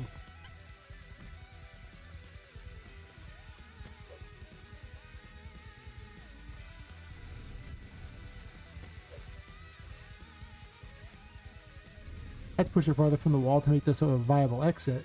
But still, kind of fun.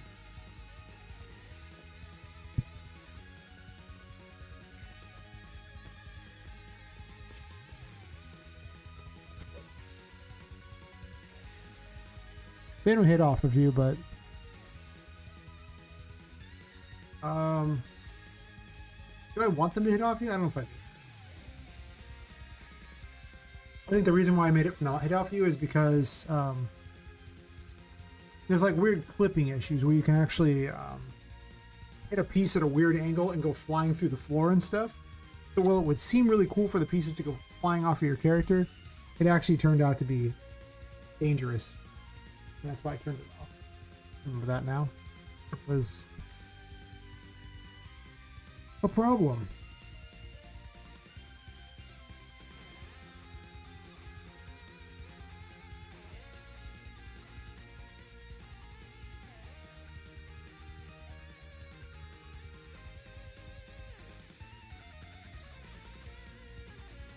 Okay, so I got those going, and that's...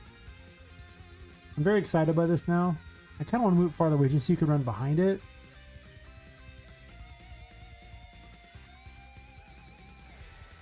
It's not wrong. I like having so many breakable things. There's going to be so much breakable stuff before all is said and done. I don't have to age load this crap though. It's going to be a real problem in the future.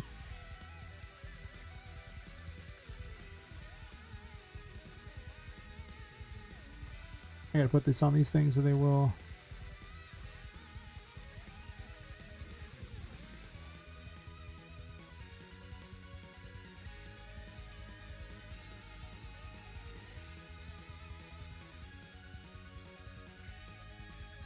I don't know how much this matters, but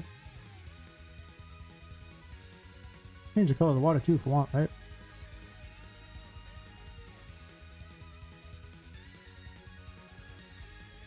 That does not look like what I was aiming for, but thank you for trying. Oh.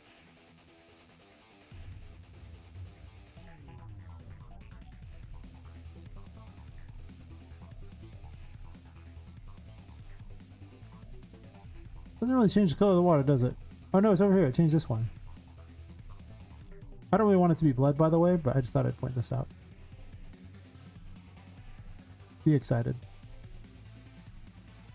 I'd be excited. Good enough. Kind of a toxic, ugly color, isn't it? Oh, it's because of this here.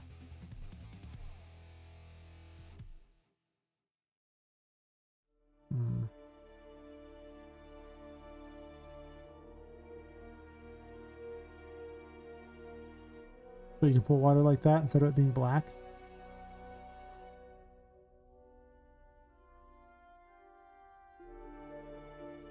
Oh, I actually like it better with the black, I think. Do I? Wait, is there even a difference?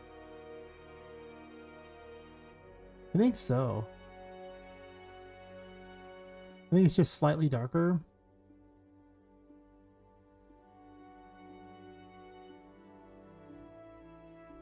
Lower the alpha. Accomplish nothing.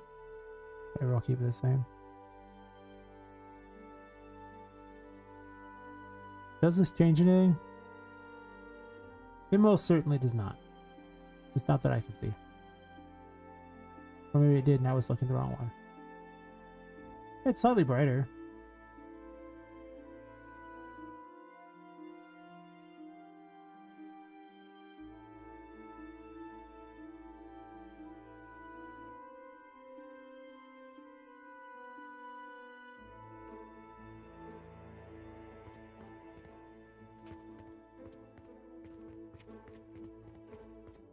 I almost wanted these at different time things that they're like more random.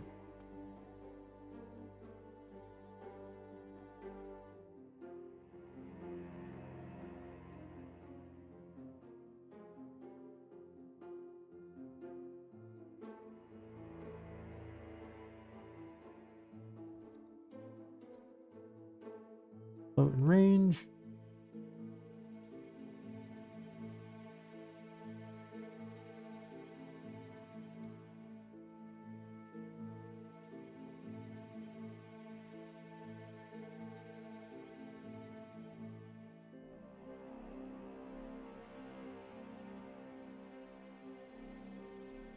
Now they're off sync, which is better, more interesting, I think.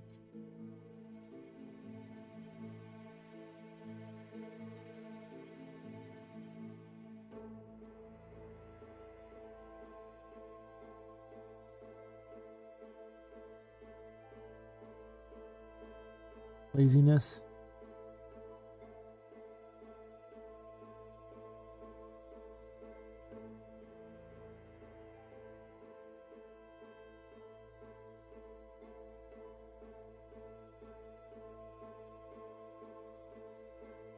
Transform like that, like this. That's the power surge thing.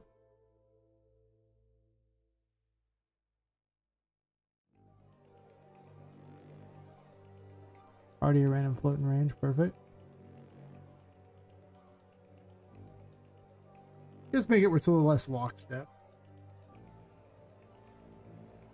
I think that's more interesting in general.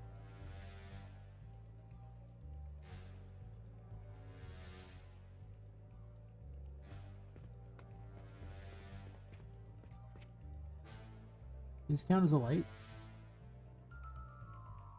I think they would.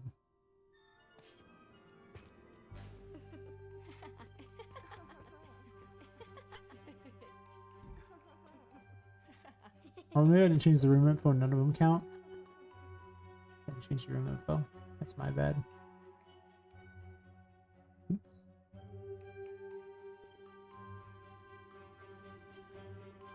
Is there a room info? Guess not. Alright.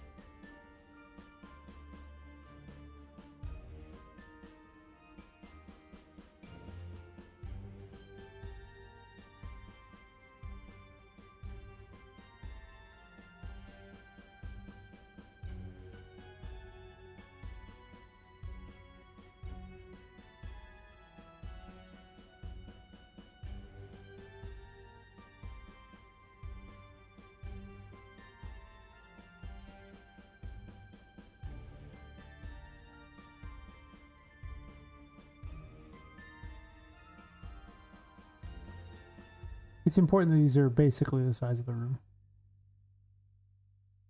Oh.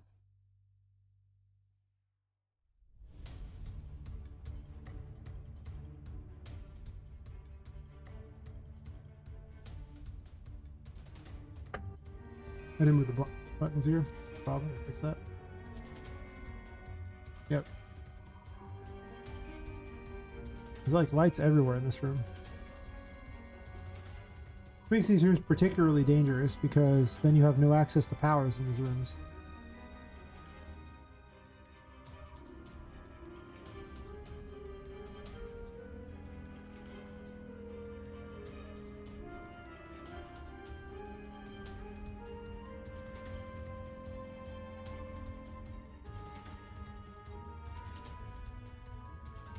There's darkness in here.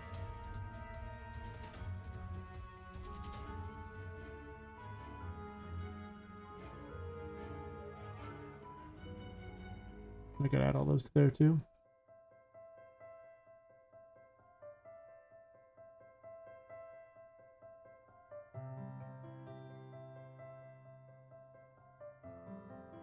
Like I say, to prevent these things from working outside of the room, I actually just have them set where they are looking for whatever room Poppet's in, and as long as it matches, it counts her as being in light. This way, it was allowed to going through like walls and stuff.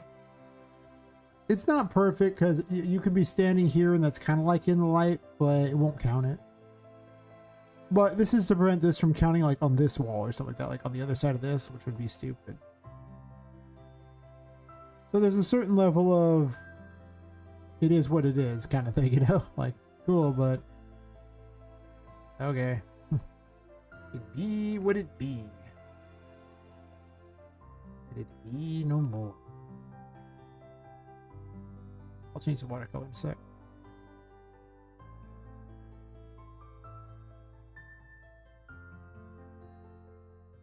I changed you to 3, right? Yeah, I did. I see like 3.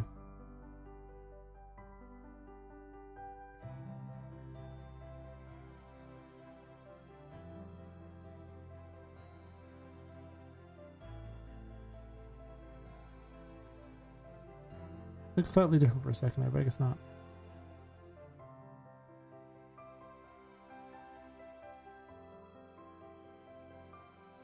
Actually, does that look better?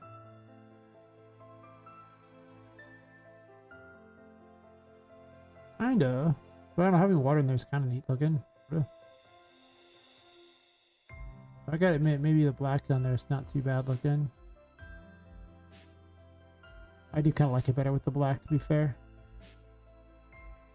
Like that layer of black is better than the other way around.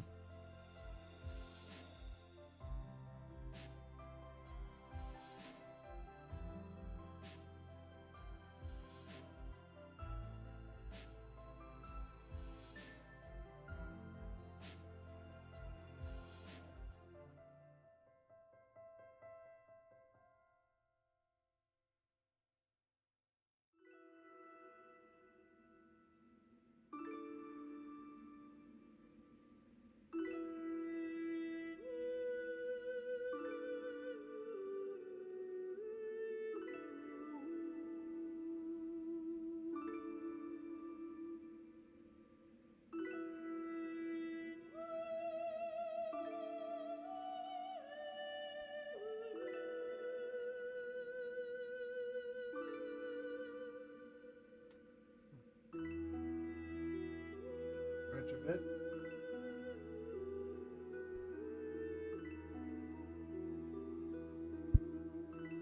Hmm.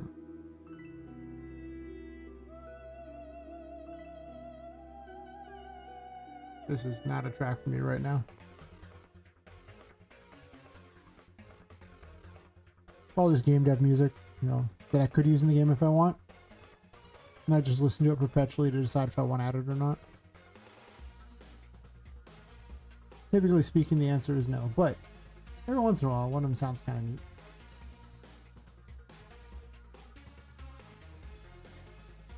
What are we doing for this room? This room's also got stuff, and it's kind of got some of the setup.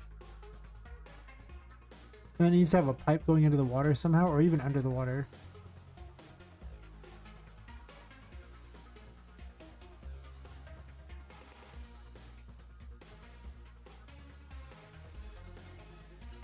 Maybe I just run a cord.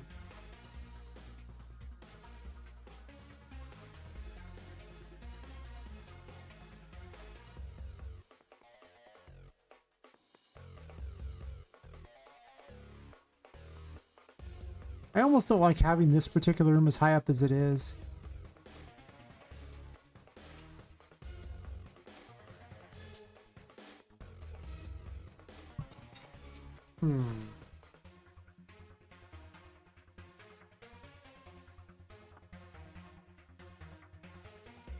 Well, it fits that this is number 1, so I'm not sure I want to change it out.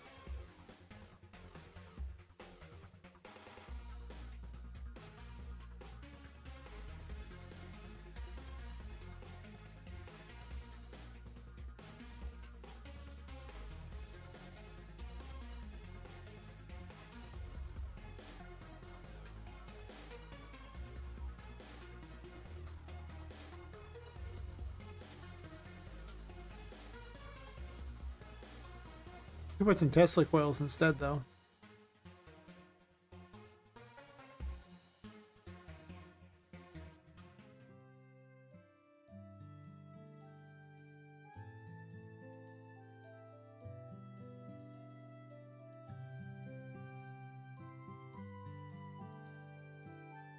Where's some ideas? Wait a second.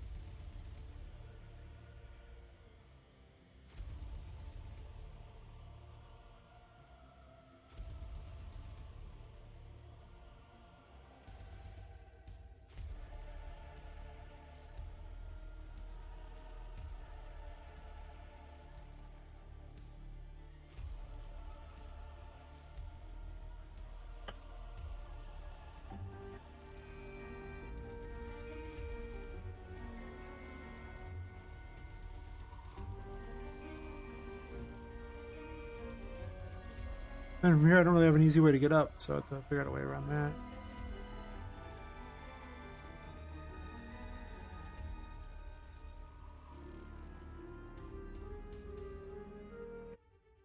Would be an easier way than I think. Whoa.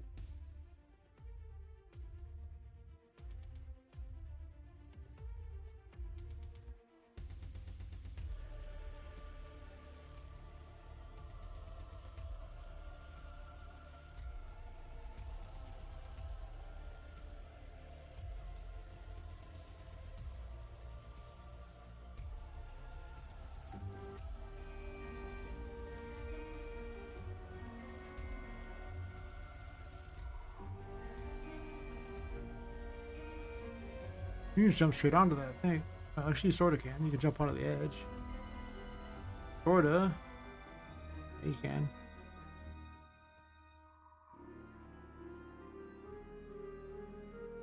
There we go. Here's a way up. Move that over because it's stuck in the electric thingy, but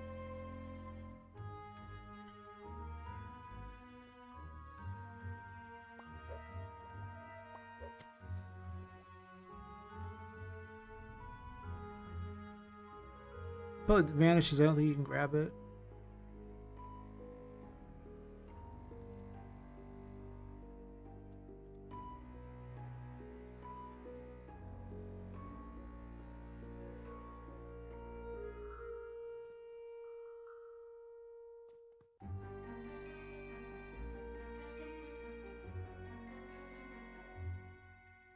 Gotta jump on these little side thingies here, it looks like.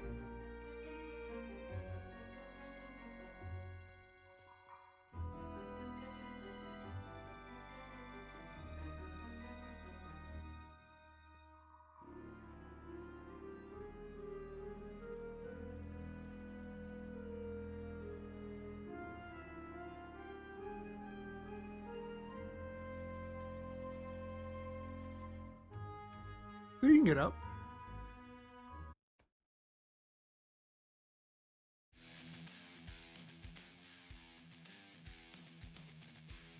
Eh. Eh. Oh, I got instructions. I'm being weirdly picky for no reason because I don't really care that much about listening to, be honest. As long as it's not something that's super like obnoxious and annoying, it doesn't really matter because I kind of just, you know, focus on what I'm doing and kind of phase out a lot, you know?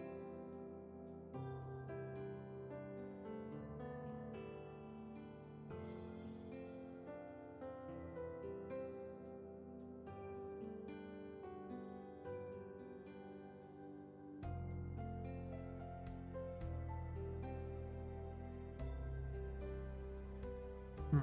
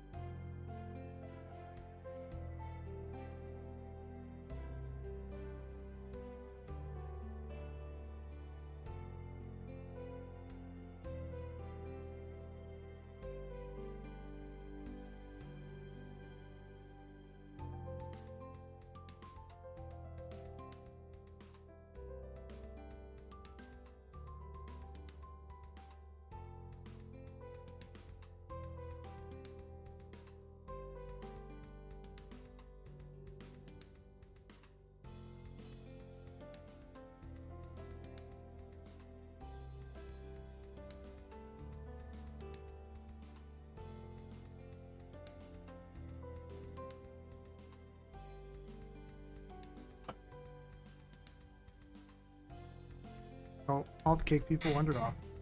Well, thanks for those that watched. I got to like 5 people. Except right from 7. Meanwhile, over on YouTube, yeah, 17 concur. Oh, 13, I guess. Whatever. And on Twitch. Nice, nice. Interesting.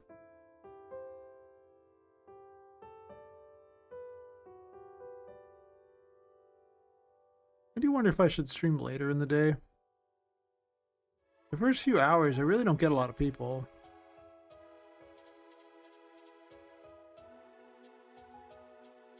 So I could just stream later and then just get up earlier, I guess. I like streaming like a lot of the night, except for on my days off. My days off, then I'm used to sleeping in the morning and throughout most of the day, and it's kind of crap because I never get anything done.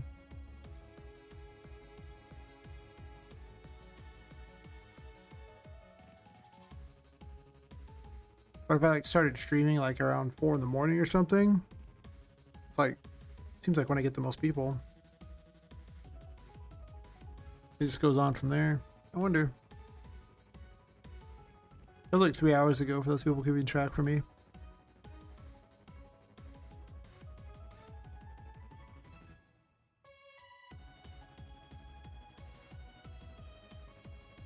I'll think about it over the weekend. I might move it to slightly later that I start, not start at 10 p.m. where I got like an hour every time where there's no one.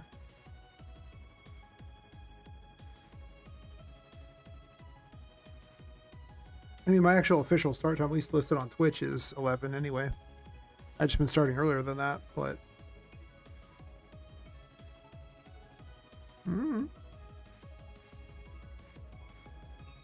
I think next week I'll just move it an hour and see where it goes. Maybe there's a sweet spot where I get the most traffic. Maybe. It might not be.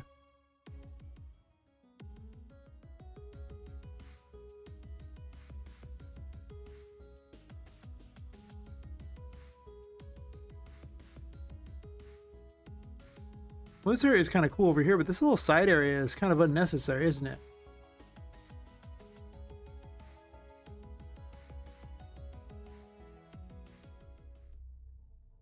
Do I want another tiny room? Is that a thing I'm doing?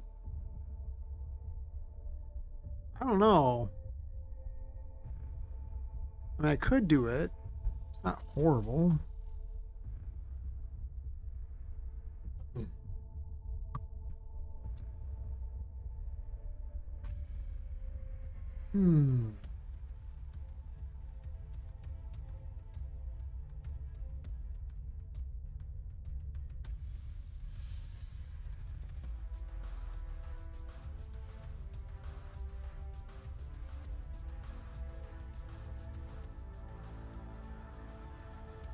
I've been streaming only 8.5 hours.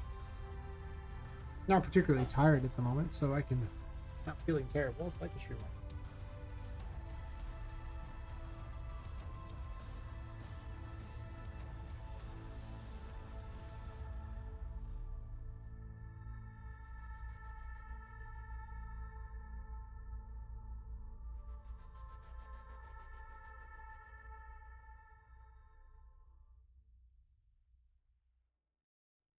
So do I want some kind of a puzzle over on this side here? I'm kind of loath to put enemies in any room where there's a save box, as doing so is kind of worthless.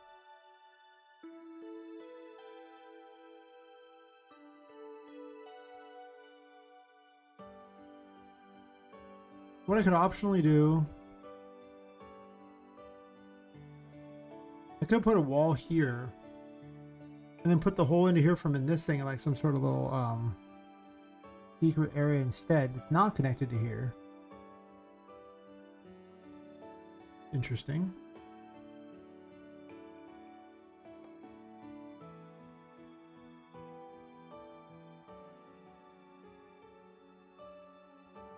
So like if I were to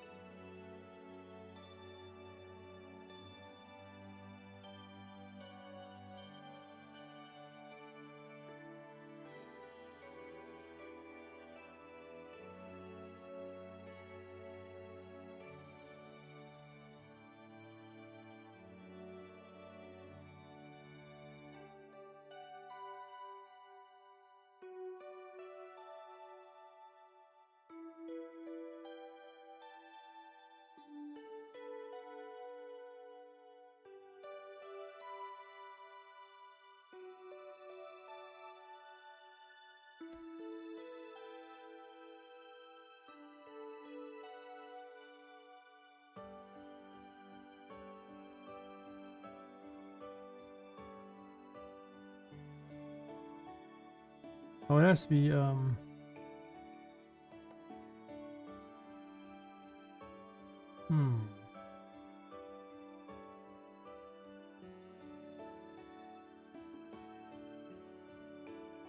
Have to be farther over. Because I don't want to move those pipes, so.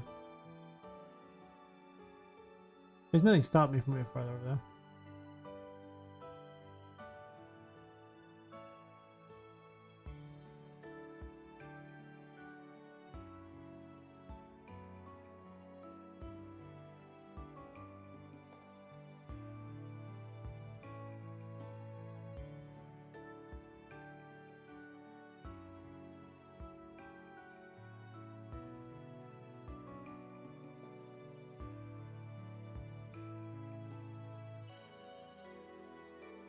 I gotta say cylinder brush because I converted a cylinder over, and it's not actually a cylinder brush.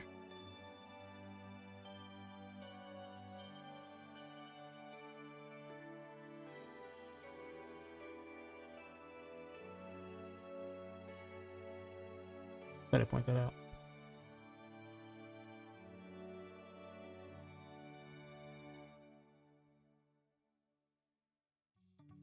I'm just gonna delete this one.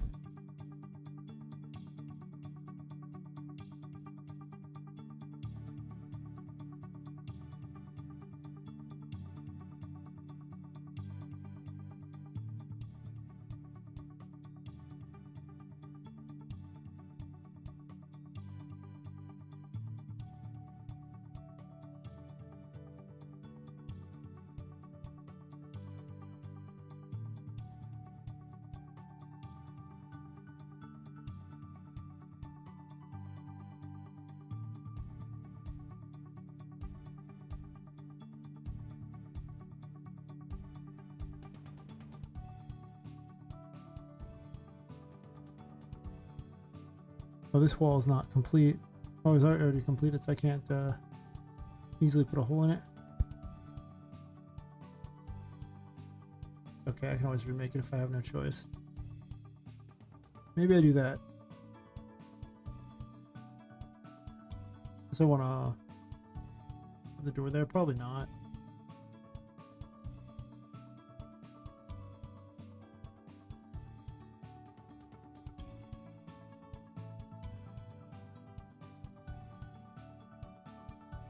Big wall to remake. Has a danger of completing things because my computer couldn't handle all the brushes.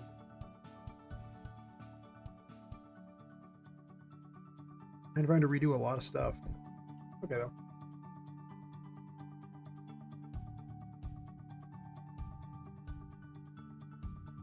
At least these are already completed, and this door can be reduped and everything, so it's not like a big deal.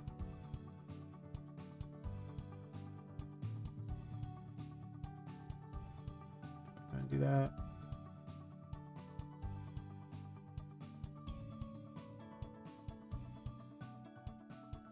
Nope.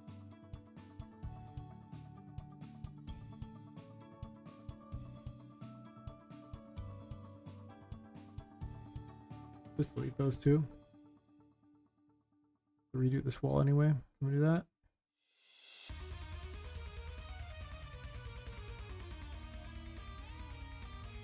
I definitely like this setup better with the smaller ones with the pumpings because there's really only so much I want to put in these rooms.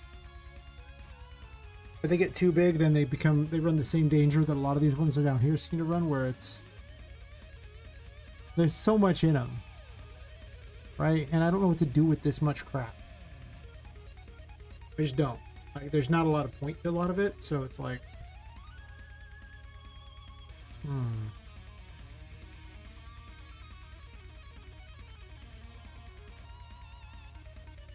So it's possible I actually do the same thing here where I just split it into like 3. This way they're all like along nearby each other or something.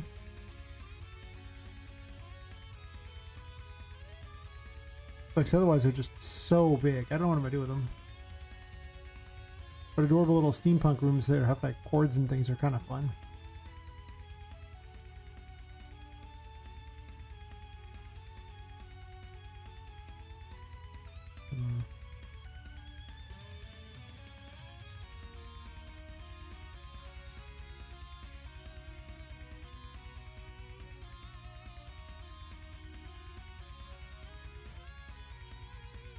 definitely want you to see the water when you do this.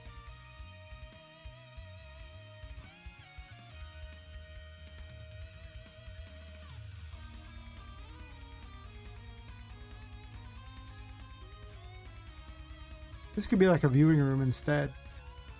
I could actually make it a weird angle. Well, I can do an angle if I want. A lot of these rooms are becoming very different as I go along. Well, thinking about it, there's a flaw to this. And the flaw is that if you die off here, there's no nearby save point. And it's supposed to be a fight against shards, so I want it to be... There needs to be a save point somewhere.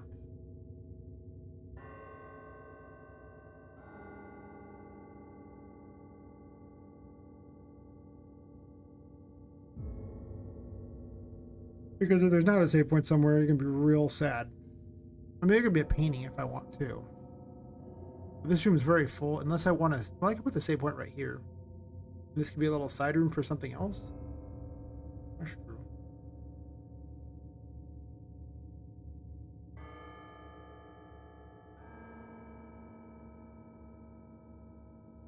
Unless I want something else hidden over here. Do I want to split this into another room? I know I put forth the effort to do it, but... Let's see, if I move this over here, it takes up a big amount of space. You can't really break into the thingy, but I guess it's fine.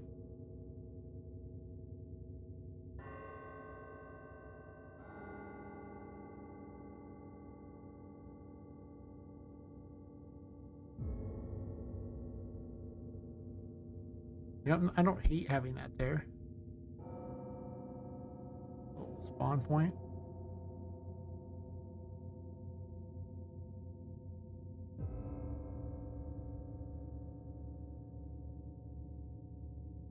Having a secret room is kind of cool, but the problem with the secret room is there's no real way into there unless I want to make it like a special little Poppet room that's only accessible to her. Which wouldn't be the first time I did that, but usually it's above a room that's usable by people, not just a room that's just there. It is possible I just put a hole in this wall and put a little duct in there.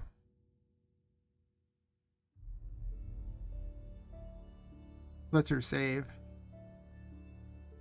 And the room could have nothing in it besides, you know, some sort of lore things or something weird like that.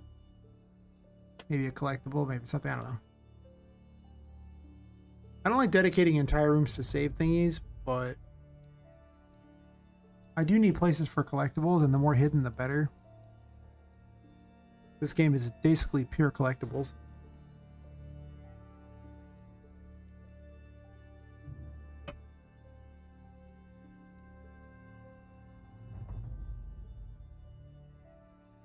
Every time I put one of these, it basically negates all combat.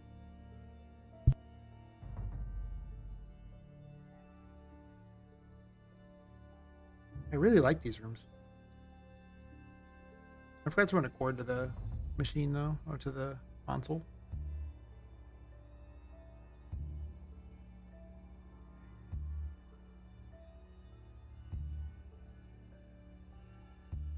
It's awkward because by the time I get to the end of this, I'm going to be so much better at designing rooms than I was at the very start, and I'm going to want to go back and fix a bunch of rooms early on. I know it'll work like that, and I'll be like real sad. I gotta fix all these things, but I wasn't going to design the end of the game first. That'd be ridiculous. Partially because I have no idea what abilities even are going to exist by the end of the game. Like, sure, I've made some of the abilities, but I haven't made them all. There's quite a few to make still. Plus, I kind of want to figure out some kind of progression system, maybe. For me, it is just all collectibles.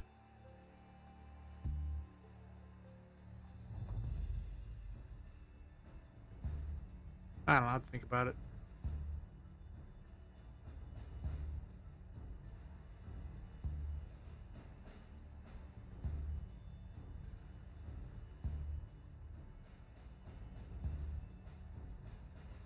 I almost don't like the black on the front of that. Almost feels like it should be some other kind of metal. I don't know.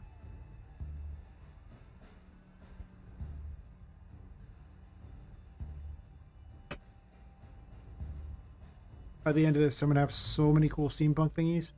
Might need to make an asset pack. Look at all these crazy things I made. I think I pretty much finished the overall of both versions of the engine. Nice, nice. Congratulations. Now it's time to make for 5.4 and 5.3 as well. Get all the versions in there. And Unreal 4 just goes.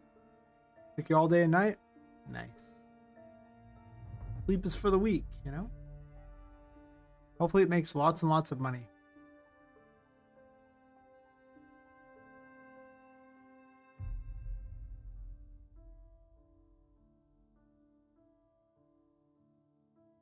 Maybe infinite money.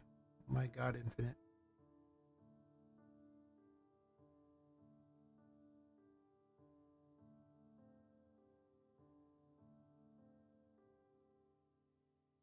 Never did finish this area, did I?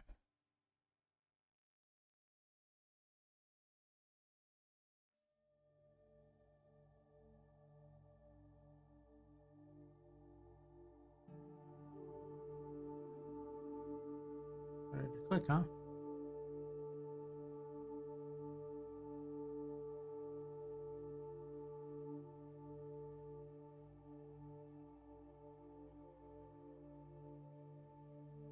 Point one is an abomination. One's not too bad.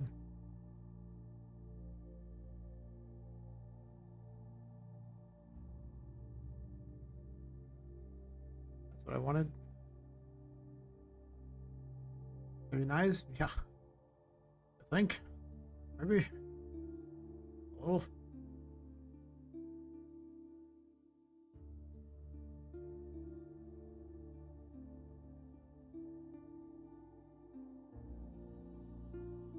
Tiny fraction of money.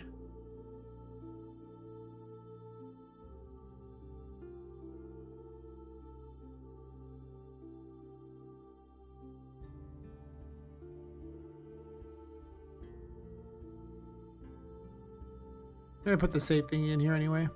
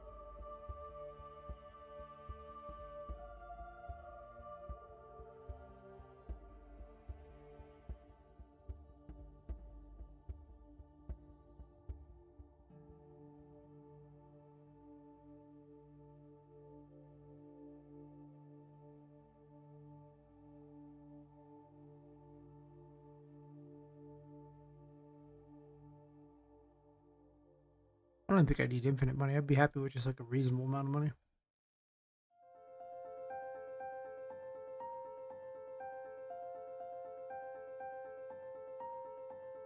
I put the save box in here instead.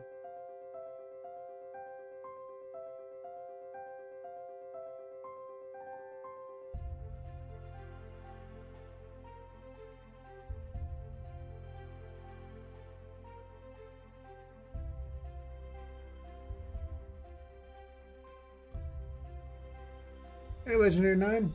Let's go on PC. We're on to brag. Most of the third party platforms working. Nice, nice.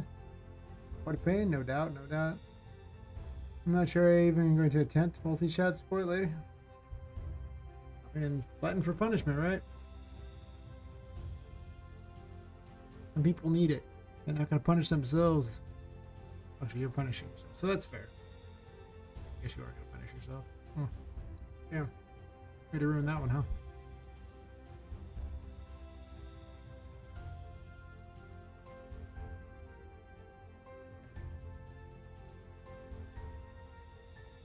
Yep, it sounds like you've earned your rest.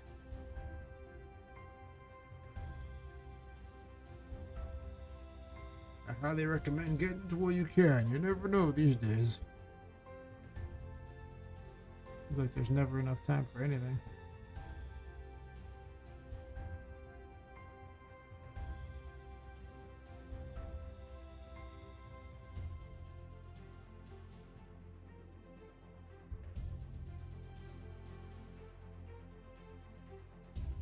Each of the 5 ones handle this emoji differently, so clean. I had to get 17 Discord to request a post in session token day. You see.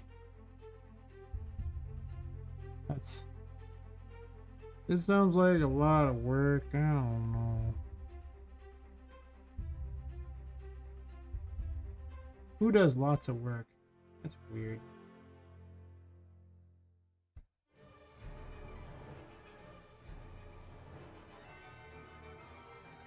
Do they just hand those out regularly? Is that like just a thing? You just get a persistent token? I don't really know much about that service, but persistent token?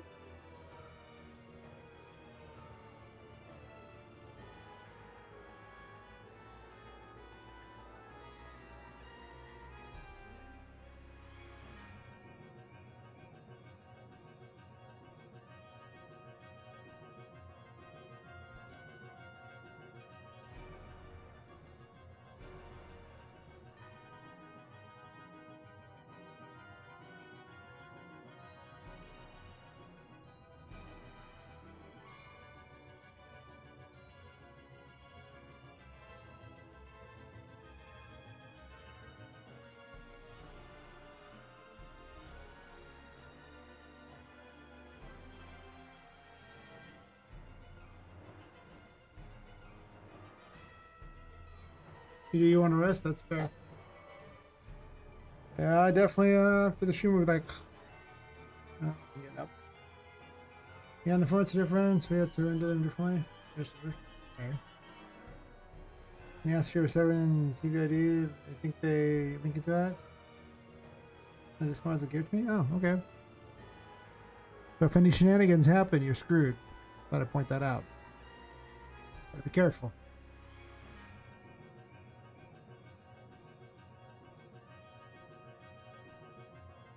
Shenanigans.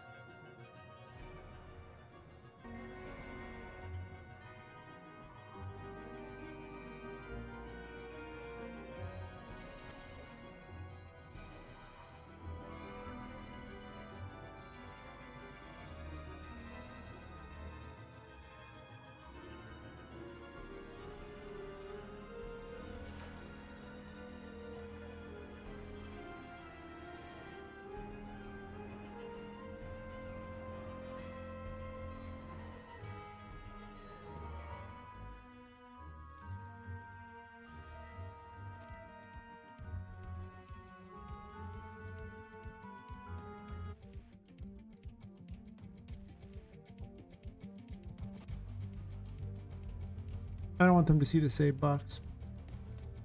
Not at first. I'm gonna be a jerk.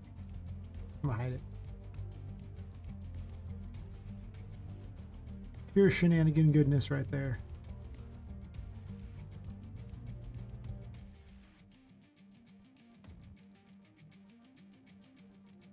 Oh yeah, I made the vents yesterday. I left off the stream with them being not breaking correctly. I started the stream break correctly. I also have ones for the for pipes too.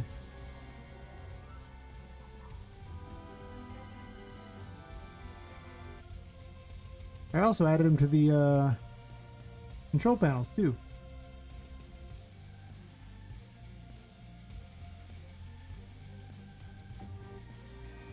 Took a little extra work because of some issues with the contraption enemies, but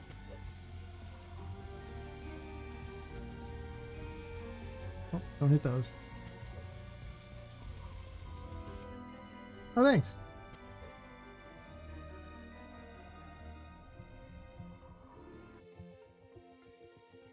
I was building a bunch of pump things today, so I have these ones now, and then I broke this room into two. I can't stand this slow movement. It's driving me crazy. I need at least a 3 or I hate myself. And of course, I made these kinds of pipes too. Where are they at? These ones here. More breakable stuff. Yes.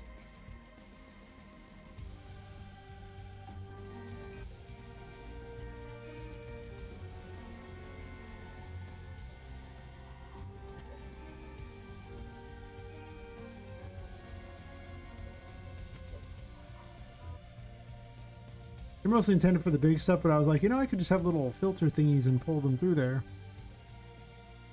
And I have them up here too. That's where I'm going. Ready to go.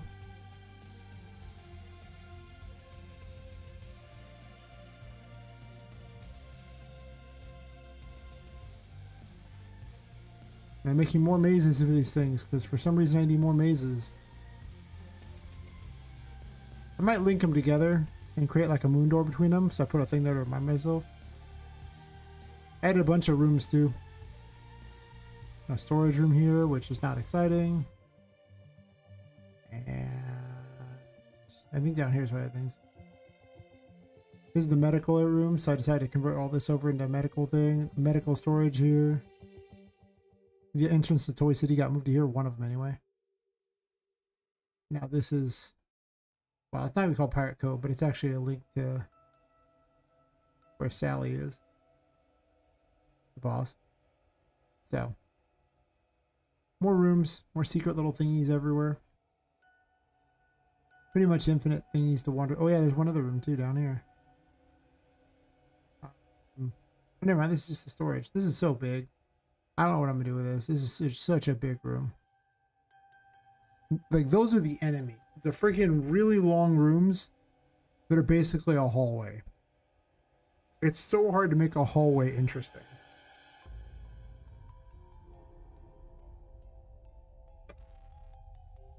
They're like my arch nemesis. Especially if Poppet gets more movement abilities. This room still doesn't have a name. Also known as the unknown room. I want some sort of like, basically some sort of law enforcement thingy from the pirate era, like the golden age of pirates. Match up with the brig. And I don't have a good one. You said the breaks the walls along the hallways seem just pillars. I get what you mean. Yeah. A lot of the time you're just running to the next area. So unless there's some sort of thing that like forces you to do something different, it's like, okay, cool, another hallway. Like at least with this one, you like pop out of this window here. And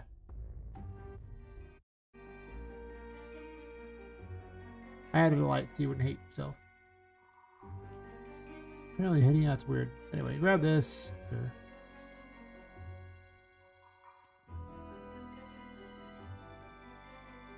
Sometimes the grab is not very good still. Gotta take advantage of that double jump that exists now. And then you can get up into these pipes here. There's also a secret area here. A little dopey secret, but I figured I'd toss it in there just for funsies. But once you get through those, there's like a whole collection of like, you know, weird little pipe maze to wander through, which also links into this room here. So it's actually how you get into this room the first time. Which then lets you lower the freaking the water in this room here. Yeah. And then you also get a key somewhere around here. I don't remember where I put it, but I put it somewhere. It also helps you get into the midnight room, which I'm probably going to rename to something else. Probably like Pirate Cove or something. Where you fight Charlotte. But see, the thing is like this has a whole thing above it to make up for this being boring. And there was almost no reason to run down here. The only reason you would run down here is because you died and had to go from this room back to the midnight room or something. You wanted to run to the observatory, like, but it was boring. There's just nothing to do. You would just fight things along the way. Like, literally, this is where enemies just start spawning and attacking you. Now at least there's a secret save point down here. So if you're not paying attention, you don't bother to go down here. There's no save point. And you'll notice, like, I'm pretty certain where I put it, it's in a pretty trash location. You can kind of save from here. If you get curious, you go destroy that vent. That's kind of cool. But even then, there's so little to do in this hallway. Except above. And that happens a lot. All these big open areas that Poppet could run through, it's just like... Huh. My earbuds are saying battery low a bunch of times. It's getting really irritating. Let's grab backups. Yeah, I've been trying to remove hallways from the game as much as possible, or well, not really much as possible, but they're just real hard. And they usually got to be intentionally wide too, at liminal spaces. Yeah. I mean, you know, I have the painting world. That's like a liminal space. Much of the way it works is that you have to limit how much weird you have, right? Because if everything is weird, then nothing is weird. Everything is normal then. So to counteract the fact that all the toys have come to life and Pop is using all these magical tarot cards to fight things, some things actually have to be normal. Doors open as normal. There's still lights that work as normal. You still flip switches as normal. Things are still built like a normal person might use them, except for some bizarre weird sections that are like... But that normalcy is what makes the other stuff seem, you know, out of place and, you know, weird and like unique. But if everything was just crazy and weird, then it's just like, so what?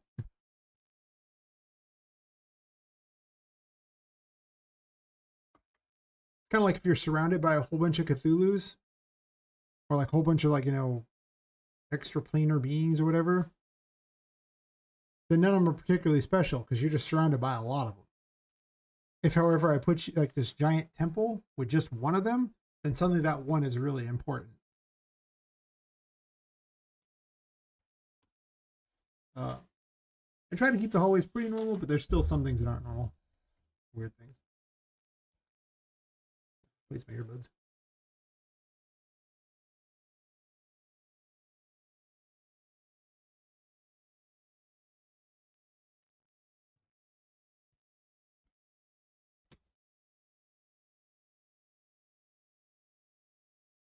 And I'll figure something out. There will be a lot of weirdness as the game progresses. There's a lot of weirdness in the whole game anyway.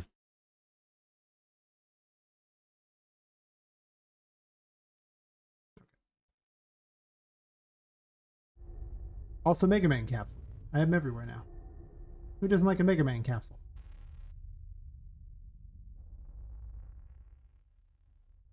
It'd be so funny if I did the little flash on the screen where it shows how Mega Man gets a new thing and Poppet gets it instead.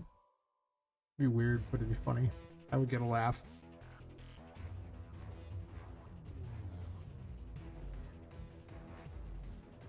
Now I want to have more grates in places.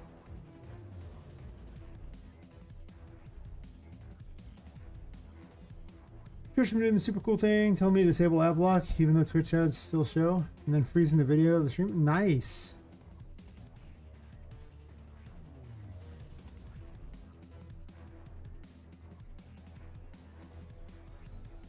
I have a turbo, so I guess it doesn't really matter. I could probably try to block the ads, I suppose. But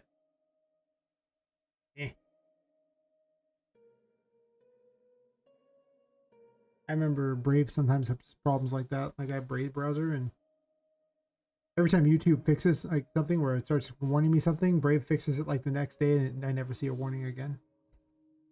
Doesn't block Twitch ads though. I don't know why.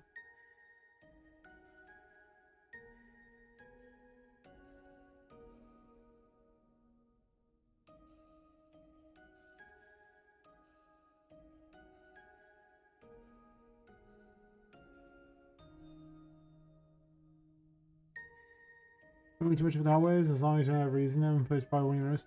Yeah, it's not a question of them not really noticing. It's that I want to make all the rooms interesting.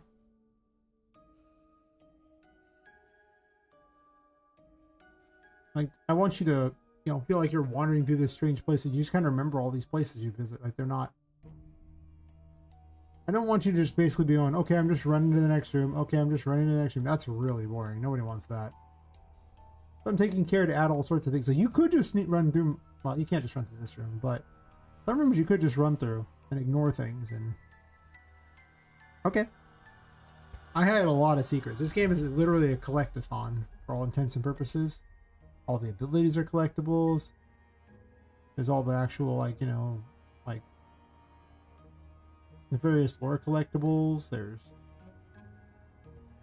health. There's a various stat upgrades. I mean, there's you can collect money.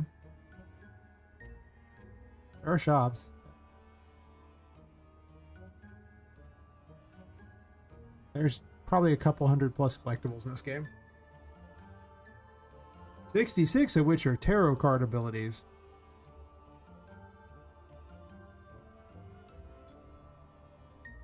I might still change how those work.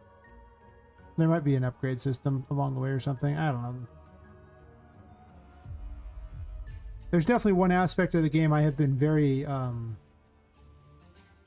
what's the term, mum on. I haven't said a single thing about that aspect of the game yet. Not a one. You'll understand when I start adding it in. But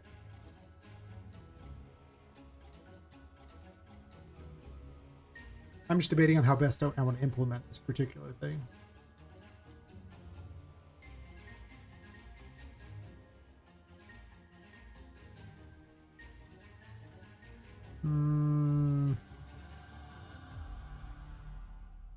There's nothing else I want to add in this particular room. I don't think there's much else I can add. Can you just have me up? Push your turbo again, but I'm personally block eyes on Twitch.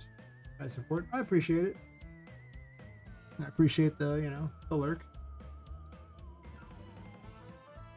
The game will be that much better because you did that. Yes. It does add up. Every month I get to buy a few new little models or animations or something for the game. I didn't even look and see what they had available this month yet. I haven't had time. I need more free time in my life. But yeah. What I actually weirdly need is Steam particles. I have like a couple of them and they aren't very good. Which is why you haven't seen me add a lot of Steam to my steampunk game. I don't have a lot of good steampunk particles.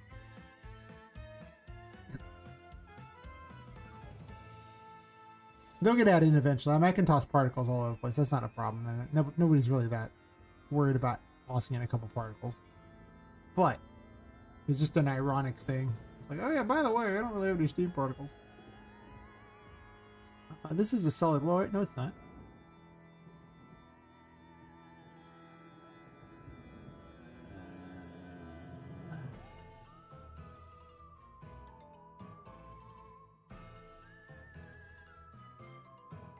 I was thinking I could put a moon door through here, but why? Like, I'm just going to give you the key to the midnight room in here in the first place so you can leave. I don't know where I'm going to give it. I might give it quickly, honestly.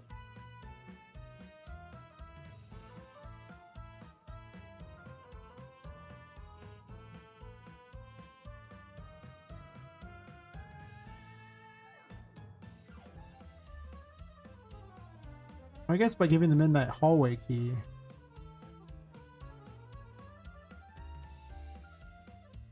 Which one are you?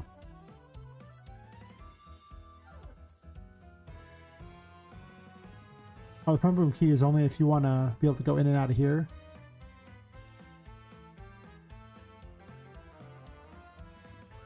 Not very necessary anymore. I had the save point here previously, and then it was like a convenient. You wanted to get it, it's just so you had a convenient use of the save point, but now it doesn't matter.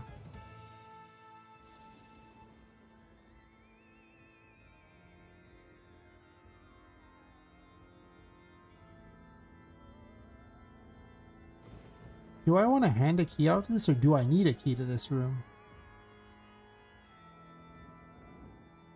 Well, I mean, this is the midway hallway key, so I guess technically I could just use this. There could never be a midnight room key.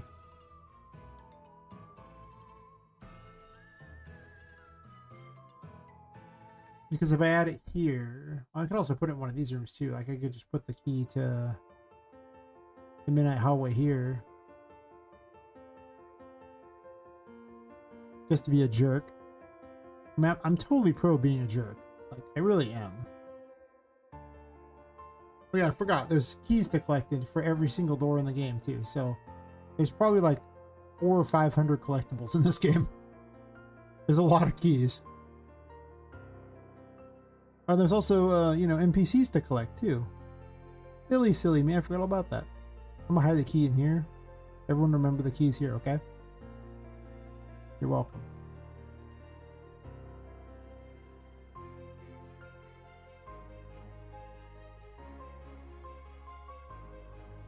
This might be called Pirate Code, though. I'm probably going to change it. I don't know. I'm thinking about it. The downside of changing it is that the moon's like here, so it seems like kind of like a cool thing for that, but the upside is like more pirate crap. Just waiting for Fed to approve the changes. I'm going to do more ads for the template. Nice. The work never stops. Yeah, I agree there. I am currently at 9 hours and 13 minutes of work on this particular night. I should get up and move around a little bit, honestly. I can sit for so long. But I get the feeling that if I get up and move too much, I'm just going to go sleep.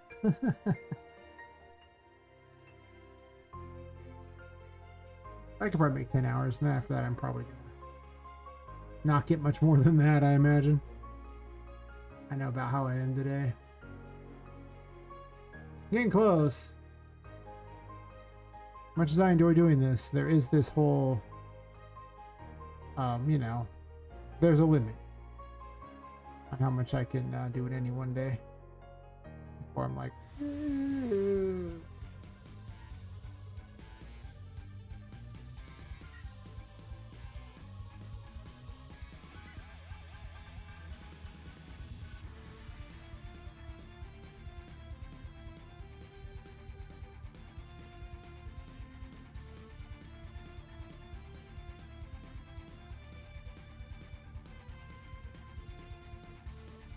I think next week I might start 11 instead of 10. I'm starting to realize that I start, my actual time listed on Twitch is actually 11 p.m. And nobody ever shows up for the first hour for the most part anyway. But I've been starting, like, you know, before that. So I've actually been streaming more time than I said. But I'm sitting there going, why? If no one shows up for the first hour anyway, what's the point? Why not just show up an hour later and have more time when people are around?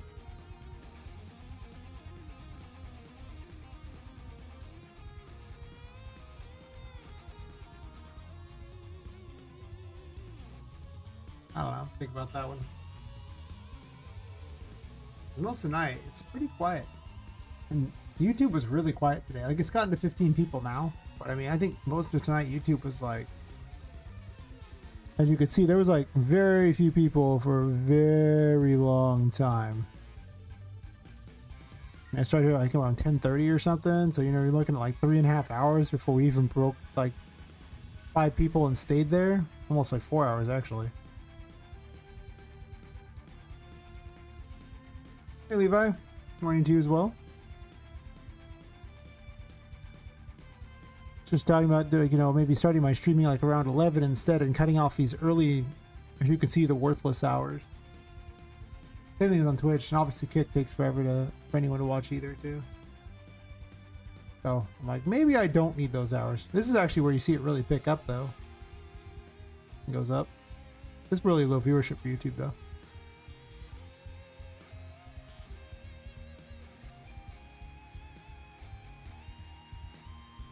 I only have one of those for Kick, unfortunately. Sorry, for Twitch. Do what?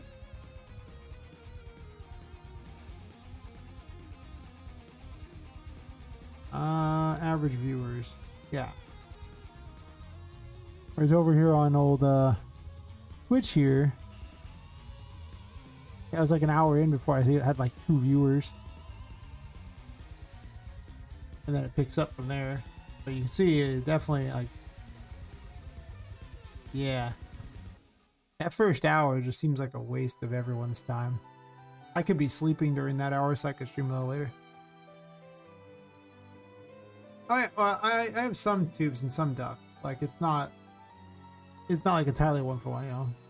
Little pipe thingies. Like I have pipes up here and I made little thingies for those too. In some cases I have ducts as well.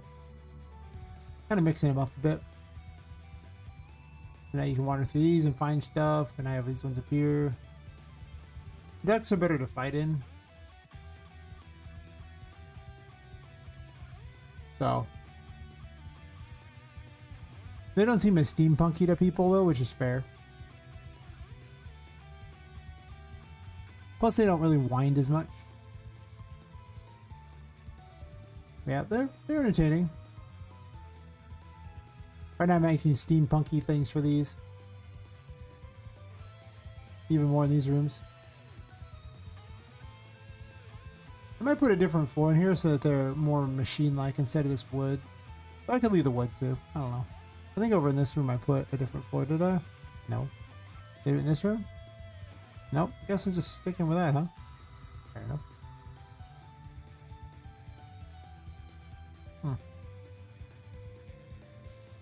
That reminds me, I was gonna shrink this room down, I think.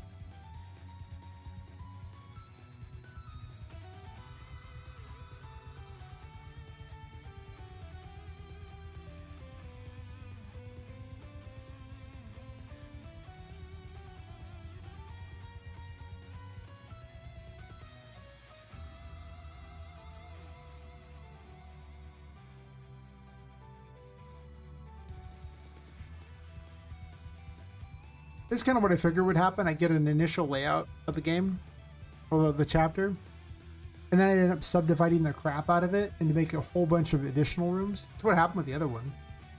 The safari room ended up with like, I don't know, 2 additional rooms off it, like a mini room off of it as well. I subdivided the library. The playroom ended up huge, but anywhere where Charlotte has to be huge.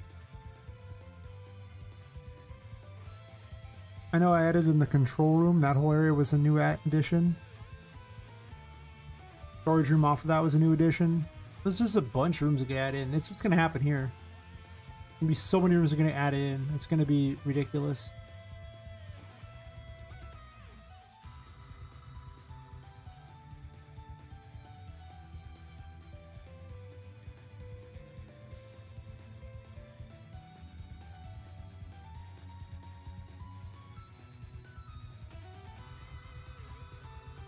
I'm just wondering if I want to try to sneak additional bosses in or not.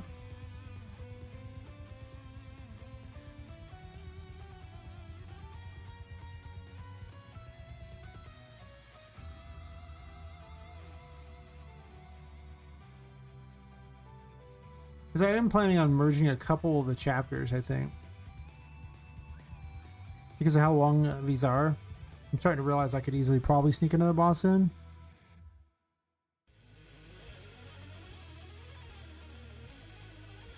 It's gonna be a lot of rooms. Of course, see them at 21 rooms. This is getting to be quite a few, though. I might make this like a viewing room and then just split this up into like multiples. I'm assuming this is a bit what I would do.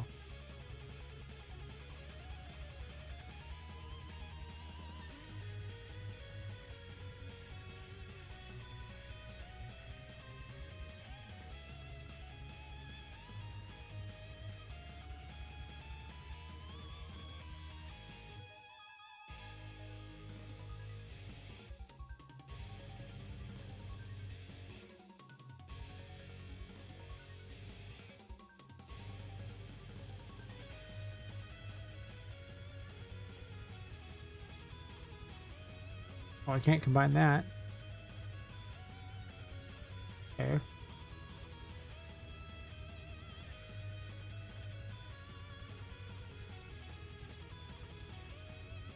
This'll work.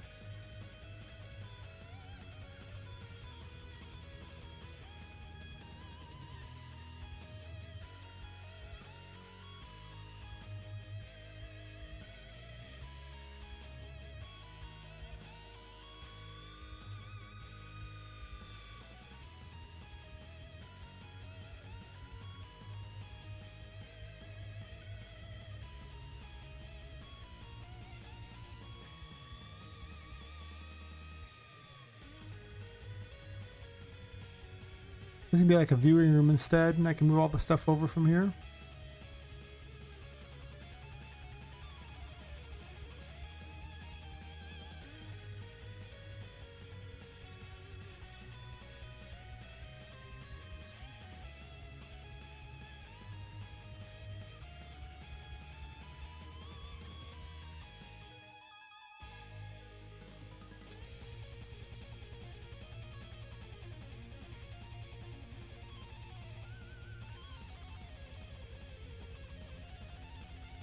It gives me a big space to play with. These rooms are huge. And I could subdivide like crazy if I want.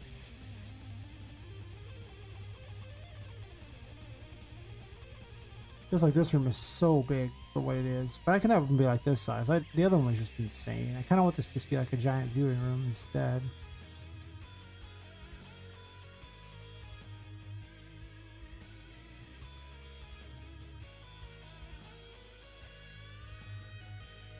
You can't see the waterfall shut off though.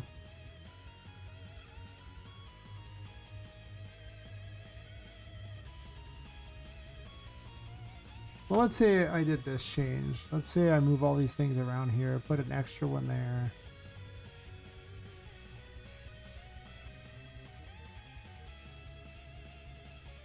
Well, first of all,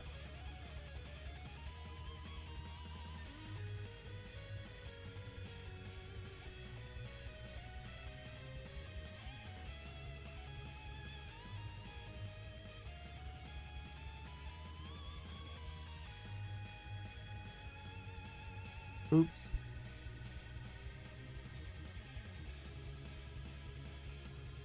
These were selected. Like something ain't right here. Why did it move like that? That's why.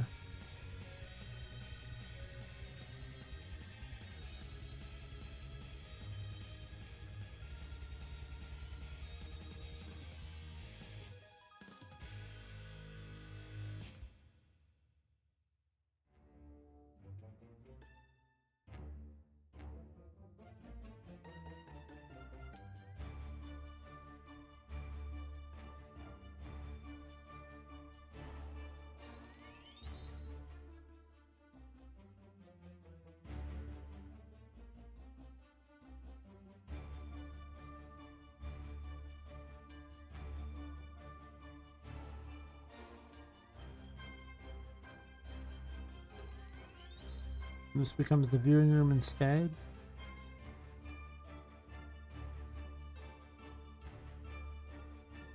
This key is for the viewing room, right? That's what it would be. Grotto Pump 1 would become the viewing room, then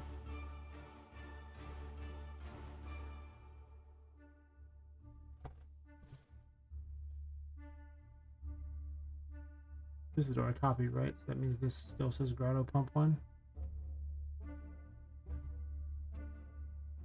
It would, but unfortunately I did that instead. So it would actually need to be this way.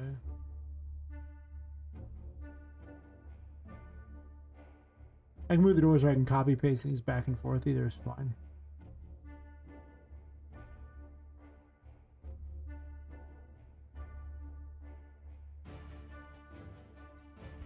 Honestly, this should probably be the observatory. Observatory sounds like you're viewing, you know, the sky though.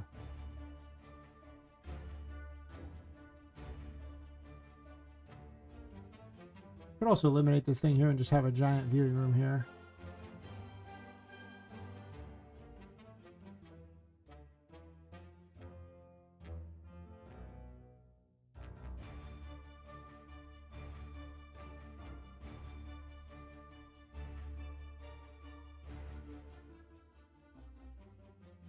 This will call us the viewing room until I have a better name.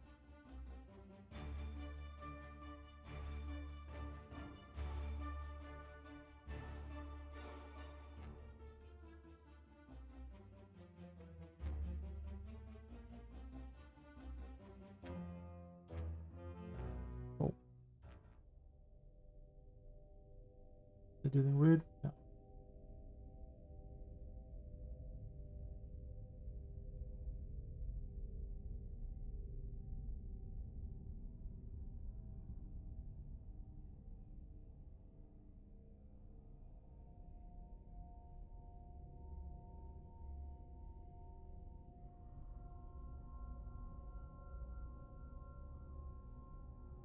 Have a hidden area under the stairs too. We'll see about that. At some point, I mean, I'm gonna have lots of hidden areas. I mean, this game is gonna be bigger than I think it should be. Probably happening. A lot of wandering, you know. There should be a fair number of bosses, but bosses are not going to be that common. Of course, I mean, I remember how long it took bosses to show up in Hollow Knight, so, you know. It's not like Bloodstained, where the first boss shows up, like, within 20 minutes or something. Well, I guess if you explore the whole ship, maybe it takes a little longer than that, but I don't know if that's true or not, I don't remember.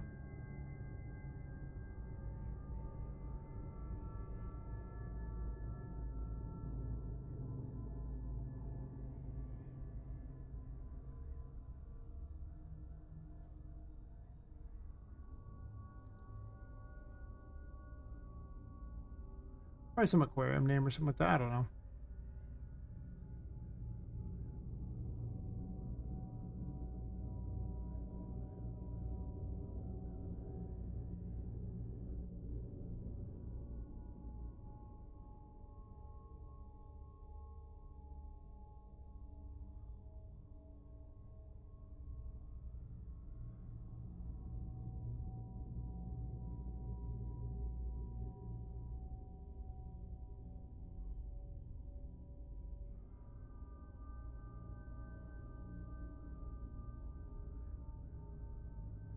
Already 3.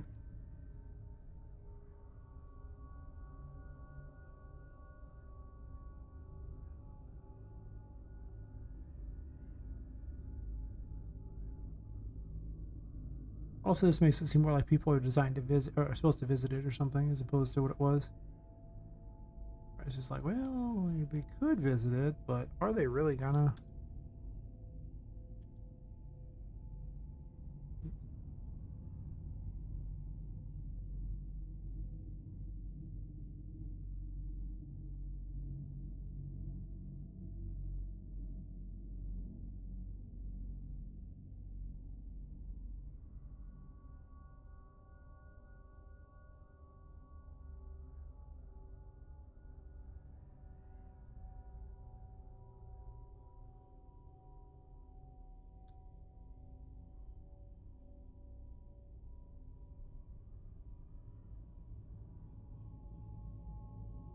You look, 50 looking good.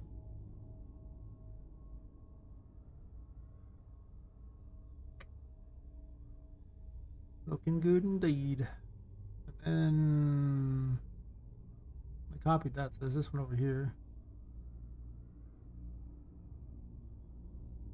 Get another room. I don't know what I'm going to put in yet. Fantastic.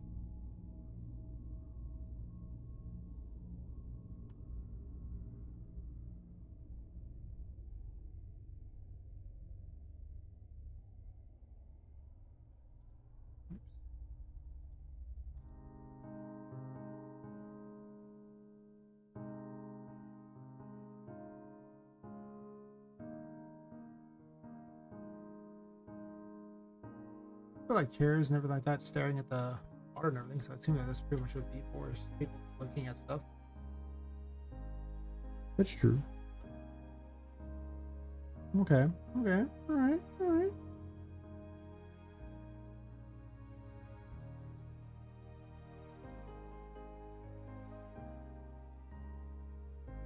I have to do number 2 and number 1 here. Are the keys here? Oh my. Number 2 and number 1. Let's put a key over here this way. Have a key. Grotto pump 2 and then Grotto 1. I shouldn't have changed the buttons over here because I didn't change the names of the room those were in, so that should be fine.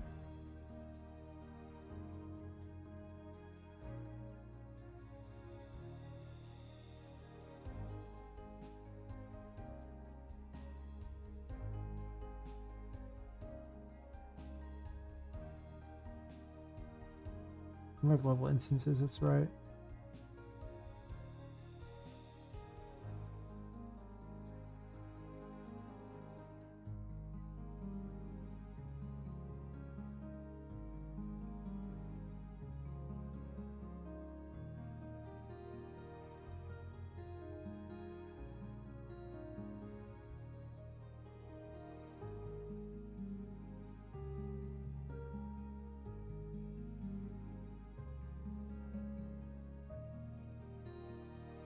I'll put it up here or something.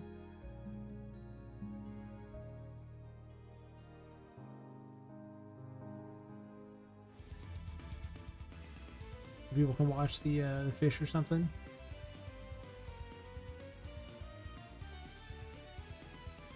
I also don't have any kind of kitchen too. Like if I'm having people use this as like some sort of weird theme parky area. I don't know. I keep making like slow advances towards that illusion. That's what it is. Well, it's not really a theme per se, but I definitely haven't put that forth so far as the main thing it's been and how I've designed things. I could do better.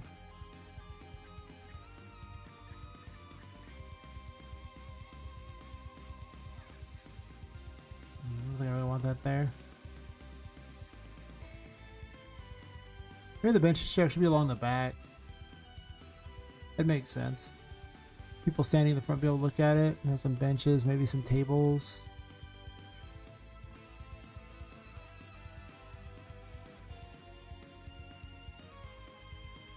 I'm just gonna line these up.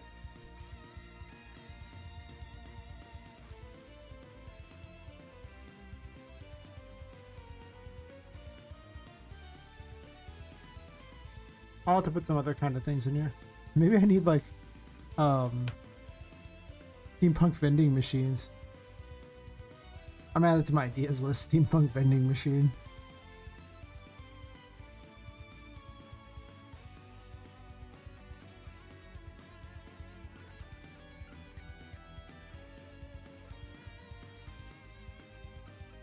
Okay.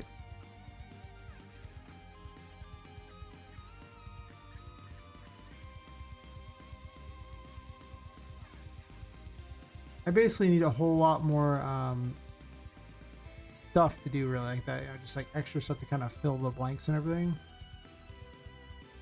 Because I mean, a lot of stuff's kind of been used quite a bit, and it's like, I could probably make something more interesting.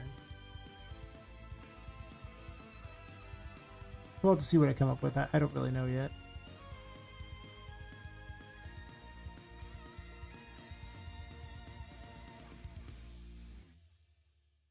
I do have a lot of assets to play with. I'm kind of trying to add in more steampunk, so I've been kind of lax about that.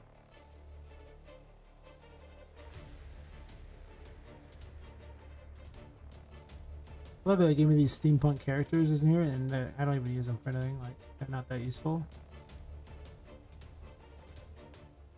Because they're not that great looking, I think, if memory serves, right? Oh.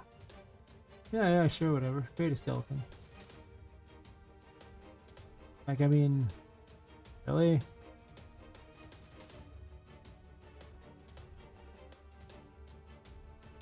That's a very unattractive woman. I must say it. Look at those meaty shoulders. What is that? That is very thick, terrible hair. Why? Why did you make this? Face looks like a dude. Oh, thanks. This one's kind of funny looking. I like this one.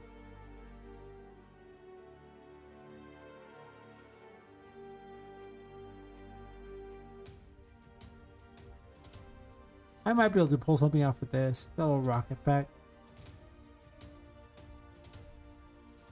Like I could replace the head with some sort of metal. I mean, I'm down to look.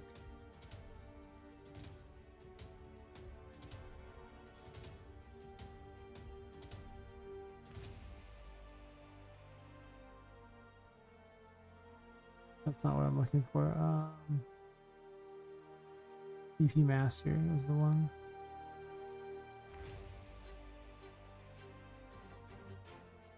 I could just use the same crappy thing I use on everything.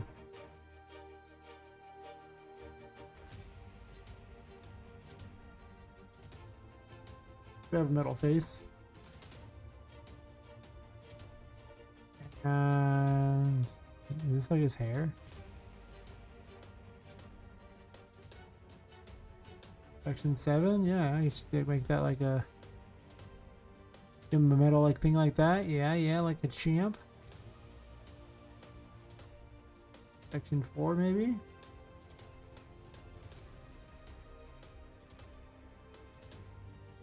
You made it like a steampunk dude, maybe.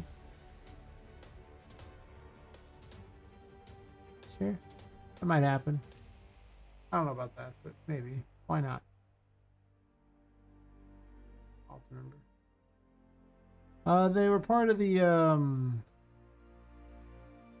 one of the Humble Bundles had a thing for the it's the Laertes steampunk environment. The steampunk thing, they had it all the time, and I use it for my city stuff out there. Like, it's the pack that all this came from. I've been tweaking things with, but yeah. They added it later. I mean, Laertes is great. Their stuff's wonderful. I guess I do have one gripe with it. They often make things a solid thing instead of letting me have the stuff that isn't solid, so... Like here, I want to be able to flush this toilet, but this thing is solid. You can't actually move this part. Not without some sort of trickery that I don't quite know yet. So...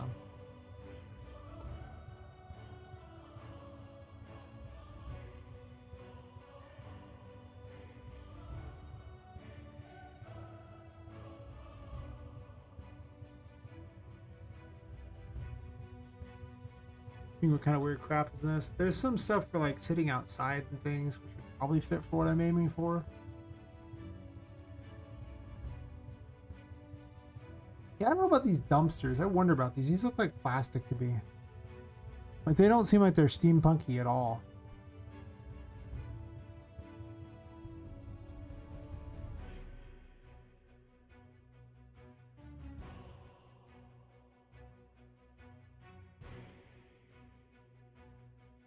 They got weird chairs and things.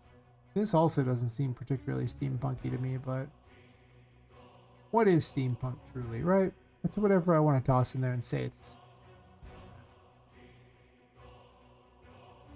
I put little trash thingies in there for him. Maybe.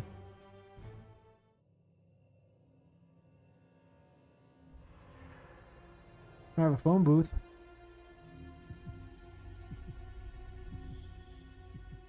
You can call from there.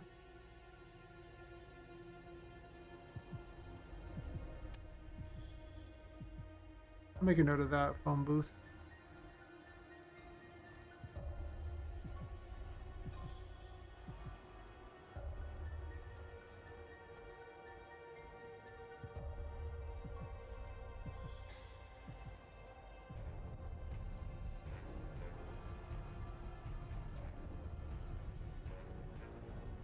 Yeah, see, things like this kind of suck because you can't actually do anything with them. You can't spin them. Well, you could just spin the whole thing, I guess, but it's got bolts, so it wouldn't make much sense to spin the whole thing. I guess you could put it on top of something and spin that.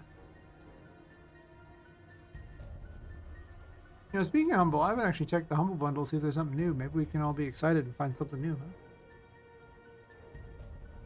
Always check the software bundles here. You never know. Oh, it's a Unity thing. Well, for anyone interested, there's a Unity one right now. By anyone, I mean, clearly not me. I don't really care about the Unity one. But, yeah, all the bundles are kind of garbage right now. This is just another Laertes one, right? I think I have half this crap.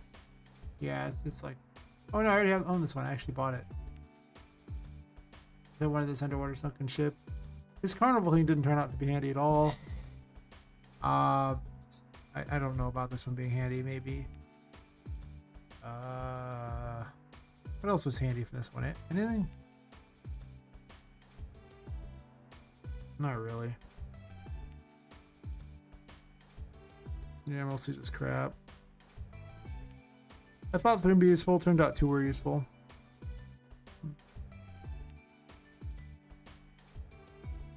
Wasn't bad, I mean, there was some good stuff in it. But overall, I thought this might be not bad too, the old church thing, but I don't know if I'm gonna use that. I'm trying to think of the form the last area is gonna take, and I've been thinking about it. This one was fine. This sucked. I expected it to be way better, the haunted house. It's like literally just the exterior of the house. I don't need exteriors. Everything's indoors. That was kind of sad. I do kind of like the weird little roots on the walls, I guess. I didn't really install it. So maybe there's some neat stuff in there eventually. Some dead trees and things. But overall,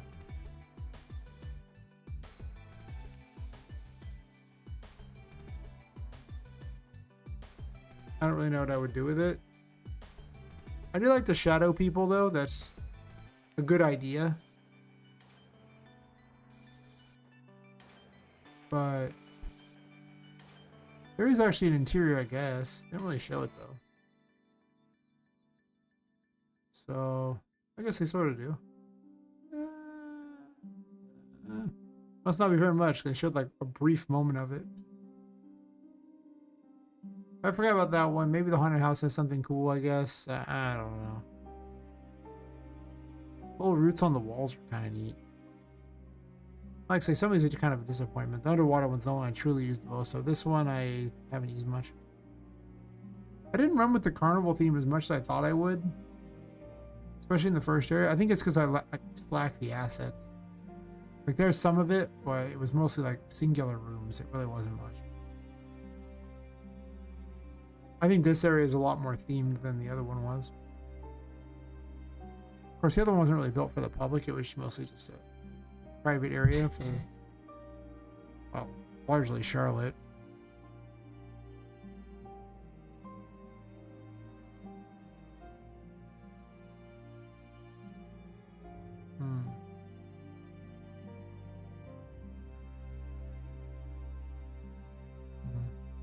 Pieces of Zeppelin. Yeah, that's right. What I'm doing for the interior of these things.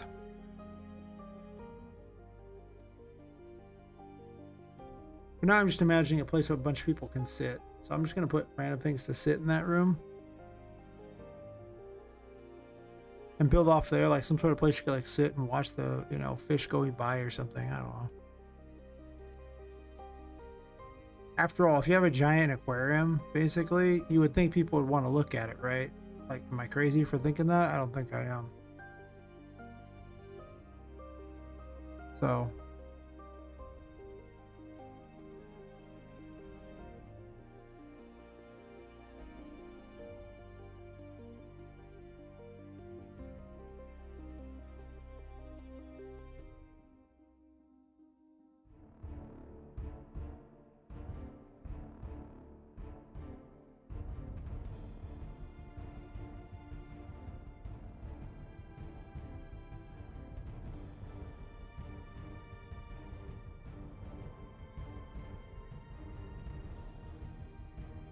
yeah, I'm probably gonna make another 14 minutes. 10 hours is probably about the cap.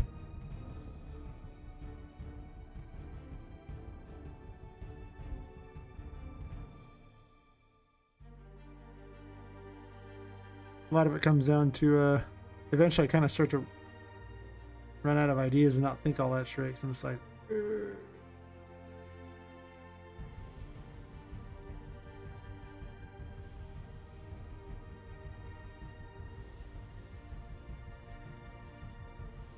this waterfall is not good.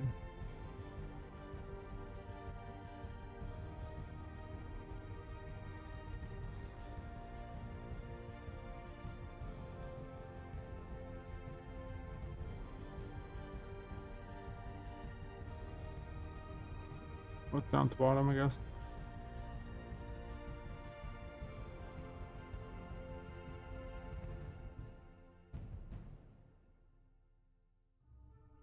Fine.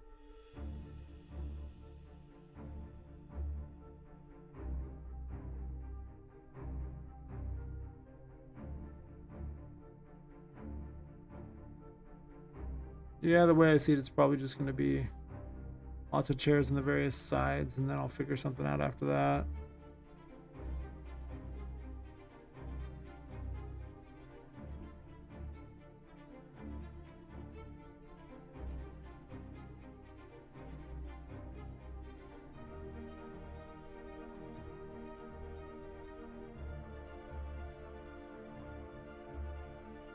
You know, instead of like medical, it could actually just be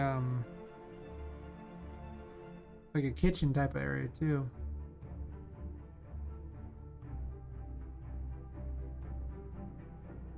Medical somewhere else.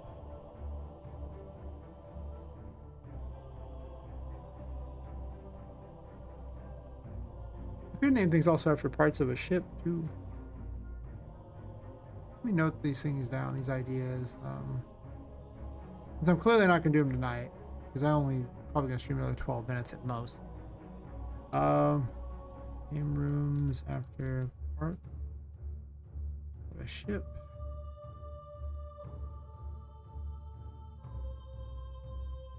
I'll question mark that one because I don't know if I'm gonna do it or not. Medical or restaurants.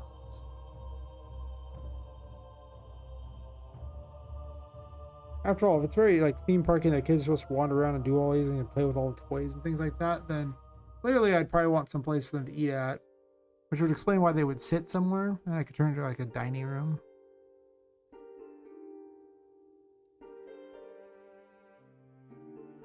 Work viewing room to be a dining room.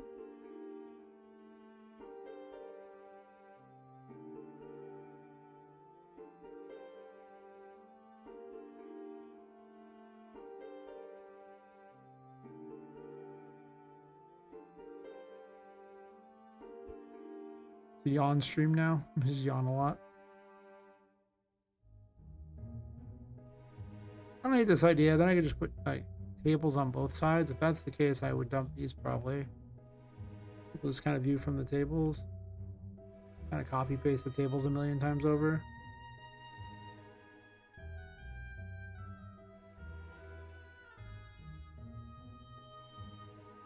I'll move the chairs around to be all cool and unique in a bit. This is a concept room, so the concept room doesn't have to look good at all. Usually my concept rooms are really simple. That's just how they are. They're just super simple, and then they quickly turn into something much better. I really had no idea what to do with the other stuff there. With the these huge pump rooms.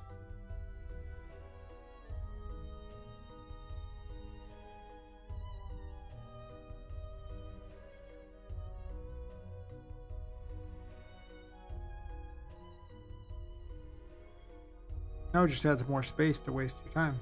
Fantastic. Now that would waste your time. Hopefully you're having fun with the game and you want more things to do. If you don't, clearly I've done something bad. You. Okay. Very weird that the X-spline is that far over.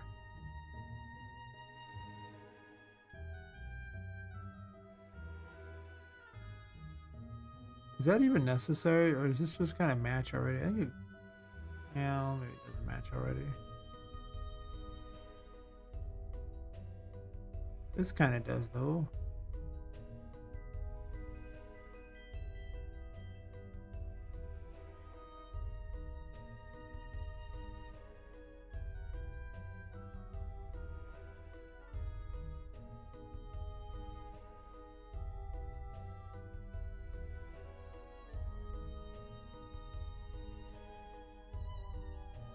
Not perfectly, though.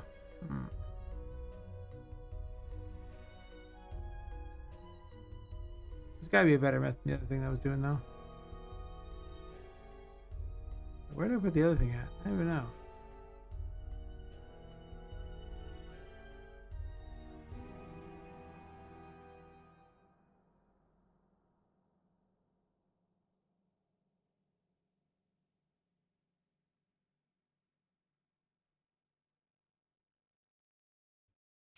right there. Okay.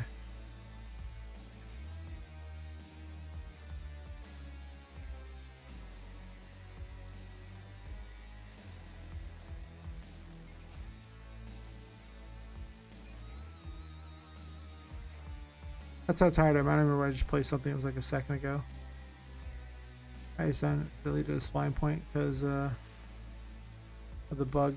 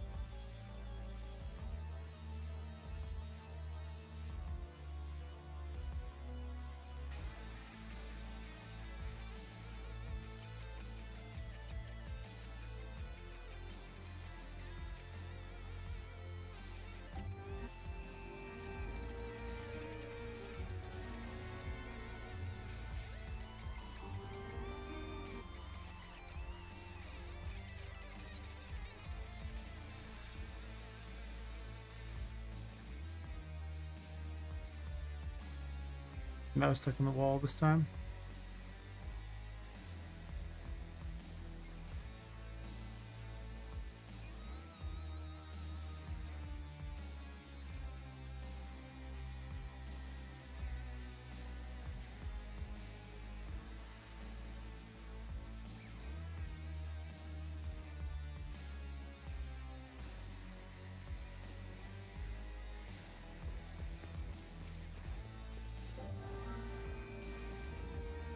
Fix that right there, probably.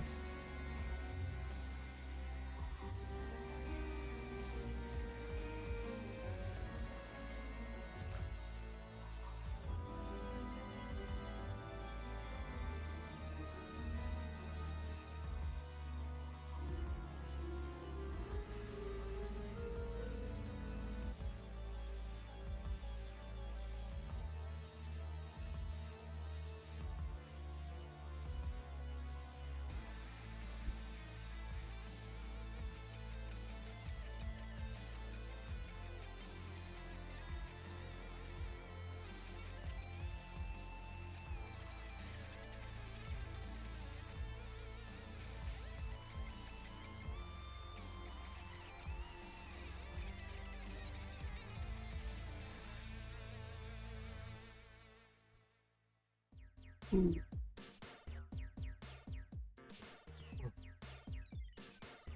They're starting to really win that fight.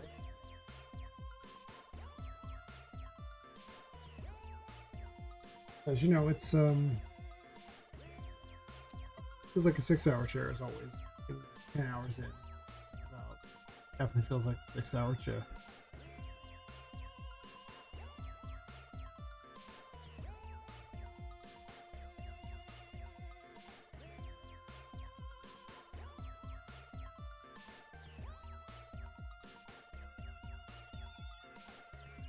Anyway, I think I'll call it for tonight. So, for anyone who doesn't know, game's called Poppet Quest. I stream 5 nights a week, and I'll be back 2 days from now, about 10 hours earlier than this or something. So, you know, subscribe, follow, join the Discord, or whatever, you know, cool. Or don't. Thanks for watching either way. I'm gonna send the YouTube people off, and yeah, catch you later, Lepus. Yeah, I'll send the YouTube people off, and then I'll go raid out with Twitch people and get some sleep. So, catch you later, YouTube people. Thanks for watching.